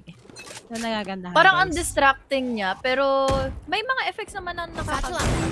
Flashy. Kung kung susponsoran nyo kami ni Ate Rayray ng pang-skin, maganda na siya. Ganun na kadali yun. Kung relieve nyo kami, bakit hindi? Gusto ka na pala siya. Ganun lang kadali kaming kausap ni Rayray. But this time, madali nga bang makikapag-usap ngayon ang Griffin against Alter Ego na makuha nila yung 2-0. Since ngayon, they're just holding back. One member na kasi ang tumumba ngayon for Alter Ego, so they're buying some time or talagang inaantay nila dito yung mga usage nila of utilities dahil Laser ginamit na kagad ni Adrian King. There's also the Prowler, may ipit na isa pero hindi sila makakaligtas dito sa wide swing ni Griffin. Select takes on 2. But they already have here one member stuck into this corner. Naku po, makakapag-plant pa ka dito ng spike si Xerxia. Mauna niya naman dito si Winner tumumba sa kanyang mga kamay. But the problem is with the flying, may ipit pa rin siya dito against the YR Select, and that is the 3 game na makukuha na ngayon ni Griffin. 3-3. Talagang neck to neck ang battle ang nagiging laro natin ngayon. Kaya nga talagang neck to neck, ikaw ba naman nandito sa teammate mo si Josh S eh. Tapos duelist na siya, di ba? Kawi. Si Josh S, shoutout nga pala sa'yo, Josh. Di mo pa araw ngayon eh, hindi pa natutuan. Pero ang tanong lang talaga, natutulog ba ang Josh? Siyempre, hindi natin alam kung natutulog ba ang Josh or hindi. Hindi ko tuloy na-try yung line na yun. Balik ka na, Josh. Next time, babalik ka na ba dito sa Pinas, Josh? Miss ka na namin. Enjoy dyan sa Tokyo, ha? Pero kaya si Coach, habang kung timing niya to, pero dalawa pala nakaswing sa kanya, binate lang yung pagkuha. Ginagawa ko yan minsan eh, pero nga lang, hindi nabibate yung mga kalaban ko. Pero, Sea of Fat, BB, ay makakatunggali na nga kagad ang mga kanyang kalaban pero mukhang iniwasan na din kagad ng Alter Ego to actually battle it out sa may B-long. Instead, they might be committing here in A, knowing na nakakuha nga sila ng pick-off at against Winner. Pero magandang angle ni Rain. Talaga di siya gumagalaw. Pero muntik na. Face your fear! Tries to get them pero meron na nga kagad na Nightfall mula push. Pero nga lang, bakit naging push nila? Dahil nga, sa slow orb, dahil connected lahat ng utilities ng deny them. But then, pagdating pa lang sa tutok, maganda ata yung kahit ingay-ingay. Parang mage pack na ewan. Adrian King na lang, together with Noxia na tignan. Pubulagain na kaagad sila ngayon ni Adrian King, but Fongti already low on HP. Meron siyang Rolling Thunder at gagamitin niya kaagad yun. Noxie, on the other hand, is already pinned down all the way from Lance. But the problem is, meron pa siyang Aftershock. Tingnan natin kung mag-Y6 siya dito. Si Noxie, inaabangan na nga siya. Pero the problem is, mas healthy ngayon si Noxie laban sa kanya. Pero, nagkakaturbuhan. Kalma lang. 4-3 pa lang naman ang score. Isa lang ang lamang ng Alter Ego. Tumuturbo ka agad. Wala pa naman ang Alter Ego. Pag kayo nabati niya, Griffin, natalo ka ng 2-0, tatawa talaga ako. Pero, basic. Alam mo, parang Sentinel of Light yung tunog ng bagong bundle. Pero hindi talaga ako mas gusto ko medyo simple lang eh. Parang River, pero medyo hindi talaga siya sobrang prime. Yung maganda yung mga reload talaga. Pero sa River kasi iba yung reload niya. Pero, bilis Bilis wala pa. Di pa kami nagkakastig na mo. Yung mukha talaga ni Delbo. Si Kush ka nauna lang ano shampoo mo? Dikit na dikit lap trip eh. Satchel out. At, satchel in, satchel out. Mas magaling pa si Super MJ dito mag-raise eh. Joke lang. Sure ka. Nagandang bash. Wala ba silang kalaban na planted. Wala naman sila kalaban na Pinoy team. Pero nambabash. Binabash mo pa rin. Binabash pa rin. Lap trip. Pero, guys, kung gusto niyo magpa-shoutout ngayon yung oras at kung gusto niyo naman magtanong sa amin ni Honey Glaze, gawin natin bakit hindi? Dikit na kasi ito. Boom! Next, sino pa mag-audition sa harapan ni Noxie? Tapos ito, patay ito si Sea of Fat. Silipin mo! Silipin mo! Binit lang yung ibon. Pero hahabulin na kagad ito. Mahirap kalabanin yan. Tigas ng mukha doon sa loob ng monitor mo. Kulang na lang, i-ano mo eh. Uy! Dinireview! Hala! Uy! Last player standing. Yun, kala ko makuha pa. Sayang, niline-upan eh. Pero pa si CF. Boom! Ay, sayang. May nakita. Tama na. 3-5. 2 rounds up ahead ang Alter Ego. Guys, iniisihan lang namin Medyo... Medyo na lang yung main event, guys. Tapos na yung main event eh. Ato, ask ko lang sino mas pogi, si Monyet o si Dubstep? Si Dubstep. Dubstep? Guys, tatanungin pa ba yun? Grabe naman Tinatanong kayo. pa ba yan? Napaka-pogi ni Dubstep. Mukha pa lang, artista na. Oo. Pogi niya ni... Dubstep, idol ko nga yan eh. Yan. Mapabait Ito na, tao yan. 3-5 na yung scoreline natin ngayon. Lamang na ng dalawa. Dito, yung Alter Ego, magtutuloy-tuloy nga ba? Yun ang katanungan dahil syempre, baka mabuluhan din sila dito ng Griffin. Byron na ito, nakita natin kanina, nag-e-evas lang naman para evas ang players natin ngayon. From the side of Griffin, they have winner with that operator. Meron pa siyang showstopper na pwede ngang ikasa. Kaya dahan-dahan din ang Alter Ego ditong gumapang inside the site. Dahil wala pa silang ka-idea kung nasaan si winner. May showstopper si winner. So once na makarinig siya ng kahit na tumatakbong mga players dito, mga langgam dito from Alter Ego, magigigi talaga sila dahil nakaabang na siya. Nakaabang na siya mag-TP all the way from going into hookah para ma-activate niya yung ultimate niya. But the problem is, Alter Ego dito sa bilong manggagaling. The smoke's already in. The slows is already there. Nandito naman din yung orbital strike to clear out that angle. Wala muna makakapasok dahil si Xerxia ay makakakuha na nga ng isa. Down si Adrian King. But on the other hand, players from the side of Alter Ego was able to quickly TP away from casualty. And now, will this be an opening for them? Dahil hindi silang pinagbigyan kaagad dito, winner. We have the orbital strike as well. But the problem is hindi siya naging ready. Winner goes in for the kill. 4v1. Delve na lang ang natitira. Pero ano pang gagawin mo? Kung may kakasa na nga ni winner yung operator niya. 3K for this guy. 4-5 is our scoreline. Hindi naman sama for Griffin Esports. Ang slow ng mga plays nila dito sa bind. Sobrang ako yung nalolo ka mismo. Parang, I think it's really interesting to see na dikit din talaga ang skill level ng Griffin. Looks like this is how they improve so far. And looking at it, may mga amazing playstyle sila na it really focuses not just on the teamwork pero yung individuality ng mga players nila. Although hindi siya parating effective, syempre. Kaso nga lang sa Alter Ego, parang na-desync sila. Napansin ko lang guys, na ever since pumasok sila ng playoffs, ibang Alter Ego yung nakita ko. Although it was a close match between them and PaperX ba? Yeah, PaperX. PaperX.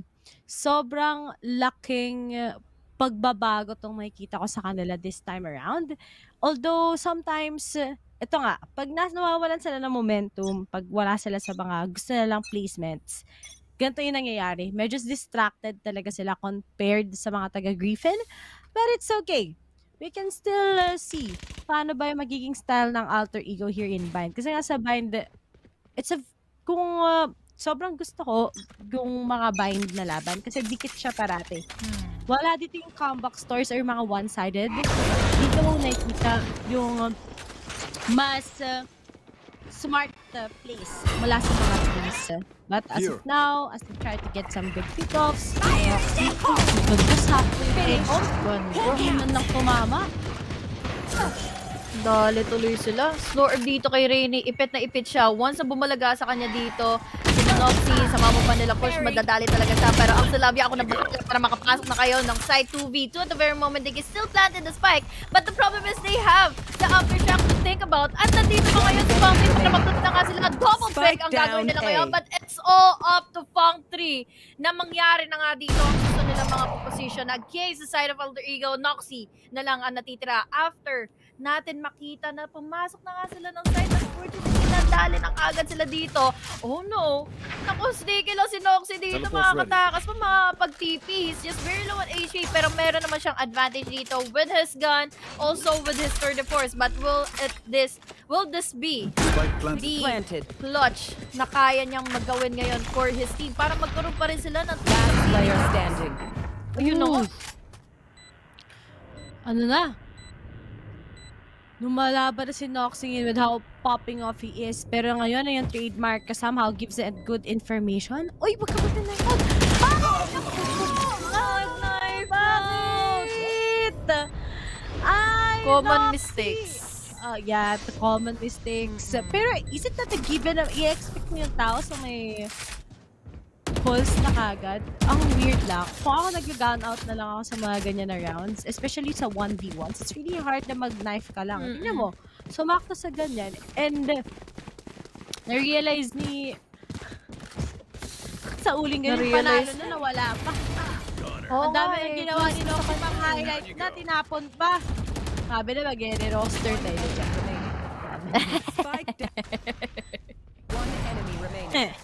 Sayang talaga yung round na yun. Nag-knife out kasi siya kaya nataranta siya nung nakita niya si Fang 3 na magmumula pala dito sa city. Since magpa-play together na lang yun eh. Very basic info na lang din ang mangyayari na mag-play together na lang if it comes down to a 1v2. But this time, maagang usage agad na clear ng mga utilities dito para makuha kaagad nila tatlo. There is also the trade-off. 3v3 na kaagad nung nag-gain lamang. Pero unfortunately dito kay Winner, hindi siya nakapag-react on time dahil nakaabang na pala sa kanya dito si Dub. At ine-expect niya na yung ganong klaseng push na magmumula na nga dito sa short. 3v3 still. Nakapag-rest na nga dito isang player. But this time, it's all up to Delb para mak-cut off niya kaagad yung rotations. Pero mag-succeed nga ba siya dito since dalawa yung nakaabang here select. Magpipick out nga ba siya? And he will. He gets in the tree. Pero magiging problema na lang dito is si Rainy. Rainy na na-smoke off na. He's down already to a 2v3 scenario. And Rainy mukhang mahirap na ito dahil si Fang 3. Nakasneaky ba siya dito? Laban ka ng Axelovia. Pag na-timingan siya dito, mayayari talaga siya. Or kaya pwede siya matuto si Steven. Hindi siya pinapatayan ngayon. He was able to react on time. Pero kulang pa yung firepower na naibuga laban dito kina Fang 3 down to Rainy. Alam na ni Winner or alam na ni Doug kung saan siya manggagaling. So Kush will be finishing things out. 6-5 is our scoreline. Still doable naman para ma-equalize yung scoreline. Pero AE nakikita ko na ngayon na talagang sa kanila itong map na ito. Alpha Esports yan. Alpha Esports. Eto may nagsabi, sumasabay daw yung ulo ni Winner sa kanan. Actually, ako nga, no? Ngayon ko lang na-realize, sumasabay. Ganun din ako magkaroon minsan eh. Ganun din ako sumasabay yung ulo ko eh. Kaso, going back already. May shoutout sa YouTube na mga nanonood. Let's go Griffin the underdogs. Kaya nga, gusto ko manalo sila. Kaso, hirap talaga to go up against an experienced team such as Alter Ego. Pero itong Face your fear! Determining factor. Yung first two maps talaga. Kaso tiyak pa rin sabihin eh. Kasi yung Alter Ego, ang laki ng bagsak niyan pagdating sa defending mamaya-maya. Alam ba't uy? Maka-counter ba nila? May pag-asa. But the priest mula kay Adrian King, he somehow wants to finish this. And it's all up to Winner with the showstopper. Galing sa may Cubby side. Pero nakaabang na nga ng mga miyembro. But he gets okay. 30 HP and a dream. Nakakouch pa nga ba nito? Walang nangyari. Diyos ko po. Josh S. No! Winner na ngayon! Nakaabang, naka-crossfire sa Valorant. Sila na nga, sinabayan pa kagad ng orbital strike. And that's just it. Alter Ego Switching wins sides. that round. And it's going to be 5-7. 2 rounds lang naman ang difference nila with Griffin.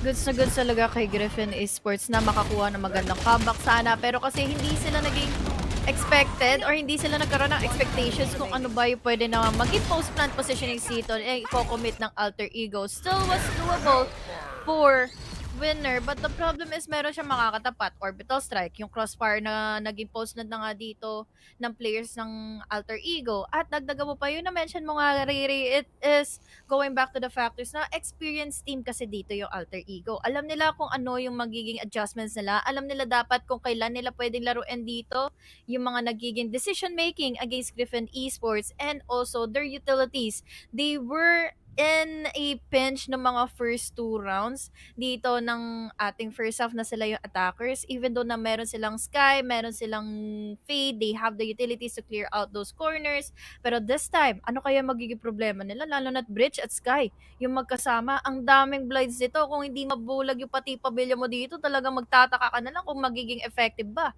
yung ginawa mong composition dito dahil dalawang initiator yan. Dalawang initiator tapos ang lakas pa makakuha din ng information. Pero all in all, sobrang close pa rin naman na series ito. Noxy nag-assume agad. Ayun. Mahirap yan. Pag nag-assume ka kagad eh. Ay, no po. Di ko din magets yung ginawa ni Noxy doon. Literally, dapat ito, 4-8 to. Sayang, no? Sa kanya na yun eh. May pagka-bad decision making lang dun siguro siya sa round. Pero okay lang. All is good, all is good. Normal na araw, Common mistakes. normal na araw. Oo. Tama. Tsaka hindi talaga din maiiwasan yun, lalo na you're almost being too jumpy pagdating nga sa mga nagiging plays nyo. Tapos, nakuha mo na yung moral na nakakuha ka ng pick-off na isa. You were able to equalize it to a 1v1 situation.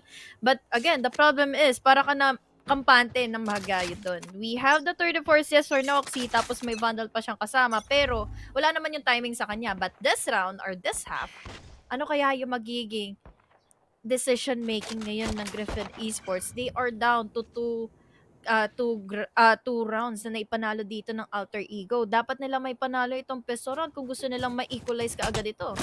Okay. Talagang alam mo na ang Griffin, this is a very important round para sa kanila. Yes, tuloy-tuloy na nga sa side ng Alter Ego yung mga panalo nila. But so far, he got takes off his dog. Wala! Alam ko po, yun na si Spes talaga. May sinamahan na nga kagad ng paint shells sa buhay. Together with Noxy, minaboga na nga naniniboga sa buhay. Talagang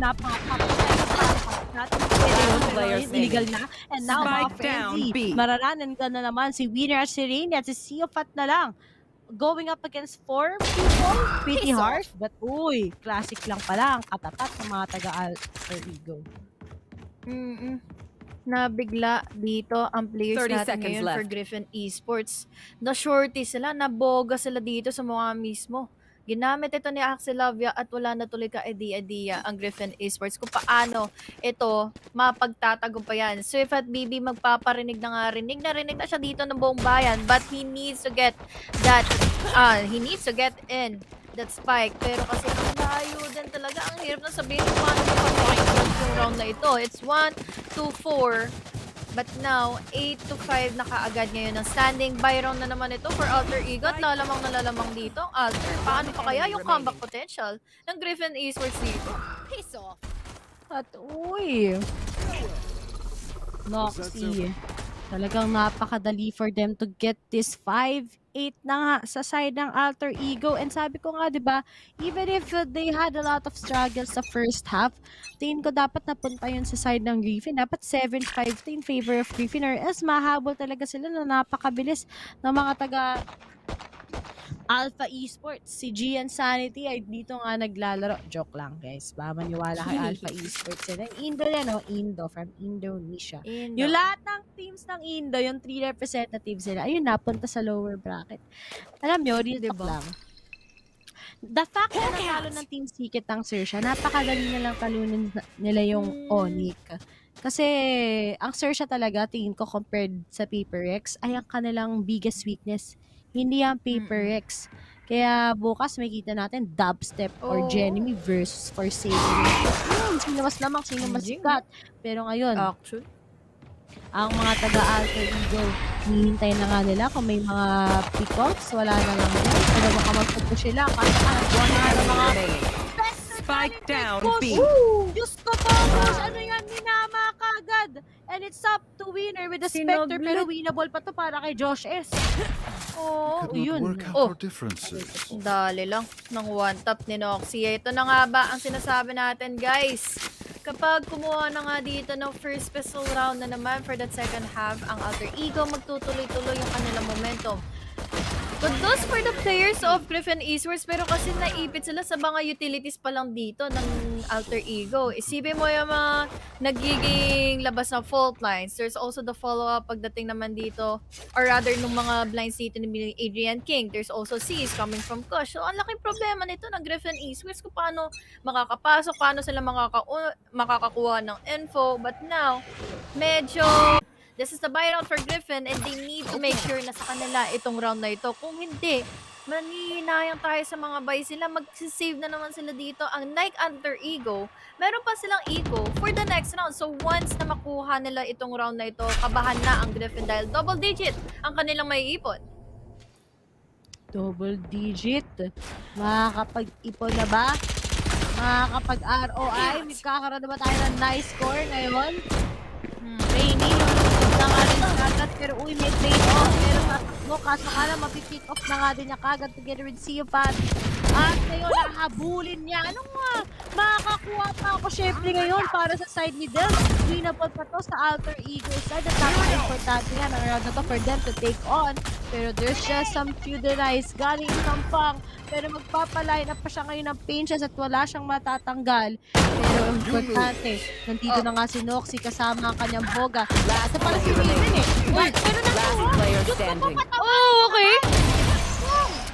Grabe. Pero still good equals aside ng Alter Ego. Pero score natin 6-9. Nice. Nice. Nice score. Sayang yung round na yun for Griffin. Nadali pa sila dito ng pamboga ni Noxy. Dagdagan mo pa ni Adrian King dito. Gamit lang yung frenzy niya. Nakakuha pa siya ng pick-off.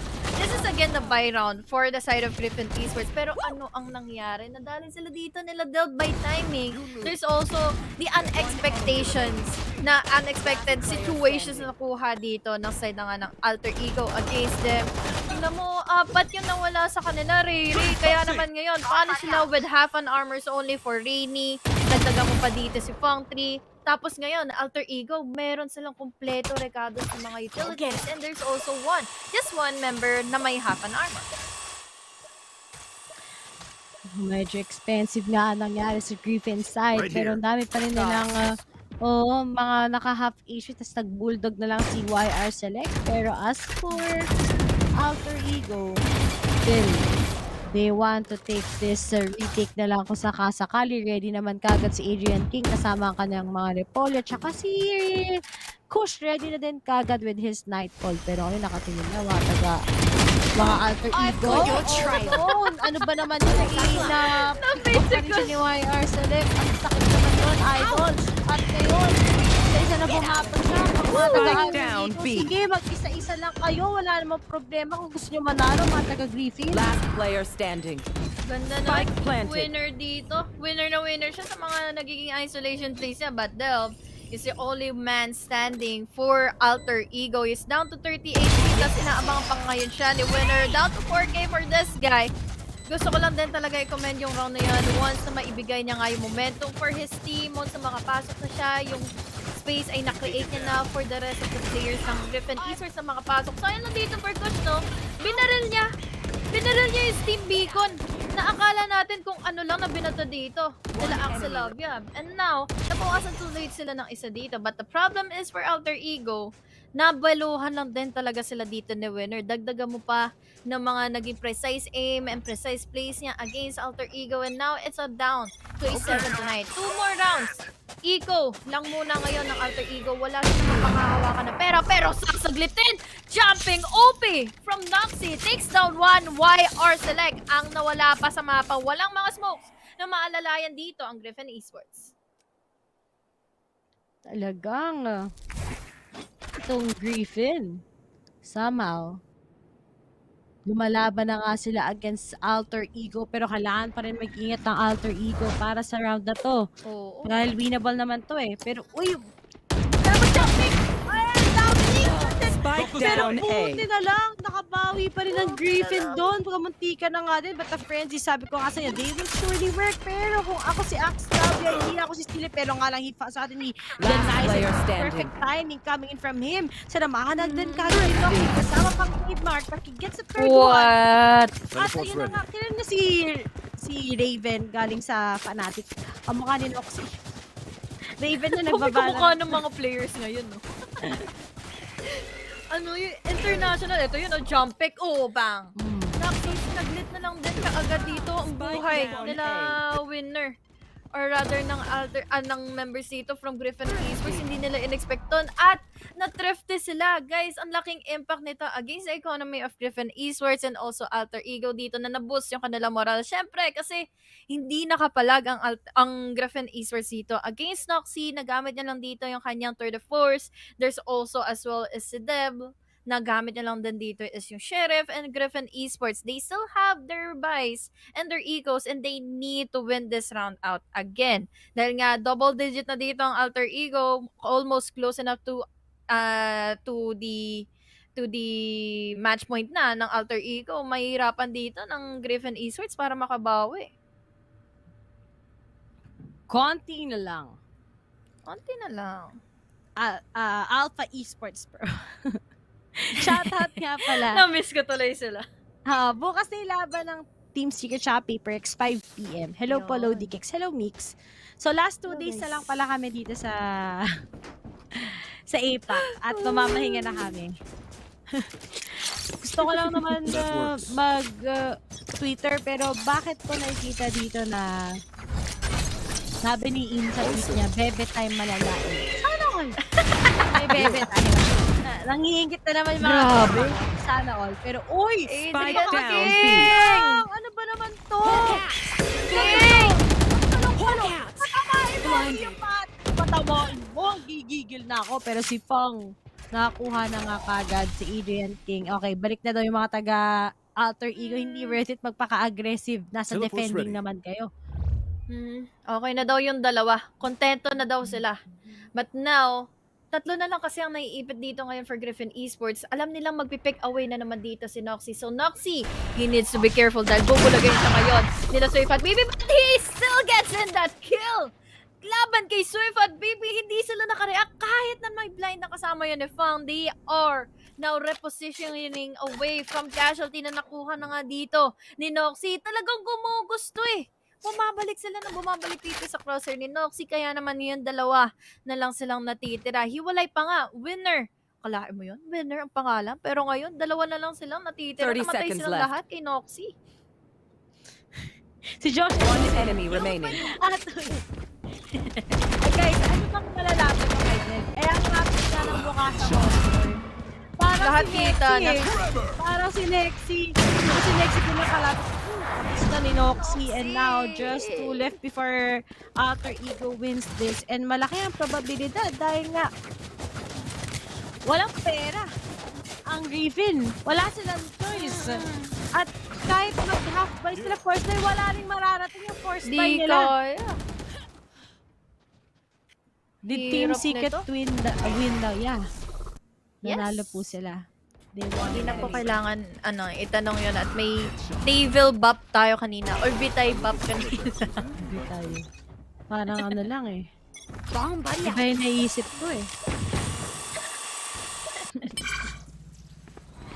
7-11 lang. Ito na naman tayo sa pang-debate nila pero hindi magkagana yun. For Rainy, so it is down to 20 HP at abulin pa nga ngayon siya ni Prowler. Down to 2 members. So naman dito ang Griffin Esports, hindi sila nakapalag kahit papaano dito against Alter Ego. Wala silang na-damage ni isa. And now ready pa ang mga dito. We have the showstopper na bilwag sa ulo ni Noxy. It's down to 1. Year Select, hindi na nakagawa pa ng paraan. Ang Salagat clean. Everything out. Match point already for Alter Ego. Nagang wala silang no choice ngayon, mga kapatid. Dahil kapag nag-force na sila, walang mangyayari. So, let's see. If mananalo na nga sila sa next round na to against Griffin.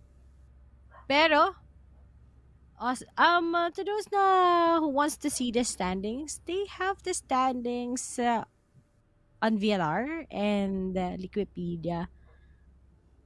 And if you want to be updated, they also have it on PPGL page. They announced the winners straight after. So, yeah. Yan, nagpapa-English na tayo. Si Dax pala tsaka si Black and Blue yung nagkakast nito. Okay, galingan nila sa English. Dito tayo sa Tagalog eh. Chill lang tayo dito sa Tagalog. Kung gusto niya ng malalim na in-depth knowledge, doon tayo sa kabila. Pero dito kasi, take time to realize na kailangan nating ibigyan din ng entertainment ang ating mga viewers ngayon. Oo. Siyempre. Kailangan Kailangan ng Valo talaga. PH community eh. Kaya nga eh, sobrang... Ay, magkikita-kita tayo sa Masters. Sana. Hindi ko pa alam eh. Sana. Sana magkita ng Masters sa birthday month ko na pala next month. Kaya, baka At ngayon, match fight ang Alter Ego, tas 3 pa out of 5 ultimates are ready up ahead to use, but Griffin also has that. 4 pa nga eh. So maybe pwede pa nalang maklaim tong round against Alter Ego. Kasi paano kadami naman yung mga ultimates na gagamitin nila ngayon. Wide swing, jump pick! Gagawin nila against Noxy. But Noxy is just chilling all the way from that corner. Makukuha niya ba yung kill na ito or talagang magugulat siya sa pagpasok ng mga players natin ngayon from Griffin? Nag-aabang pa rin sila. The smokes are already in. We have the showstopper. Makakakuha ng EP out dito si Noxy. He is still alive and kicking. Everyone na makikita natin ngayon from the side of Alter Ego is still alive. So walang makukuhang casualty dito ang Griffin Esports kahit na may mga nagamit na silang ultimate. They are inside the side. Pero the problem is, will they survive the fight pagdating dito ng retake na gagawin ngayon ng Alter Ego? So yun, hinihintay na nga ng Alter Ego ang kanilang retake. Sabay-sabay. Lahat sabay-sabay. May pixels pa. Hanap. Last player standing. Kaso nga ni Sol, Noxy, ang pangit ng call. Ba't lahat kasi sila nanggaling sa Himay Hall mismo? Siksikan sila eh. And that's just it. Sayang, hindi na naman African yun. Sabi sa inyo, may pag-asa pa rin manalo yung Griffin sa round na to. Dami na lang ultimates na ready. Pero nga lang, sinayang nga nila yung mga pang crowd control, mga pang pick ng site or pang post plan.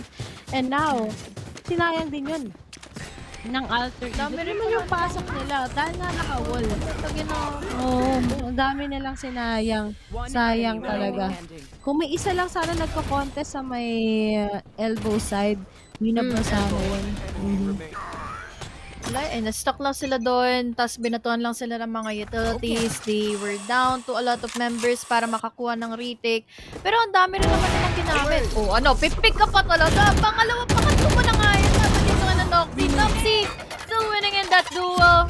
Nandito naman yung mga traders ngayon nila Reyne. 3v4 na lang din ang magiging situation natin at the very moment. The smokes are already raining all the way from Mads and there's no answer from Rady. What are you going to do next?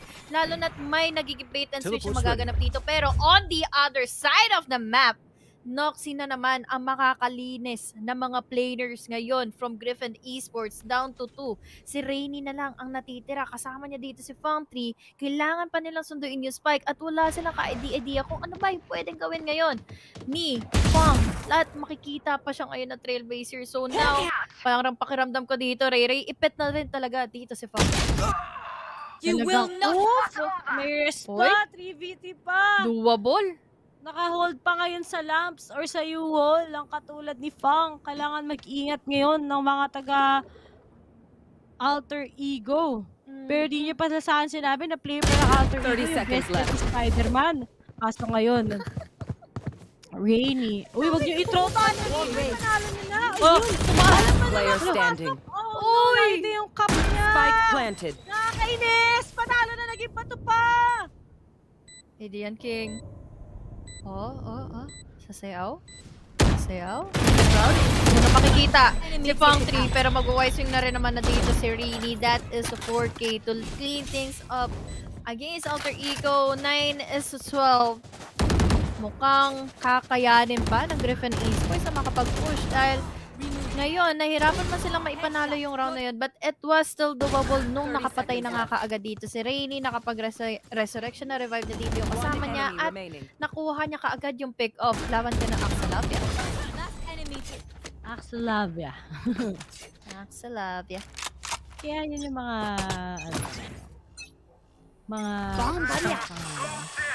Pero, here it is. Here. Talagang naghihintay na nga ang mga taga Griffin kung makakabawi pa nga sila against Alter Ego. Pero Alter Ego, ala na mag-ingat ngayon. Uy, gising na. Hindi na pwede tumagal to. May pag-asa pang makakambak kayo ng mga taga Alter Ego. Pero buti na lang, tinipihan na. Out ako dito, mahirap na pag nabawasan ako. But here it is. Predict din ako kung saan manggagaling ang mga taga Alter Ego. Pero pang Spike down B. TV2. At ngayon, nabawasan na nga again kagad si YR Selector na nakagag ngayon to actually shut them down. Tapos, Pero nakalimutan na mag-reload. Last player standing. Nakita niya na. Uy, alam na. Wala na. Pero JD gets the clutch. Oh my goodness. Diyos ko po! Ito na ang tanong. Kung may pera pa ba ang Alter Ego? Wala na. Go-OT pa ba? May Rakers Usin na natin. Sayang yung round na yun, especially na napuluhan na eh. Napuluhan na lalaki sa lobby at dagdagan mo pa nila Dub. Ang naging problema lang dito kay Dub is nilaban niya pa kahit na may Seekers. He is very low on the HP. He's down to 30. So, hindi niya na naipanalo yung duel na yun dahil nadaplisan lang siya dito ng Vandal ng isang bala. Enough na kagad yun to get a kill. Down to the Spectres it is for the side of Alter Ego. Blind siya dito ng lights. Makakakuha pa rin ng isa dito si Noxy. He will fall down, but the problem is there is the trade-off as well. 4v4 still doable for the side of Griffin to push things out to an overtime. Pero kasi, baka maipit na naman sila dito all the way from Bilong dahil yung mga Seekers pa na pwedeng gamitin ngayon ni Adrian King to hold them off is still available. A lot of availabilities is what we have for both of the teams. Pwede talaga players na lang din ang Alter Ego eh. Parang biglang nag-iba yung ihip bigla ng hangin. Then, ito yung problema na Alter Ego against PaperX. They got so much advantage yet they're having a hard time. Nagiging individual yung mga plays nila masyado kapag alam nilang malaking advantage na. And we can't deny that Griffin is an underdog team. Pero nga lang, naman, the trades are not connecting properly. Adrian, ipakas na dito niyan. Okay, got 2v2. Fong together with CU, pat pa naman ang natira. At 30 seconds left. Sobrang close na nga sa mukha ng camera eh. Ano yung streamer na naglalaro sa ibang bangbang? Yung si Record. Ito 2v2, still doable. 14 seconds remaining. Hindi sila makapag-plan ng spike. Hinihintay nila dito lumabas mismo ang Alter Ego on where is the players of Griffin Esports. Nadja bait yung Alter Ego ngayon. Isa na lang ang punto sa habolan ng Griffin para makakuha ng overtime. Pero by round na ito na mga tropa natin from Alter Ego. Sabi ni Noxy dito, parang YOLO na lang para makakuha ng pick-off kahit na alam niyang madami dito magpupush from Bilong. At least makakuha siya ng isa. Enough na yon para at least mabasag niya yung ekonomiyang dumadaloy na nga dito freely from Griffin Esports. But a round is a round. Griffin Esports, kompleto Ricardos yung mga buys nila. Okay. At ano nangyari sa Alter Ego? Bakit ganyan mga Beshi Maps? Talagang, tignan mo kanina, di ba? Ang asim, super naging reckless sila. Ngayon, push na naman niya. Pero at least was able to get one. Close match na lang ba ito? Pero alam na nila saan manggagaling. Destroying the backup pick-offs. Rainy goes for a plan. Pinakaabang pa rin sa kanila ngayon na pick-off. Ready din kagad si Rainy for a rest. Pero ready din kagad si push. And taking off. Nasa naman alam na saan magkakalit ng mga tawag. The third one, pero nga lang. Oh my! Gets one. 3v3. Time to take. And able to get one. Pero kahit may flash off na lang. Dito tayo. At isa na lang kaya. 1v1! Showstopper! Pinakitaan na lang ng showstopper nga. Speaking of. And that's it. Alter Ego Eagle gets this. Pinalamang lang daw ng auto yung Defenders Griffin. win. Gusto pang manalo. 13-11. What a close bind map between Alter Ego together with Griffin. Nakala natin yung Griffin ay talagang hindi nila best map to, and yet they showed Alter Ego that they can manifest what they have, especially on the second half. Gawang-gawa, gamit na gamit dito ng Alter Ego. Lahat ng mga capabilities nilang manalo, especially nadagdagan mo pa na si Noxy dito talagang nag-enjoy siya. Nagkaroon siya ng comfortability to win outer duels. Yung mga early aggressiveness na dito to pick onto someone from the side of Griffin. Although, pinahabol dito ang Griffin Esports. Hindi sila nakakuha talaga ng magandang execution of the final round since chillin na lang dito ang Alter Ego looking into their faces. They are just chill. They have it all pagdating doon sa round na yun. And again, it was a 30-11. Still nice of a game for the underdogs ng Griffin Esports. Sobrang intense, sobrang dikit nga. That's what we've seen. Pero syempre, hindi pa to ang pagtatapos dahil we're gonna go into a map pick already by Griffin, which is going to be in split. Pero nga lang kailangan nila mag-ingat going up against such a strong team such as sa Alter Ego. And of course, guys, huwag nyo makakalimutan that this is just the first map para sa mga fans ng Griffin there. Even I am a fan, pero nga lang Alter Ego still one of the best Indo teams out there. Yep, and marami nga silang tinanggal na din na teams ang magaling pa sila sa marami silang pinagdaanan. Pero nga lang guys, tatandaan nyo itong araw na to is kailangan i-prove ng Indonesian teams natin na kailangan pa nilang magstay dito sa may mismong bracketing natin. But right now, we're just gonna go on a short break. When we come back, it's going to be game 2. Once again, we are your shoutcasters. My name is here. Join me here is Hannah Grace, guys. And see you right after the panel.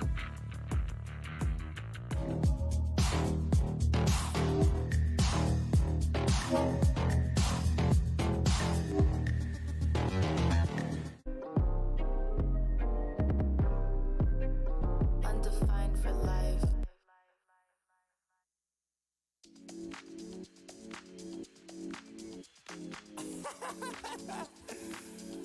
Oh man, what you talking about, man? What? You so crazy, bruh. Wasn't too long before I realized a whole lot of truth just realized. Two groups faking the real guys, and both of them plotting on your meal size. Gotta be more, is this real life? Got a bad hand, but I still try. Trying to knock me down and I still climb. I can see the promised land right over the hill line. And when I get there, yeah, we all gon' party. Learn how to surf cause the waves is gnarly. Gotta make the bread, gotta bake the barley. But it take a little time, be patient, darling. Working for the people, gotta rake them all in. But sometimes people make you hate your calling. Some people panic when the brakes is stalling. Me, I go to God when my faith is falling. Put it on the tattoos. A righteous man don't know bad news. Found forgiveness for my snafus. Nothing for the pretty girls trying to get a cashew. Bad dude. Sometimes life really suck like a vacuum. The devil I don't never turn my back to. I just wanna shower love like a bathroom. And be a role model for the black youth.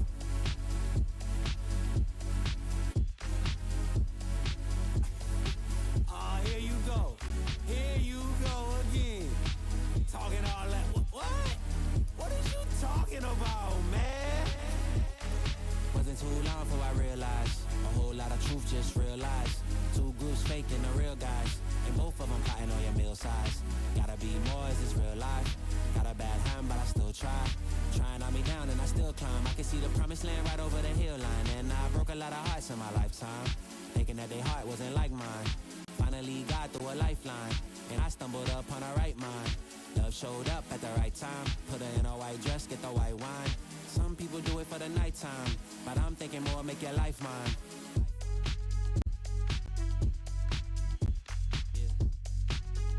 Is it possible we could last forever and ever and ever?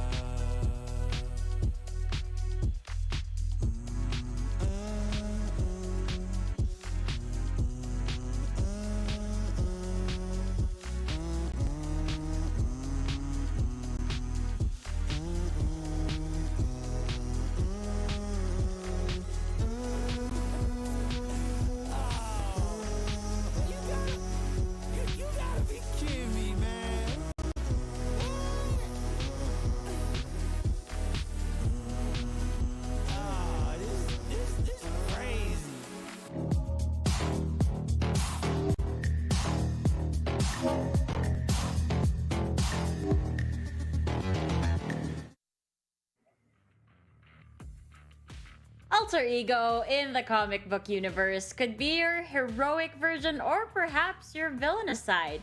In this storyline so far, though, they're coming out as the heroes of this story as they foil Griffin Esports' intent. Welcome back to VCT APAC Stage 2 Challengers. Likeable, Fluffy, and Trix still here with you. And 13-11 on the scoreboard for the first map. And Trix, as much as I love the way Alter Ego played over here, we gotta commend Griffin Esports for that beautiful, beautiful effort that they showed over there. I think especially on the attacker side, we saw Griffin change the way that they were playing. We saw them adjusting to the way Alter Ego was playing on the defense, and they did exactly what they needed to do. I love that round, especially by Rainy, such a huge round where he slowed down the pace, he got the resurrect, he got them back on A side, planted the spike, somebody else was covering him because of Brim. Yes. Xlovia just likes riding that wall for some reason when he's in the smoke. So I found that, you know, a really good effort by Griffin, but ultimately lacking a bit much on their defender.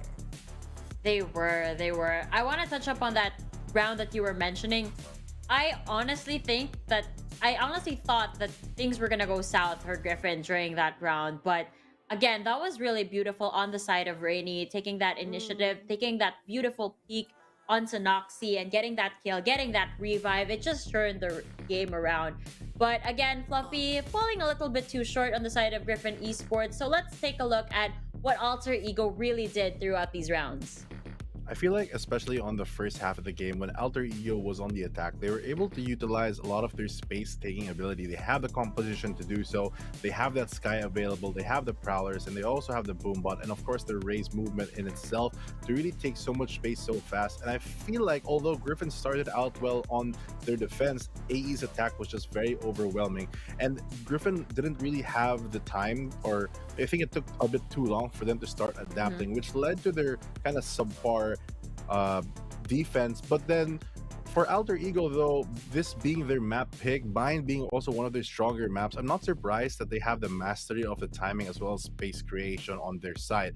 But moving on to the second half, I thought because of the massive lead that looks like they have, by round 19, they were basically already on match point. But Griffin had, again, the late adjustment, but it was almost enough to actually secure them the overtime. Just one round away. Unfortunate for them. So close, but so far. They were able to play on contact, especially with Sufat BB on that Sky, as well as YR Select with the Brimstone, really pulling their weight, aside from, of course, having the amazing duelist in Winner.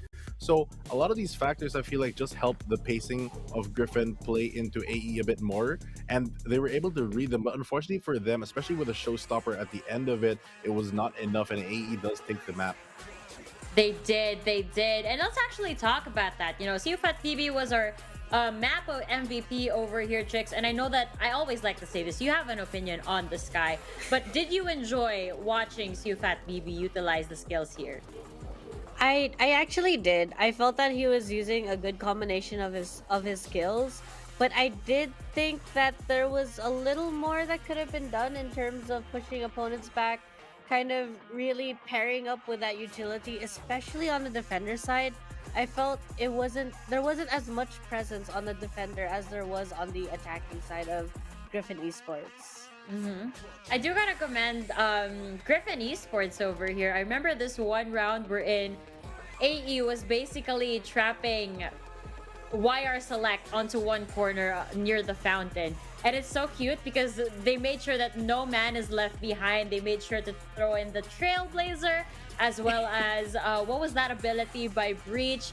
I believe it was I can't remember the exact name, but you know what I'm talking about. The skills were thrown out just to make sure that YR Select could get out safely over there, and they had that man advantage. It's just so cool how it all comes to play with both of these teams, Tricks. But also just Noxie, though. Noxie on that chamber for AE, being able to just push up, get those frags, even if they're trying to flash him out of the corners, which is exactly what Griffin should be doing. Somehow Noxie just being able to like string those frags left and right. Yeah. I mean, we've talked about Noxie in the past, and this was actually a cause for concern in some of the matches wherein we were worried that the team was becoming too reliant on Noxie, right? But that's not what went down this time. You see Kush stepping up. You see the rest of the team really stepping up in order to help each other out, prepare the setups for all of the duelists, all of the players all around. And that's just what made it work in the end, Fluffy. Yeah, I feel like especially Kush and Adrian King both really had the support to enable Noxy to make a lot of the plays that we've seen on screen. It's nothing to take away from the player himself because obviously he has to be very skilled to land these shots, but also the confidence in him. I remember seeing him get stunned up in hookah, but he was, holding the tour de force, and you can't actually ADS with it when you get stunned because of the changes to breach. Yet he still stayed for a while, even maybe just a hope for a pick. That a little bit of confidence, a little bit of overextension is something that I expect from Alter Ego. It really messes up with your timings because you would assume things and you would kind of get that false sense of security. But imagine if he stayed a bit longer and the stun wore off, but thankfully because he was chamber, he was able to just TP out with the rendezvous. But little small plays like that really set Alter Ego apart. They are willing to take the risks when we were talking about risk management to really make it worth it for them. And at the end of the day, although it looked a bit shaky towards the end, they did eventually get the win for the first map, which is great momentum coming into the series. It really is. And since we're already on the topic of Noxy's courageousness over here, there was also this one round wherein he refused to leave the site and he was able to actually bait the showstopper, and they did not get value off of that showstopper because he was able to teleport out. And that just goes to show how great this guy is, how fearless he really is. I talk about QFAT BB as well as the rest of Griffin Esports being such a fearless team. But I think I was sleeping off of Noxy over here because I didn't get to mention it before. I did not know that this is how this man pulls out that chamber. I mean, I've seen him play on the chamber. I know that his aim is spectacular, but to not be scared of anything. I think that, who was it who played this on Paper X earlier? Was it Levi? I could be wrong. But he also played the chamber very fearlessly. And I love to see it. So good. I think that, it's at this point, at this stage where teams are really playing for it because it is knockouts. They get eliminated if they don't, follow through with what they have planned. So it's playing this kind of aggression, that high risk, the reward for it. But even then, playing with a good team, especially on AE's side, on the way they were supporting this kind of aggression, that high risk becomes just a medium risk because you're able to constantly get out of it. Yeah, pushing the limits is one of the best signs of a really great team, and especially here on the knockout stage, it's do or die for a lot of the teams here on the lowers. And I feel like especially for AE, they are really pushing boundaries of what they can do. And even as you mentioned, other teams like in Paper Rex, they really have to know how to play the agent to its limit. Knowing that you have a one and done angle, as long as you have the rendezvous active all the time, you still have to. You can't just take pot shots at this point. You really have to play with a lot of your utility and use it to the maximum effect. If you can linger quite a bit longer, if you can hold the angle just a tiny bit longer, it can make the biggest difference in a lot of rounds. It really did make a lot of difference. It's just so good playing. I'm watching these guys. I feel like Alter Ego brought out their fearless side today. I say that about them because there's just so many sides to this team. We've seen them become these limit breakers in a sense. I know that Fluffy was just talking about knowing what your limit is, but at the same time, you see a limit, you see a wall, and sometimes that's kind of what, how should I say this, that's kind of what hinders you. It makes you hesitant because you see that limit, but then you see the Alter Ego, a team like Alter Ego that's able to kind of push the limit a little bit further and make sure that you know what, maybe this is the limit, maybe I'm this close to the limit and it's incredibly risky, but I'll make it work. I'll make sure that it is worth it in the end. Now, we are going to be moving over to Fracture, Fluffy. Oh, sorry, Split. I'm a little bit confused with the maps. Really good maps over here. And I already mentioned how I'm starting to love Split. There I go again. I'm starting to love Split, but I'm sure that you have your own feelings on this map. Well, if I'm going to be super honest, I don't think Split is necessarily strong specifically for a certain team. I'm sure that because it was picked, it's pretty comfy, I guess, for the side of Griffin. But overall, they do have a strong showing, and Alter Ego has a decent showing. So if we're looking at the statistics, then one could say that Griffin is probably the favorite in this map. But coming off of their momentum from last game or this specific match, though they didn't win, they know that they have the ability to win. They know that they can really push the limit of Alter Ego in themselves. Even though they might have not taken the map point, they know that they are completely capable of attacking and stringing all these rounds together and playing together. So if they continue to do that right, if that's their takeaway, if they don't take it away as like, oh no, we almost won, oh man, and if they take it more of Yeah. a, we can do this, I feel like it's a good motivator for you to actually try even harder now that we're moving on to the second map. I definitely love how Fluffy is pointing that out. That is exactly what I want to say too. Griffin going into that match against AE in Bind was really telling of what Griffin can do. I can see that they tend to shine on the attacker side. It might be just because they like the fact that they can take the duels because they have to take those duels. And I'm hoping that coming into Split, and whether it's attacker or defender, they're going to maintain that notion of taking those fights, but taking them safely, not too safely, mind you, but safe enough that they're always going to be able to refrag each other. They're marking different angles and different levels as well. So it really depends on what Griffin and AE pull out for us here. Well, we're about to find out what they're exactly gonna pull out over here. Now, Fluffy, AE picked defense going into Split. So looking at the composition right now, what do you think that means, starting off as the defenders?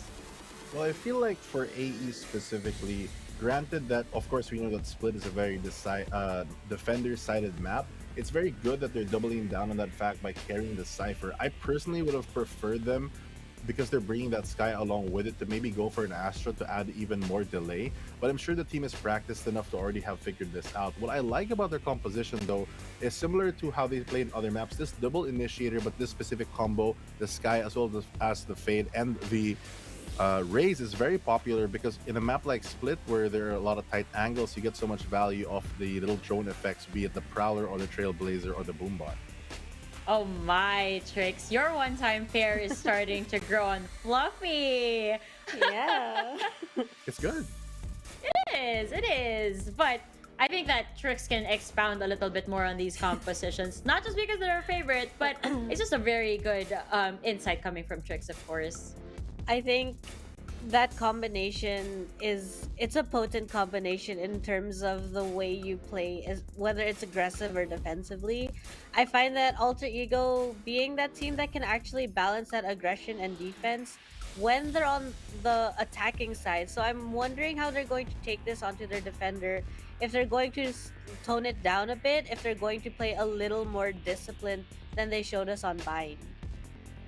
Yeah, I was also kind of concerned about that because looking at the lineups, it looks like that the multiple initiators kind of favors when you're trying to re-hit a site when you're on the attack, but knowing that they're studying on the defense for this one, it might be not optimal to basically just plainly defend. They'd probably have to do something very proactive and use this rechargeable utility to push for information and gain more map control, because I feel like that's where the composition finds the most success. Well, on the other hand, having that Astra and the Sage as well as the Breach provides a lot of slow, which is pretty good on the defense with the global presence and all the CC effects, but on the attack, it might be very hard supporting a single duelist, and also especially because it's a Jet, it's a duelist that we know is always strong, but in certain compositions, the more that Valorant Pro has, I guess, been going longer, it seems that a lot of teams have valued having utility like Raze instead of just having the raw dueling power of Jet. Yeah, and that's something that really has reflected throughout this competition. You see these people just really pulling out the utilities as best as they can, getting as much value off of them. And that's what we love to see. That's like the adaptation that these teams are really bringing to the table. But with that, guys, we're moving on to map number 2. We're wondering if this is going to be the same results that we saw over at Bind, but for the sake of Griffin Esports, perhaps this time their efforts will not be flawed. But to answer that question, we'll be passing it over to our casters so we can dig into the game.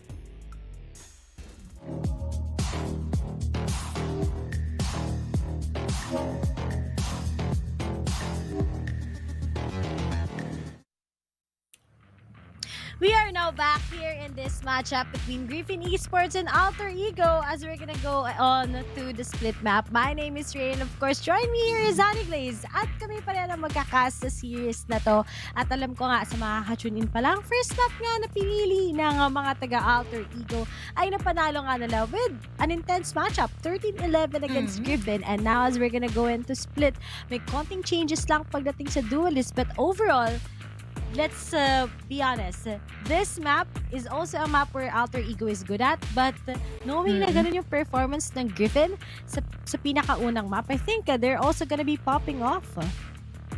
Parang hindi nalalayo na magkaroon sila ng mga comeback potentials or talagang pwede nang pumabor sa kanila itong map pick na kinuha nila ngayon for this series. We also earlier kung paano ba yung naging struggle nila against Noxy, kung paano nila binibigyan ng opportunity dito si winner na makakuha ng kills, but this time nakapag-adjust na. Si Swift at Bibi ngayon ang kukuha ng duelist role, so will it be favorable of him na yun nga, Jet na yung kukuhanan niya. Tapos ngayon in this map, makakalaban nila dito is again Alter Ego with Delv as well with his Raze. Ito yung mga changes. Pero at least see you Fat right now is gonna go with a Jet. I'm excited with how he'll be playing it. Pero si Delv nga ay napaka-consistent all throughout and Adrian King with that Sky. But as we're gonna be starting, ang daming ko differences. Pero top na lang sa execution nila. Pero si Steve at kinagat-kagat na hurt agad sa isang iglang ng Alter Ego. Nag-fight dito ng mga blinds, yung mga follow-up pa dito ng mga Cloudburst. There's Gross Rainy spotting in one para makakaganda naman siya dito ng Tony Prowler. That is the right kick to the head of Noxy to see things out against the side of Griffin Esports. Unfortunately, wala sa kanila yung momentum ngayon for this match dahil Alter Ego was able to bag up the pistol na. At ngayon, Alter Ego, ang ganda kagad ng control nila when it comes to that matchup. Pero kasi tignan mo naman yung meron ng mga taga-Alter Ego. They have one, that's Cypher. Second is yung mga flash nga. Ako kasi mas gusto ko yung flash ng Sky kaysa flashes ng Breach.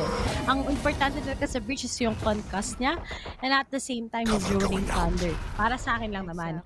Kaso ngayon, Pistol, all classic nga sa side ng Griffin. They weren't able to buy talaga. Di na sila nag-force ng kahit ano. Tinira na lang nila para sa kanilang mga sarili. Hindi pa nila na-plant yung spike agad. Kaya di sila makapag-force ng kahit cherry spike.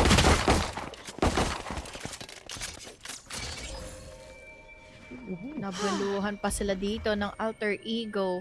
They are backing up a bit. Nakuha nila yung info na meron ngang Omen dito sa B, but will it be enough?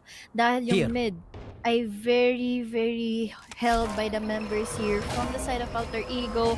Tony Prowlers are also there. Nandito pa yung mga Trailblazers na pwedeng ilabas pa dito nila daw. The question is, will they be able to get inside? Magdadash in nga dito sila Swift at BB. There is nothing to get in one kill. Hero IR select ay tumumba na nga kaagad. There's also the trade-off na gagawin ngayon ni Swift at BB. And buti na lang din talaga. Nakaligtas dito sila Swift at and now free upgrades para sa dalawa dito. Naging members ngayon ng Griffin Esports. Nagkasalisiyan na nga hindi nila namataan kung nasaan si Xerxia. Pero I think inaalisan na lang nila yung mga possibility magkaroon pa ng casualty dito against Alter Ego. They are crawling, going all the way from garage or going all the way from mid, going to garage, but now it's all up to Xerxia. Dalawa yung mapipick off niya. Isa na lang din ang natitira. Si Kush at si Swift at BB, what are you going to do next? Lalo na't ngayon nakakuha na ng opportunity dito si Kush na mag-rotate back into mid, going into B tower para makuha nila yung 2-0. 2-0 in favor of Alter Ego, pero good eco pa rin sa Griffin nyo. Sayang lang yung time kasi hindi na nakapag-post pa. Tapos na posisyon si CU Pat, pero ang sinabi lang niya dito, at least makapag-plant man tayo na spike malaking pera. Kaya tignan mo, walang pera gana ang mga taga-Alter Ego. Instead, they're gonna be investing for the type. Pero to, medyo minadali kasi ng Alter Ego eh. Pero buti na lang si Axel Love. Nakabawas nga siya ng dalawa. Kung 2v1 to, baka natalo na din kagad si Kush. At dikit na dikit nga ang laban natin dito sa split mismo. So shoutout nga pala sa almost 200 viewers natin ngayon. At meron dito sabi, PaperX versus Team Secret agad. Bukas maghintay naman kayo. Syempre may mga teams pa tayong kasama. Kahit ako gusto ko na, match up na kagad. Kung pwede lang eh. Pero syempre hindi. Yan. Wait nyo lang guys. Parang hanapin pa natin, i-filter pa natin ngayon yung mga katapat ngayon ng Team Secret. Kasi bukas pa yan. Yung magiging laban nila against PaperX. Parang ang naging, parang pang ano na yun, pang grand finals na tour na ano na kaagad yun, na matchup kaagad yun eh. Pero ito na, this is the round 4. Griffin Esports na maipanalo, pero will they be able to get inside dahil ngayon punesto kagad sila ni Kush. There is a wide swing from Adrian, pero hindi naman ito magiging sapat pa. 2 members down already for Alter Ego. Sakit naman sa Alter Ego to, pero kasi wala ka sila ganong pera. Ang Griffin, advantage nga nila ang kanilang mga baril. Kompleto pa ang utilities kagad. So, ito key. Kasi si Fang naghihintay lang ng perfect timing ba kasi merong makakuha sa kanila ngayon. Pero wala naman, napakalayo.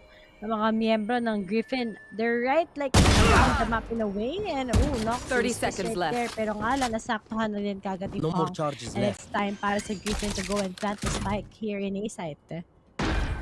They will be able to. Pero will they be having the idea kung nasan ba dito sina Delvin Axelovia? Axelovia, he needs to be careful. Kundi talagang madadali siya dito ni Y or Select. Meron nga lang dito si War. Uy, nagkakitaan na ngayon. Nagkaroon ng pag-hesitate kung paano ba ipupull yung trigger. Pero Delv, he's just waiting in for the exit frags dahil hindi na rin talaga ito maging doable since it's a 1v5.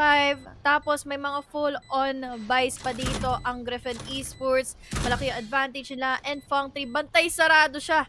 Kung ano ba yung pwede mangyari dito all the way from heaven.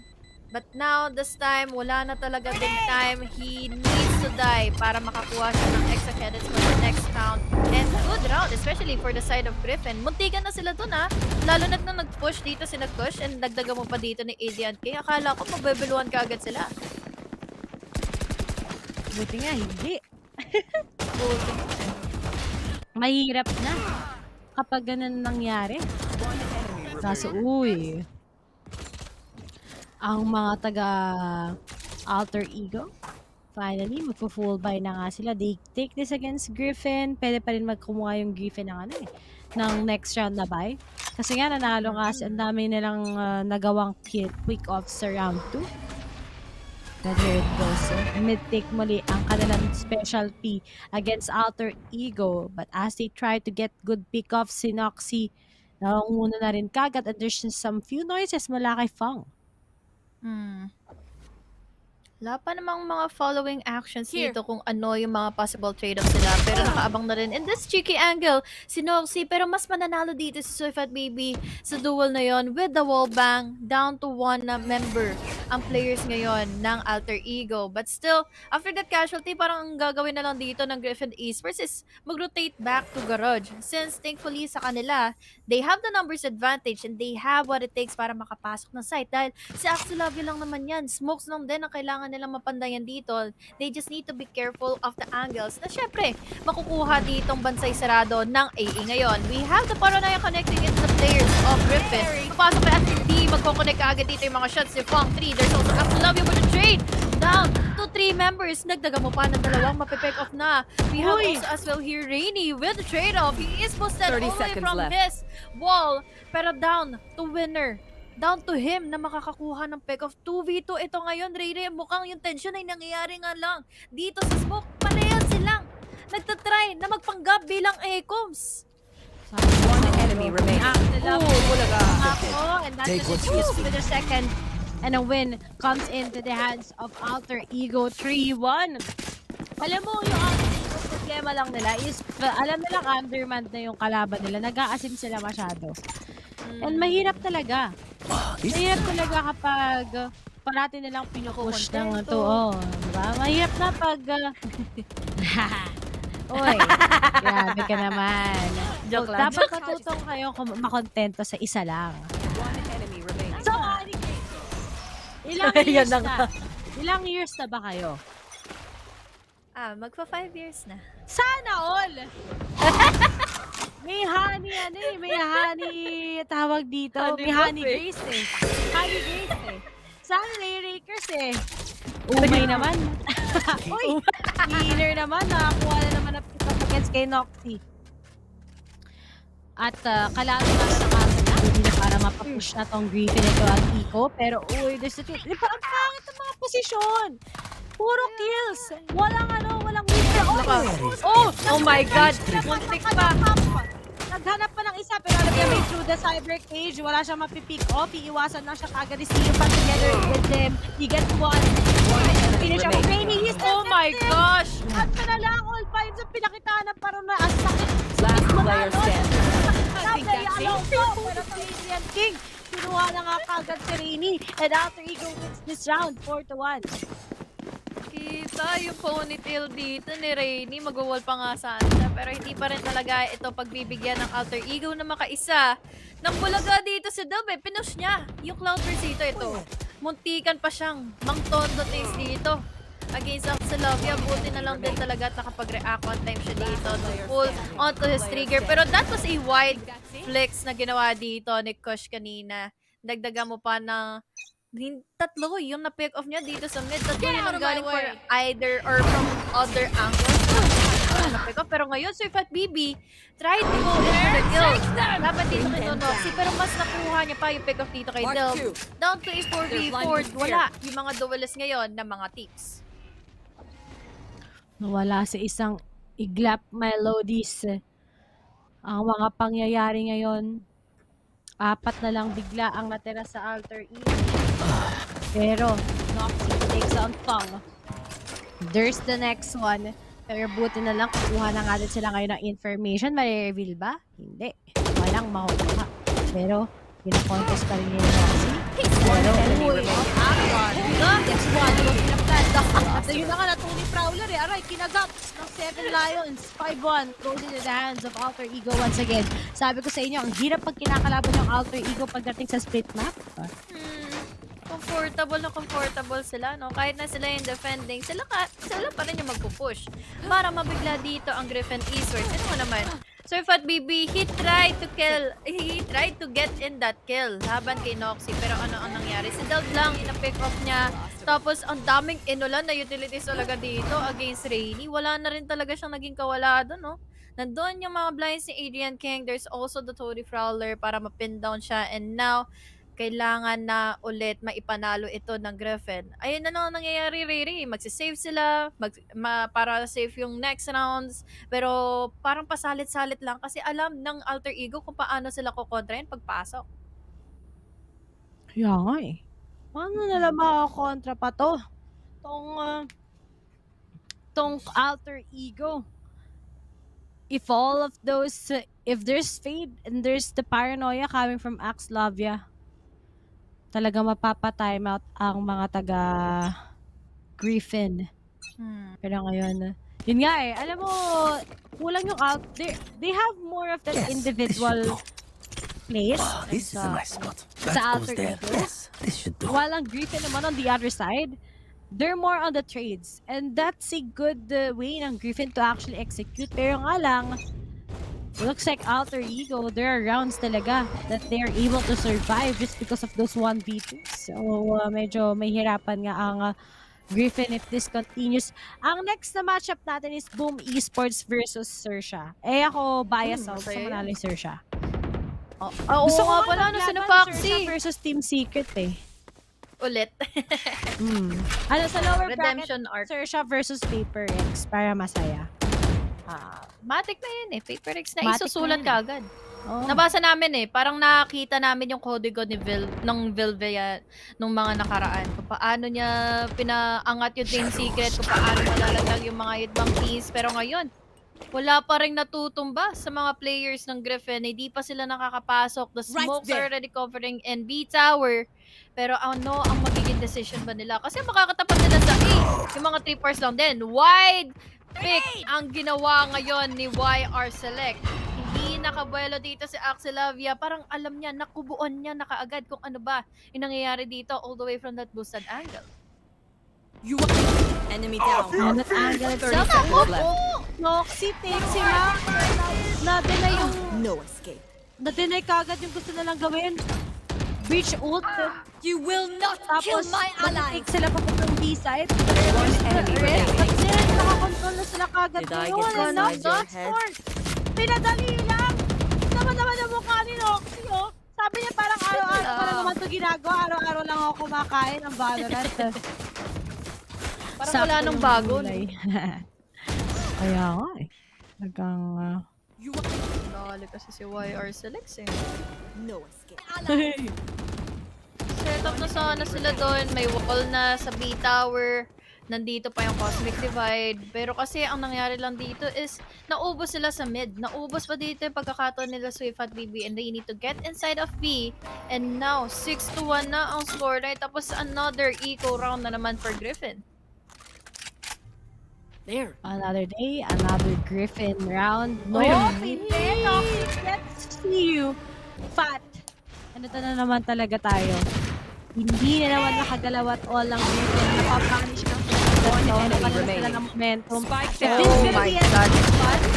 Wala nang pag-asa ang Griffin. Hala. Oo, patay na. Patay na eh. Na-excite masyado eh. Easy ano lang mga loads. Mga baby cakes, cupcakes.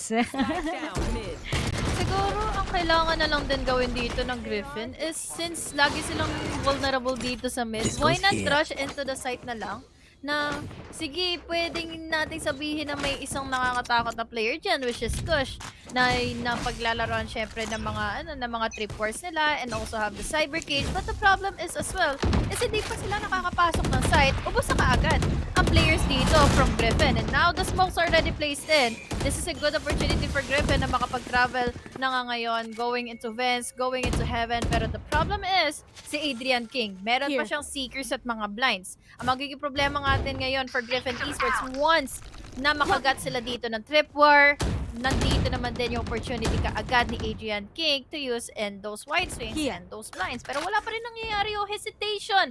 Ito ang impact ng alter ego. Wala pang nagiging Griffin Esports. Kung kaya naman naubusin sila ngayon ni Kush. Goes in for the clean 4K na wala silang ka-idea dahil naipit sila sa mid. Wala silang ginawa din kundi mag-abang. Pero wala rin naman na pala. 8-1 na is our scoreline. Alter ego. Ultimo mag-save. Ultimo makabili na dito ng mga buys. Agad ang mga players ng Griffin Esports. Hindi pa rin talaga magiging sapat ito. Na-sandwich sila ngayon ng Alter Ego with Just Kush na tinitake advantage niya. Yung mga times na talagang walang nakabantay doon sa site niya. Alam mo, honey, Blaze, parang kailangan na talaga nating natanggapin na munti ka nang hindi maging one-sided tong matchup na to between Alter Ego and Griffin. Seems like it's not connecting anymore. And especially Punish na ganito kalaki ang Griffin when I expected so much more from them. Alter Ego knows this map. They know how to win this. And yan yung malaking factor na kailangan nila harapin. Fong gets the kill against Adrian King. Pero yan, nag-a-assist naman. O yan.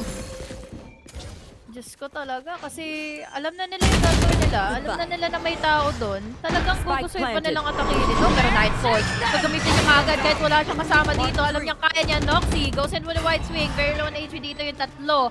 Tapos, ang gagawin na lang dito din is matag-in sila kaagad ng Hunt. Axelavia goes in for the wide swing. Nandito naman yung Sis all the way from that corner. Mahuhultihan at makukuha kaagad din Noxy dito yung tatlong players from the side of Griffin Esports. Solo to one remaining member na mang-chup-chup pa nga pero wala naman siya magagawa dito. Mag-wide swing pa nga si Noxy pero Noxy did not even survive any further. Finally, another round for Griffin pero sobrang gastos ng Ray dahil si YR Select lang ang natira.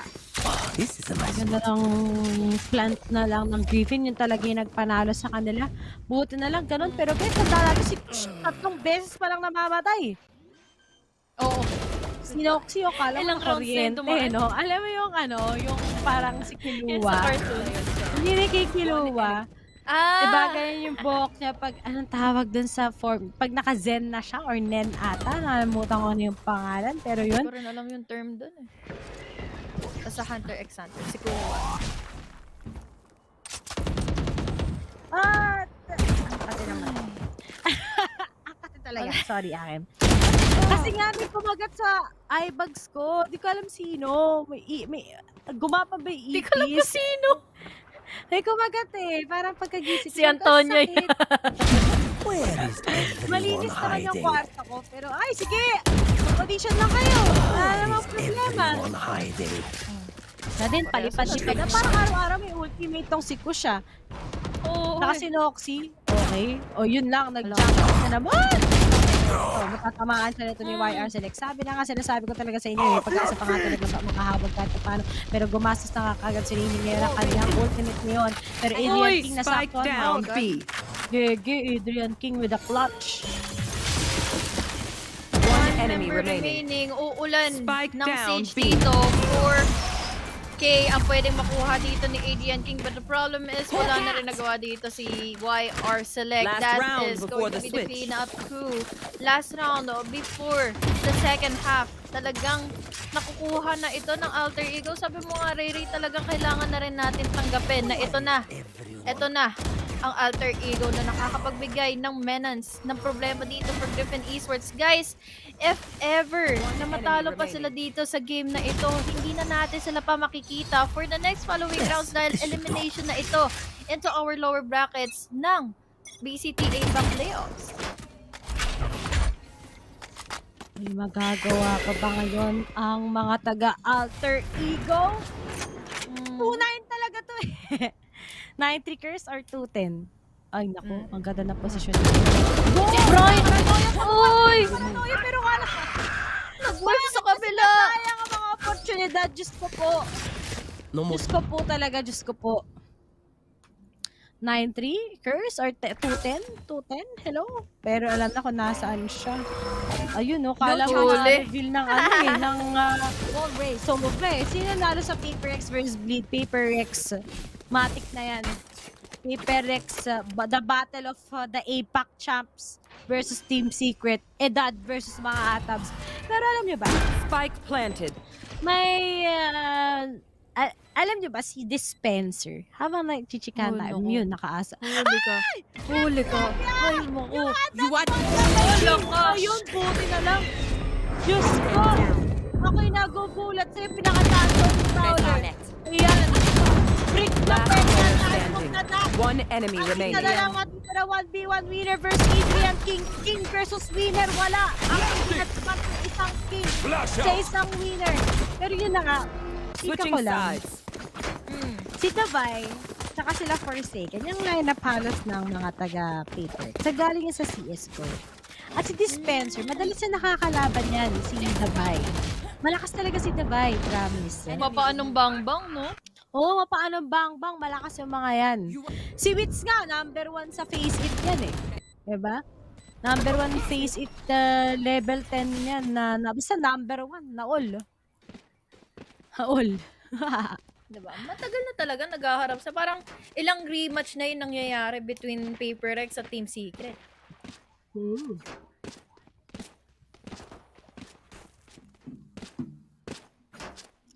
Wali.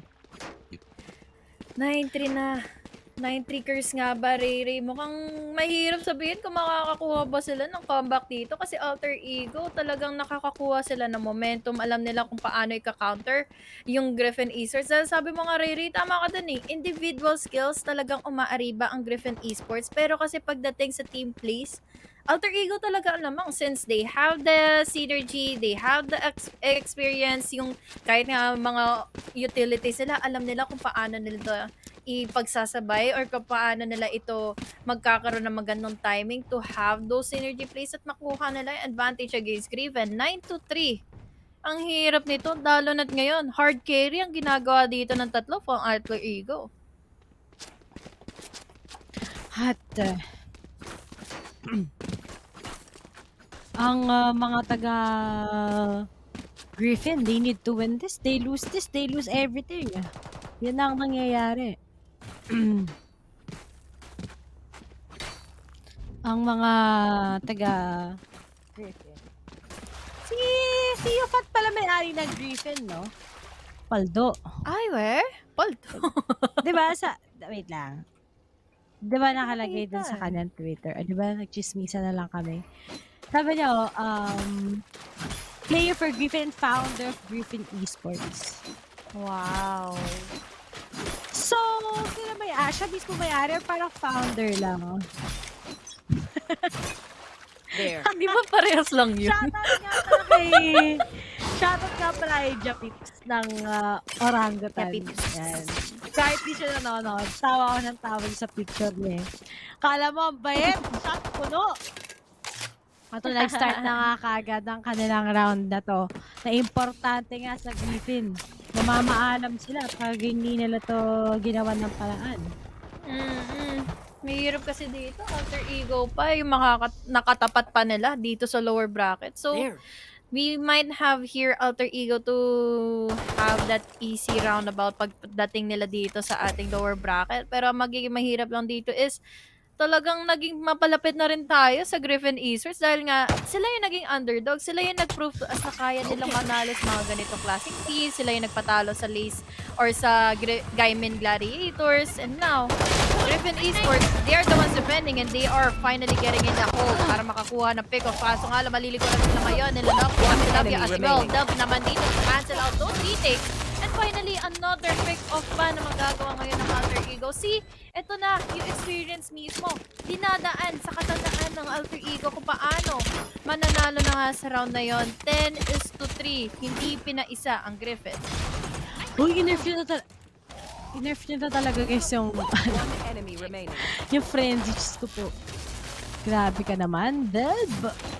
And this is it. Talagang gusto na i-confirm ng Alter Ego na makakalaban nila ang Boom Esports or Xerxia. Yeah. Yan nga mangyayari. Mas kasi naman nanalo sa nakakalabanin. Marked one. ONIC. Pero ito, Noxy. Comes in, the wire select. It's gonna go down. Sige, press down. One enemy remaining. Hala ka? Meron ng tilted. Meron na atang tilted. Fang na lang.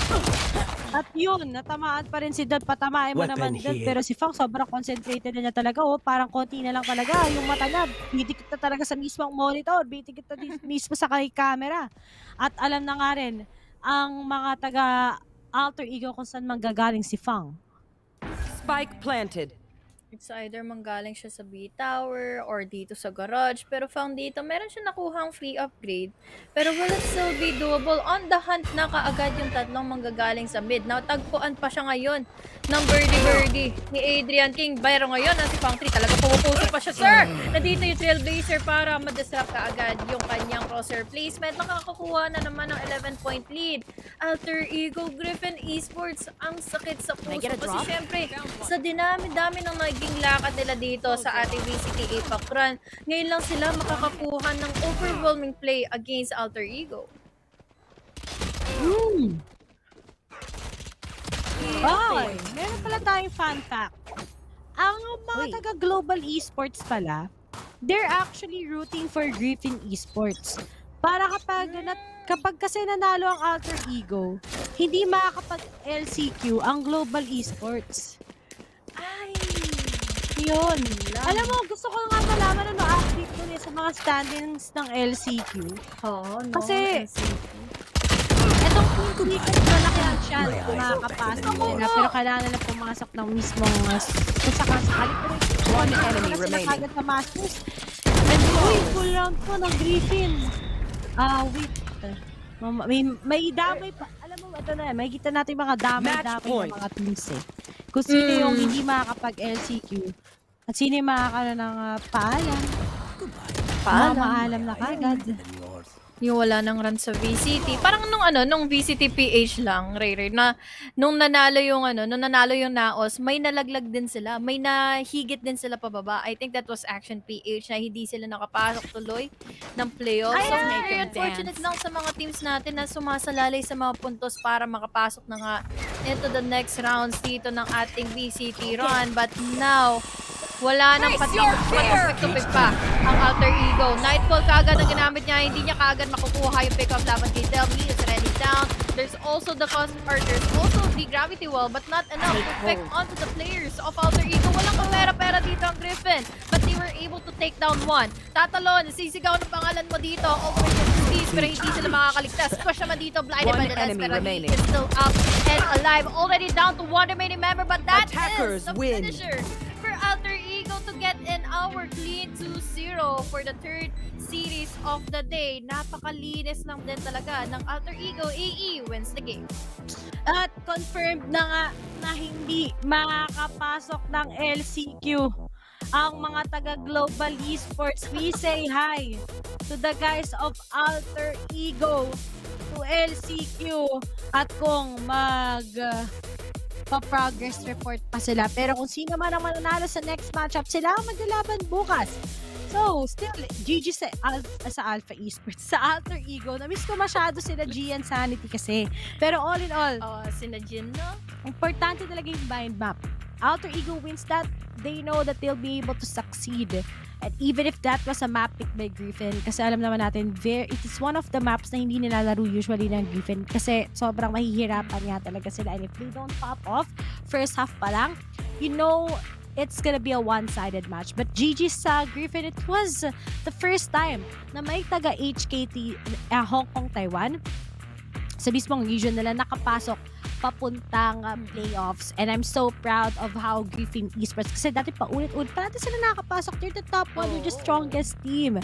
Pero nga lang, hindi pa rin enough ata ang kanilang experience, ang nilalaro nila, ang kanilang game style, going up against other APAC teams, particularly here in SEA. A good run, GG's pa rin kila CFAT. You're still one of the players na sobrang laki ng improvement. But then, Alter Ego, sabi nila, hindi pa kami aalis ngayon. May oras pa rin talaga kami para manalo. Pero guys, the next matchup is going to be Xerxia versus Boom Esports. Kami ang shoutcasters niya. Ako si Riri, kasama ko si Honey Glaze ngayon. And kita-kita tayo right after the break and right after the panel in the last match.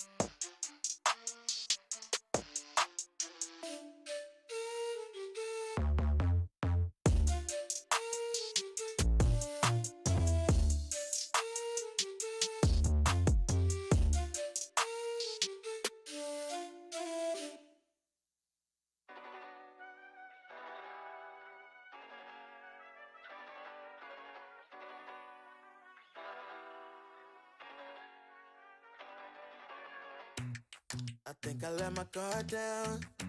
Certain things ain't the same now. Hard to navigate these problems. I'm by myself, you're not around. I tried to open up, it wasn't good enough. Put in my all and got nothing back. Now I'm stuck in the rain, dealing with all this pain. Why you gotta do me like that? Don't say you love me, then go and leave me. It can't get ugly, trust and believe me. Say it to myself, looks so deceiving. Trying to fight back this far from easy. My life's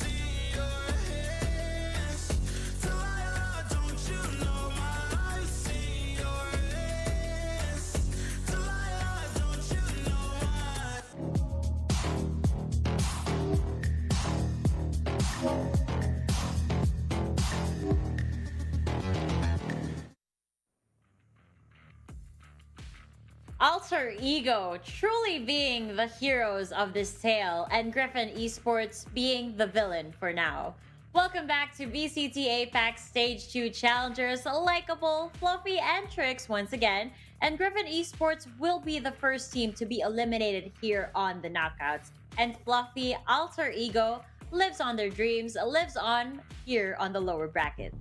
I mean, Alter Ego really showing a very different form that they had during the first game where, yes, they were able to pull off the map win on map 1, but it was still a very back and forth thing and shaky overall towards the end. But here on Split, it looks like they were so confident coming into this. Their defense was impeccable. A lot of players, especially Noxy and Kush, really was the shining stars for me on that Fate, especially on that Cypher, creating so many good opportunities, be it via the lurk or as well as setting up for the site. And when they got to attack, winning the second pistol, in my opinion, is one of the biggest factors, because when you're up so much rounds on the first half, winning pistol almost guarantees you an extra round. And in that regard, it really pushed their agenda really hard, all until I guess Griffin just couldn't handle it. It definitely felt that AE had a clear direction, clear idea of how they were going to play this map. We actually even saw Kush, lurking a lot of times on that Cypher, taking that back line. And just how many times has he been able to go through sewers and just fight Griffin at mid and pick them off without them expecting it?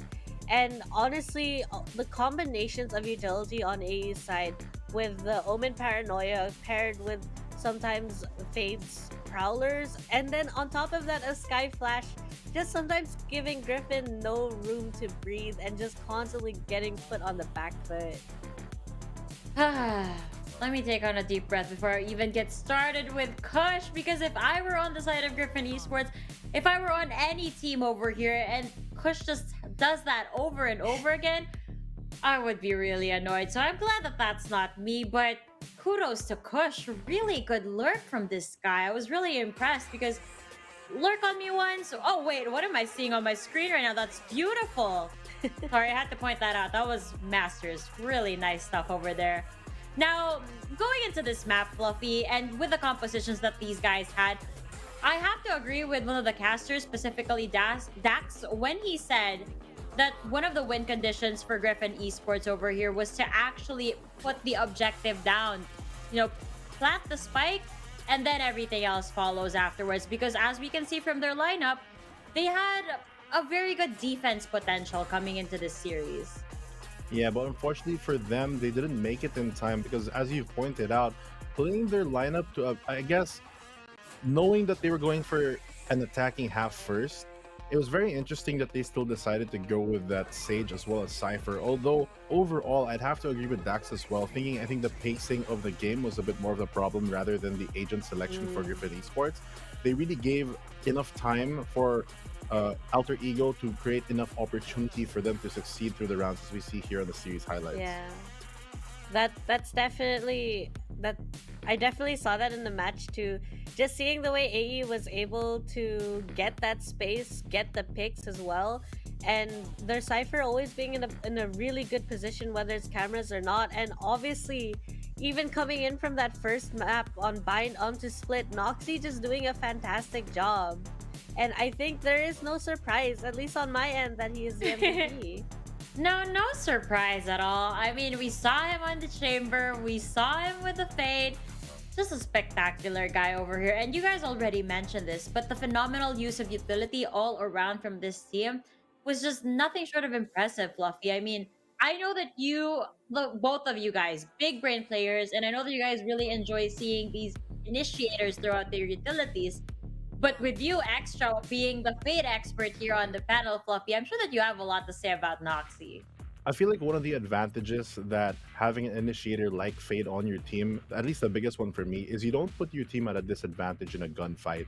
Unlike something like a Sky or a Sova where you're playing far back or you're on your drone or on your Trailblazer, you can really bring out your gun and literally push with your Prowlers. And I feel like that's something that Noxy really capitalized on, not only being able to take space, but also having the aim to back it up. We've seen it in the highlights as well, how many times he's gotten 1, 2, 3 frags, and Noxy is really pulling off again, pushing the limits of the agent to its maximum potential here. And it's worked out very well with Alter Ego getting that confident 13-3. Really did work out in the end. I mean, they already started that first half 9-3, and then they just made sure that that was it. That was the last point that Griffin Esports was gonna take. And I think this is a mental note for me, but remind me to never face against Alter Ego when they have the frenzies out, because once they rush in, whether it's a 5-man execution or a split push, it's just impossible. I mean, Delby with a control on that frenzy, scary. I know Scary is not on this series, but it is what it is. He was insane. Anyway, we're gonna be moving over to the final series of the day, and as I introduce the first series, or the first team rather, hopefully I don't make the same mistake that I did introing the other teams, because for the first team for this final series of the day, not to be mistaken with Bleed Esports or Alter Ego, my mistake, my bad, a mistake I've done in the past, you know, it is a team that's so great with their explosiveness, literally by their name and figuratively by their game. We always look forward to seeing them play, and we can't get enough of them. So ladies and gentlemen, finally, correctly, I am introducing Boom Esports.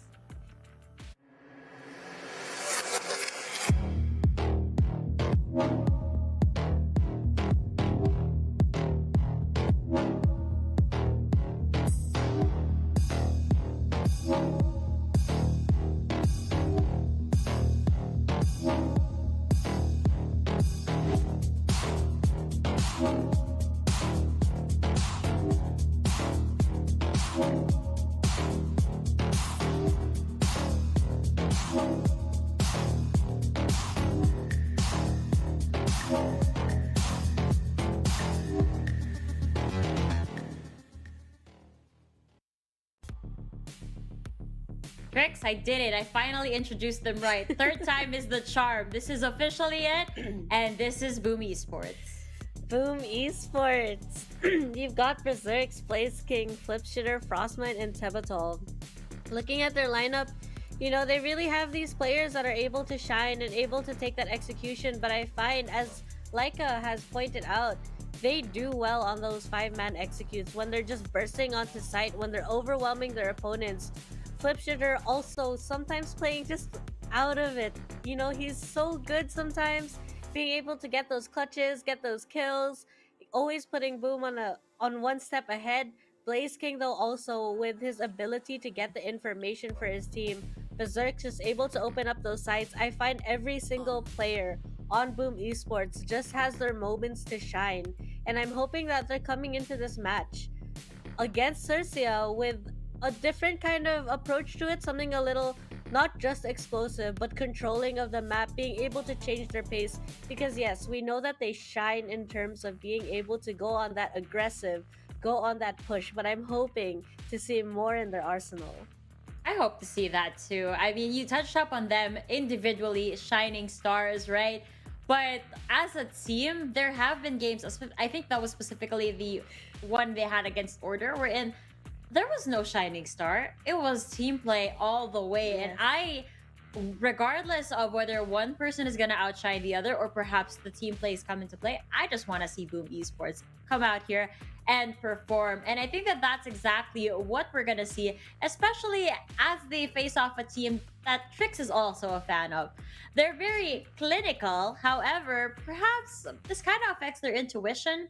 They experienced their first defeat yesterday, but perhaps that was not the last. But I'm sure that this team will give us their all, though, because they are known for that. They have given us their all in the previous track record that they've shown. So with that, folks, let us welcome Xerxia Esports.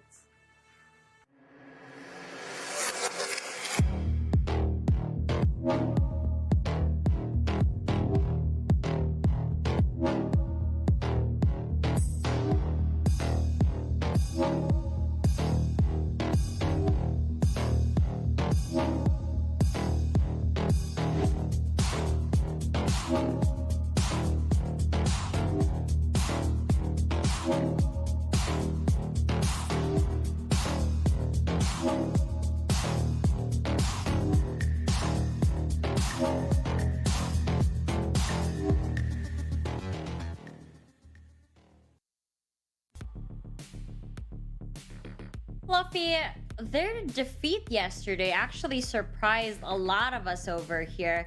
But I don't think that means that Xerxia is underperforming. I just think that, you know, they have something to show for us, especially as they go over here in this game. I mean, just because someone stumbles and loses their way does not mean that they're lost forever. And Xerxia Esports has always proved that they have the consistency to back it up. And although they took that L from Team Secret, the amazing squad that has graced the international stage, composed of Scary, Sushi Boys, Surf Cruise, and Fox, there's always one that has the most disciplined, most clinical, and most methodical gameplay that I've ever seen here on the APAC stage. I'm not going to be surprised if they take that mentality forward, if they make more calculated moves, especially knowing how Boom Esports does play. I feel like this team has the potential to really be a champion, but unfortunately for them, they are playing in the lower. So right now, it's also a make or break game for them. So they can't afford to make any mistakes right now. And knowing Xerxia Esports, as long as they can still remain proactive, they can always make it count. You know who's an enabler of proactive plays over here? It's the initiators. And I'm so happy that we get to welcome them over here on our head-to-head. Let's take a look and see. So, all right, Trix. I know that this is up your alley because we have Blaze King and Foxy. I'm so conflicted because I love both of these teams so much. Okay, Blaze King and Foxy, both of these initiators primarily also playing on that Sova. You guys know how much I love a Sova. Being able to get the information and get the execution for the teams. I have noticed that Blaze King, when he's executing with Boom Esports, able to kind of flush out opponents from certain angles, but Xerxia, on the other hand, with Foxy being able to start those fights. So it's, to me, it's a question of being that execution hit and clearing out a corner and starting the fight for your team to get that advantage. Both are advantageous on any team that you're on, but the primary thing that every team needs is to be able to be flexible with that Sova. And we've seen that in some teams coming into the APAC stage too, where they're able to change the way the Sova plays in order to turn the tide for each team. That's just the impact that these initiators have. And especially on Icebox, I can't forget about Blaze King. I love his Sova every time we're there. He just makes gets so much value out of the Hunter's Fury, the shock darts, everything. That's how Blaze King functions. And of course, Foxy, no stranger to that as well. And I can't wait to see what these guys are going to be bringing over here to the table. But Fluffy, these two, I don't know what to think. Honestly, I know that Xerxia Esports, given their track record, have had a stellar run in the past. But how do you think they're going to fare against Boom Esports over here? I feel like as long as they can control the aggression coming out of Boom Esports, if they can set up a lot of the crossfires that we always talk about here on the panel, that can really give them the consistency to not only guarantee a kill, but more often than not guarantee the trade. It's that stability that they have that I think is the strength that they should be playing towards, rather than trying to be over ambitious at times. Although I have to say that by kind of over focusing and tunneling on that one specific strategy sometimes hurts them, just like how they played against Team Secret, where being too careful really lowered that risk-reward ratio and didn't reward them at the end of it. So hopefully now that they've learned from that, I think that they're going to go for a more proactive approach and be the Xerxia that we know and go back to the form that we've seen them in the past. At this point of the competition we're in, you know that everybody is so well studied. Everybody has their own aggression. It always boils down to the discipline as well as the consistency at the end of the day. Yes. I mean, it's too high a level of competition over here. So it's just so scary. I mean, if you don't, there are off days. Obviously, there are. And it just so happens that if you're not consistent on this specific day and you go up against these opponents who are ready, then it punishes you so much. And it's so hard to get back up off of that. And we've seen that happen over here in the competition. You've had these 2-0 series wherein some of these teams are falling a little bit too close. Like, it's almost there. Yeah. For example, Griffin Esports, they were so close had they figured out the formula and to beating Alter Ego over at that mind map. But it was just too little, too late. So I'm hoping that for either of these teams, that is not going to be the scenario, especially as we go on and reveal today's map vetoes. I wonder what maps we're going to end up at, guys. I do too. I'm not really sure what to expect in terms of what they want to bring to the table. I find that both teams definitely having, areas in which they shine and maps in which that would shine extra bright for them. But what do you think, Fluffy? I'd be surprised if Fracture can get through. Actually, never mind. No surprise. It's literally right there in front of our eyes. Fracture not getting through at all. It's not a map that Xerxia has really brought out or have been super proficient at. And even on the other side, if it went the other way with BME's ban, if they banned Fracture instead, I would also not be surprised, just because they kind of have like a 50-50 with that one. It's a very coin flip map for them. So just getting that out of the way, Xerxia taking that one out for the pool. We also have Haven not going to be available, which leads to Xerxia going to pick Icebox for their first map. I feel like it's a very good map for Xerxia. They have a very high win rate and they played so many games on it. It could be detrimental in a lot of aspects because you have a lot of VODs out, but that's maybe looking a little too far into it. But I don't think it's a bad map at all also for Boom Esports. So I would argue that it's pretty 50-50 overall. And for our second map here, that for Boom Esports, we do have the Bind locked in. I know it's one of Laika's favorite maps, which also includes Split, which we won't be seeing today. But Bind, going back to that, I feel like is a map that Boom is very comfortable on. They have the aggression to really support the plays, especially if they're running that breach, to really support their duelists. They have brought out the Neon before, so very excited for a lot of explosive plays coming out from that one. But Breeze, on the other hand, will be a map that we will not be seeing today. Ascent as the decider? My goodness. Okay, so I'm looking at this right now, and I'm thinking the win condition for Boom Esports is to get 2-0 because I've seen Xerxia on Ascent and they are formidable. They are incredibly scary, Tricks, and I worry. I know you worry more than I do because I know that you love both of these teams. I do love both of these teams, and I find that I'm consistently not sure who I'm supporting right now because I love the way both teams are playing.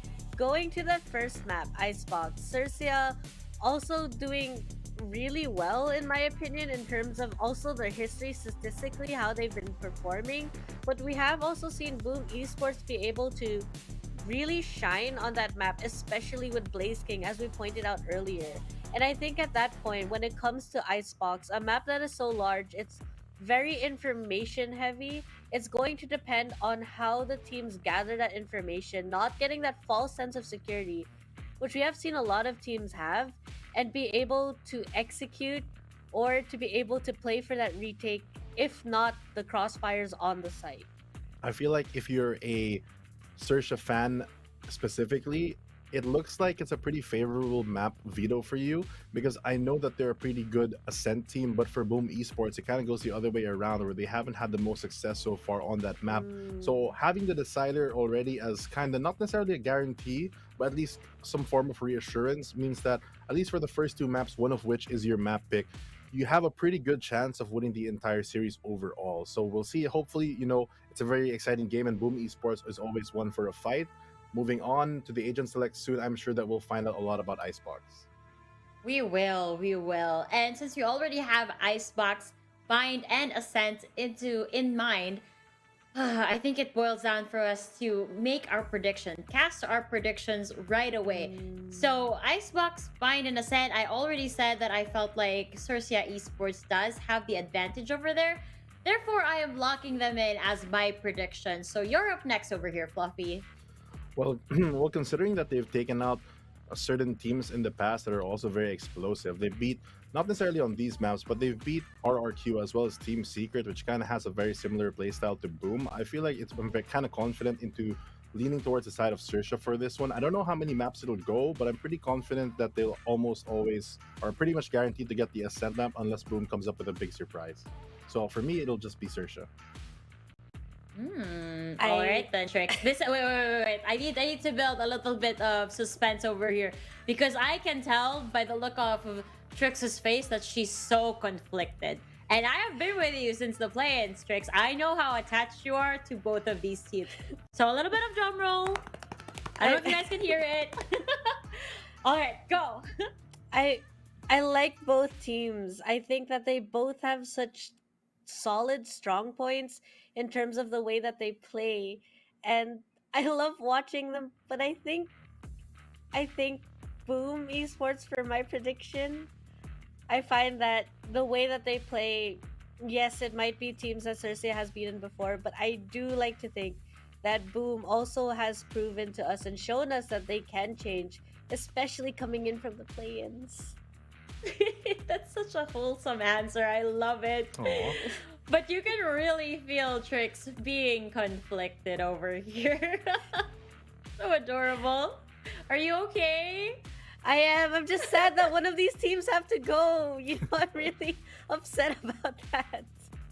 Yes, that is the sad reality over here. But hey, making it to the knockouts is no easy feat. So the fact that you guys made it over here proves a lot about the skill, the talent that your team has. And regardless of today's results, that's something to be proud of. But again, one has to go. Is it going to be Boom Esports or Xerxia Esports? That is the big question over here. Another question on our mind, Fluffy, is we're going to be headed over to Icebox. What can we expect to see from either of these teams? I feel like for the side of Boom Esports, the consistent pick that they've always gone with so far for the APAC Challenger Series, for Stage 2 at least, is the double or triple Sentinel, where they run that, not Cypher, but they run Killjoy, Sage, as well as Chamber, and they rely more on that duelist mindset to really work the map rather than having that explosive power. They really rely on that, as well as the standard Sova, as well as Viper, to gain a bit more control and information for the map. But for the other side, for Xerxia, I think that on Icebox, they have two options basically. They either run a multiple Sentinel setup as well, where they run the KJ and Sage, or they go for the more explosive version where they have the Raze. So for Xerxia, a bit more options, but Boom seems pretty consistent in what they're used to bringing. Ooh, well, there we go. We're going to be headed over to Icebox, and in just a little bit, the agent select will be revealed. Icebox, such a tricky map to hold. I know that we've seen a lot of these Sage compositions, but there are also teams who are trying to break free from that. And now the agent selections are locked in. We will see a Sage on the side. Xerxia over here. Oh wait, no, both sides rather. Yes. Wow. I think Boom Esports going in with a lineup that tried and tested kind of thing, really just needing to refine it, as well as Xerxia. I think the thing that Xerxia definitely has here over Boom Esports is the ability to go on that vertical fight, which we tend to talk about on Icebox. We like to take those fights in the different levels. It makes it more difficult to get that refrag, especially if two people are peeking you from two different vertical areas. So a little worried for Boom. I think they've done it before. They can do it again with this lineup.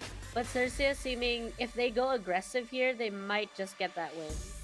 I just wanted to add also for the Boom composition, it's something that they've brought out a lot of times in the past. They're very comfortable on this composition and it really works for them. But when you look at the numbers, at least on the statistics for the attack versus defense round wins, you'd think that there would be massive shift in how much percent they win during their defensive side. But actually, it stands very close with 53% of the time them winning attack and 56% of the time winning their defense. So even though they are stacking a lot of the Sentinels, it proves that there's still a lot of ways to play around this. And I feel like if they're not able to really bunker down and double down on the defensive side, they might struggle actually on the attack. I hope that this isn't the same scenario that we just witnessed in the previous series, wherein, you know, you had a composition in mind, you had the executions in head. However, actually applying it into the game is a little bit different. So, Trix, I really hope that this plays out in the end. I mean, I'm looking forward to both teams, honestly. I don't think that's ever going to be changing. I love all of the teams that I've been watching. Xerxia and Boom Esports, both teams that I always get excited. So I am hyped that they're playing against each other. I am a little sad that one has to go. Okay, now that I'm looking at this composition once again, we just talked about the head-to-head, about these big brain initiators, and both of these guys are on the Sova right now, just as you guys said, and just as you guys predicted it would go out. So I already mentioned that I love seeing Blaze King on the Sova in Icebox. So I'm really curious as to how Fox Z is gonna counter that Sova over here. Who is gonna be the best hunter today? Really, really interesting to see how this is gonna play out. But with that said, folks, it's about time that we get started. Again, one of these guys is gonna get eliminated. So cheer for your favorite team while you can in the comment section of our live streams, because this is it. It's Xerxia Esports versus Boom Esports.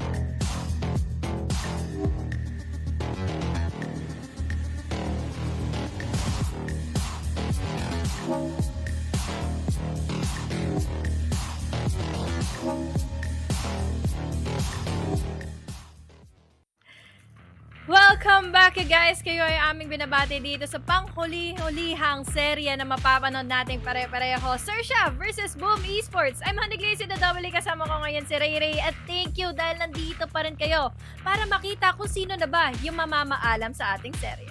Siyempre, mukhang it's tignan nyo na lower bracket nga lahat ng mga Indo teams. Pero, ito ngayon, parang may mamamaalam talaga na Indo team. Dahil ang gusto ko manalo dito, Xerxia. Ang gusto ko maglaban sa finals ay Xerxia versus ang mga taga Team Secret. Yung Paper X, next time na yun. Bawi na lang sila sa LCQ. 'Di ba? Pero, all in all, I'm looking forward sa performance nga ng Boom Esports at the same time. I mean, this is gonna be a close series between both of them. Pero buti na lang, salamat 2-0 ng Alter Ego. At kung sino man mananalo dito, tatalunin din dapat ang Alter Ego para i-face off nga ang mga taga-ONIC bukas din. So, bale, tong dalawang to, meron silang tinatawag na magkasunod na game ata. Basta yun na yun. At si kanina pinag-uusapan namin, share ko lang, total pistol round pa lang naman. Na, chill lang din. Yung mga taga-Xerxia, ano sila? Para silang boy band. Tapos sabi ko, hindi, isa sa kanila manager. Si Sushi Boys. Grabe ka kay Sushi Boy. O hindi. Sabi ko lang, mas perfect talaga siya as manager. Wala ka sinasabi kaya. Mas perfect na siya. Pero uy, takes down one. Si Wix pala na dito nag-stop. Yun. Bakit ka mga taga-Xerxia, sabi na matatalo talaga yung Xerxia. Si Flip Leader, magaling yan. Tignan nyo si Humpy Dumpy yan, no? Scary na lang kagad ang natitira. Scary, huy. Saan ka? Hindi na ba tayo tapos nilaban? Nandiyan ka pa. 1-0 in favor of Boom. Ito pag nanalo Boom dito, may pag-asang 2-0 in favor of them. Kaya kung ako yung Xerxia, mag-iisip-isip na ako. Lalo na map-pick namin to. No duelist. Ay, tingnan nyo! Tingnan yung nangyari sa Xerxia. Na-trauma na sila. Na-trauma? No duelist ko.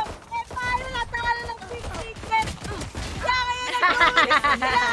Nag-duelist na nila si Xerxia. Tapos yung comp nila, yan yung pinangpunta nila ng Masters, tsaka yan din yung sa Stage 1. O, di ba, natakot natuto? Sa wakas, natuto na din. Pero yung Boom Esports, at least, di ba, nakapag-adjust. Isa pa to eh. Kaya, isa pa to eh. Ayaw mag-duelist eh. Tapos sino magsasabi sa akin na yung si Berserks daw parang duelist? Hindi! Sentinel pa rin yan. Kahit anong gawin nyo, wala namang pan-dash in yan eh. Pero ngayon pinututukan ng ni Berserks si Sushi K. So, tumba na naman si Good Day Manager. Pero kami, nagkaroon sana ng crucial match naman. Wag speedrun. Hindi! Wala, Jamie. Gusto namin speedrun 2-0. One enemy Wala, remaining. parang ito na nga ginagawa na mismo ng Boom Esports. Dahil narinig nila si Ray Ray na kailangan i-2-0 na kaagad nila dito ang Xerxia. Kung gugustuhin nila mag-stay, tingnan mo naman, mainit ang ulo ni Tebatol.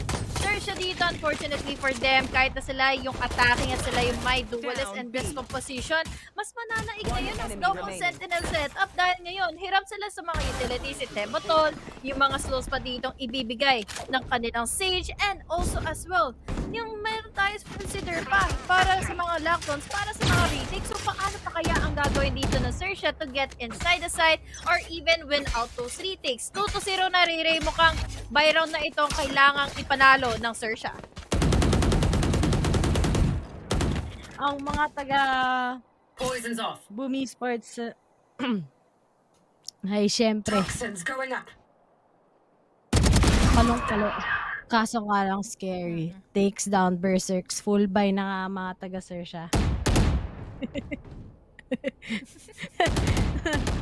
Sorry. Nag-chat kasi si Bill. Natatawa sa chat niya. Deploying drone. Okay, sorry guys. Si Bill kasi, ever magtatropa kami ng mga shoutcaster. Pero to si Sir, uy, nakukulit kaya ng hirap. Live feed ba? Hindi siya nasaktan sa beach person. Diba sa babae ko? Spike down A. Ng buho ko. Well, bagay naman yung guys, tsaka kay Jer. Kay Sushi Boys, okay lang. One enemy remaining. Oh! Sushi boy na naman ang hit. Ayun! One enemy remaining. Ayun na nga sinasabi ko. Xerxia nyo, pagod na! Tuman! Pagod na laglag ang Xerxia, guys. Wala tayo pang problema. Alam ko na sino top 2 eh. Alam ko na sino top 2 eh. Pupunta, ang pagdatalo yung Xerxia dito, alam ko na sino top 2. Team Secret tsaka Paper X. Yun. Hindi na bago yun eh. Ever since last year pa, di ba? Nung Brent Esports pa lang, ang Team Secret. But sila, alam niyo guys, okay lang sa akin yung lineup ngayon ng ano. Mas gusto ko si Sushi Boy, Bilang tropa. Oo, yung tropa. Si Joy. Sorry, bias ako sa Xerxia. Hindi dahil sa pinili ko kahapon na yung bayan. Pero syempre yung BB kicks natin nandyan. Kaya kailangan magsa-Xerxia tayo. Wala lang, trip ko lang Xerxia para intense. Kasi yung Boom Esports, wala lang, gusto ko may matanggal ng Indo team eh. Ayoko sila maglaban ng alter ego na naman. Wala lang, honest opinion lang.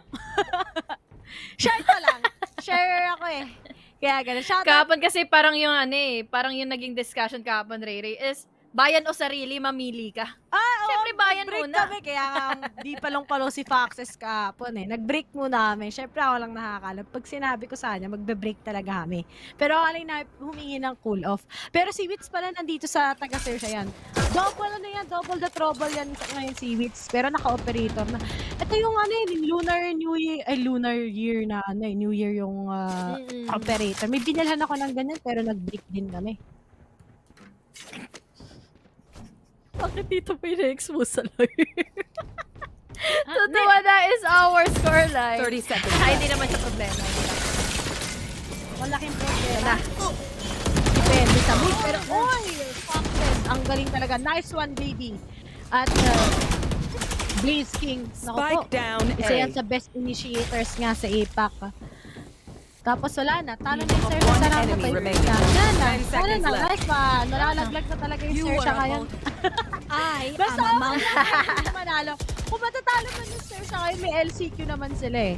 At saka actually, baka nga makapasok sila ng champions in a way. Ata. Kasi, hindi.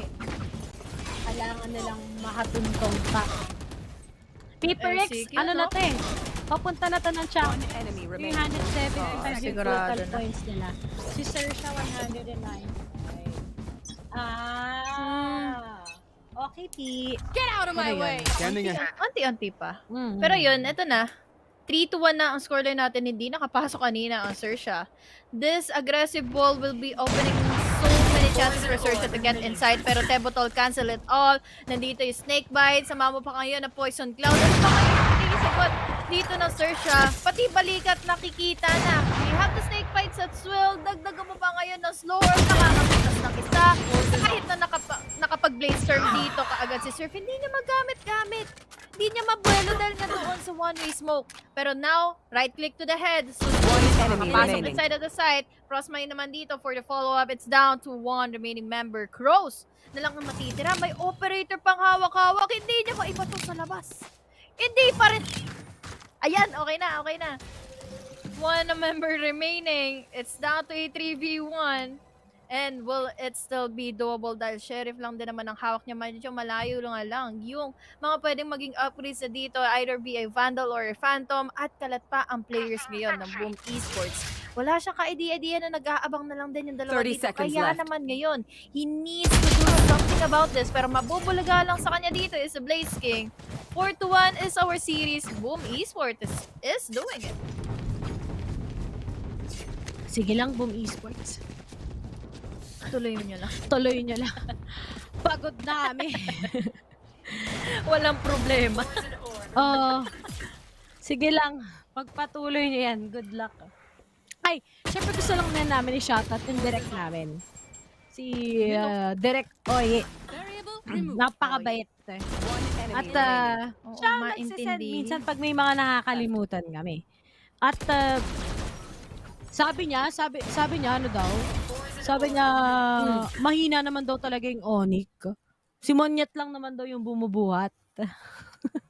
Tapos kanina sabi niya boyband daw yung Xerxia, no? Grabe, no? Tas Grabe isa lang makalait. Siya yung nagsabing pang manager lang si Sushi Boys. Grabe talaga si Direk. Ako, di ako ganyan magsalita. Sabi ko lang, totropahin lang. Si Direk talaga eh. Pero gagawin ko na Xerxia, no? Ngayon ako nakita ulit ng protein na puro pogi. May alam nila akong protein. Ay, nako.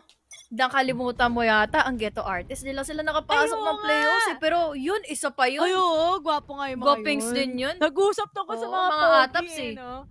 Sabi ni Manong Guard, Ray, kumain ka na. Huwag ka magpapagumamahalin pa ita. Noted. Pa-note na lang, ha? Noted with thanks. Noted with thanks. Ayan. Sabi na, secret puro pa lang, hindi naman nagkakajowa. Kung sa may mga gustong umamin dyan, yung email ko nasa page ko, ha? So, meron nga nag-email sa akin eh. Inaaya ako on a date. Huwag ka mag-reply kita after ng APAC. Yan. Busy ako eh. Busy person. So, sa mga gusto ko mausap sa atin. Ano, flight. Intindihin muna nila yung yung kabisihan natin. Ay, diba? Ikaw may jowa ka wala eh. So, alam mo yun, mahirap na para sa pero okay lang naman guys. Hindi man talaga ako naghahanap. Ang hinahanap ko talaga ay sino ba bibisitahin ko sa Singapore. Pero ngayon, balik na tayo. Sino bibisitahin sa Singapore? Lahat na naman sabihin naman ng mga tao. Si Flipsitter. May kamukha talaga siya. Ayoko lang. Masyado lang. Kala ko si Flipsitter yung bibisitahin mo sa Singapore. Sa Indo yan. Malayo-layo yan. Buhawig Pilipino nga eh. Pero to ayun lang, ghetto artist. Yun ang ganda. Tapos, may alam pa ako pro team sa PUBG Mobile. Ano sila? Ang popogi din nila lahat. Tapos tie team din sila. So, 30 seconds left. Tayo, no? Kapag mga pro players sa nila pogi, wala lang, share ko lang. Pero feel ko di kami magkakaintindihan yan kapag naging jowa ko yan. Mahirap pag, yung mga, di ko nga alam yung handwriting nila eh. So, to, si Foxy. Go to the reload, pero nga consider na kapag natin kagad, pinapalusaw niya kagad. Ano ba naman yan, Foxy? Ang 10 seconds left. Spike down A. Last player standing. I would apologize. Mag-roster na ata itong team na to. They're Ano ba naman yan? Roster ka May duelist na kayo, nag-iba lang kagad yung laro. Sana ginaya nila lang yung top down team secret, nanalo pa kayo. Hirap din kasi talaga, no? Parang mentally unprepared ngayon ng Xerxia na Pentary din, hindi nila tinanggap yung pagkatalo laban sa Secret kahapon. 2-0 din kasi yun, Riri. So, ang laking naging hampas sa Xerxia na ito, undeniably, one of the top teams, powerhouses dito sa APAC. But, look at it now. 5-1 lang din naman ang nakakatapat nila dito against Boom Esports. Hindi sila makapag-react. Sabi mo nga, Riri, kahit na sila yung may duelist, wala silang nagiging palag dito laban kay Berserks. Kasi, defender-sided din naman talaga. Yung utilities dito, yung composition ng Boom Esports. 3 sentinel ba naman ang iharap sa'yo eh? Hirap eh, hindi makapalag. Pero kailangan na Xerxia pumalag. Hindi pwedeng puro panalo ang Boom Esports. Yung atabs natin sa Xerxia, kailangan nyo manalo. Kailangan intense yung laban. Pero na naman Berserks paalam.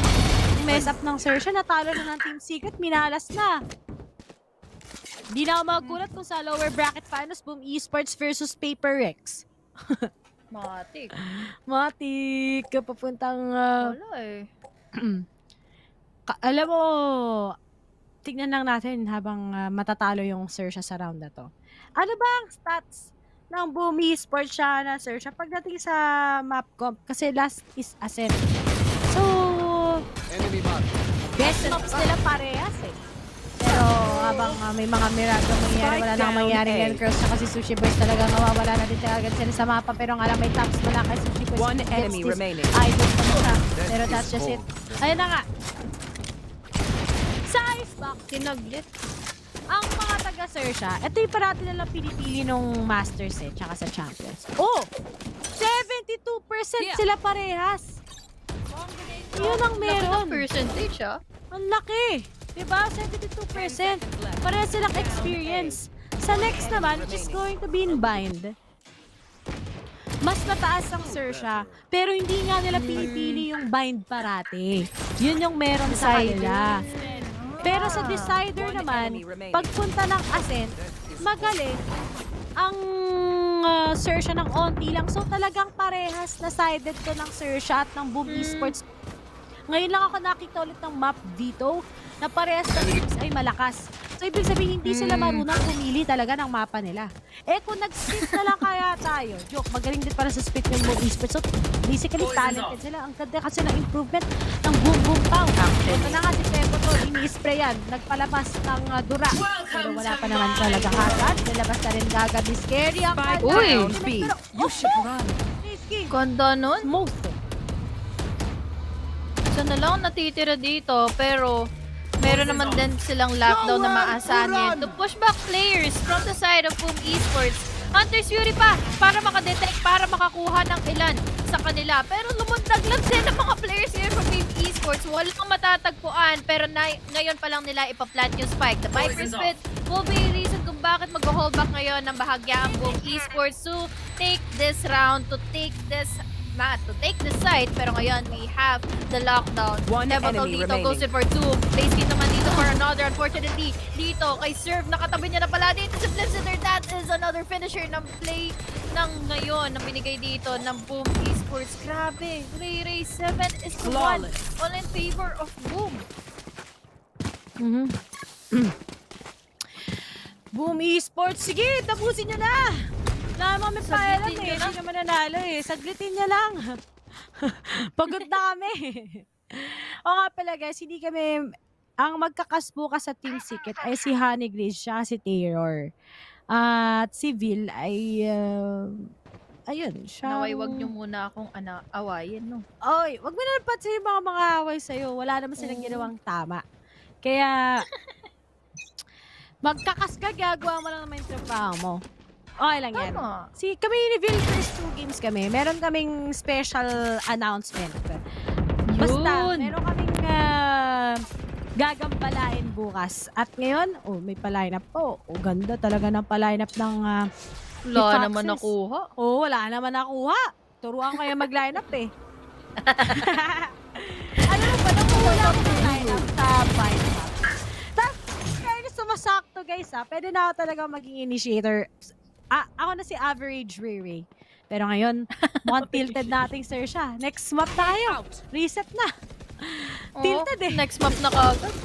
Walang ganap Akalain mo yun meron pa silang duelist dito. Meron pa silang, jet dito. Pero ang nangyayari, kapag nakakapasok sila ng site, hindi nagiging komportable maglaro ng post ang Xerxia. And now, may revive pang kasama ang Boom Esports down to a 5v4 situation. Mukhang magagaling sila lahat sa city. Will this be still in favor of the side of Xerxia? Dahil nga, 7-1. May Hunter's Fury pa para makakuha ng info dito. First out kaagad na players from the side of Xerxia. Makakakuha pa kaagad ng 3 players ang mga pumapasok na all the way from ramps. Players ngayon from Boom Esports, they're still complete. Pero ngayon si Scary, naku, dinidefuse na yung spike tool. Medyo matagal ang talagang ginagawa niya dito ang pagpa-flank sa side of Boom Esports. Wala na naman silang nakuhang round at mukhang save na lang muna ang gagawin ngayon ng Xerxia. Ano nangyari sa Xerxia? Ba't ang distracted nila tignan? Kapag tignan natin yung nila, may mga pinagtitipit itong mga to Kaya, yung mga memes Hindi yung memes Parang balita ko may kinomplain daw, parang kahapon daw. Nalulungkot sila Wait lang, titignan. Sino kaya pinaka-active sa kanila? Nag-Twitter to mga to Pero, let's wait and see. Ayan wala. Puro last week nila. June pa. June 17. Diyos ko po. At ang Xerxia ngayon, parang hindi talaga sila makapag-i-give ng pick-offs. I think distracted talaga sila. Natalo lang sila ng Team Secret. Ganito na nangyari. Tunay na lason talaga ang Team Secret. Tignan nyo bukas. Manghihina na rin kagad yung ONIC.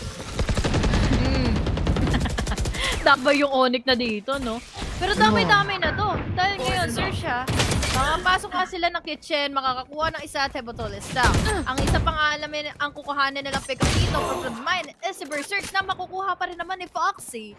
There's 2 already down for the side of Boom Esports. 3 upgrades for ilan sa mga players dito ng Xerxia. They can plant and the spike pero wala kasi silang idea kung sino ba ang nasa loob ng site. Basically dito with the white swing won't be doing it as much. Nandito naman na si Flipsider ang magiging lason.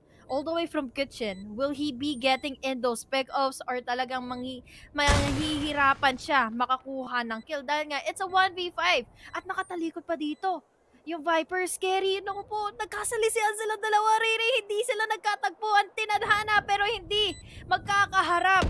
Dito na natin makikita ngayon kung hanggang saan pa magagapangan ng Flipsider. Makukuha niya yung tag against rules pero hindi pa rin siya makakaligtas sa mga kamay, sa mga crosser, sa mga bala ng players natin yun from Boom Esports.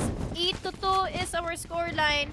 Boom Esports, pinaisa lang ulit ang players sa Xerxia. Ano kaya nangyayari sa mga taga-Xerxia ngayon? I think parang namig bigla yung performance. Pero at least they're getting the hand of it. I think the worst thing here is that, di ba nasanay nga sila na wala silang duelist? Kaya nag-a-adjust sila sa comp nila. Biruin mo in just a span of 1 day, nagpalit sila ng comp na ganito. So talagang mahihirapan sila.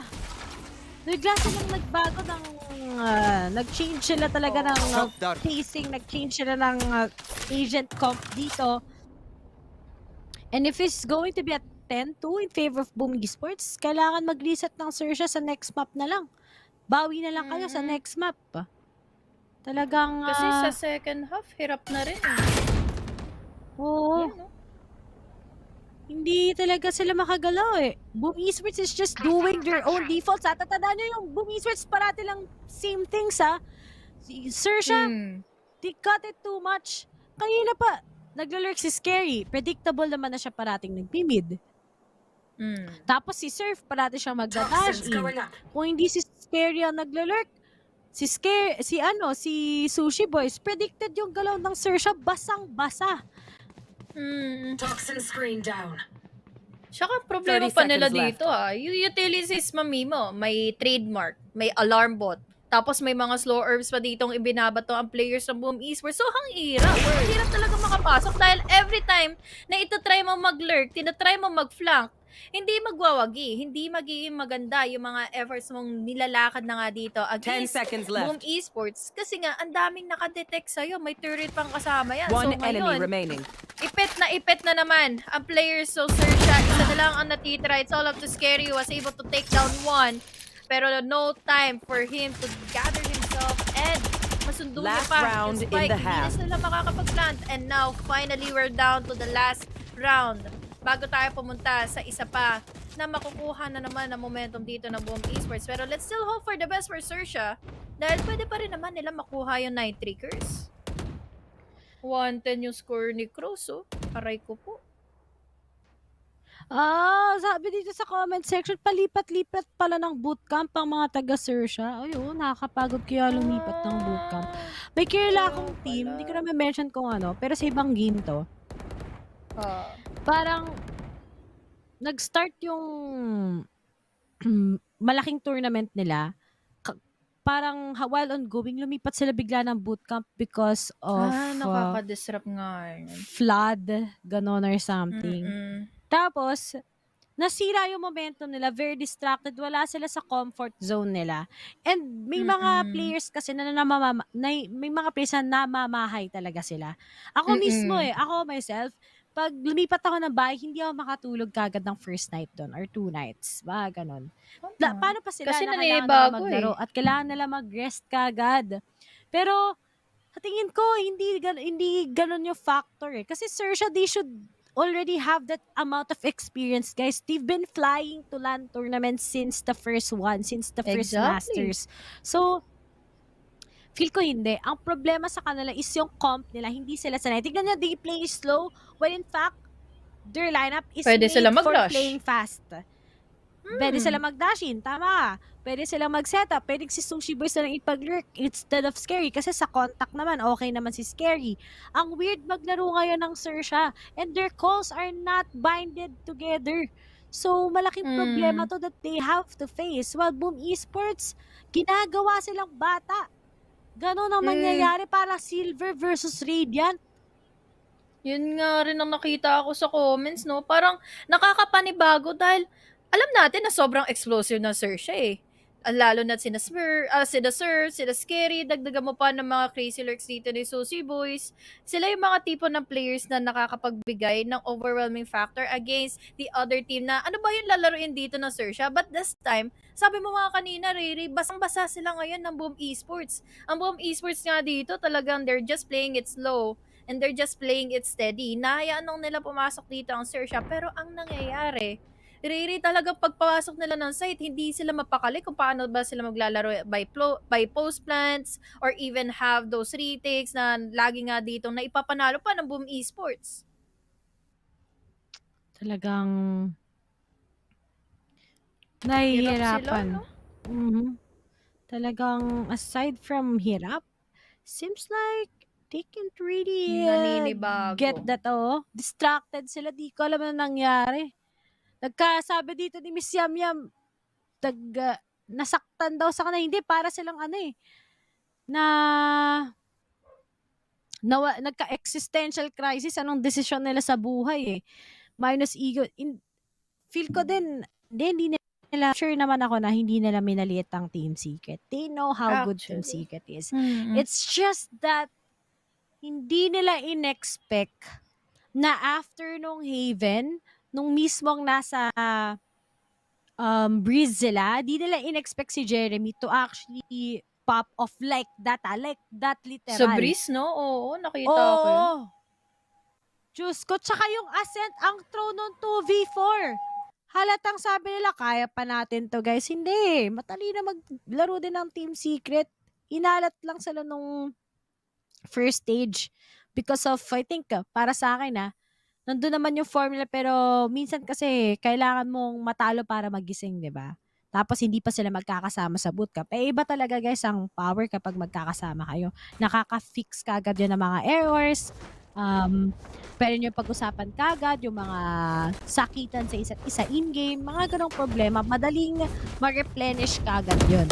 Pero ang haba naman ng tech cost natin. Focus na ako. Pinang hindi gumagalaw.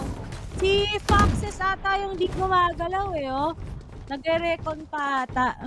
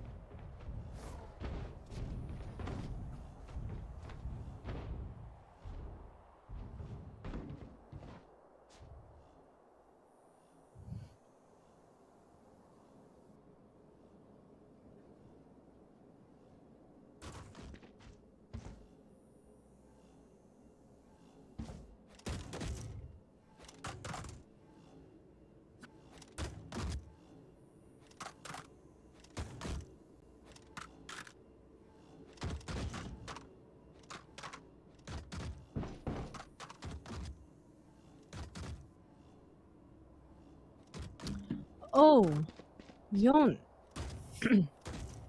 Technical pause ang tagal. Gumagalaw na ba? Okay, gumagalaw na. Gumagalaw na yung baso. At may internet di ko alam yan. Basta to, panalo na yung Boom Esports dito eh. Di gumagalaw yung buhay ng mga taga-Xerxia eh. Shout As out I nga was pala sa saying mga nga din, nanonood. ay, sorry. Sige, go. Ayan. Guys, sorry, Balikan natin, nanahimik guys. Nanahimik Ninyo kasi si PPGL. Honey Bliss. Ano yung Ang sinasabi nangyari ni din kasi, Eto yun kasi Riri, di ba composition pa lang ng Xerxia dito and na-expect natin na sila yung maging explosive dahil alam natin yung experience nila wisely. They have what it takes para makakuha ng mga succeeding rounds ng commanding lanes. Pero anong nangyari? Para lang silang nakakatapat lang dito ng utility battle against Boom Esports kasi nga sabi natin, 3 kasi yung sentinels nila, nagganang-gana pa.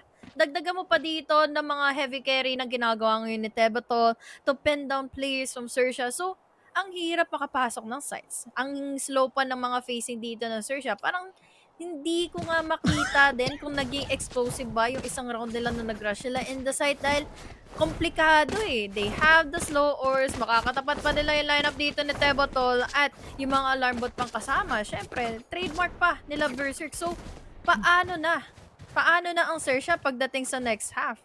Kung saan maganda na yung leading rounds dito ng Boom Esports. Ay, talagang itong mga taga-Xerxia, ano kaya mangyayari? Sino nga tech boss? Oo. Sabi na eh. Ayan na siya oh. Start the game. Hindi, parang si Flixider din, hindi gumagalaw eh. Oo nga. Galaw mo yung baso. Patapos na to. Hoy, tropa. Last Ayan, series oh. na. Last series, ganito pa. PS effect. Maybe. We don't know. Wala tayong kasigurado nandun, guys. So, sana, let's hope for the best na okay lang ang mga players natin ngayon. Especially sa mga PC nila and stuff. Hintay na nga lang din tayo dito ng limelight ba? Para dito sa side ng Xerxia. Kasi ang hirap makakasabi kung paano sila pagdating sa defending. Eh. Meron naman silang sentinels, yes. Pero tingin ko kulang pa rin yun. And pwede rin maging reason dito is mag-slow play ang Boom Esports in the second half. So, ang magiging problema na lang nila is paano sila makakakuha ng magandang retakes against Boom Esports. Kung magkakaroon man tayo ng retake dahil possibly may umabot na to a 10-2 scoreline. At talagang re-rakers nga talaga. Uy, ayokong umabot ng 12 midnight. May dalawa akong alaga dito. Hindi pa sila alam nyo na. Kaya, Diyos ko po. Diyos ko po. Anong nangyayari? Patapos na. Pinutol pa. Nandyan na. Nawala pa. My goodness gracious. Ay! Shoutout nga pala. Ay! Si MJ pala ay nandito sa si MJ, akala ko ini-stream niya yung laban ng Team Secret pero shoutout nga pala kay Super MJ yan. Mga KDM boys ko. At na-nerf yung Xerxia, Omsim. Na-nerf nga bigla eh. Tagal nga eh. Sige, total. Talagang wala tayong mapag-usapan. Dito tayo.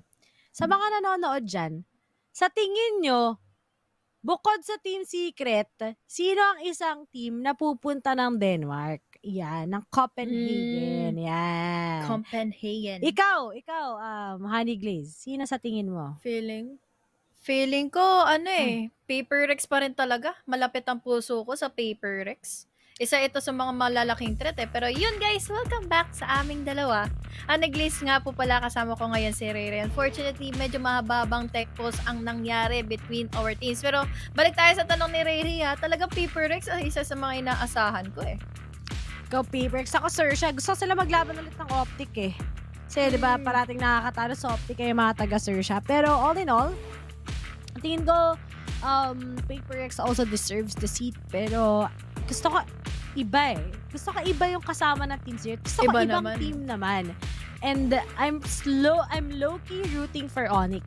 Yan talagang gusto ko mangyari. So ONIC, gusto ko silang lumipad ng Copenhagen. Pero guys, alam ko naghihintay kayo. Pero we're just going on a short break here in VCT Knockout Stage. Ako si Rick. Kasama ko si Honey Glaze guys. And see you after this short break.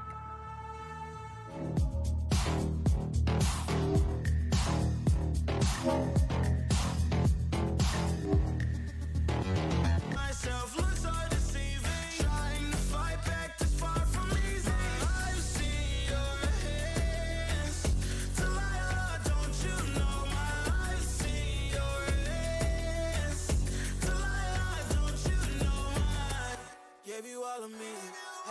overseas. He chose to leave my life, so I'm on my own in the cycle.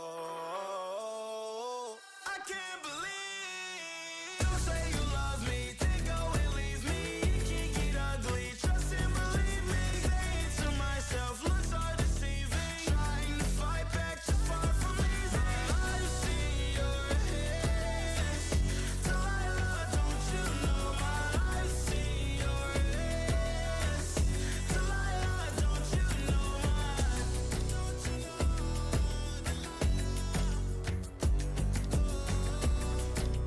I see your hands, Delilah, don't you know my.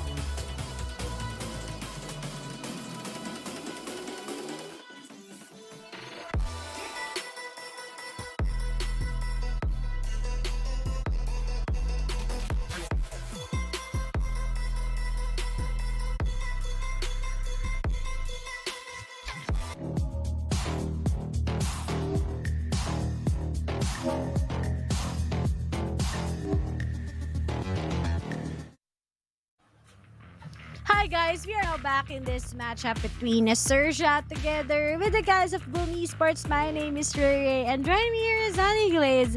At nakita na nga natin na may tech pause bago pa matapos yung first half.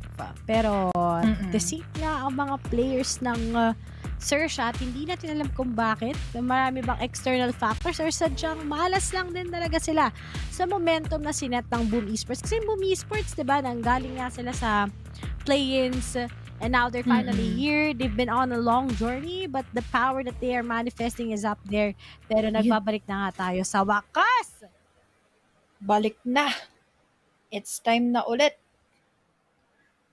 9-2 ang start off natin for this half. So let's expect the worst to come for Xerxia dahil dalawa ang operator na hawak ngayon ng Boom Esports. Doable pa nga ba ito kay Xerxia or talagang mahihirapan sila na makapasok ng sites? Again, we have a triple initiator or triple sentinel setup dito. Utilities ang nagiging main problem dito na Xerxia to get inside the sites, and the only main problem pa dito meron sila is yung mga nagiging momentum na consistently na nakakuha na nga dito na Boom Esports.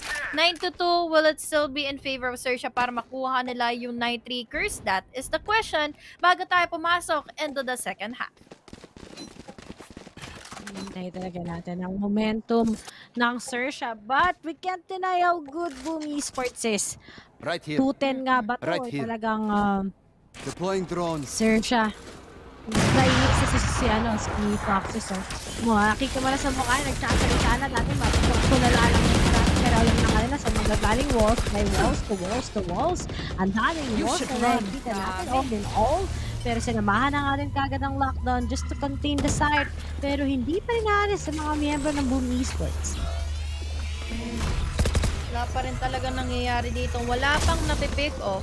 Pero nag-aabang lang din ang Xerxia dito to get inside, to just wait out to the players here of Boom Esports. But Boom Esports, as we saw earlier, talagang mas nananaig sila pagdating sa mga retakes. And now, grabe si Blaze King dito. Ang ginawa niya lang is makapag-wall pa, makakakuha siya ng isa dito. Doon to 2 members na lang na natitira. Surf dito, goes in wild against 2 players from the side of Boom Esports. Makakapag-plant ba sila ng spike? And yes, indeed, they can. Meron naman ditong OT nakahawak-hawak ngayon. Si Blaze King na ito ang naging reason kung bakit nabawasan agad sila na players. Berserks will be finishing off that pick off that life from Foxy. Si Xerxia, so alam niya kung saan manggagaling si Blaze King. Pero ang problema lang, Odin lang ang nilapag dito ni Blaze King para makuha na nga itong round na ito. 10-2, hindi nakapalag. Sa Odin, nakahaba-haba dito ni Blaze King si Xerxia. Switching sides. Tilted. Wala na. Odin ka ba naman? Wala to. Talagang reverse sweep incoming. Parang daw naniniwala. Feel ko ganito na lang. Possible naman maging reverse sweep pero bigyan na ng Xerxia to. Kasi tilted na sila. Yung mental na nanasan na. No? At may laban bukas. So I guess meron pang laban bukas sa mga nagtatanong dyan. Hindi ko din alam kung bakit ganito ang kinakahinatnan ng mga taga Xerxia. Kahit ako disappointed. Tignan mo, literal kahit bottom frag si Frostmind, Sage, diff sila ni Kraus. Patay naman Kraus kahit isa lang. Pitas ka naman. Galawin mo lang naman yung baso dito for Xerxia.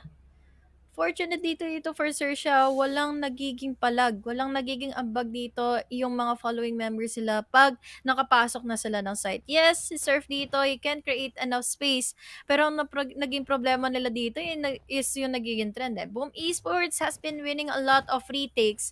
So paano na ngayon na ang Boom Esports nakakuha sila ng 10-2 scoreline? Will there be a curse or a comeback talaga for Xerxia?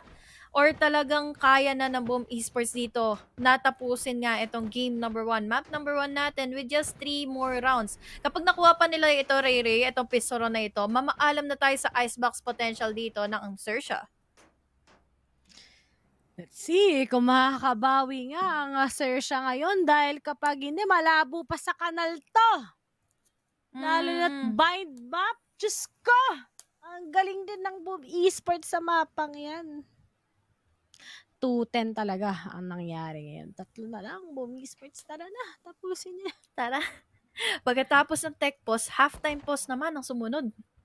O diba, timing? Kaya nga eh.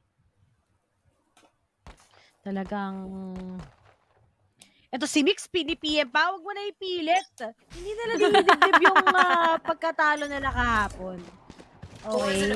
Mali, parang ganito lang yan sa Team Secret, diba? They started out real bad. Turns out to be good. When nakatay Xerxia, malamig lang sila ngayon. Wala eh, sorry bias ako, gusto sila manalo eh. Yan, sa mga gusto magpa-shoutout, send ko na yung Gcash ko. Ayan. Ba't ganyan yung score, hindi ko rin alam. Kahit kami ni Hanegis nagugulat kami sa Xerxia. Ako tanggap ko pa 8-4 in favor of Boom. Pero 2-10? My goodness. 2-10 to, Toy. Di ko rin alam kung ano ang nangyari. Kahit nga ultimo panelist natin, di ba? 2-1 ang naging prediction nila for Xerxia. Pero ito ang nangyayari. Boom Esports proving to us wrong na mali talaga tayo sa mga naging prediction natin. Mali tayo sa mga nagiging doubts natin dito kung kaya niya ba talunan dito ang Xerxia. Xerxia, they might be playing out for the retake na lang dito once na makita na nila yung info na papasok na nga ng site dito. Boom Esports getting a hold and committing onto A. They are already planting in the spike, but the problem is, will they be able to win out that retake na gagawin nga ngayon no Xerxia on a 5v5? Pero I think it's not working. Kailangan magkaskas ng yelo ni Foxes. Dalian mo! Or else matatalo kayo. Time is speaking. Pero alam nakakagili Berserk sa mga galing. But this is not galing from Surf in the wall back. Pero nga Berserk gets that trade off. At walang oras, may nalusaw One din kagad enemy si remaining. Frigidaire. Si Frigidaire, scary na lang natitira. Tilted nga talaga ang mga taga-Xerxia. Sabi mo ka ni scary, hindi na siya masaya. And that's it. Boom Esports wins this round. Kailangan mag-force ng Xerxia ngayon against them. Kung hindi, ito na ang magiging match point for the side of Boom Esports. BME is already doing it 11-2. Nagugulat tayo talaga kung ano ang nangyayari sa Xerxia ngayon. Parang ang nangyayari lang din is yung sa laban ng Xerxia at ng Team Secret kahapon in Breeze. 11-2 yun eh, nung na-clutch ni Jeremy para makuha nila or para ma-enable nila dito ang Xerxia to get their comeback potential. 11-2. Ang hirap sabihin ko paano yung comeback nila. Ultimo yung mga buys nila, Ray, oh. Hirap na hirap dito ang players sa Xerxia. Surf, boosted all the way from this corner up top. Makakakuha nga ba siya ng kill? Pinagbantayan naman ni Scary. Dito magiging trade. Hindi siya mananalo sa mga duels. 2 members na lang kaagad ang natitira dito for Xerxia. They have already B side. Dahil magagaling pa ng A ang natitira pang players from Boom or from Xerxia. Nako po. Tilted yung mukha na. Tagbibip na nga sila eh. Hindi naman sila ganyan. Radiant stock kaya yung mga yan. Kaya ewan ko na lang ano nangyayari sa kanila ngayon. And there's the stops. And Cosmos is just gonna go down. Reset talaga malala ang kailangan na Xerxia. Awit. Match point. Awit. Oo. Awit talaga. Literal. Walang nagawa. Here. Yung mga atabs. Ang mga taga-boom. Itong Xerxia. Di ko alam ba't ganito, pero okay lang. Player B remaining. Sa mga gusto magpa-shoutout nga, Gcash lang. Kahit piso pa yan. Kung gusto nyo bundle, araw-araw ko kayo sa shoutout. Pwede naman yan. Kahit kami, kasalanan to ng Team Secret. Okay lang! Ano lang yun, guys? Kahit magsama pa yan, sir. Team Secret yan eh. Panalo pa rin Team Secret. Oo. Dalawang magkasunod na series pa ang itapat nila ngayon sa Team Secret. Pero ito, mabagal man ang nilalaro ngayon ng Boom Esports, kulang sa pera ang Xerxia ngayon. Nag-aabang lang sila for any info kung ano bang pwedeng gawin ngayon na Xerxia. But look at this right now. The duels that may be happening all the way from A Nest ay hindi ibinibigay ngayon ng Boom Esports. Tatlong nakaabang pero wala silang matatagumpayang laban kagad dito. Kung kukulit siguro si Flipsider, pwede pa eh. Pero ngayon kasi patient lang din si Flipsider. He is expecting this. Makukuha niya kagad yung ulo ni Cross pero hindi siya nakapag-react sa pangalawa. Down to a 4v4. Pero ngayon, ano ba ang gagawin na ng Boom Esports? Will they be playing it safely or talagang aabangan pa rin nila dito ang Xerxia na push away mula sa mga sites? May nagpapa-shoutout si John Luis Agapito. Ayan, sa pag-send ng piso, pambili rin to ng software. Piso. 30 seconds left. So to, uy. Berserk. Sige, tapusin nila. Kasi tapusin nila lang talaga Boom Esports. Dahil sa saan kumambak pa yung Xerxia sa inyo, hindi ko na lang talaga alam. Tapos nagkakaroon pa na map. Tagal-tagal. Oh, retake na lang. Oh, wala na yan. Wala na yan. Kahit pagkain na Players talo na yan. Oh, wait sa inyo. Uy, ayusin mo, Berserk. Awit sa inyo, uy. Oh, wait, uy. Wala siya dyan sa flank. Wala sila dyan. Pareha sila na dyan kagad sa mismo side. Sinabi na ko na. Ayan naman. Uy, one member down. Sige na, Pax. Natag siya. Oy, oy. Oy. Oy, oy, oy. Oy, oy. Yan Naku. Attackers win. Nice match. My Berserk. Tasik ka sa akin. And Boom Esports wins this first map against Xerxia na map pick nila at ang Xerxia ang lamig. Yan ba talaga yung Xerxia? Parang oo eh. Nanpunta lang ng ano. Kaya nga napunta lang ng... Uy, press kami na Secret Lab. Sorry, share ko lang. Kaya naman pala magaling yung Boom Esports. Tignan nyo kami ng ano. Tignan nyo yung Secret Lab ni Berserk sa akin. Diba? Kay Akali yan ng League of Legends. Yan. So... Twinning. Congratulations sa Boom Esports as they won ang first map. And I'm looking forward nga sa kanilang second map against Xerxia. A map that you're both good at. Pero... all in all, the momentum itself, parang nawalan ng moral ang mga taga-Xerxia. Parang hindi ito yung Xerxia na kakaiba maglaro. pinatikim lang sila ng talo ng Team Secret. Ayan ang nangyari sa kanila. Wala na silang magawa. And hopefully makakapag-reset sila. Kasi alam mo, tanggap ko yung talo ng Xerxia kung dikit yung laban eh. Kasi sobrang experience na sila. Maybe nawalan lang talaga sila ng power ngayon. Pero guys, we're gonna go on a short break. When we come back, it's gonna be the panel. Then kami ni Hannah Glaze. Once again, we are your shotcasters. Ako si Riri. And kasama ko si Hannah Glaze. See you guys.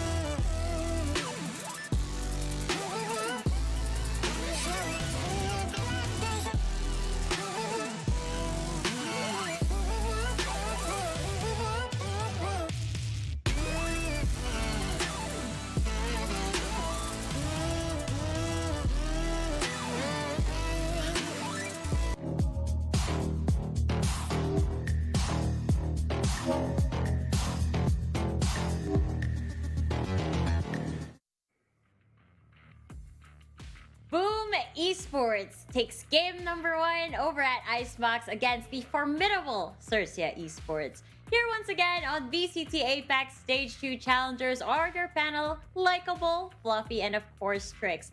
Now Trix, so far so good on your predictions, but I do think that this is just a bittersweet feeling on your end. It is bittersweet. I felt that Boom, going into Icebox, having received a defeat last time, did a fantastic job in understanding where they went wrong and figuring out what they could do better. Xerxia seeming a little lost, especially in that first half. I'm not sure if they were able to deny the information that Boom was able to hold based on the agents that they were playing. We saw them with that triple sentinel. Fluffy pointed it out that they needed to, bunker down and get those defender points, and I think they did a good job on that. I actually think they did a great job on that because when you look at the score for the first half, they almost got the perfect score that you can get for the first 12 rounds, ending at 12-2 before the half. And I think winning the pistol, especially on the second half, really sealed the deal for them because winning that pistol meant that they basically had that extra round if they normally win the bonus. And after that, it was about more playing to make the least mistakes rather than playing to win, just because the advantage was so big. And Yeah. thankfully for Boom Esports, they didn't have to wait very long entering and ending the game for 13-2. I think Boom overall, even when you look at the score line, they're very close together. Only Berserks and Tabatol maybe slightly above the pack, but generally speaking, it was just a great effort from the whole Boom team, especially the way they use their utility to really slow down and shut down, if in the matter of fact, the pushes and attempts that Xerxia attempted to make. Now, my next question is gonna sound a little bit critical, but I think that this is gonna come from Trix. So I think it comes with a lot of love behind it. What do you think is going on with Xerxia right now, Trix? And what should they do to bounce back from that? I think that Xerxia was expecting to be able to get those picks on Boom Esports because Xerxia really thrives when they get a pick. But the thing is, with Boom playing on that triple sentinel, they also didn't give space for a pick to be made. They played it safe, they played it for the retakes, they played it for their utilities. So even if space was given, generally it wasn't actual space that Xerxia could retain because Boom Esports had the utility going into the site. So I find that going into the next map on Bind, I think being a little more proactive, but also playing to the strengths of their agents in terms of Xerxia. They have things that they can do with their lineup, but I found that they seemed really lost in terms of getting those rounds and finishing those rounds against Boom Esports. And at the end of it, it's really playing to your strengths, playing for that refrag, and not being afraid to take those duels faster. Yeah, a lot of adjustments on the part of Xerxia's Esports. I mean, I think we probably established this. I know that the casters have also mentioned this, but this isn't the Xerxia Esports that we were expecting to see in the knockout stage. They had such a solid performance in the group stage and as well as APAC 1. So starting off a little rocky over here at the knockouts, and honestly, they need to bounce back from this because again, this is a do or die match. Fluffy, we cannot forget that. This is a do or die match, and on the other hand, Boom Esports is really looking convincing over here. We talk about Team Secret being back, but we can't forget that during APAC 1, Boom Esports was also quite the formidable foe over here. I mean, that's basically the entirety of the match right there. It's really do or die for both of these teams and looks like a very big do for Boom Esports. They really have shown that they have had that mastery, especially on the icebox, learning from a lot of mistakes that they've done in the past, like Trix mentioned. But for Xerxia, on the other hand, I'm a bit worried because, even though a team practices and does well and improves, a big difference in score, 13-2, is just kind of staggering, if I'm going to be honest. And I mean, I don't want to be a bit critical here, but honestly, Xerxia, I expected a lot more from them considering the pedigree that they come from, the undefeated streak they had up until the Team Secret game, and just the consistency I know this team can have. So hopefully bringing this mental and knowing it's do or die for them and going into the next map, which I believe is Bind, hopefully they can show a lot more promise there. Although on one hand, they do have a very good bind, but for Boom Esports, we have to remember that this is actually going to be their map pick because Icebox was the pick of Xerxia. So knowing that your opponent is also probably more comfortable on that map and it's part of their strategy can be kind of intimidating at times. So hopefully Xerxia has the confidence to bounce back because they are a very experienced team, and I'm sure they have that in the bag. I'm sure they do. I'm actually remembering their series from yesterday where I said, this felt like opposite day because the way the maps were picked always went in the favor of their opposing team. For Xerxia's sake, maybe that's the same case today. Maybe, I believe that Bind is a Boom Esports pick. Please correct me if I am wrong. Yep, you're correct. Okay. So maybe it's going to be a repetition of yesterday. However, since that series actually went in the favor of Team Secret, Xerxia Esports better give this their all and they better bring it up to the final map because again, eliminations are in order, guys. I'm a little bit shaky for these guys. I mean, gotta get eliminated, and I think that goes to play that they have the added pressure right behind them. I mean, Boom Esports sure, they could make a couple of mistakes over here, but given that they already have that first point, or that first map point, what's up with the advantage? So they can rest easy a little bit. Oh my god, I'm adding pressure, aren't I? A bit, yeah. A But I feel like it's kind of deserved though, because there's a lot of expectations when you're looking at a team like Xerxia. But I guess a little sigh of relief is knowing that at least for them on Bind, they currently haven't really shown it on the APAC stage. But back in the Champions Tour Thailand stage 2, they did take out Made in Thailand there with a very convincing 13-4 in the upper bracket semifinals. But that being said, though, we have seen Boom Esports play this map very phenomenally as well against Oasis Gaming, rest in peace. So hopefully, you know, if they bring that sort of game plan into this game on Bind, depending on what agents they decide to pick also, they can really change their fate. I love how you were able to sneak in Oasis over there, Fluffy. Is it a little bit of jealousy that I keep... It's in the statistics, you know? I feel like it's a little bit of jealousy because I keep hyping up Trix's favorite teams over here. But since you already brought up your favorite, Bind is my favorite, but talk about your favorite compositions over here, Fluffy. What are we expecting to see from either of these teams? For Xerxia, I think that they're going to go with a very stable Brimstone, falling back on that Chamber, as well as Raze and Sky. Mirror. It's a mirror matchup. They matchup. go for the double controller. So yeah, as you mentioned, it's going to be a mirror matchup from both teams. So when it comes to a mirror matchup, especially on Bind, I think it's more of a priority system that's going to be the game-winning factor. The win condition for both teams is which one can get to the important part, the deciding fight, faster, if they can use the teleporters to their advantage. Especially having the Sky on both teams, it doesn't provide them accurate information, but it does give them that frequent ping to know that there's an enemy nearby, so they can readily expect a push incoming, or if there's going to be a retake incoming as well. Honestly, Fluffy taking those words right out of my mouth. I think the same way. When I see a mirror matchup, I always say that it's a matter of prioritizing what they're controlling and using their utility to get the maximum value. We do know that Boom Esports and Xerxia like to take that mid control, especially having that Chamber, going on that aggressive with the Sky as well. They're able to get good information here, but it's a matter of if they're going to be able to flush out the sites. And in terms of retake, I think it's also about what kinds of utility they're saving for the retake, if they're saving any at all. We've seen prior that Boom Esports likes to soften up the opponents, and kind of when they're hitting that retake, it's more of a cleanup crew in comparison to Xerxia really just setting up to play as a team. Yeah, I feel like with this specific matchup also, considering the fact that it's a mirror, so this works for both teams, it's going to be very important for the Sky player, in my opinion, to have her eyes focused on them, because the Sky is the only info gathering agent they have, especially when they uses the Trailblazer.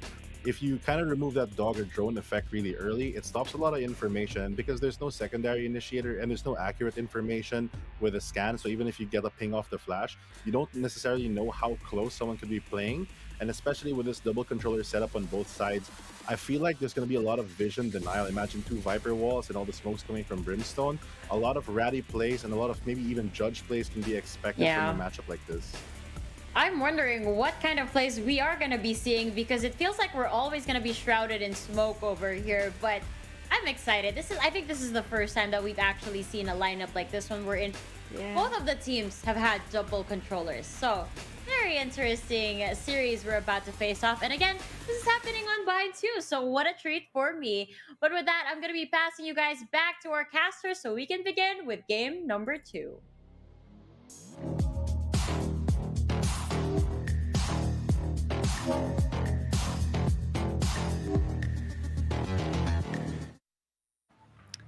Hi guys! So welcome back in this matchup between Xerxia and Boom Esports. We are your shoutcasters, Xerxia, and syempre kasama ko ngayon si Honeyglaze. And of course, first map na map pick ng Xerxia in Icebox, 13-2 in favor of Boom Esports. Pero makita nga tayo ngayon ng mirror matchup. One of the firsts na nakita natin between both of these teams. Pero ang sudden change talaga na nagulat ako is that Sushi Boys is gonna go for a duelist instead of the Chamber, while si Surf ngayon mag-Chamber. So talagang may malaking gamble sa side to ng Xerxia, but hopefully they'll be able to survive it. But all in all, I think this might be favoring Boom already. Yeah, the exact question na lang dito is paano sila makakapag-rely kaagad dito sa certain amount of adjustments they did already here on the ground positions. Mirror matchup nga ang kinagulat natin mangyayari ngayon for this game. I'm really hoping for the best for Xerxia para makuha ulit yung kanilang footing dito. Pero kasi ang Boom Esports nakakuha na sila ng momentum. They had a strong start sa Icebox. Paano kaya dito ngayon sa Bind na kung saan ito pa ang pinig ngayon ng Boom Esports. We have here Boom, especially speaking of, na magsa-start off strong dito as they once attacking para sa laban nila dito, laban sa Xerxia. Talagang itong mga taga Xerxia, nakapag-reset na ba sila or hindi? Double controllers, so talagang maximize in a way ang mga controls. But when it comes to that, talagang trap sa mukha, boom, pinasabog ni Sushi Boys kagad si Blaze King. Walang Sova. Just one initiator is enough. Just 2 flashes is enough. But on the other side, nakapag-push na nga kagad ang Boom Esports sa punta sa mismong A-site. Oh, mag-A nga ba sila dito? Lalo na't patungo na kaagad sila dito. And defender spawn. Mamamataan sila ni Surf? I think not. Pero nandito naman si Tevotol to cancel things out. Versus na lang dito ang bahala kung paano na nga mapapatumba si Surf. 4v4. Still double for Boom Esports. Pero Xerxia dito, kailangan na nila maging maingat sa lulunggain nila, sa tatahakin nila ngayon. Hindi pa sila nakakapag-plant in na spike dahil alam nilang merong nasa loob ng site. We have the blinds getting an elbow. Kaya naman si Sushi Boy sa makakakuha ng patay. Crows naman dito for another. We have no compromise in the side. Live sider naman dito for 2k Tabotol for the cleanup down to a 1v2 situation. Scary naman dito. Walang ka-idea kung saan ba manggagaling dito ang dalawa. Pero nakukutuban niya na meron na kaagad dito. Pero click lang onto the right click ang kayang gawin dito ni Tabotol. Hindi pa rin pala magiging enough and scary dito. Patatakutin na lang din ang mga members ngayon from Boom Esports kahit na ang daming confusion na ginawa dito ng Boom Esports. Xerxia still won that pistol round. Umiti na si Xerxia! Ayan na. Diba? Kanina tilted na eh. Nabuhayan yung loob. Kumpare. Comeback na ba? Maybe. Alam mo nung may confidence naman ako na nagpalit sila. Kasi, eto nanonood ako syempre ng mga ranked games ng mga friends ko sa Radiant. Si Sushi Boys, nagpa-practice siya mag-chamber doon. Guys, talagang hindi siya yung ganong chamber na ka-pop off kasi. Kaya okay lang sa akin na si Surfy nag-chamber. As in. Pero Surf takes down flip hitter. So, nice play. Ang ganda nung right click niya. Pero ito, sabi dito, salamat sa pag-send ng 50 pesos Sir John Lins at kay Errol John Tadike. Yan, shout out or else. Ito na, shout out ka na kayo. Shout out or else. Gano'n yung may kasama pang threat. Nakakatakot eh. Uy. Oh my gosh. Ito ba? Ang aasim. Aasim nga. Napunish sila kaagad dito ng Boom Esports. That was a good blind and that was a good kill for Foxy. Pero ang nangyari lang dito is Boom Esports was also ready for that kill. Kaso nga lang sila ngayon ang nabawasan ng dalawa. They can still do this, pero kailangan nila na mag-ingat sa mga nagiging gapang dito ng Xerxia. Dito kasi talagang sobrang vulnerable ng bind na maikutan kaagad, maflankan kaagad dito ng defender team. Dahil nga, ang liit ng mapang ito lalo na't ngayon, dalawa sila ngayon, makikita kung sino-sino na nga bang nakakuha na ng buka. Uulan ngayon ng mga Paychels versus Xito to get in that kill. Mag-wiping si Pro to get in one. There's also the double kill na makukuha na lang ngayon. There is the cleanup na gagawin ngayon is Scary to finish things off for this round. 2-0 for the side of Xerxia. But still, a good 8 round para sa Boom Esports. Boom Esports, they can just take their time. Yun lang naman kailangan nila. Hindi nila kailangan magmadali. Dahil first 2 rounds pa lang naman na ipapanalo ng Xerxia against them. Pero let's not deny, mukhang nakapag-reset ng Xerxia. Confident na sila ngayon. Synchronized na sila. At nagsasalita na din si Scary. Kanina hindi talaga nagsata. Feel ko talaga tilted lang yung Xerxia. Tilted sila naman yun. Nagagalit na eh. Walang kumikibo eh. 2-0. Ngayon, nag-aabang si na Flipsider kung may mangyayari ba dito sa Biglong. Nakaabang naman siya, pero ang magiging problema dito is yung utilities na pwedeng umulan sa kanya and the wide swing na gagawin dito ni Sushi Boys. Blaze King naman dito, ang nagiging imagination ko is follow up na lang siya dito ng blind para mailigtas na yung tropa niya dito to back up at makapag-reposition agad. He can TP out, pero the moment na mag-buy time sila dito, the moment na matagalan sila dito in Bilong, nanganganib na naman ang Boom Esports dito na baka mas-sandwich play na naman sila dito ng Xerxia. Blind is already committed. There is info, pero no actions intended. Trailblazer dito. Lalabanan lang naman ng mga Chichu Dogs. There's also another from Xerxia. Blinded by the lights ang makukuha na natin ngayon for Xerxia. They are backing away para wala sila makuha ang casualty ngayon dahil ito ulit ay buy out ng Boom Esports. Sa dami ng mga utilities na inunan nila, magro-rotate lang din ng Boom Esports going into A side. 30 seconds left. Nagugulat sila pero what? Sinuglit? Hulok ko? Binisita lang? Ay, pakay na agad. Ano yun? Si Predator talaga. My goodness. Ngayon na lang ako nakikita ng Verstappen yung literal. Diba? Sinilip lang sa siko eh. Pero uy, Sushi Boys ha? Nice eh. Pero eh. Protection. Blisking. Takbo siya eh. Kaso sa practice, ipit silang dalawa ngayon. May pa-post line up ang katulad ni Tebotol. Mamamatay ka dyan, best. Wag kang Players okay, that's Wag just kang it. Sushi Boys na lang kagad, pero si EVT na siya to. Matatalo siya dito. Yep, that's just it. Save na lang kagad ang gagawin niya. And yeah, this round goes into the hands of Boom Esports, pero medyo expensive din sa kanila to.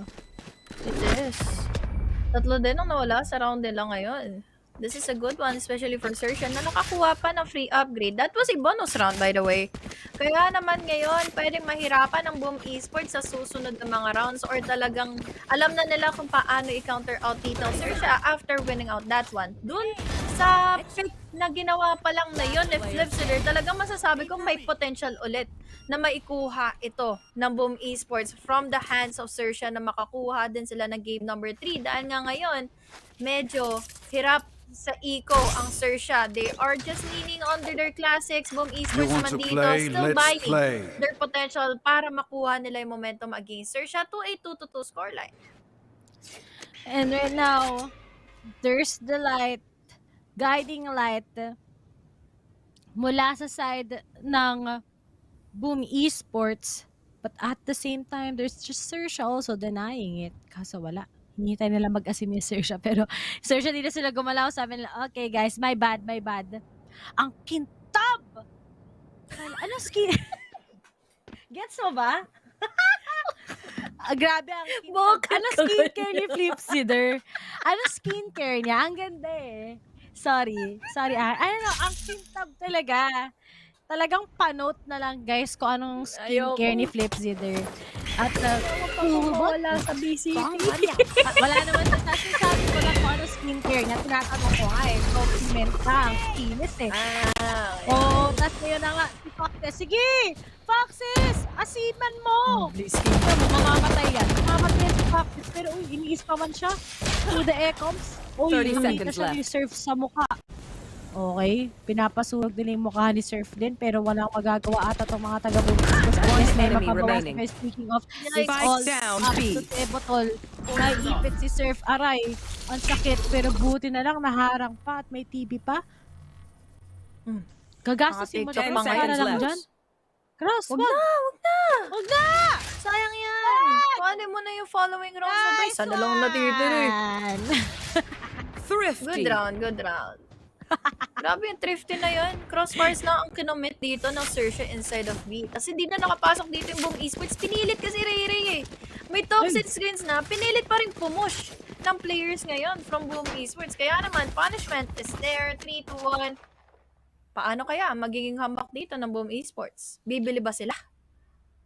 Ay, kung ako na yan, kung ako lang sa Boom Esports, gagalingan ko na talaga. Ayaw kong magka-momentum yung Xerxia. Palong-palo yan sa Ascent kung gano'n nangyari. Sabi ni Maria, I love you, Xerxia, Surf and Crows. Yun! Grabe nga naman talaga. Yan. Mahal agad. Kahit hindi pa nagkikita.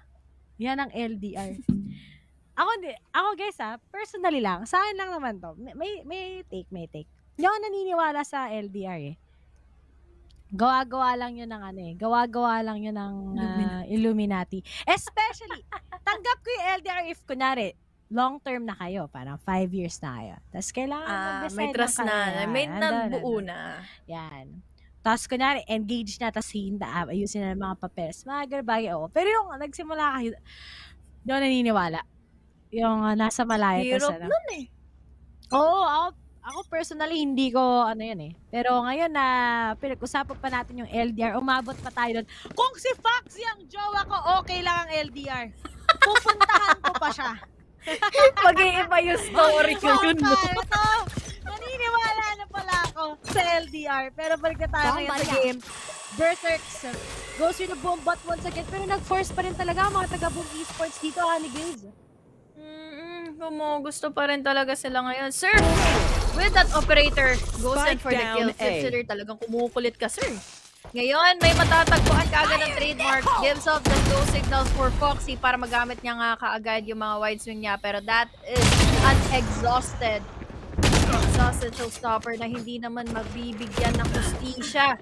Cross dito, makakakuha pa ng pick off. Dalawa na lang din kaagad ng natitira. Blaze King, they don't have any guns. They don't have any firepower para makuha nila itong round na ito. Pero at least they can do is get in someone from the other team para magpatuloy nga yung kanilang magiging eco.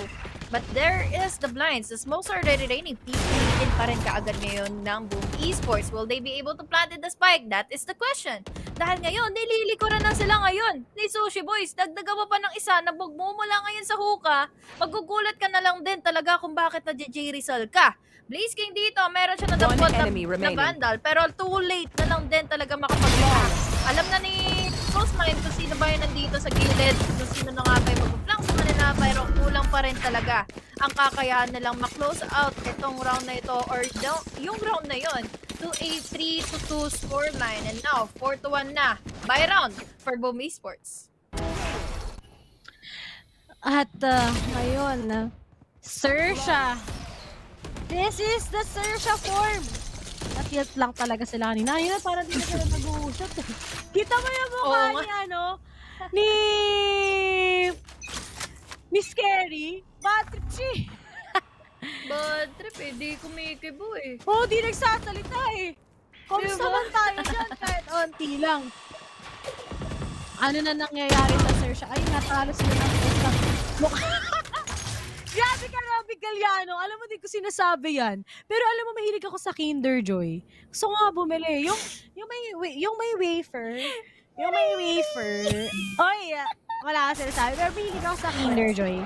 Kasi di ako kumakain ng chocolates, pero Kinder Joy gusto ko. Pero ito na nga, Blaze King. Di ba yun yung laruan?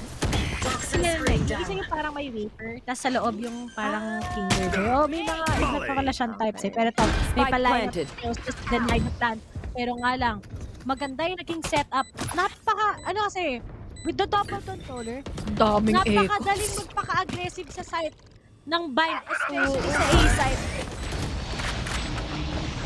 Sipin mo, magbe-bait ka lang ng utility dito ng Viper, tapos uulan ng mga echoes naman dito from that breach. Showstopper is already committed. Base King naman dito makakakuha ng isa. Sushi Boy is doing it already better. Pero nga lang may lineup dito ang kabila. We have no one inside of the site playing for Boom Esports. Pero tempo na makakakuha pa ng mga pick-off. Hello! Foxy, nandito na ngayon. Mula sa bats pa, mula sa shower dito sa Flipsider to make things happen for Boom Esports. Ano na nga ba ang magiging comeback potential ngayon ng Boom Esports? Ilang rounds lang din naman kasi ang naging lamang dito ang Xerxia. Hindi malabo mangyari yung comeback ngayon for Boom. Ang ultimate comeback of the comeback ngayon ng mga taga Xerxia. Diyos ko po. Tapusin niya na din Xerxia para mag-game 3. Feel ko, dikit yung ascent eh. Pero hinihintay ko yung comeback ng Boom Esports. Gusto ko pa silang makitang manalo. But going into that 4-2 nga, mapapasin na kahit kakaunti ang mga taga Xerxia. Although they try to get some good information, they're gonna go down and there's just the deny here sa A-site mismo. Coming in from Scary. Bagal ang magiging pacing ngayon for Boom Esports. Nagdadalawang isip silang pumasok kasi hindi pa nila alam sigurado kung sino ba yung nasa loob ng site.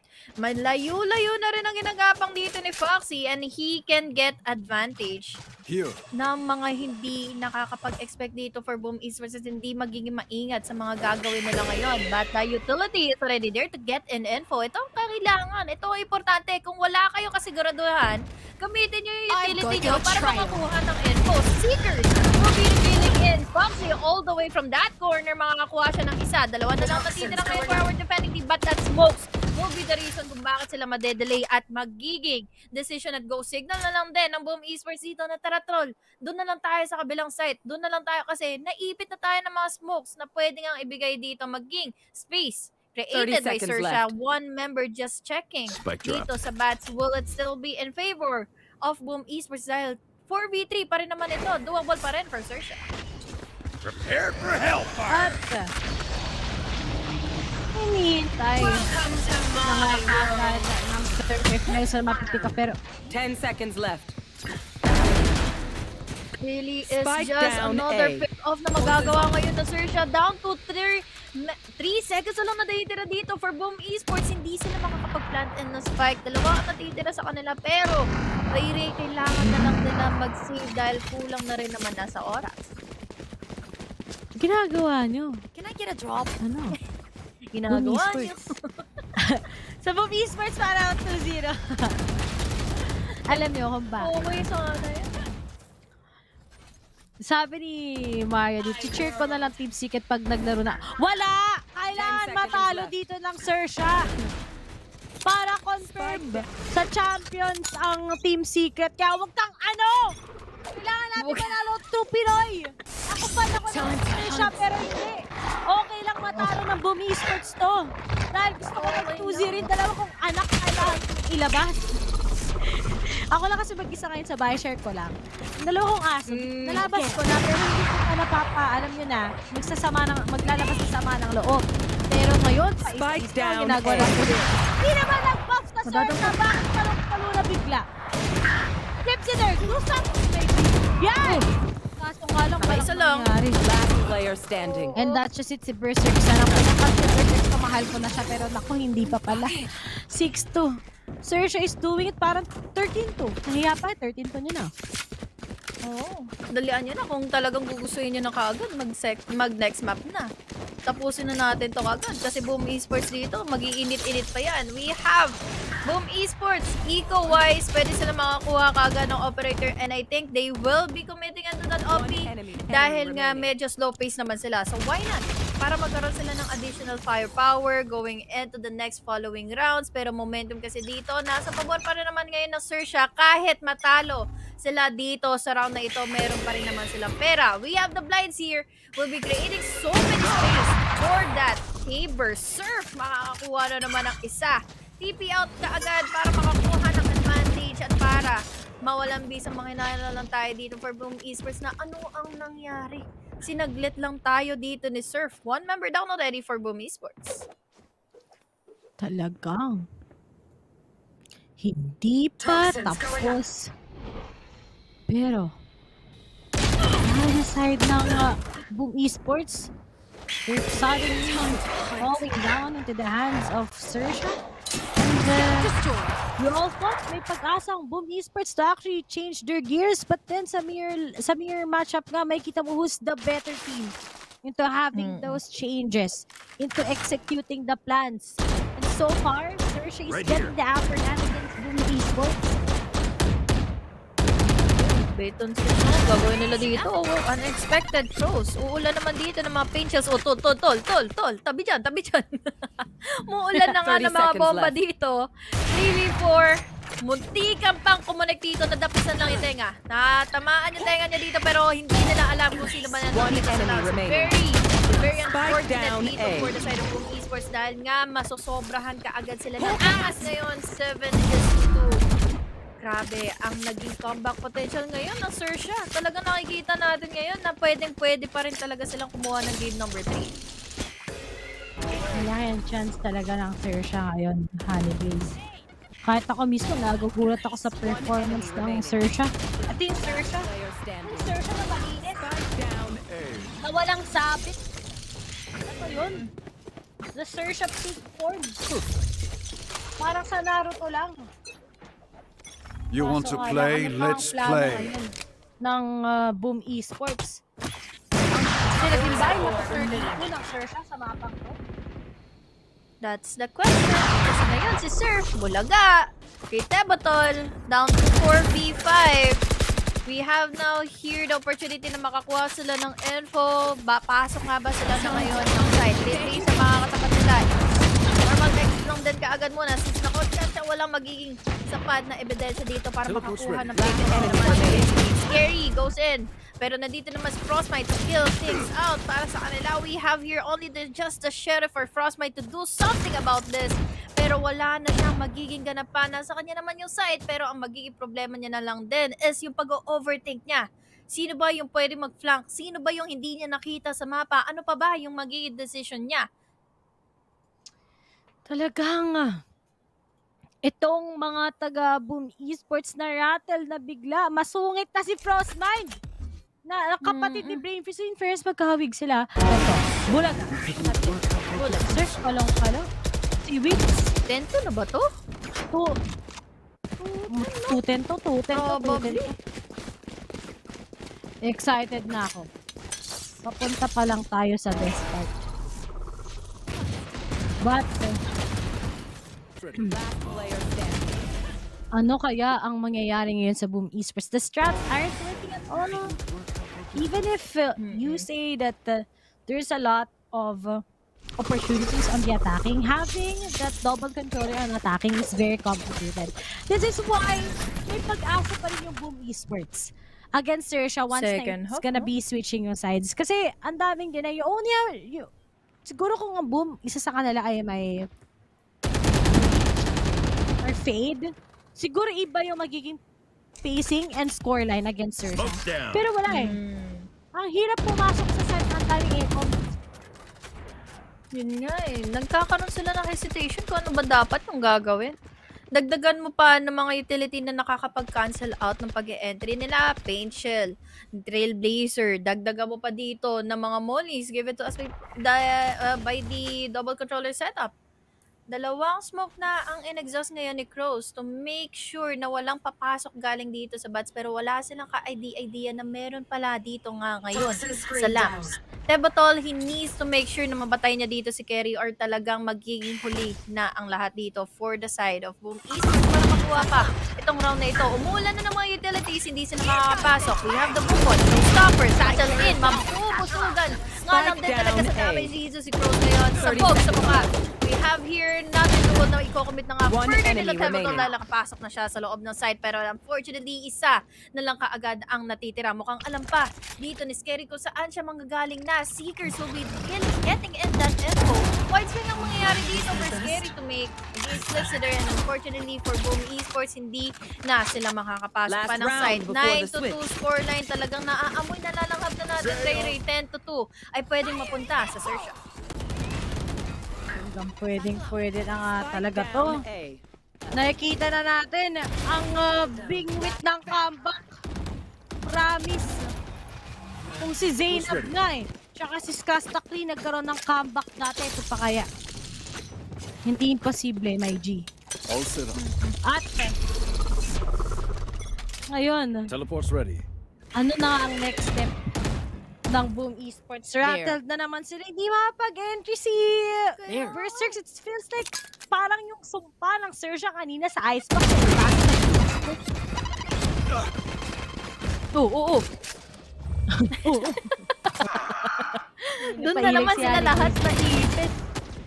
Painchels na naman ang naging reason kung bakit sila no-hold back dito. Unfortunately for Boom Esports, wala silang magiging palag na naman. Kumugusto sila dito sa bats. Lagi na lang bats yung kinukuha nila. Dahil kanina, close nila. Close silang makakuha ng round.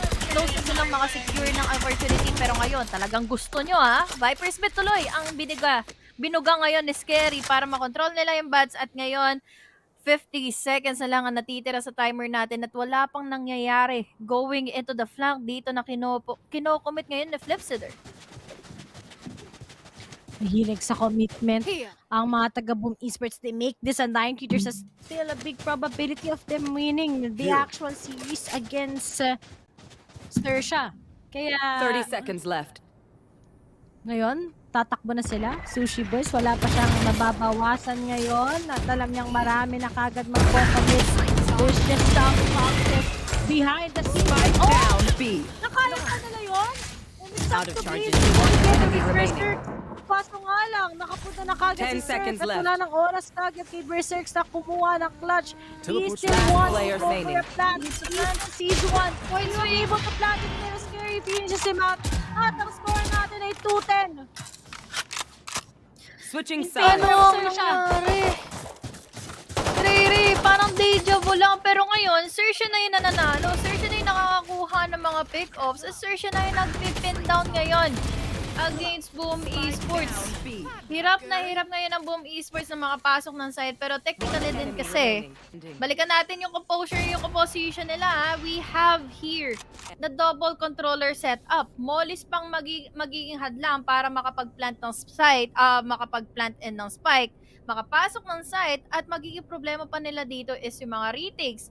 Ultimo, yung mga blinds dito nila Foxy ay lagi na nga rin nagko-connect. Nakakakuha siya ng info, kaya naman si Surf talagang gumagana yung mga early aggressive picks niya para makakuha na mapa-pick off, mabawasan ka agad ng mga agents dito ang Boom Esports. So ngayon, in the second half, dapat makita natin ngayon ng Boom Esports na meron naman silang magandang advantage in the defender side. So why not na doon sila mag-compromise? Doon sila makakuha ng advantage against Xerxia.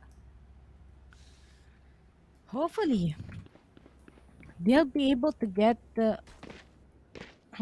what we have or what they have in store, especially dito sa second half aside ng Boom Esports. If they want to make that great comeback, they really need to give a lot of rounds na pabor sa kanila. And maybe on their defending side, masya-shutdown nga nila ang pag-retaliate ng Xerxia. Pero if Xerxia wins this first pistol, itong pistol once again sa second half, I think we're gonna go into the Ascent map. Talagang ang dikit ng laban ng dalawang teams to. But shows to us na just a little bit of that reset, then you can be able to get the map that you wanted, to get the wins that you wanted. Pero so far, on the first half, Xerxia is much better when it comes to their forms and strats with that double controller and how they capitalize on that raise itself. Palong-palo si Sushi Boys compared kay Berserks. Ay, hindi ka nagkakalayo dun eh. Pero ngayon Ray, mukhang gugustuhin na kaagad dito ng Boom Esports. Tapusin ang lahat, makakuha ng info, be aggressive with this 3-man push na manggagaling na nga dito sa A-short. Magwawagi nga ba sila? That is a question. Wala naman kasi dito pang anti-flank ang kabilang team. Xerxia, they have the chamber, yes, pero will they be able to succeed in this one? Boom Esports, may makikita sila ngayon. Scary falls down. This is a good start, especially for Boom Esports na magbabalik na nga lang din. Wala silang makikita all the way from bats, pero will it still be available for them to in a pick off? Nandito na kaagad ang Xerxia to get into.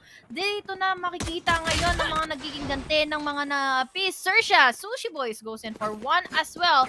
Down to a 2v3 scenario, pero ngayon na-compromise na nila kahit yung defender spawn ngayon ng Boom Esports. Spike planted. Map control na tong mga taga-Xerxia. Parang kung paano Last player standing. binugbog ng Boom Esports. I think this is a GG. We're gonna go to the third map talaga ngayon, Honey Grace. Kailangan na natin tanggapin unless if Flipsitter meron siyang gagawing maganda.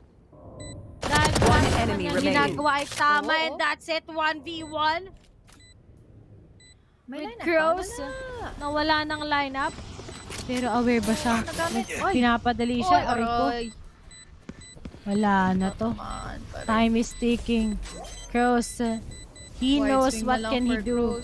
Pero that's just it. Ooh, wala ng oras. And now, may oras! Meron! Muntik na! 27! Sayang! Okay. Pero pwede na sabay yung Xerxia. Sasabayan nila. Yep, sasabayan nila. That's just it. They need to, kailangan na nila mag-play for anti-eco dahil sobrang sayang ng round na yun, no?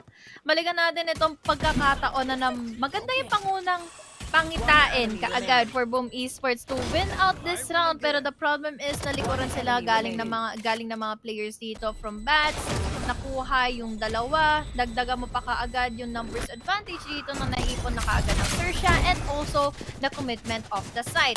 Nakain nila mismo yung defender spawn, kaya naman ngayon hindi na nila pinagbigyan ng players natin from the side of Boom Esports. Pero ngayon, walang titigil sa pagpe-press ng W ngayon. Kahit makatapat mo ngayon si VCT, mas kompleto recados naman sila dito sa mga nagiging firepower nila since they have full armor stone. That's already down. Make it 3. Surf dito talagang he makes a great impact. Dalawa na lang kaagad ang natitira for Boom Esports. Natatawa lang ako. One-sided first map. Grenade! Last player Tinatawag. Dito din naman, one-sided, diba? Oy! Binisip gising na ako, mga best. Match point. Okay na ako. Guys, hindi niyo ba kayo nagtataka? Ba't ganito? 12, 13 to 13 to! My goodness! Ano to? Ba't ganito? What time tomorrow? Basic at 5 PM, second to the last series. Ang magkakasiyahan ni Grace tsaka si Terror. Pambalagbagang casting din yan. Kailangan natin taasan yung standards kasi Kailangan mo lupit maging nila din bias. kanina. Kailangan mo na maging magpa-practice na ako bias. mamaya after nito. Kaya tapusin niya na, Xerxia. Ayun! Narinig ako ni Sushi Boys. Makakadali ng isa. Makakapagbigay ng opportunity dito mga pasok ng site. There's also the ultimate 4, pero will they be using in their seekers, their ultimates para sa mga susunod pang mga pagkakataon dito to pin down Boom Esports. Makakapag-blank kayo pero alam na namin yan. Sushi Boys was able to counter it out. 4v3 na kaagad ang numbers natin ngayon. Ray 12 to 2 na. Match point already for Xerxia. Naku po. Kailangan pa rin nila makapitas ng isa. Kasi, okay, mamimit nila si Berserks pag nag-TP pa sila. And wala na silang taga-flash. So it's up to Scary and Crows to block off, pero naubos na din yung A-comps nila. Meron pa namang ibang A-comps si Scary dito, katulad ng kanyang pwedeng pang push, pwedeng mag-cover up. Pero, well, slowly, 30 he seconds sees left. Crossmind. One of the guys ngayon, nagpapasagin sila ngayon. Let's go to the Pebotol, pero nga lang Cross gets him. And it's up to the 2v3. Cross commits the plant. Pebotol, Frostmite together with Berserks na lang pala ang natitira. Frostmite gets down close. And it's gonna be a 2v2. May pag-asa pa atang kumambak to. Surf na lang all by himself. Alam niya kung nasaan isa, naka-ADS.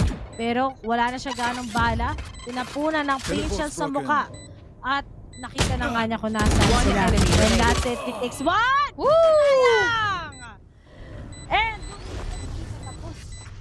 Hindi pa tapos. Hindi pa tapos. Ray, Honey Glaze, ito na.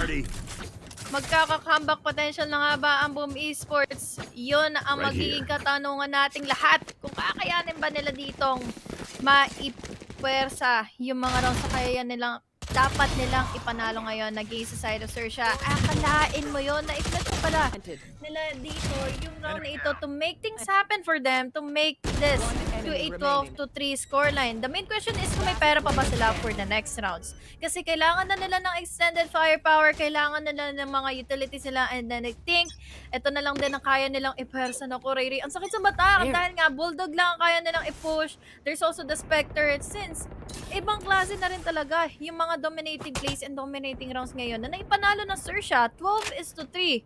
Kaya naman ngayon, yung nagiging buy sila is the Spectres and also You want the to Bulldogs. play? Let's play. Talagang palong-palo ang mga taga-Xerxia at the same time, pero nga lang naglabas na si Surf kagad ng kanyang ultimate just to eradicate itong Boom Esports so that they can get this map. But at the same time, papunta pa nga sa best part tong mga taga Boom Esports if they just get that perfect momentum on their defending.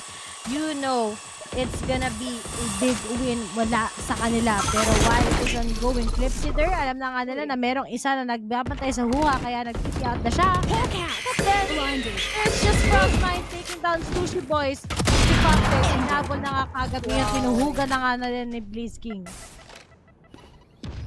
Patience dito ang magiging reason kung bakit kailangan mag-back away na 30 muna seconds si left. nila Crows. Wide swing dito, coming to you by Blaze won't be happening as much. Makakakuha naman dito ng isa si Crows pero Berserks was able to trade it off. 2 members na lang ang natitira dito. Uy, nalalanghap ko na. Doable pa rin to for Boom Esports. Pero ang problema nga lang, nagpa-pop off na rin dito si Surf. No time for them to get 10 inside of seconds the site left. dahil kailangan pang sunduin yung spike. I have the They spike. need to get inside pero kasi since kailangan pa nilang sunduin ito, kailangan na lang nila mag-say. That is the only remaining option dito for Xerxia and this is another round win for the side of Boom Esports. At Boom Esports, 4 na rounds, okay lang. Mag-OT, basta panalo Boom Esports para 2-0, para na lang tayo nag-third map. Ay, nako, Xerxia, dito pa sila mag-choke. Dito pa ba? Dito pa ba? Fast games pero umabot game 3. Wag mong ganyan yung Meralco. Tignan mo nga bumahabol nga sila Napaka-greedy ni Blaze King. Hindi to Actually, hindi sila... Oo, greedy naman talaga si Blaze King. Pero nagtataka lang ako kay Xerxia. Dapat map-play natin ako. Greedy tatama. Uy! Gets down the second. Ito na lang Buhay na. dito sa side ng Xerxia.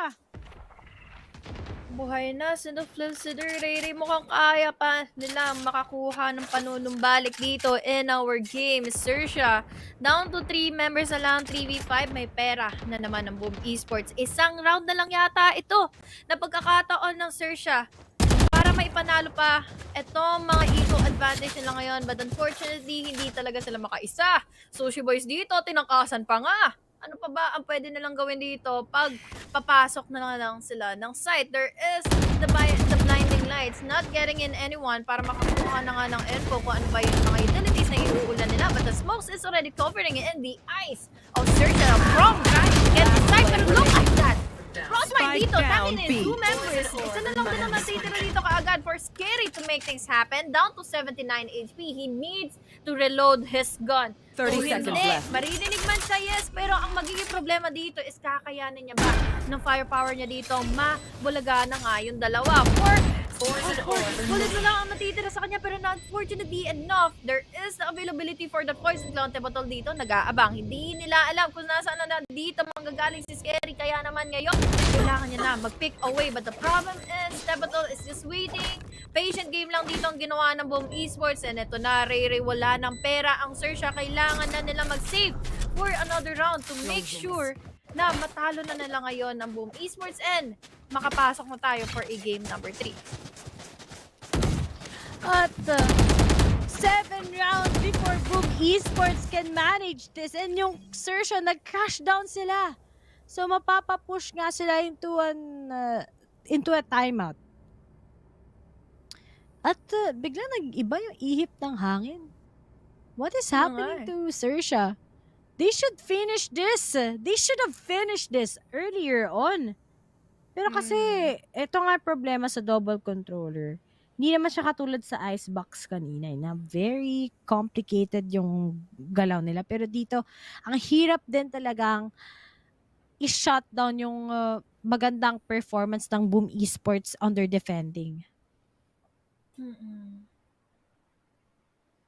Tsaka parang nakutuban ko rin dito, Ray is Flipsider is already popping off. It's already top on the food chain of Boom Esports. Nakakakuha na siya ng mga magagandang advantage. Mga wide swing na ginagawa nila dito together with Blaze King. Yun yung ginagawa nila Surf at ni Foxy kanina Pero parang ginagaya lang sila dito ng Boom Esports. So now, why not kami naman yung makakuha ng advantage? Why not kami naman yung makakuha ng winning moments dito para magkaroon na ng momentum? Boom Esports, again, they have what it takes to secure in this round. Pero kailangan nila talaga ito maipanalo against Xerxia. This is already the final moments of Xerxia. Kailangan nila din manalo dito para naman may eco pa silang kasama for the following rounds. But the problem is, yung magiging push ngayon ng Xerxia is going into bats. Tatlo ang makakatapat nila dito. There's also the movement here in that info. Viper Spit and the Guiding Light. There's also info to be gathered, but the problem is kukuhanin na ba nila yung site. Makakapag-plant ba sila? They have what it takes to take it out. Pero nandito naman na din yung Seekers na po. Ang bait out na lang ito, Ray. Dalawang ultimate na yung ginamit nila, pero mag-rotate lang sila going into B immediately. Showstopper. Ay, ginamit na ngayon ni Berserks, pero wala siyang makikita, tol. Nadya-bait ka ngayon. Ang members ng Xerxia ay pumasok na ngayon. Going into B side, pero Blaze King was able to take down one. Also the Showstopper. Make it 2 for this guy. Juicy Boys. Ay, masasabugan na nga sa mukha ngayon si Frostmind, and now it's all up to 3 player Make remaining. it 2. Pero magiging problema na lang dito si Foxy. Kung makakapag-plantin ba siya ng Spike Ray, hindi na nakagalaw. Dito ang Xerxia, kahit ang dami niya ng in-exhaust na utilities ultimates dito, going into A. Tapos nag-travel pa sila going into B. Ayan, shoutout kay Santi. At, ay, ano nangyayari ngayon sa Xerxia? If this goes to 12-10, I don't know anymore. Naging close match pa to? My goodness, isa na lang. Eco round pa ngayon ng Xerxia, Honey Glaze. What can possibly go right sa side ng Xerxia? I'm just shocked na dito, ha. Nagmamadali sila, di naman nila kailangan magmadali. Isa na lang, oh! Game 3 na eh! Pag ito talaga, Tipsider. Kuha na naman ng isa. That one's dead. Mukhang pwede pa siya mag-abang dito for Knockouts, pero Wise dito ay gagawin na nga ba nila? TP, pwede niyo pang gawin dito i-commit, pero the blinds is already there. Talagang kumukulit kasi si Tipsider. Ito na. Ito na nga ba ang pagkakataon ngayon ng Xerxia to close things out, to make it happen for a game number 3. Pero Ray ngayon, slowly na naman silang umiikot paalis na mga casualty nakuha nila dito all the way from Cuba. Trailblazer is already committed, was already destroyed in by that, by Frostmind. Pero wala pa rin naman gagawin dito ang buong Esports para makakuha ng ganti. Seekers though is already committed, pero nandito na yung mga smokes. Papasok na sila sa A. Ngayon, ang mga taga-boom Esports. 30 seconds left. Oh, hindi pa pala. Dinenay lang. Pero, Tebotol. Spike planted. Pero nga lang, nahuli niya pa rin si Surface. One enemy remaining. At it is bumapit siya lang. Scary. Wala na ulit. Basukit na yung tsura ni Scary. Naiinis na siya eh. And, now, wala na siya nagawa. Xerxia, bad trip na si won't Scary. be able to get this sub 7 again. Habulin niya pa mismo. Habulin niya para kapak Israel. 2-10 first. Walihan niyo nang matapos na. Ayaw ko matapos ang 10 PM. Nakakulit nga yung mga pangyayari eh. Boom Esports dito nakahabol from 2 to 10 guys. Again, 2 to 10. Ina-emphasize natin yon dahil ang laki ng magiging lamang dito ng Xerxia. Ultimo yung mga ultimates, ultimo yung mga economic advantage nila, yung momentum. Pero ngayon nakuha na nila kung ano ba yung dapat na maging timpla. Again, they have the double controller setup, so they have the advantage pagdating sa defender half. Pero ngayon, buy na ulit. Buys na ulit ng Xerxia. So talagang needed na itong mga utility ginagamit nila. We have the Viper Spit covering up the showers area para wala na nga maging push pa. Pero magiging problema is Xerxia. Hindi nila yata tatantanan pa itong A-Ray. Talagang ito ang gusto nilang i-commit. Ito ang gusto nilang ikuhanin at ito ang magpapanalo sa kanila. Mukhang Berserks 7 HP, so she first gets 1. Maybe they're finally that one. They're forces to plant. 4v4. Sa wakas, nakapag-plant na rin yung Xerxia. Post-plant na nga ginagawa nila, pero don't stretch too much. Dahil baka maisahan pa rin sila ng Boom Esports. Puro post-plant na eh. Ayun na nga kontra. Pero na-half ha. Careful dapat nyo ng mga taga-Xerxia na half. That's pretty big. And Tipsider goes for the fuse babay. Oy, napatay!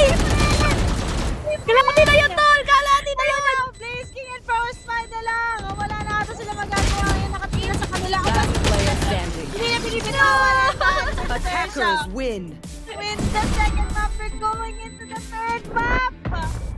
Diyos Last ko player po! standing. Panalo pa rin ang Xerxia. Nagwagi pa rin ang mga boys ng Xerxia.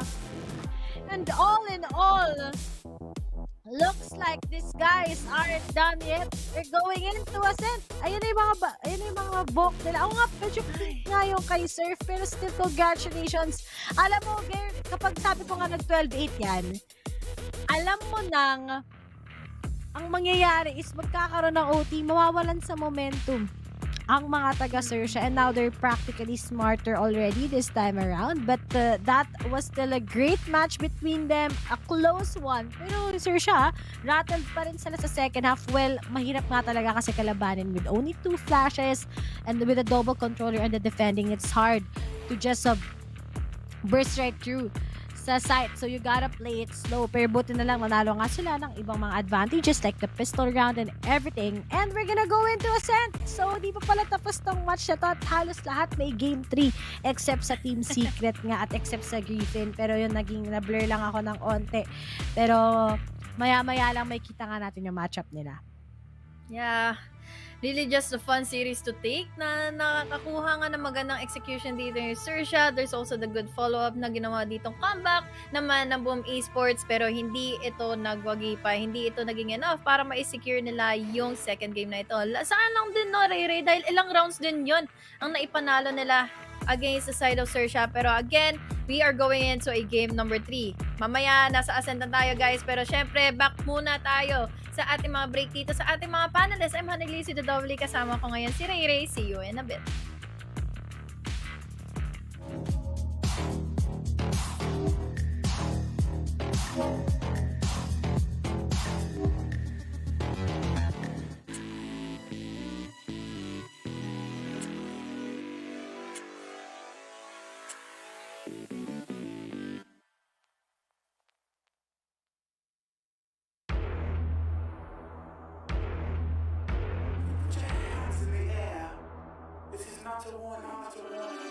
You think that I'm running in place? Y'all really testing my patience. Right before I blow up the spot, I had to get back to the basics. What if my talent is wasted? You see what I'm lacking the placement. Thought since I rap in the basement, but my come up is legend, is greatness. I don't care now, it's pedal to the metal. I can never quit now, I will never settle. Puppet to the game, I'm pulling strings like Geppetto. We in the same game, but I'm on a different level. I passed it. Gotta keep grinding till I'm laid up in the casket. No fake round, but you feeling too plastic. Yeah, y'all feeling too plastic. They say my style crazy, but then it's straight jacket. Wow. Why you still testing my patience? Trying to turn me into something I ain't trying to be. All the hate is a heavy rotation. You gon' lose yourself, quit testing me. Don't make me lose my mind. Don't make me lose my mind. Don't make me lose my mind, cause I'm looking like Wesley, test me. Don't make me lose my mind. Don't make me lose my mind. Don't make me lose my mind, cause I'm looking like Wesley, test me.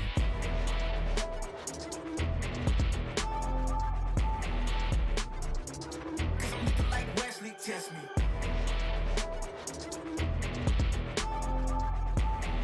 Don't make me lose my mind, cause I'm looking like Wesley, test me. Yeah, guess I know no better. I ain't got no chill, so they call me a devil. I know. Look, I am just a man on a mission. If I want it, then I get it, I go.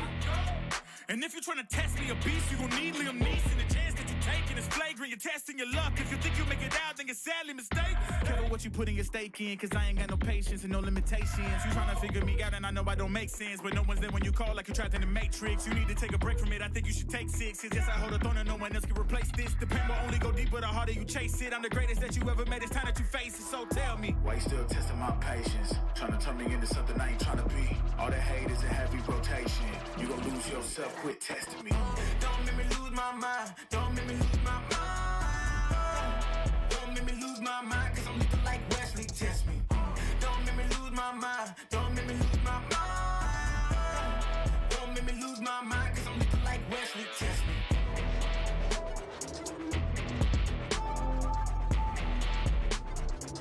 Cause I'm looking like Wesley, test me.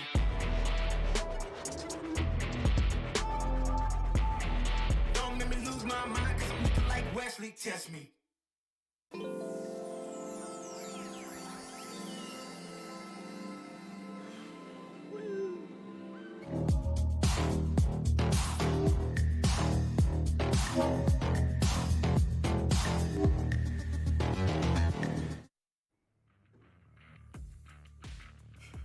I know what I said about opposite day, but is this a Xerxia trend? I gotta say that was quite an odd series over there, but in any case, the peculiar case of Bind went over in the favor of Xerxia Esports. Now back here on the panel, it's the likable Fluffy and Trix yet again. Now Fluffy, I feel like instead of closing our curiosity for this series, I think it kind of opened more questions overall for us, especially on the side of Boom Esports over there. I don't even know where to begin, Fluffy. Maybe you can share some insight. I mean, Boom Esports, it is their map pick. You'd think that they'd be very comfortable on it, and their track record does kind of bolster that fact. But looking into this game specifically, they just had such a hard time getting into Xerxia's defense on the first half. They did sort of make a comeback. They tried at least to get enough rounds. They strung around 5 on the second half, but it just wasn't enough because when you end the half at a 10-2, similar to what they did against Xerxia in the first game on Icebox, it's really detrimental to the momentum that you have. And speaking of momentum, this is going to extend our series all the way to Ascent. So it's going to reset this into that 50-50, that best of one vibe that we're going to go for this very important do or die match. I'm also a little surprised looking at Boom Esports, going through statistics and whatnot. I'm surprised that they decided on the lineup that they chose. It's not exactly a lineup that they particularly run. Xerxia, on the other hand, doing a dominating defender side, really getting that B-long control. Boom Esports trying to contest it, not really doing so successfully, if I may add. So I just found that Boom kind of went into it, maybe overthinking it. It seemed they were very indecisive. There were a lot of times where the clock was just run down. They wouldn't have control of the spike, and it was very unfortunate on that attacker side. Yeah, I feel like they were playing a bit more passive and kind of squabbling about at times. They weren't as proactive and direct as they should have been with their decision making, leading a lot of these time concerns to really go into fruition. But there's no excuse at this point because we're expecting both of these teams to really perform. And even when you look at the lineup for both of these teams, they have the exact same agents. They, technically speaking, on paper, have the same capabilities as their opponents. But Xerxia really showing how, I guess, it's supposed to be done, at least against Boom Esports. Yeah. And Boom Esports, on the other hand, not being able to penetrate any of the defenses for Xerxia. They had their heavy hitters, Flipster, especially in Berserks. They really tried their best to make space for their team, either looking on that chamber or getting picks with Rays. But I guess Xerxia, I don't know, their defense was just so solid. Especially like they nated the plant spot a lot. They used their utility well, and a lot of the combinations that they had just burned down the clock of Boom Esports. And now that we're moving on to Ascent, I think it's just impeccable that if they can keep up this streak, Xerxia can take it as just how they played Team Secret yesterday, and it was like a very similar situation with the first and second map. I mean, looking at it on paper, it seems like, Xerxia had the advantage as defenders. But when we switch sides, I mean, Trix, you were mentioning that you don't think that Boom Esports has the total mastery of this composition. I am arguing over here that Xerxia also doesn't have it all down to a science because they also struggled when we switched sides. Both of them were just struggling over at the attack side, and I was actually hoping that Xerxia would have more mastery when it came down to it. I mean, it's a mirror matchup, and we talked about how the usage of the utility will come down to play and will really affect the results of this series. But if you look at it, they were both struggling on attackers. They were both thriving off defenders. And obviously that's a given because of the way the composition was done. You had a lot of cover. And again, you guys mentioned this. There was limited access to information. So at least for me, a lot of I wouldn't say questionable, but it was just a little bit awkward at times. That's what it felt for me with this series. I'm sorry, people might go at me for this one, but that is just the general feel for it. No, you're right. It was a little bit awkward, and I find that having that double controller, there's that line between where they're thinking maybe it's the lurk potential, it's the fake potential, and I wanted to see a little more of that burst contact plays because they have the sky there. So I feel on whether it was Boom Esports or Xerxia, I didn't see as much of that burst forcing the opponents to certain areas. We saw Boom Esports try it in showers, and it actually benefited them until, you know, Xerxia started to hit back. They also had the flank coming in early. So I find that it's a little bit of a mismatch in terms of what their agents' capabilities are in terms of lineup and what the teams primarily wanted to do for their own playstyle. On the side of Xerxia, though, I do have to commend really good buddy system that came into play during their defense, and I think that that's what made them a more solid line of Yeah. defense over at the first half. But hey, we are gonna be moving over here on Ascentrix, and hopefully no more mirror matchups. That's what I'm gonna say. I think Ascent is one of those maps, right, where it's very default. It's very default heavy, actually, and it's a lot of map control that you need. We see Xerxia running that Fade KO combination, and on the side of Boom Esports, they have the Sova KO.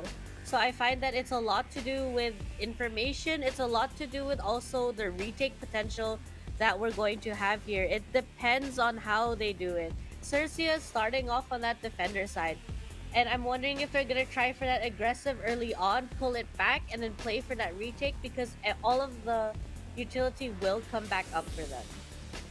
Yeah, I feel like with the compositions that we have as well, on one hand, we do have both KOs, which is a common thing throughout both, as well as the information gathering main agent, which in one case is the Sova, the other one is the Fade. I feel like the Fade does provide a bit more presence, especially in a gunfight, but the ultimate coming out from Sova as well as the shock darts can really neutralize the effect that you can have from the killjoy, not just for the lockdown itself, but taking out a lot of the utility. Like if you, for example, here in Ascent, you could be, as an attacker Sova, you could shock dart lane to clear a lot of the traps and provide a lot of opportunities. So depending on how they use it, I feel like it can leverage them to a pretty good advantage if Frostmite can really get that going. But overall, I feel like the most important piece of utility, which I always mention whenever I see 2 KOs, is the, I guess, how efficient and how quick you can really get the value of the 0 point, because that's the biggest tool that you have that literally shuts down the opponent's team and will always, almost always, as long as it gets that scan off,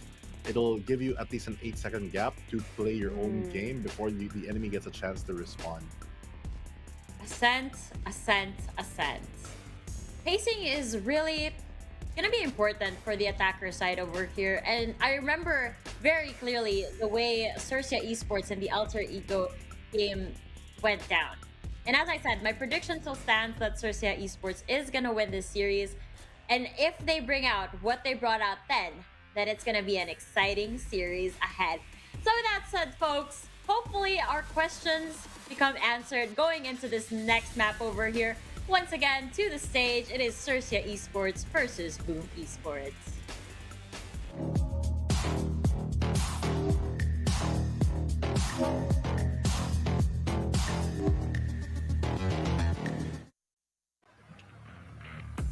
Welcome back, guys! Finally, eto na!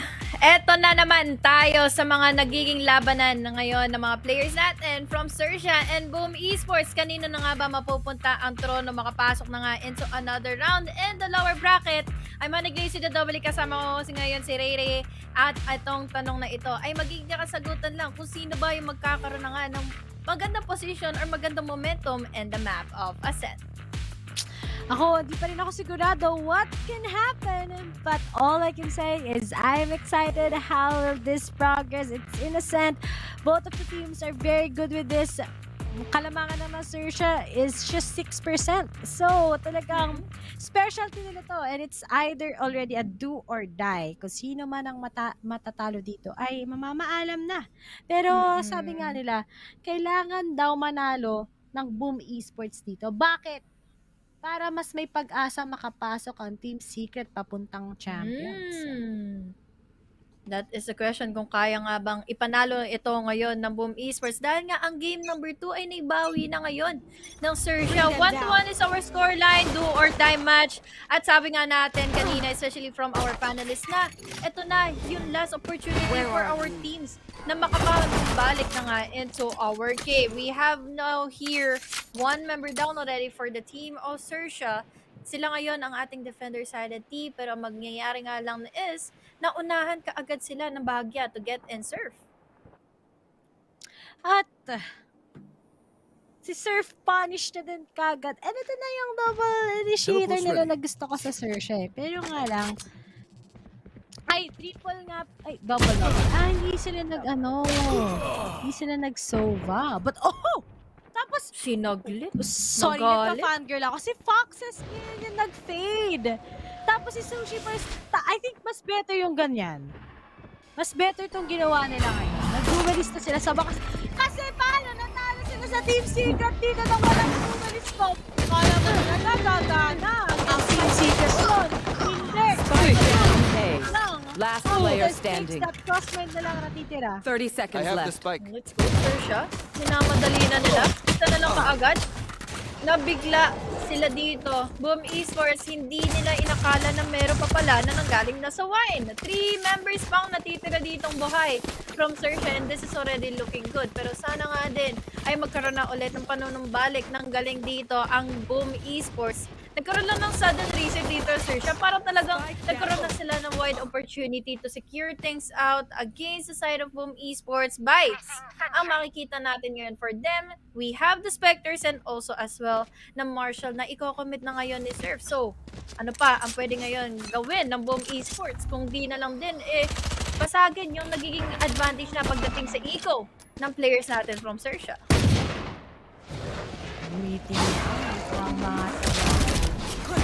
Xerxia ngayon, but scary. That's pretty sneaky.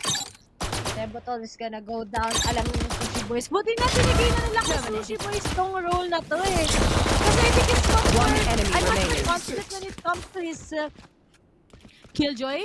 And I was a fan of his stage.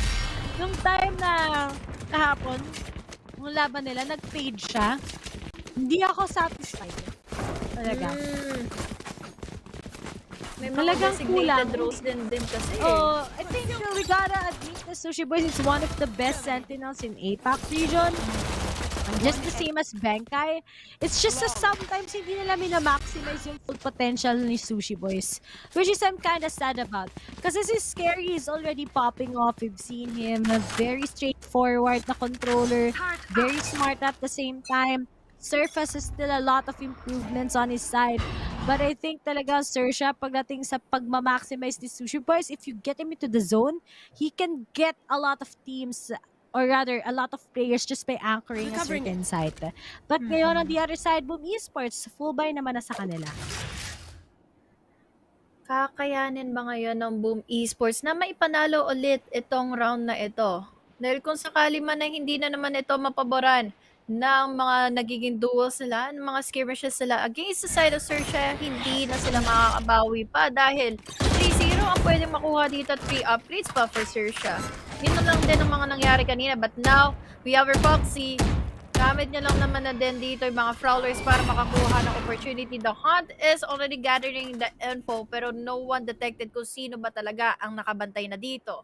Slowly but surely naman silang gumagapang dito sa garage pero wala naman din silang nakukutuban dito sa A. So most likely, slow plays ang gagawin dito ng Xerxia but they still have the baits na pwede naman gawin ngayon. The smoke already placed in. Nandito pa yung mga stars na pwede nang i-commit ng further players natin ngayon from the side of Xerxia. They are delayed and what are they going to do next? Dahil 20 seconds na lang din ang natitira. Umuulan na nga ng mga jumpers but now, papasok naman dito ang pambubulaga ni Surf against Debotol. Kahit na ang dami nilang kinumit na utilities doon, madadali pa rin naman sila dito ni Surf. 10 seconds left. Kaso delayed na naman ang Boom Esports ngayon. Isang shutdown lang mula kay Scary and kay Surf. That's just it. At wala na sila magagawa. Wala nang time. Save it. Save it, people. Save it. Talaga pinilit niya. Ayaw na mag-save. Isa pa. Hoy! Kita ko sila na, Xerxia, please. Thank you. 3-0 na eh. Tuloy-tuloy nyo na. Huwag na kayo mahiya. Tama. Tuloy-tuloy nyo lang. Okay lang.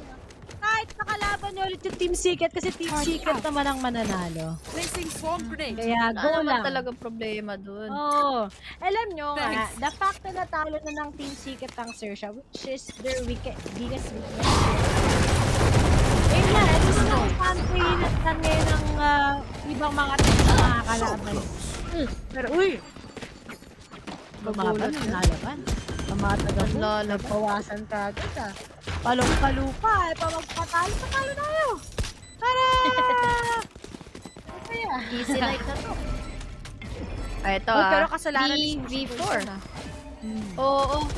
Medyo namabagal din kasi Odin din yung hawak niya. Hindi siya nakapag-react. Tapos may pop smoke pang nanggaling dito from our attacker side para ma-secure nila yung opportunity dito. Syempre nila Fifth Sitter to get inside of the site. 3 members against 4. Still doable dahil nandito na nga mabubulag ngayon na Xerxia. Fifth Sitter was late to react on time. Wall bang naman dito na makakapatay kina Blaze King, but ito ay magmumukha na ngang ace. No time inside for Scary to go in for the defuse. Pero magpapaisip na nga lang din dito. Fifth Sitter with an ace. 1-3 is our scoreline. Mamamatay na rin siya dito with the spike. That is just a good round na may pipakita ngayon ng Boom Esports para magkaroon ng potential for this half. Uy! Pumilots, nag-TikTok mood challenge na si Frigider. Tignan mo, minama yun. Na gumawa ng lahat eh. And wala lang siguro time si Scary doon. Sayang lang. Kasi pressured na siya i-defuse eh. Siguro kung may time siya, he can pretty play it slow. But still, Lipzider. You want to Takes play? that round Let's that is play. very important para lang talaga makabangon muli ang mga taga-Boom Esports. Pero, ang Xerxia, syempre, alam na nila ang advantage nila. That is, of course, on the defending and the 2-round difference against Boom Esports. Hirap na naman tuloy pumasok dito ang Boom Esports, no? Mukhang napipendang sila dito ng Xerxia at mukhang talagang nanunumbalik na yung galing. Reset mo palang kailangan ngayon ng Xerxia. Minamadali na nila yung mga eksena. Kaya nilang maputol na yung momentum dito ng Boom Esports. Isa lang naman yung round na nakuha ng Boom. Pero meron pa rin naman silang eco. We have the utilities already raining all the way from mid and there's also in garage. So with that being said, may info na silang nakuha. Kaya naman yan, go signal for Foxy to use. And that's Odin. Get info at makakakuha na nga ng kill. Frostmine ang tumumba. Wala na silang info gathering agent dito as Suba. Pero meron pa rin naman sila dito. 0 point from Blaze King.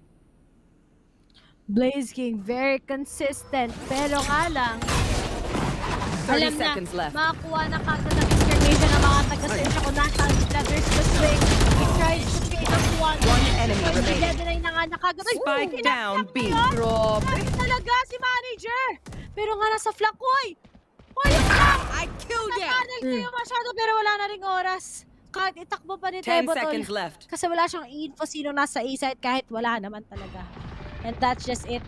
4-1 comes in. Xerxia gets the lead against Boom Esports with 3 rounds. Hirapan din eh. Nakadetect kasi dito yung turret. Go signal yon for Foxy to use in that Odin. Wallbang naman dito para makakuha ng pick-up. Yung Hanpa ang naging problema dito kung bakit delayed ang reposition na gagawin ngayon ng Boom Esports. Pero with that being said, here's the replay kung saan tinap-tap lang ni Sushi Boys dito yung papasok na members from Boom Esports at ngayon they are already countered, they are already cancelled. So not the meantime, eco round na naman dito ang Boom. They only have one member, one player dito na kaya makapag-commit or kaya lang din gamitin yung sinave niyang Vandal from the last amphibious round. Pero at the very least, he can do something about this. Pero magiging problem, ano ang kaya niyang gawin? Lalo dalawa ang nakaabang na kanya dito sa mid. Talagang si Scary, tinatakot ang Boom Esports. Sige, pa-audition nyo lang sila, okay lang.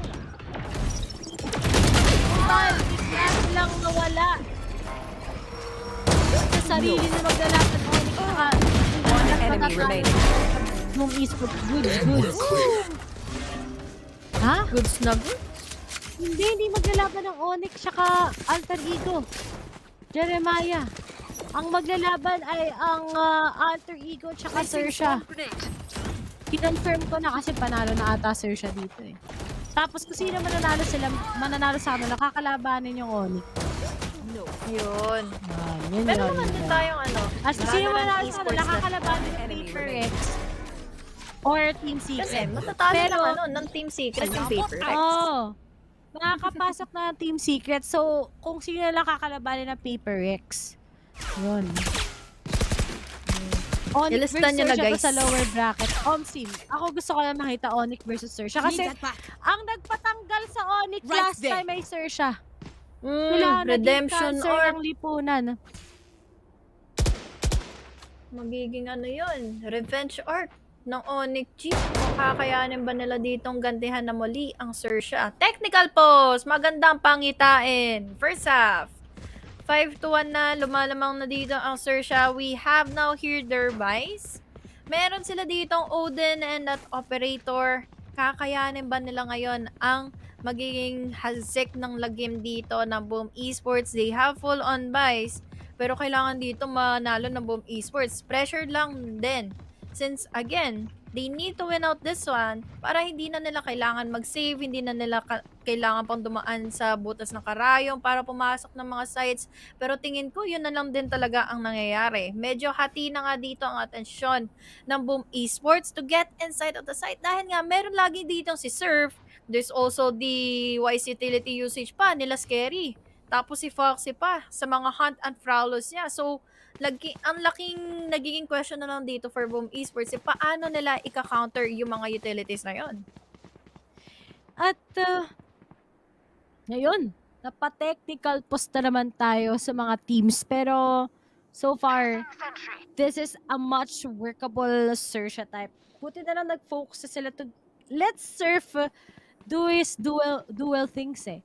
Kasi he's pretty confident naman. And compared kasi sa Chamber, mas mabilis talaga yung meron kay Jet. You can go with updraft just in case your enemies might be pinning you down. There's the dash out also for quick scopes. Although meron din naman si Chamber and mabilis din naman. Pero si Chamber kasi he will only work on the defending sa pagdating sa kanyang mga TPs eh. Sa kanyang mga TPs sa attacking, that's just gonna work on the post plants. Pero for the entries, it's not gonna be like that. His trademark, isa na lang nga ang natitira. So, hindi talaga siya kasing effective unlike before.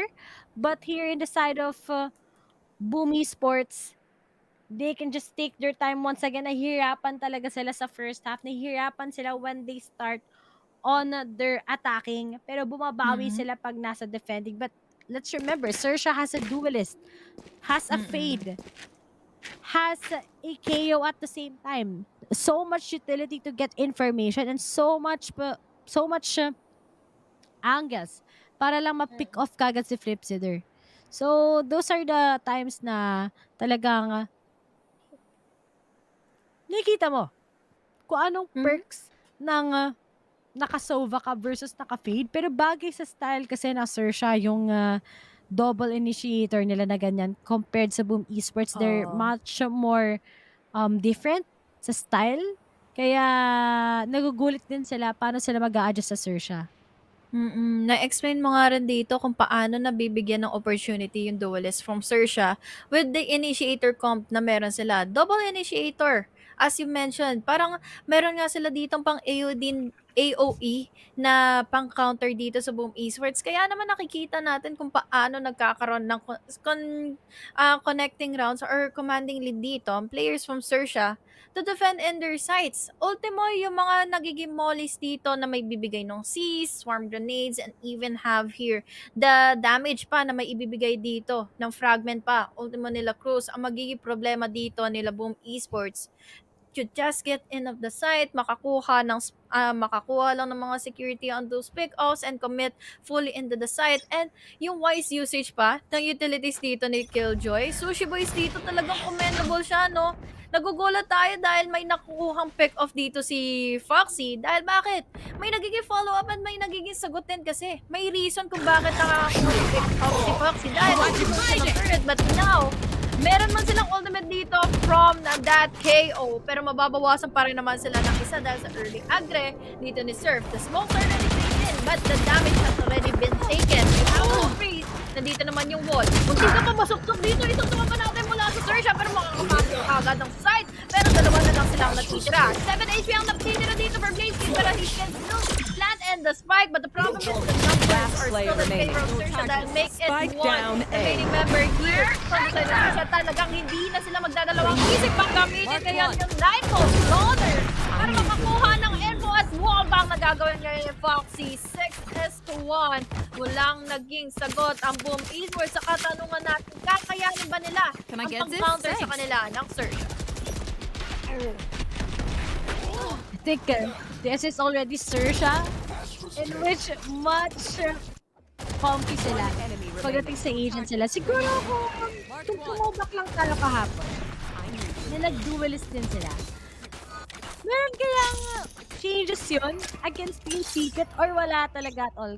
Or siguro change nila yung style nila to counter what Team Esports has. Pero ngayon, take down 1. May mag-bilis. Quick him out. Pero nga lang nakakuha na ng operator kagad si Blaze and plus, there's nowhere to run. Pinipilit nila. Kasama kagad ng Hunter's Fury just to give a good distraction. Pero alam na din kagad ni Fox the Shepherd kung saan magagaling mga miyembro ng Boom Esports. Pero kala nakaabang na rin sila kung nasaan magagaling ang mga taga Boom Esports. After the flash, they're taking it out. Last player standing. There. Hindi nila alam saan ang mga to. And now, as he goes for a defuse, is it too late already to get the smoke? And now, it's Mama. Sushi Boys gets the third. 7-1. Xerxia, it's time Bomb for grenade them to actually pop off also against Boom Esports. What a round indeed. It was an explosive entry na ginawa dito ng Boom Esports pero nabulagahan naman sila ng mga overwhelming utilities given to us by Xerxia. Sayang lang din, no? Dahil nakita ko kanina si Blaze King, trinay niya namang i-connect yung shot na yon against the following members na nagde-defuse in ng spike. Nagkakaroon na nga ng pag-defend, pero yun nga nag-whip siya doon sa pagkakataon na kaya niya nang makakuha ng advantage against the last remaining member here from Xerxia. But this time, it's already 7-1.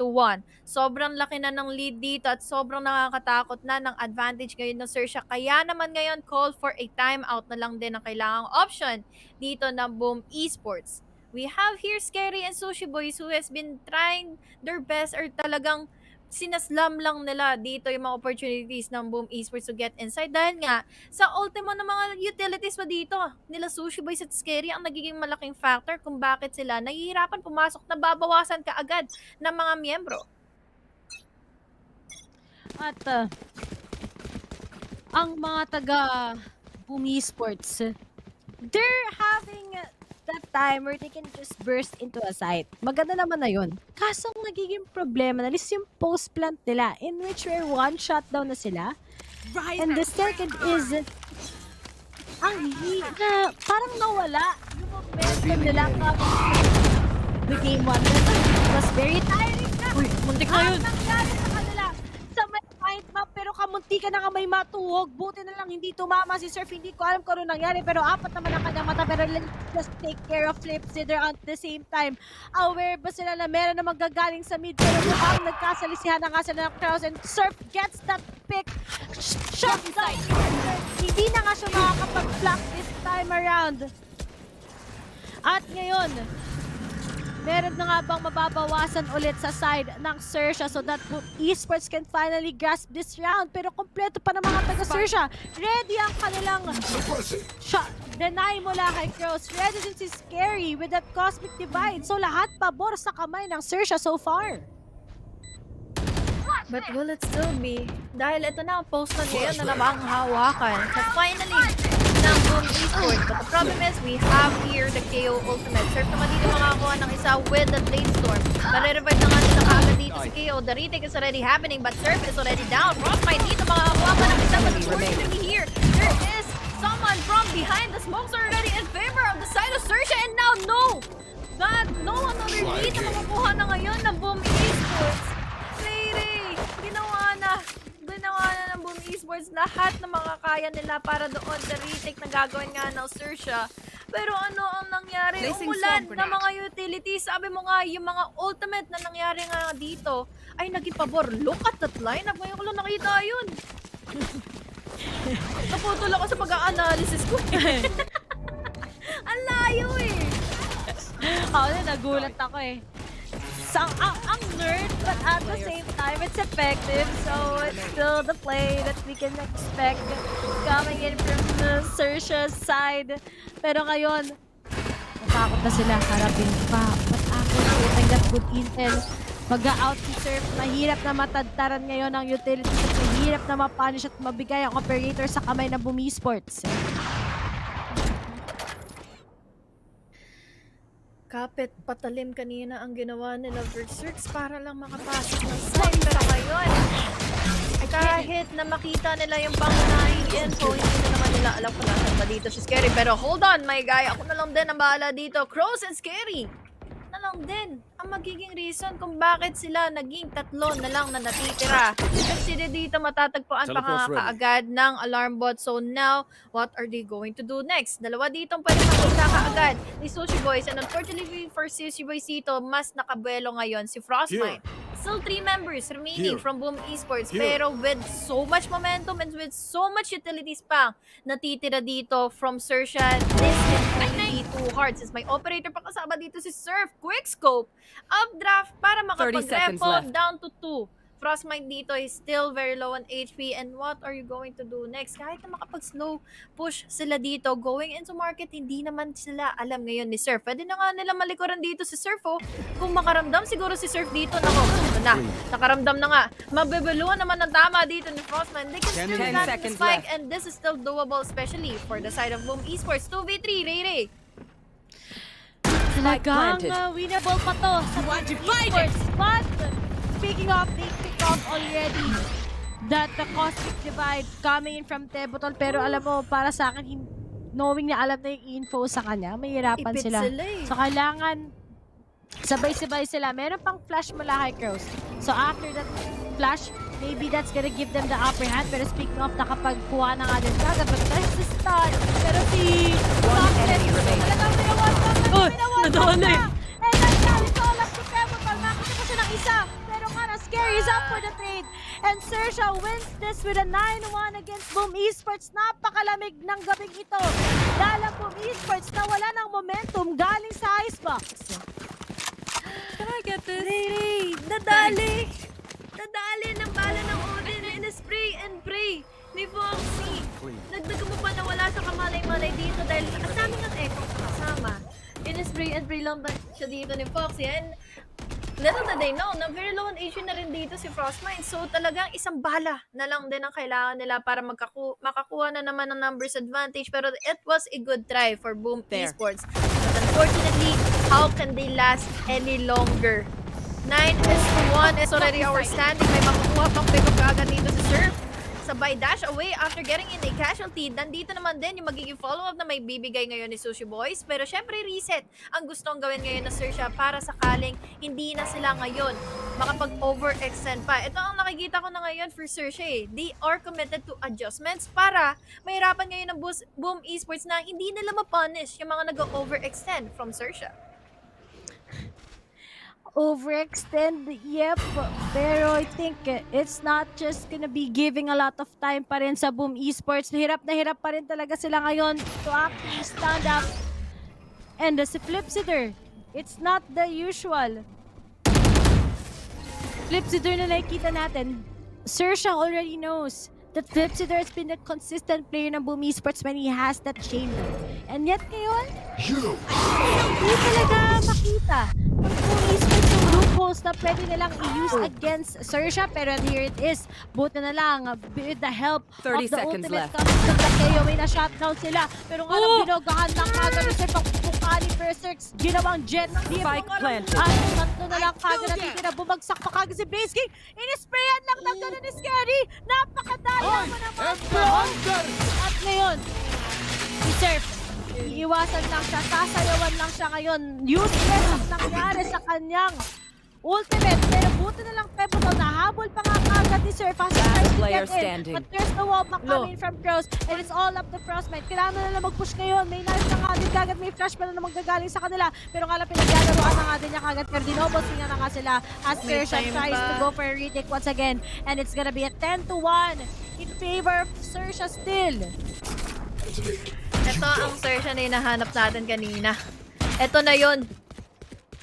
Nanggugulat na muli sila against the side of Boom Esports. Reset lang din ang kailangan na gulandang ang Boom Esports dito kung papaano na nga yung momentum na naipon nila from game number 1. It was a good thing na nakapasok sila ng site. Pero Sa mga nagiging pakiramdam kasi dito ng Xerxia, talagang mas nananaig ang kanilang nagiging experience and also yung nagiging run sila dito for this game.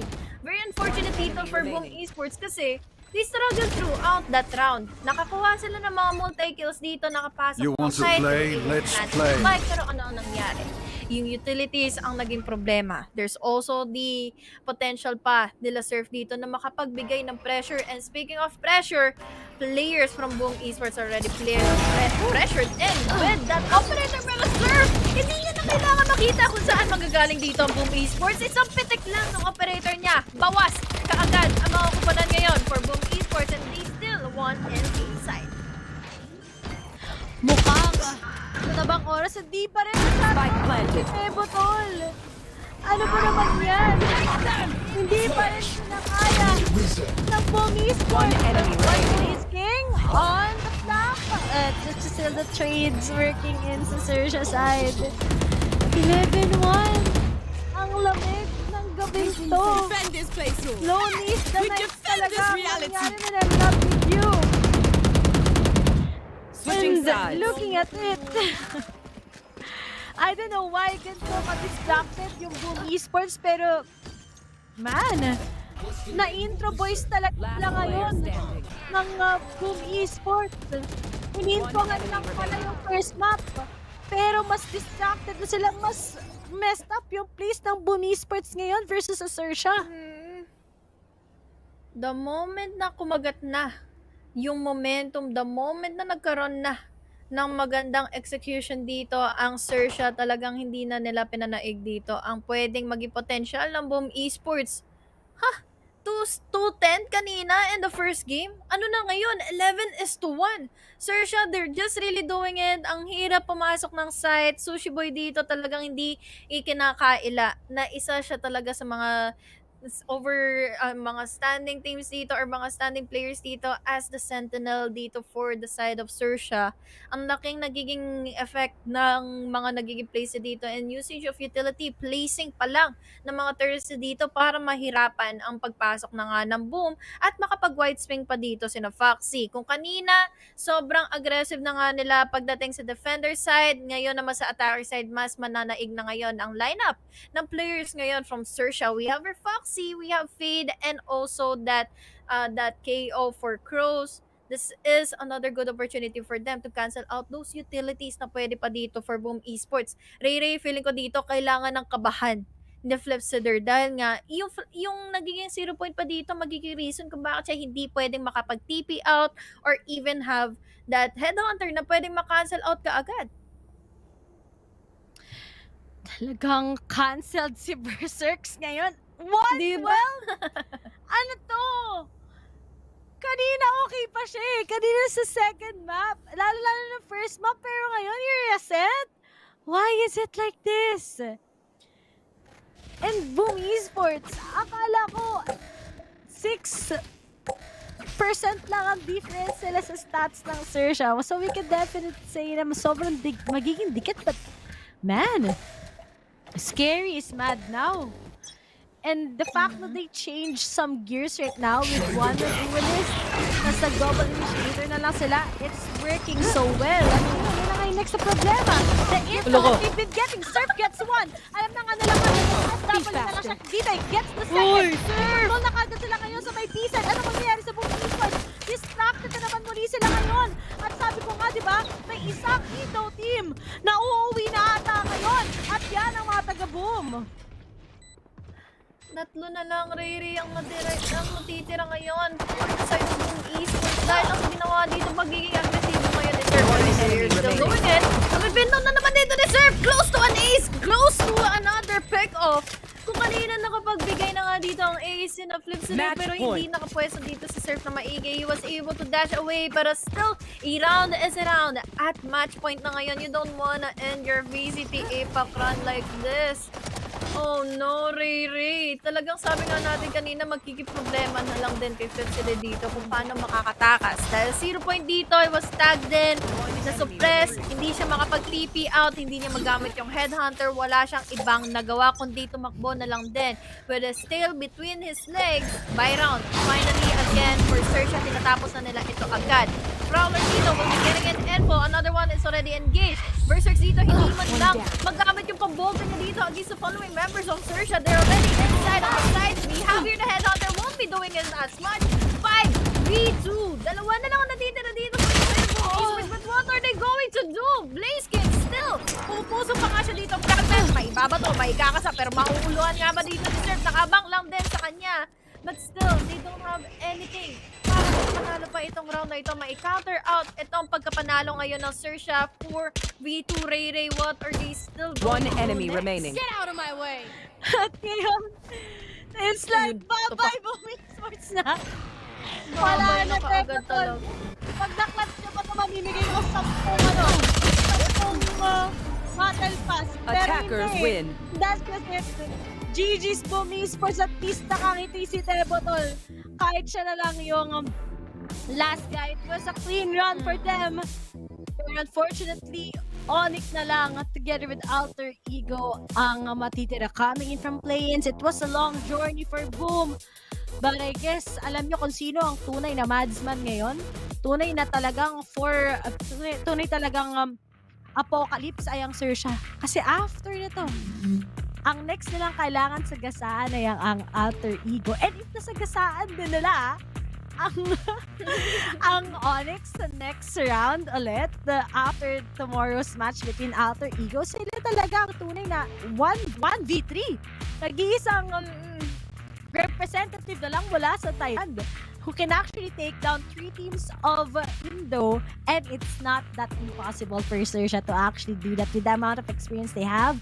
I think ito na din yung Xerxia nagising na rin. And finally, sabi nila, kung hindi mag-work yung meta na gusto nating i-exemplify, or maybe an unorthodox one with no duelists at all, balik tayo sa foundation natin. At ngayon guys, sa wakas, buti na lang kung 3 maps lang na ganito, buti na lang ang bibilis lang, puro one-sided, medyo nagdikit lang nga din sa second map. But all in all, Xerxia, they just needed just one reset. Binigay na nila yung icebox eh. Sabi lang, let's go to the next map. At they finally improve ang kanilang gameplay sa bind.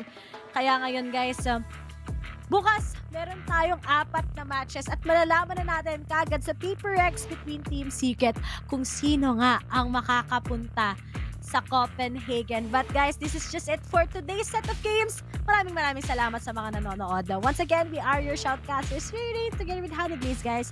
See you tomorrow here in VCT APAC Stage 2.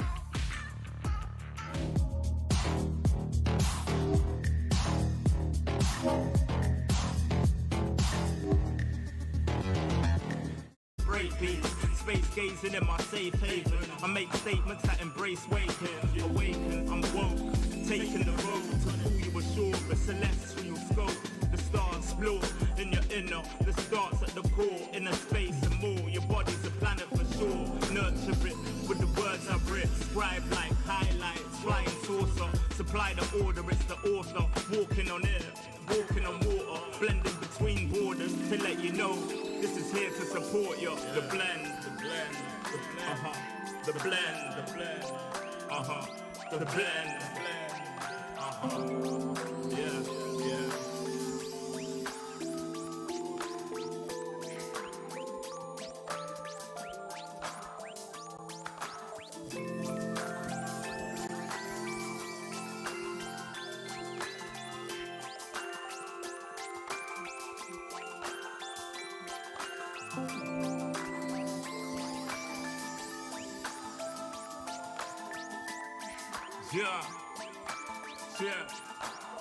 Yeah. Second verse after the first. Take control with words, roll reverse, the rebirth of verb from inside out, outside in. We control the frequency. The heart of the world beats in me. It beats on beat as we breathe deep. Oxygen from trees feed.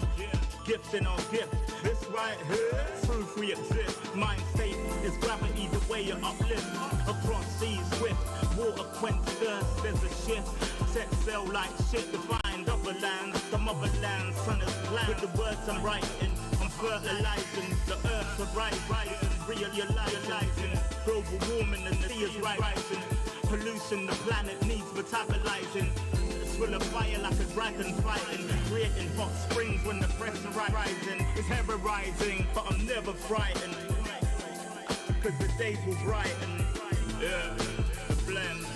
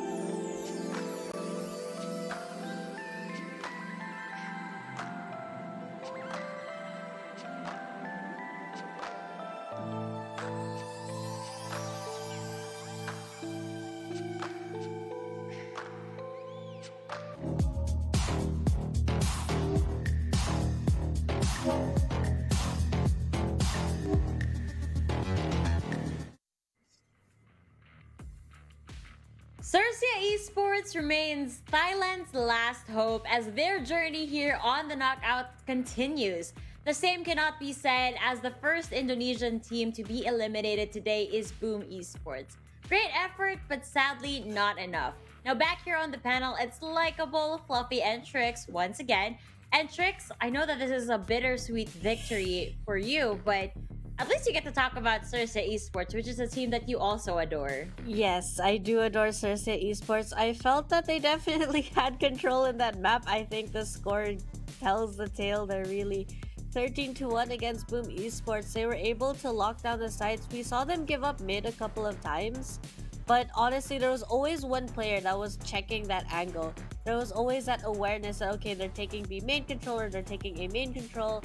They also had this bait set up for each other. They knew how to use their utilities in order to make sure Boom would either get that false sense of there's nobody in that area, or they would just go into the sites. Xerxia just being able to really pull that off and push Boom into a situation and a scenario that they really were not comfortable in.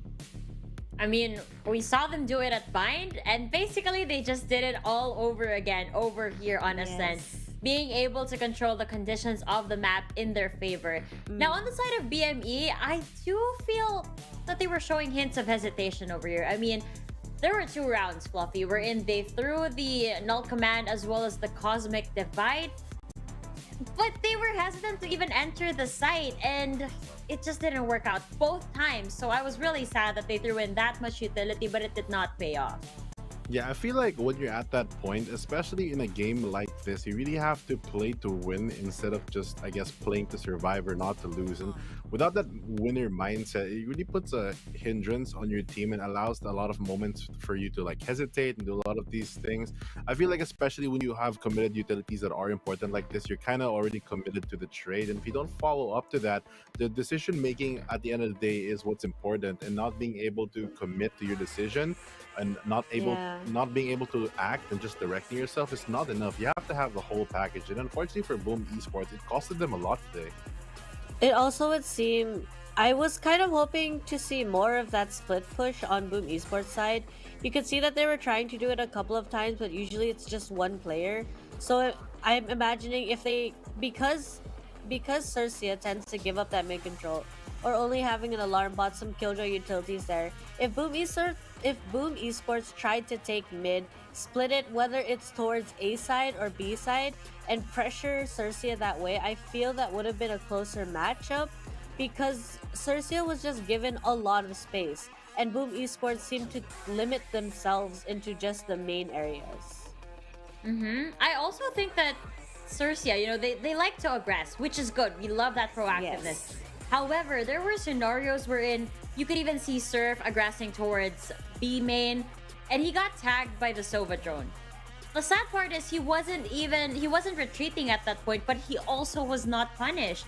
So on the side of Boom Esports, I don't know what was going on, but I would have loved to see more of the aggression. I think that they were trying to be a little bit more careful, especially as they were losing the rounds. But again, you gotta reflect, you gotta pause for a second and just really reevaluate what you should have done on that scenario. But right now, it's a little too late for these guys. as they will not be proceeding into the next stage of the knockouts. But hey, we get to see a lot of Surf over here, and my god, Trix, no surprise that he's the series MVP. What a fantastic player, Surf? especially on that operator. Yes, Surf playing primarily on the Jet or the Chamber, just doing a fantastic job being able to anchor those sites and really hold it down. We've seen him, he's not only just a good player, you can see, I mean in terms of aim with the operator, you see that he moves around a lot, he repositions himself. One moment he's peeking mid or B main, the next moment he's up at A short, sometimes he's going up to A heaven. So you could see throughout the maps and throughout the series, Xerxia's Surf constantly is changing his position, keeping the opponents on their toes and not knowing where to expect them, so not knowing where to dish out that utility to flush them out.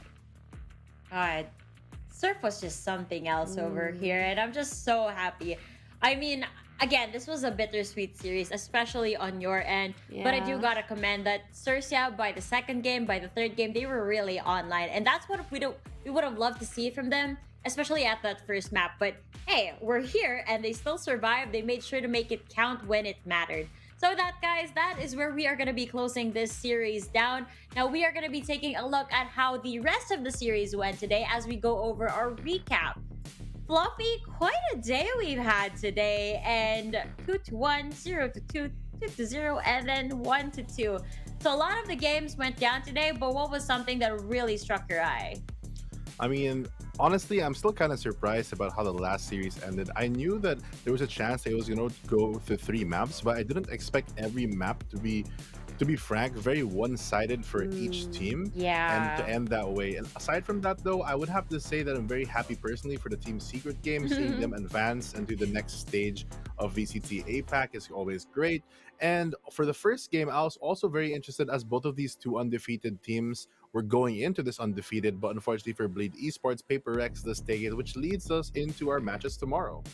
Yeah, so this is the brackets that we're seeing over here, and you guys can already tell you won't be seeing some of your favorite teams moving into the lower round 2.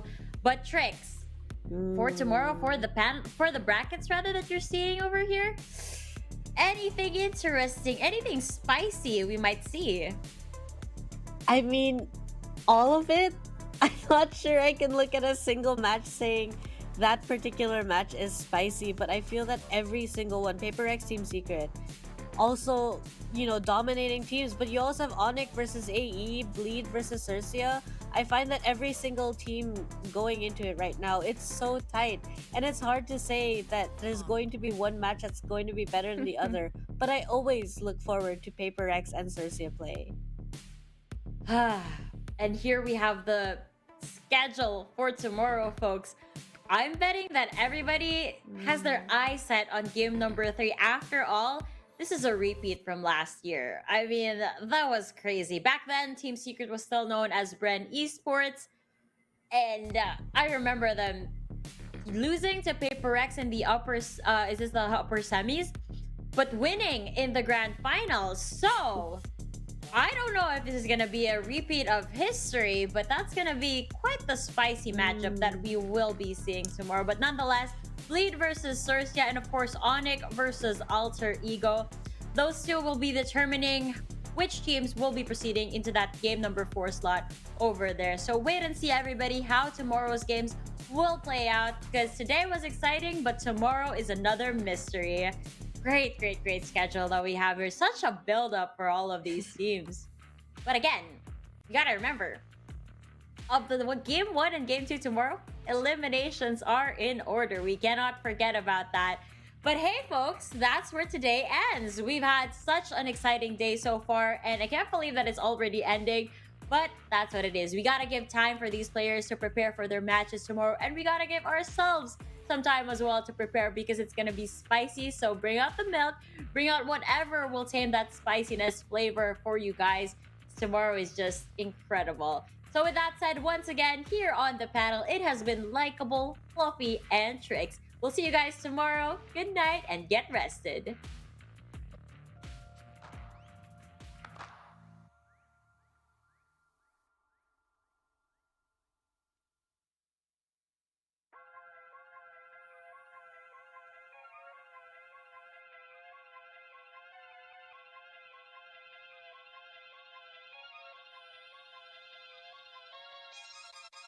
everywhere I go.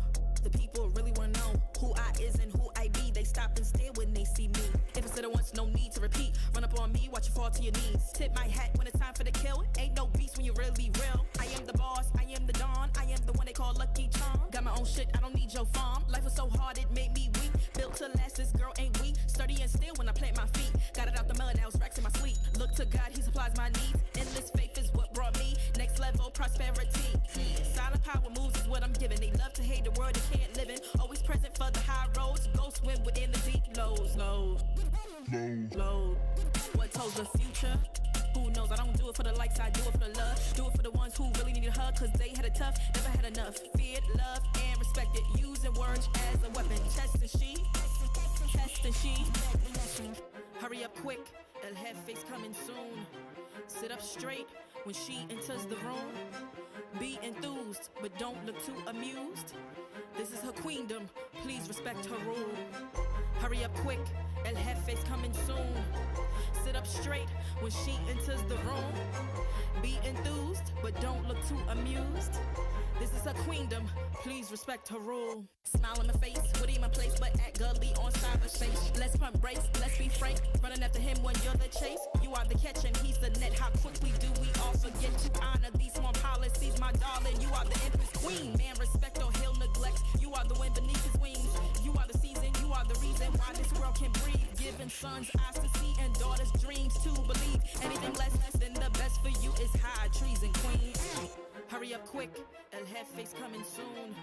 Sit up straight when she enters the room.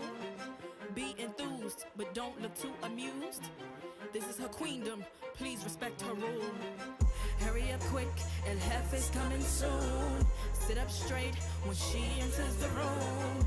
Be enthused, but don't look too amused. This is a queendom.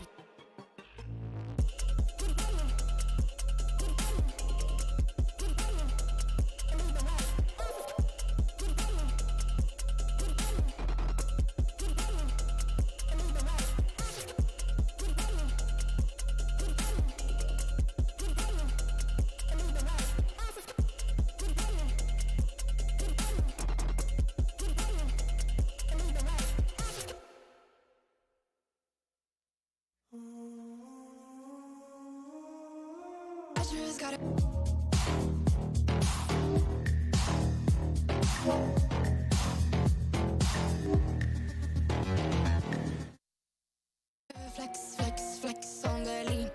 I just wanna rap to the beat. I just wanna back, cause I'm mean. I just gotta go back, I'm a freak.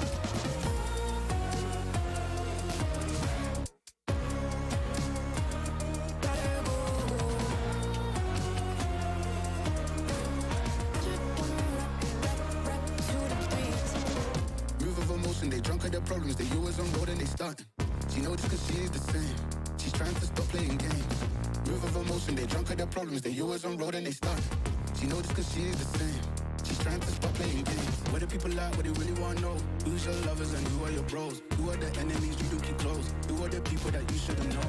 Where the people at, what they really want to know. Who's your lovers and who are your bros? Who are the enemies you do keep close? Who are the people that you shouldn't know? I just gotta flex on the lean. I just wanna rap to the beat. I just wanna back, cause I'm mean. I just gotta go back, I'm a freak.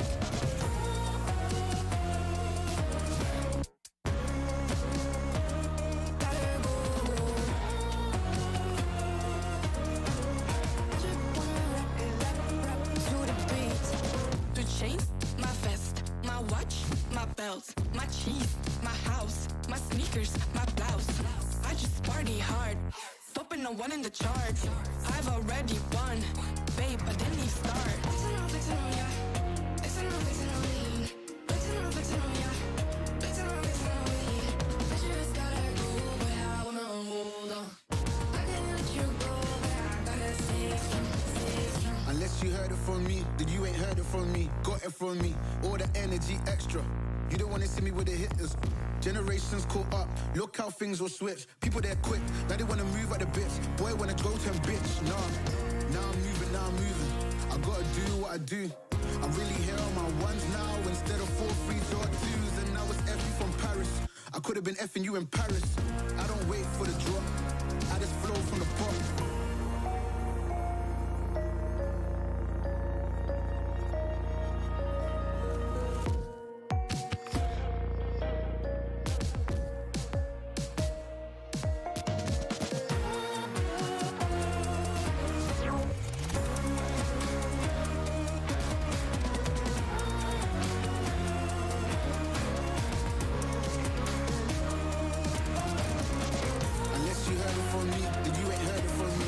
From me, all the energy extra. You don't wanna see me with the hitters. Generations caught up, look how things will switch. People they're quick, now they wanna move on the bits. Boy wanna go to a bitch, nah.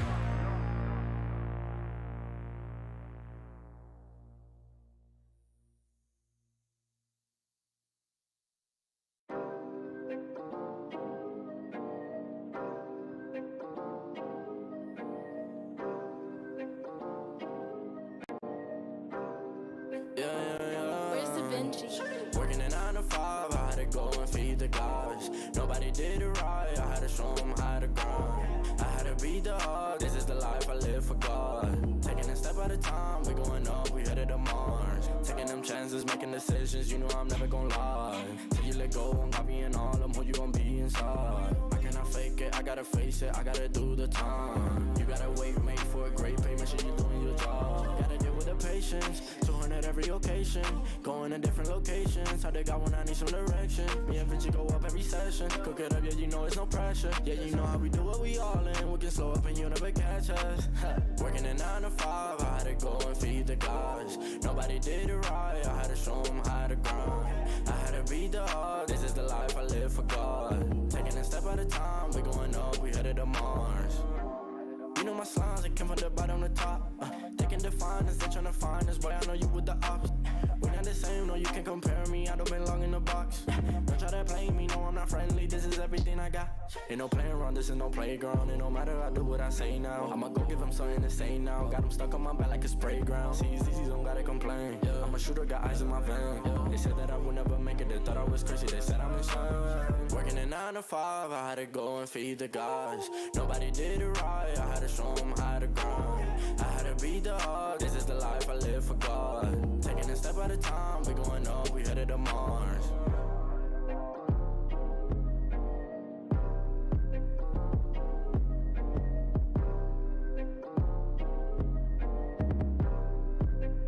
Undefined for life.